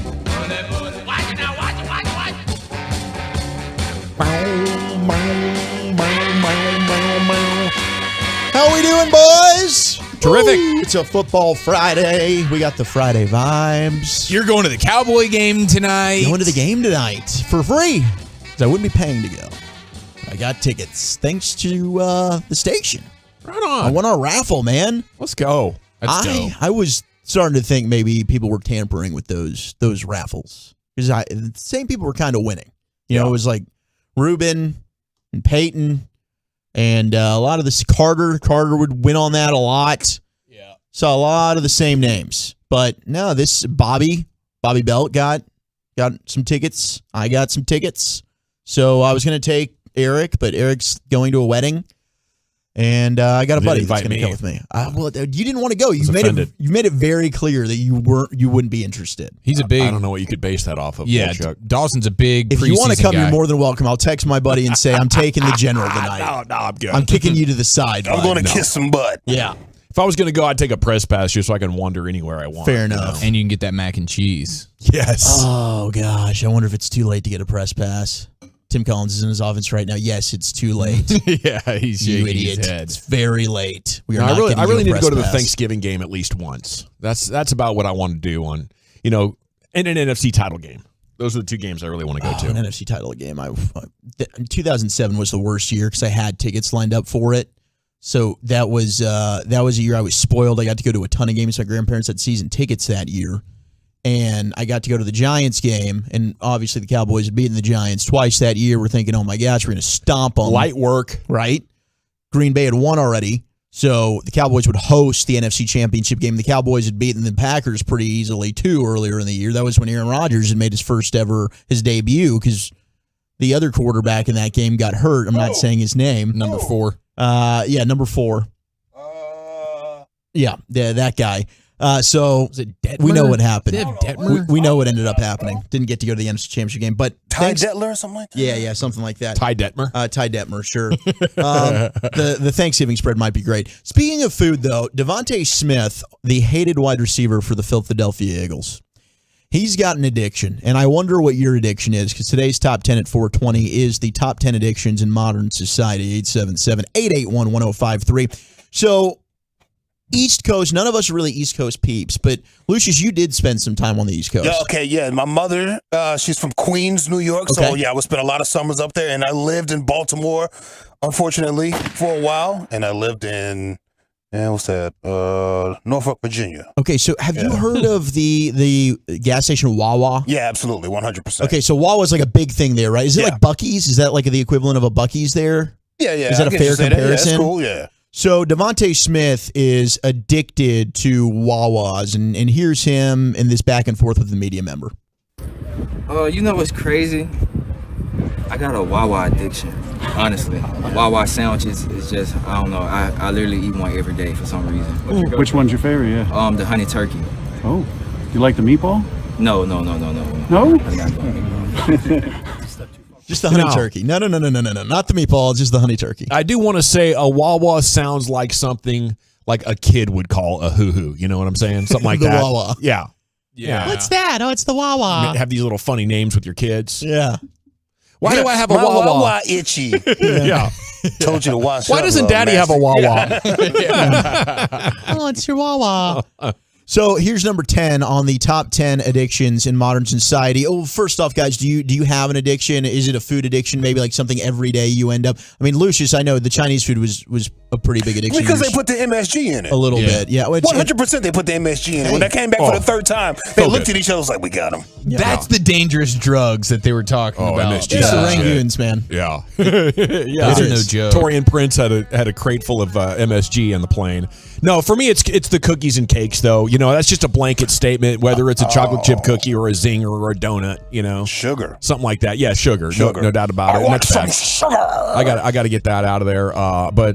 But also first-person shooters. You know, video games, absolutely. I love it. You know, it's adrenalizing. Yeah. When you go on like a kill streak and you're like dominating it, it fills my body with energy and excitement, like when I was, playing actual sports. Like I really think it's comparable. It's the competitive dog inside you just being unleashed. Oh, it's so good. You just good. need to be able to channel it, and that's where you get to do that. Yeah, I can't run anymore. I can't people. do any actual sports. So yeah, I'm into that, and I'm into the crypto pretty hard, and I don't think that's an addiction. That's just like a hobby. Well, so are you seeing success? Are you like getting benefits and so since I started like 18 months ago, the market has turned from a high trend now to a major downtrend. So I would not say I'm making money, but I'm accumulating in a way that I think in a couple of years, maybe 5-10 years or something like that, down the road, it's going to pay off. My brain just does not work. Like with the stock markets and math and numbers, like I just can't process and wrap my brain around. I need somebody to just give me advice. It's all trends. Yeah. It's just all say like, trends, hey, bro. Don't worry about them numbers like that. Okay. And maybe that's all I need is just read the charts. If you can read the charts, that's it. Well, see, even charts, like mapping. That kind you can get it. You can get it. If I can figure it out, you can figure it out, bro. All right. Yeah, but Wolchuk's just like a trust your gut guy. Like he doesn't want the analytics and stuff like that. Yeah, I just want to be able to be, okay, today I've got a gut feeling this is it. Or I just need somebody that I trust to say, all right, this is what we're doing, and I'm just going to rock with you. And I'm not going to blame you if it doesn't work because we're riding and dying together. But you want to know why. I want to know why. You always want to know why. Right. Once you start figuring out why, then you get a little bit of how the stock market works. Absolutely. You won't like beat it. And then you know what? If the why today I'm not really feeling it, I might sit this one out. That's how you're supposed to do, bro. Yeah. But I'd like to get in this game. I'd like to dabble, but I'm just not confident. I just don't know what the hell I'm doing. Eric, coffee, would that be your number one addiction right now? Coffee's a big one. Some straight black coffee is going to be a huge addiction for me. Just the salty snacks, like these Dots pretzels here are absolutely incredible, and they're kind of my new fix, but like a chip kind of snack thing is something that I can never rid myself of. I'll deprive myself of it all day, and then it's like 11 o'clock at night, and I'm like, forget it, and then I'm just going to bury my face in a bag of Doritos or something. Okay. And then I've also kind of gotten addicted to being in the sauna. I really enjoy, you like your schwitz. I want to get a sauna fix like almost every day. If I'm like, dude, if I could just sneak away for like 30 minutes, let me go hit this sauna. It is an amazing thing. That's good. It feels good. For a long time, I was addicted to fat shaming you. But that's kind of gone away. You still can. I'm going to miss that. Still got a ways to go. You'll always be fat to me, Will Chuck. Lucius, anything? If you can't eat without it because you don't have an appetite, is it an addiction? Or is it something you need now? Or is that an addiction? Is it habitual? Yeah, like what is that? I don't know what that is. I think like more scientifically of addiction, like your body is altered like from nicotine or heroin or something. And your body's like throwing a fit if you don't get it. Yeah. No, my body's not throwing a fit if I don't get it, but it may be a few days of crankiness, starving. Yeah. I won't be hungry. I get it. Mm-hmm. I'd probably go coffee. Mild addiction. Like, I know. I think it's a pure addiction. It's probably addiction. I think it's on my bones, like, bro. Your body feels it. Yeah. Like if I don't have a cup of coffee, like I start to feel a little sick. You know, my body knows if I don't have the caffeine, and then as soon as I have the coffee, now you're good. We're good. Like I feel different. Caffeine headaches are a real thing. For yeah, me it's a now, real too. thing. We got a lot of people texting in Dr. Pepper, beer, gambling, getting a lot of love for Wawa though. Wawa was cool, man. People are in on the Wawa game. In the 858, Philly cheesesteaks there are great. The Wawa turkey and cheese is fire. Diet Coke. Wawa's coffee is unbelievable from the 817. So we are getting some love there. Number 10 on the top 10 420, the top 10 addictions in modern society, work. We got a lot of workaholics out there. Oh, yeah, lots of them. A lot of workaholics. Yeah. The guy on the fan text wanted me to be corrected. It's like Wawa. I mean, Wawa is like Buc-ee's, but Buc-ee's is larger. Buc-ee's is larger than Wawa. Everything's bigger in Texas. How about that? Yeah. Huh? We got the land. Yeah, it's larger. Everything's bigger in Texas. Wow. Let's make a gas station as big as a grocery store. Thanks, guy. Thank you, Owen Wilson. Wow. Number 9 is food. Number 9 on the addiction list, food. Oh, yeah, it's big. Yep. People eating disorders. That's number 9. overcome their That's emotional top 3, traumas. bro. Yeah. Number 8 is video games. There you go, Gavin. Yeah, it's big. Number 7, the internet. Yeah. The internet's not working. Yeah, the internet's there nonstop. I feel like as a parent, is that the number one complaint? Like the Wi-Fi's out. Oh yeah, your The IT internet's not support. Your working. IT support. The cool thing is around 10 or 11 years old, they start to figure out how to fix things themselves, and then you can start asking them for stuff. Yeah. On how do you do this? Yeah, my younger brother was always that guy for us. Your younger brother? Yeah, like the youngest of us was always like, and he was small enough to like fit in the weird crevices of like plugging stuff in There you behind go. the shelves. So he was our guy for that. Number 6, gambling. Been there. Yeah. And investing is kind of gambling, I think, for some people, especially if you're getting into trading and stuff like that. But yes, blackjack, craps. I mean, at the height of the online casinos, it was bad. Oh, were you online pokering hard? I'd have like 3 poker games going on one monitor, and then I'd be like playing blackjack over here, and I'd have a horse racing monitor up. And that was early days And of that was my G-Bag. whole weekend. No, this was like Okay, so my radio career really got going once I moved on from the gambling. Okay. But in my early radio days, like my job in radio was so easy. I was just doing sports updates. I'd have poker games running while I was doing the top and bottom of the hour sports update. Oh, that's incredible. next level. And I couldn't really get my career going because I was so distracted. I'm worried about the new wave of sports gambling and how that's going. I'm nervous for my own self and sanity there because that's what can get me. That'll The get casino doesn't draw me, but that just like sitting on the couch and placing bets. Oh, I definitely On a have a football fantasy Sunday? football addiction. Holy 100%. The DraftKings, like it's bad. Yeah. I'll tamper and do a lot of things. Number 5, illegal and prescription drugs. Shocked that's not in the top 3 or number 1. Yeah, that's our number 1 drug problem in the country. Yeah. Number 4 would be sex. See that? Sex addiction. Yeah. Yeah. I used to have a pole in my crib. I got rid of that joint. You did. Now it's just a big old TV and couches and everything. Now it's just a movie room. It used to be a wild ass room. I got photos to prove it, bro. Oh, you got to send those pics. It used to be crazy in that room. Picture didn't have Yeah. Lucius. Give me my sailor hat, girls. Let's Hell go. yeah. Number 3 is alcohol. Ahead of drugs, by the way, is alcohol. It is a drug. It is. Look how they try to separate that.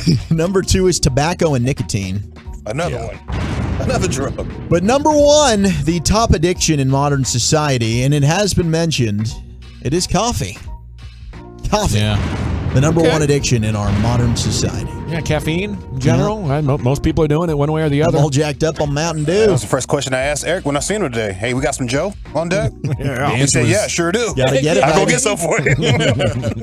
It is the G-Bag Nation. Time to go around the NFL. It's been a big day in the world of pro sports, and the NFL's been no exception. So let's get you everything developing here in the world of pro football next in the nation. I want to chat about D&M leasing, though. Before we do that, if you need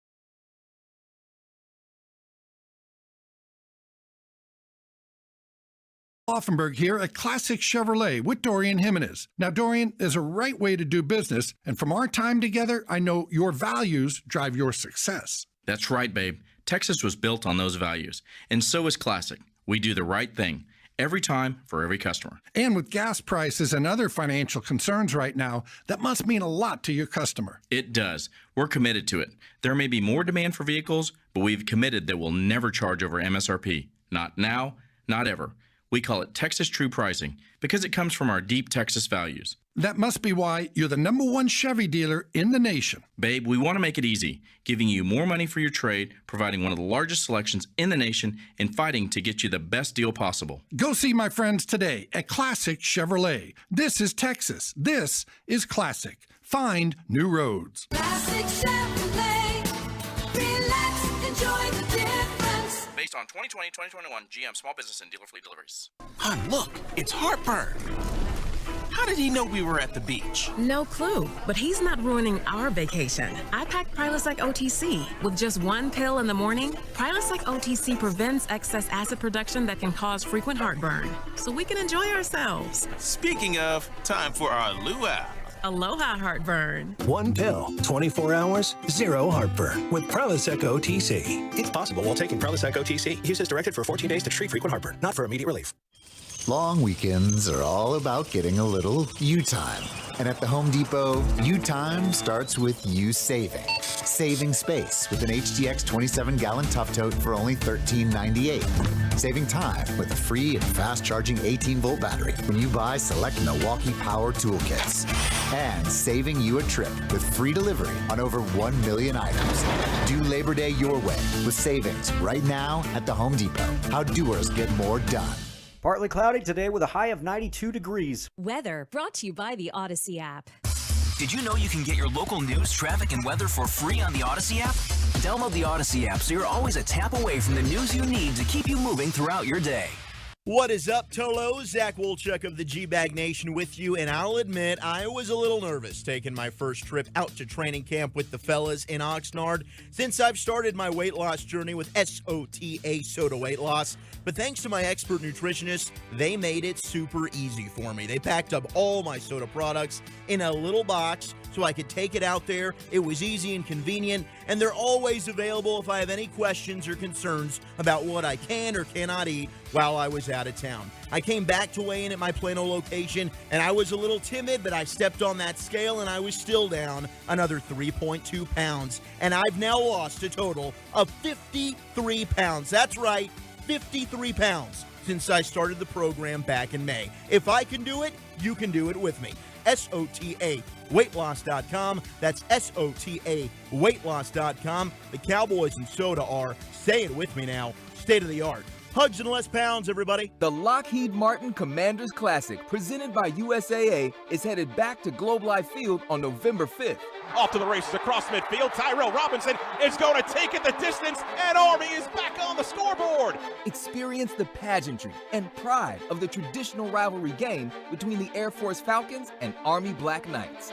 Daniels to throw, left side, Kinnaman wide open, touchdown, Air Force! Tickets are on sale now at commandersclassic.com. The upcoming segment of the G-Bag Nation is brought to you by Mullen & Mullen. Shane Mullen again with Mullen & Mullen. The numbers are out for 2021. We got our clients 19 in the top 50 largest settlements in the entire state of Texas, according to TopVerdict.com. Trust my family to fight for yours. Call 214-INJURED, online, mullenandmullen.com. The Fan, along with Airview AC, is proud to support the 21st annual Guns and Hoses Boxing Tournament. Police versus fire in the ring in an all-night Donnybrook, Saturday evening, September 10th at the Allen Event Center. Help us support our first responders. Get your tickets today at 1053thefan.com/boxing. Hey, if you're in need of traffic control, our Barricade Rentals. Buyers Barricade is a full-service provider taking care of your project or special event, no matter the size, from start to finish. It is the Texas Authority in Barricade Rentals. BuyersBarricades.com. Thank you very much, Lucius. Let's do this. Let's go around the NFL, brought to you by Metter Dodge Chrysler Jeep Ram. Let's go around the NFL, G-Bag style, on 105.3 The Fan. Okay, Matt Araiza, Punt God, the kicker, the punter for the Bills, is not going to play in tonight's game. as the story is unraveling here out of San Diego. 17-year-old girl reported a gang rape the next day, but Araiza or his two teammates, also accused, were never arrested or charged, and the allegation was not reported publicly until yesterday after the girl filed a civil lawsuit against Araiza. Under the NFL rules, he can't face league discipline because it happened before he was drafted or whatever, even for a personal conduct violation. But this, to me, is a situation where it is so horrible for business, and the offense, if you read the details of the suit, if it's true, it is just so vulgar and unbelievable. I don't think fans could get it out of their head. I think the volume that was experienced when the Ray Rice knockout video came out, you can multiply that by 10. You can. There was an Oregon State baseball player about 5 years ago that was drafted, and he had done some even more unfortunate thing. I don't know. It's hard to power rank these things, but he was guilty of some horrific acts with a family member. And MLB just decided, listen, there's no formal punishment, but nobody wants you on their team, And I think that's what we're facing right here. The Bills have not explained anything so far about when they learned of the accusations, and they might be getting ready to cut him tomorrow. I don't know, but to me, if this plays out and there's a belief that what she's alleging took place, I don't know how you tell your fan base we're paying this guy. He's a punter. And I know he booms 83-yarders, but we're just going to have a regular 60-yard punter, guys. I don't know how you get that past your fan base. Yeah, it's a sad deal. And reading through that story was pretty eye-opening it's horrible, alarming, and all the adjectives you can use for just disgusting and ridiculous. So, yeah, I don't know. As just a punter, even though you are the punt god, it might be called the punt devil moving forward. Yeah. But, yeah, if it was me, probably just say thanks, but no thanks. We'll go ahead and send you on your way. Yeah. They've already cut the other punter that was on the roster, so they've made their decision to move on with him. But I'm sure that you could go back and re-sign that guy if you wanted to, and they'll probably let this play out and see, if he is indeed found guilty before they make a decision. But I agree with you. If he is found guilty, I don't see how you keep him on your team. The 214 is asking, what about Zeke? It happened before he was drafted too. There were incidents that were under review that happened after he was drafted, before OTAs or before training camp. So unfortunately for Zeke, the NFL employment had already been initiated. Here's Zach Wolchuk with second down. All right, got some QB news for you. Apparently Mason Rudolph, there are actually teams that are asking the Steelers about a trade.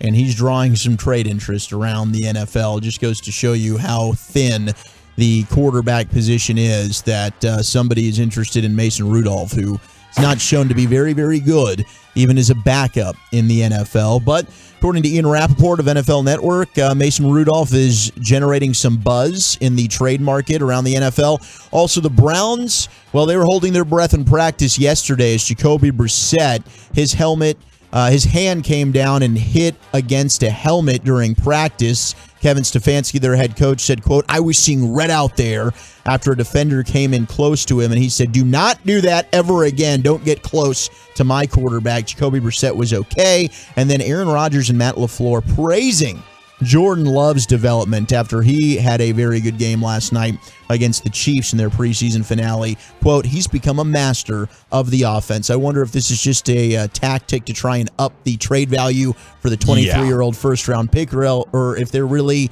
buying the Jordan Love hype there in Green Bay. Had a passer rating of 61. He was 16 of 26 for no touchdowns and a pick. That's a bunch of BS. That's what that is right there. Throughout this whole drama of Aaron Rodgers wanting a new contract or wanting to do ayahuasca or whatever it was, we never heard, well, the Packers could just go with Love because he's promising in practice. Rodgers took all this time off, and Jordan Love never really capitalized. So it's tough to find a good quarterback. And the Packers have had incredible luck for the better part of 3 decades, but not now. I don't know why we're saying it's so hard to find a quarterback. You go up to Seattle, they got two number ones. They got 2 ones, you're right. So, come on, guys. It ain't that difficult. No. That's a good point, Chief. Jeez. Here he is, Eric, with third down. Oh, yeah. Hey, so we have some sound that I want to play here. Speaking this is of pretty quarterbacks? strong. we have Jake Paul has he's got like his own podcast or something now, and he's kind of traveling with it, and he's getting some pretty good guests. He got Tyreek Hill on his podcast, and so they asked him a question about like, what would you be willing to do for another Super Bowl? What are the links you're willing to go to get another Super Bowl championship? And this was the would you rather scenario, and here's the interaction. Oh, Lucius on the phone. Oh, God. Poor Lucius is on the phone right now. I'm sorry. That's on me, Lucius. That's on me. It's okay. I'm, Cowboy stuff. Yeah. Hold on. What we got all going on over Football here? You're juggling a lot back there. I'm juggling a whole lot. Yes, you have you no are. idea. Oh, man. Now, what do you need there, pal? We're doing Tyreek Hill, if at all possible. Oh, yeah, I got you. Thank you. Hold on 1 second. I do say that. All right. All right. Suspense for the audience. Did you get handcuffed to Jackson Mahomes? Oh, no way. You said they're handcuffed to Jackson Mahomes. For 24 hours to win another Super Bowl. I ain't even gonna count to y'all. That Super Bowl can wait. I gotta wait. That's hilarious. That Super Bowl can wait. He does not want to be handcuffed to Jackson Mahomes. Was that your ex-girlfriend asking that question? For 24 hours, I plead the fifth there. Okay. Zachary. Pleading the fifth for 24 hours. Yeah. I mean, because Jackson Mahomes, for those of you that don't know, the brother of Pat Mahomes, who's kind of the TikTok, Instagram, social media, extremely kind of annoying, flamboyant dude that's always out there making himself, just putting his face everywhere. So Tyreek Hill, very familiar with this guy being a former Chiefs player. And he's like, even like another Super Bowl ring is not worth 24 hours with Jackson Mahomes. And we live in a world where Mike Vrabel, who won like 5 Super Bowls with the Patriots, is willing to cut his man piece off for another Super Bowl championship. Whoa. And Tyreek Hill is like 24 hours with Jackson Mahomes. That's where I draw the line. What about 24 hours with Julie Rose? Once again, I'll go ahead and plead the fifth. Hey, where's Tyreek Hill from? I can hear it all in it. He sounds like a Georgia boy. Oh, he was at Oklahoma State. He went to Oklahoma State. For 4 hours. Pearson, Georgia? Super Bowl. I ain't even gonna count to y'all. That Super Bowl can wait. You nailed it, Lucius. I gotta wait. I gotta wait there, boy. That's what my cousin called me. Hey, man, come on down there, boy. Playing around, man. Come on down here. Bring your cousin and everything. We have loud criticism for the front office coming in from national outlets. It is time for the C-Note, the Cowboys news of the evening, as we sit just over an hour away from pregame here tonight on The Fan. Keep the volume turned up all day and night. And thanks for being a Tolo. We're DFW Sports Station 105.3 The Fan. This Odyssey Sports Minute is brought to you by AutoFlex Leasing. This is Maggie Gray with an Odyssey Sports Minute sponsor.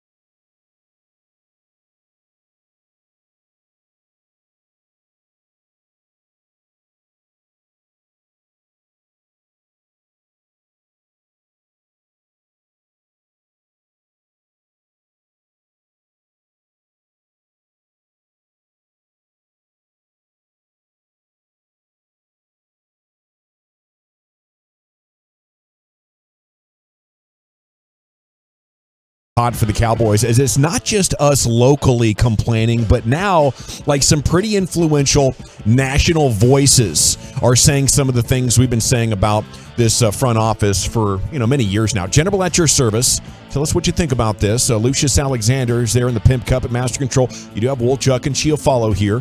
Carter Freeman's mailed it in. That's what he did on the video at 105thefan.com, Twitch, and YouTube. He's on his way to the game. He did coordinate your video. And I guess he might check back in with a laptop or something and put up some fancy graphics or something like that. But it's essentially his fine work that you owe the video stream to, whatever the case. But this is interesting because national outlets are really taking the opportunity to tee off on the Jones family for how they manage this roster. And I don't know about you guys, but the overall tone, it feels different this time with the consensus from outside DFW building. That it's really time to change the front office structure or maybe just think about the Cowboys in a different light with more skepticism. Jerry Jones is going to internalize this and say, well, when you're down, they say all these things about you and how you're inept and incompetent. But, I think that's part of the problem. I think Jerry Jones is in denial about how much hunger he has lost for bringing this team back to the top. But they really did butcher this offseason. And now the national consensus, I believe, is these guys don't know what they're doing. The headline from Charles Robinson, Yahoo Sports, Tyron Smith injury showcases pitfalls of Cowboys optimism plaguing Jerry Jones. And to me, it's kind of how we know Jerry Jones really has lost the ability to lead a franchise because, he believes this overly optimistic way is charming. He believes that that's like a virtue, like, oh, I'm just so positive, man, and he talked about that. And that's what Charles Robinson clinged to. He said, when the Cowboys kicked off training camp, Jerry once again revealed what's continued to be a fundamental flaw in his role as a GM. He sees his franchise through a distorted force field of unrelenting optimism, arguably more than any other power broker in the NFL. It's that toxic positivity. My curse, he called it, describing his inclination to fixate on past successes. When Jones describes it that way, he's half right and half wrong, correct in viewing it as a curse, incorrect in viewing it as a hex inflicting only Jerry. If anything, that prism has become an overarching problem for the entire Cowboys franchise, and it appears to be getting worse rather than better. Is it getting worse? Are we at some sort? I thought it was getting better over the last 8 years once Will McClay took the role that he did and was heading up the drafts. I thought, well, they're accumulating talent and Stevens more instrumental. But after this past offseason, I'm like, man, maybe we're not getting the good parts of Jerry and we're just getting Stevens' overly shrewd approach to managing the cap.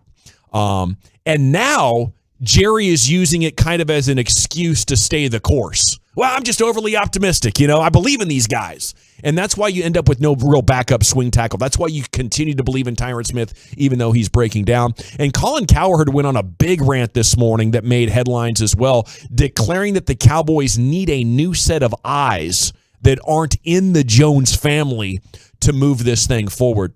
We've been spinning our wheels for a long time talking about this, guys. Does it feel like it's getting worse? Does it feel like we're approaching any sort of a resolution, or we're just entering like the next phase of what's become a pretty bad nightmare for Cowboys fans?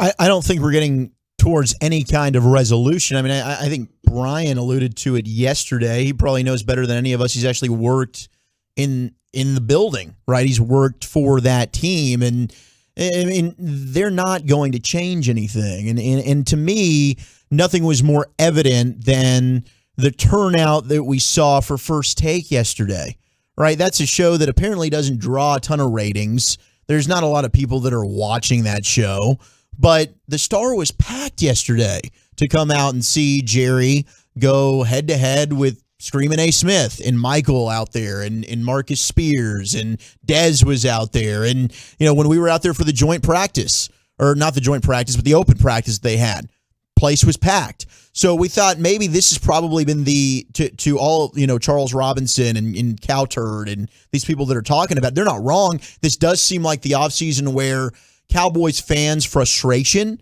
is greater than it's ever been. But we're still seeing a tremendous turnout out there at Oxnard, right? People are still paying to go and see the team. And until the bottom line's affected, I don't think you're really going to see a massive change because it's a family-run business. That's how they're going to construct that.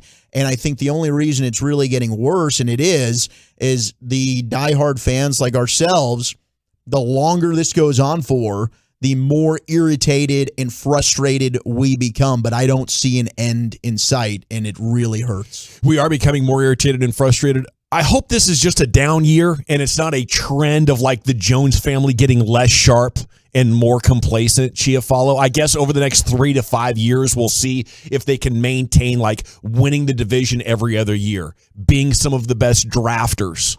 And I guess as long as Will McClay is here, you're going to have pretty good personnel. But where is that killer instinct to finish the fight? Like the 469 says, Gavin, when did Jerry start saying, I don't have time to have a bad time? That was about 8 years ago. And I think that's a really good point, 469, because a lot of journalists take that as if you fail, Jerry's going to get rid of you because he doesn't have time for that. But in reality, if you fail, he'll just get over it. Like last year at the end of the season, he was hot for 48 hours. Mm-hmm. A week later, he gotten over it. It was like, oh, you guys are making up this stuff about me evaluating Mike McCarthy. I'm totally happy because I don't have time at this age to go through such a stressful and angry experience, is really what he's telling us. And I don't know. I think you got to have more stomach for the fight. Yeah, I mean, what was his big flex on First Take to Stephen A? It was, look how beautiful my facilities are. Look how beautiful the Star is. It had nothing to do with the actual on-field product. And I tend to look at it like, one, his positivity is the salesman in him. And I learned it whenever I was selling cars. I couldn't get over. Like, I marveled that all my bosses and all the guys around me that have been in sales for so long and just their over positivity. Even when crap was going south, they managed to at least put on to everybody like everything was good and everything's fine. And I guess that's just kind of the way of a really great salesman is no matter how bad things are going for you, you're always the guy with the smile, with the energy and the positivity. And I think Jerry innately has that. And then when it comes to the team building thing, I just think it's immense ego.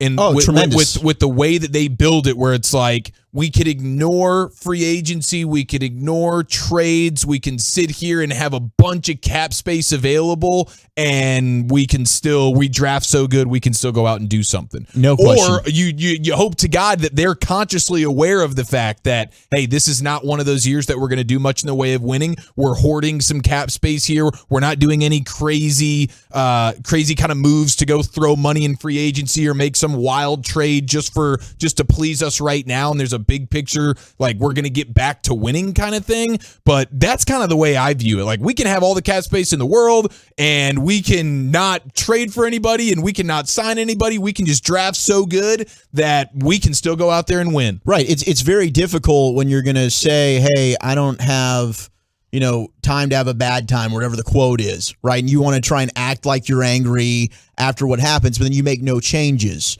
And then every year you're signing bargain bin free agents. Now it worked last year. That was the one and only year it's worked. So is that what we're pointing to? Like, well, it's worked once. Well, the 4 other years previously when it didn't work and you're cutting Nolan Carroll and HaHa Clinton Dix and Cedric Thornton and the list goes on and on of guys that weren't good enough to make your roster and you didn't help your football team and the only way you ever get better is drafting. Finally, you hit on Jaron Kearse and Malik Hooker. Thank goodness. I don't know. We'll see if this offseason helps at all. But yeah, it's just one of these things where what you're saying and telling your fans and the media doesn't really add up with your actions and what you're actually doing. And for years, I wanted to fight against the narrative that the Jones family cared more about money than winning. But I'll tell you, I can't do it anymore until they actually go ahead and their actions prove that that's not the case. Because right now it seems like as long as they're happy being the most valuable sports organization and franchise in the world, then they're good with that. And if they're 8-8 or they're 10-7 and they're winning a playoff game once every 5 years, but as long as they're in the headlines and they're cashing them checks, hey, it's okay. Well, I think the good news here, at least from what I'm monitoring, and I think you guys have a lot of good thoughts in there, is like we have a hyper-focused and critical view of the Cowboys locally. A lot of people express that. But outside, it's rare that you get that kind of clairvoyance on what the Cowboys' issues are and how the Joneses play a role in it. And hopefully if that narrative goes national, it would put them in a position where, they'd be forced to get a little bit more help, because I think they do a lot of stuff well. And that's what keeps us believing that this could come together. But they need help with a few other parts of team building, managing the cap. Like, the league's constantly evolving. The way you manage the cap, the way that offenses are running, the adaptability of different parts of organizations. And I think the Cowboys have tried to lean on tried and proven methods, which are parts of the past. Okay, John Machota has how the Cowboys might address the Tyron injury and has a couple of names here for us. Chuck, what is the latest on that? Yeah, so some of this for our Turn It On, Leave It On listeners, #Tolo, this might be a reset of some of the same names that we've talked about. For some of you that are driving out to AT&T Stadium right now, we'll have our pregame coverage with R.A. Temkin and Barry Church at the top of the hour at 6 o'clock, and then Brad Sham and our buddy Brian Broaddus will have the call for you at 7. But, Machota's talking about, okay, you've got your in-house options with Josh Ball, who you're going to see a lot tonight, Matt Waletzko, who the Cowboys drafted, and then, of course, Tyler Smith, the 24th overall pick, dealing with an ankle injury. He's not going to be playing tonight. Kellen Moore mentioned yesterday during the blue carpet event that the Cowboys had at the Star. Tyler hasn't had any reps at left tackle since May. So if he's going to get that start against Tampa Bay, they're going to have to get him ready in the week leading up to that game to get him back up to speed at left tackle, but he did play it at Tulsa. But some of the names to monitor that are currently free agents that the Cowboys will look at, and Michael Gehlken of the Dallas Morning News was on with Sean and Bobby Belt earlier this morning, and he said the Cowboys, even prior to Tyron's injury, were doing their homework and due diligence on some of these veteran tackles. Names to look at: Eric Fisher, who was formerly with the Kansas City Chiefs last year with the Indianapolis Colts, signed an $8.3 million deal, started 15 games for the Colts. Broaddus was with us and said his gang of 7 mentioned might be closer to the end than a Jason Peters, who's another name on this list from Machota, who played 15 games last year for the Bears and only signed a 1-year, $1.75 million option. He said Peters might have a little bit more left, but might be a little bit slower in getting going. Fisher might be able to hit the ground running a little bit, but overall the play might not be as good. Peters might need a little bit more time, but overall the play could be better. Peters also a considerably cheaper option than an Eric Fisher. So those are probably the two biggest names. Then you've got a Darrell Williams, who was with the Bills, more of a right side player. Nate Solder, who the Giants kicked out. He wasn't good enough there. And then Tyan Secchi, who was with the Cowboys but wasn't good enough to really keep around. And then the other trade target could be Isaiah Wynn with the Patriots. We found out yesterday, Broaddus let us know that the Cowboys apparently thought he was more of a guard than a tackle when they were scouting him coming out of Georgia from the draft. Thought he was a little bit too undersized for tackle, but was a better guard. So I don't know if that's a player that they'd really be interested in trading for.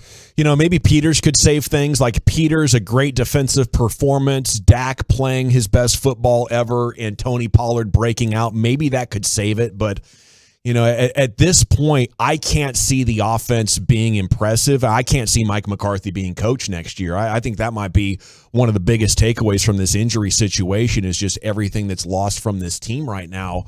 I think McCarthy's in basically a no-win situation. Like, maybe you win the division and get to a playoff game, but that's not enough to save it. I think it's got to be NFC title game. So if there is any silver lining, I suppose, if you're not a Mike McCarthy fan, this Tyron Smith injury puts you in a spot where the running game being dominant is pretty far-fetched at this point. And then, on top of that, the protection for Dak. We saw last year, Dak fell from Pro Bowl level to very average when the protection was breaking down. And in a lot of those games, Tyron Smith was playing. He just wasn't the same quality guy, but he's better than his replacement. Now you take him out of there, I think we're probably heading for Dak's worst season of his career. And that's not a strike against Dak, but, managed to hold the line on average last year. You take away Collins, Smith, Amari Cooper, and, Connor Williams, who was still better than McGovern. Wow. That's that Cedric Wilson. We never mentioned Cedric Wilson. No. Really helpful player. And he starts without Michael Gallup. If Dak can pull this off, guys, it will be no doubt about it. He's beyond criticism. You go out there and put together a Pro Bowl type of statistical profile, put this team in the playoffs, win a playoff game with all those. I'll never say another critical word about Dak Prescott. Yeah, I mean that would be monstrous, and it would be a huge win for the coaching staff as well, because I don't think you get this team the way it is right now to the playoffs and a playoff victory if you didn't have a coaching staff that was coaching their balls off. And that's what they need from Kellen Moore and Mike McCarthy. I don't know how many people trust that that's going to happen. And Bobby was talking about it with Sean this morning, or it might have been with Broadus on Love of the Star. I can't remember. But it was the idea that a lot of this is looking at the coaching. Everybody wants to say, like, everybody's looking at Dak on this. But Bobby made it seem like, hey, we're looking at the coaching staff to see, okay, if we don't give you premium dominant players across the board, what can you make out of this from a coaching standpoint? And so I think there's more so than Dak, it's the pressures on McCarthy and Kellen Moore. Yeah, you almost got to design things anticipating this line's breaking down within 2 seconds. We don't have the 2.5 seconds that most teams count on. It's going to break down. Like, put on the tape of Russell Wilson in 2017 when he had the worst offensive line in football. He got the snap and then started running into space because the pocket was already breaking down. I think there could be some games against the better defenses like that. Well, what about Joe Burrow and the Bengals last year? Yeah. I mean, and don't get me wrong, he's got Jamar Chase, he's got T. Higgins, he had a hell of Tyler Boyd, like some pretty good weaponry from that standpoint. But the offensive line was terrible. That's a fantastic point. And Joe Mixon still was able to find a way to have a pretty good year last year as well. Yeah, and they beat some incredible teams. So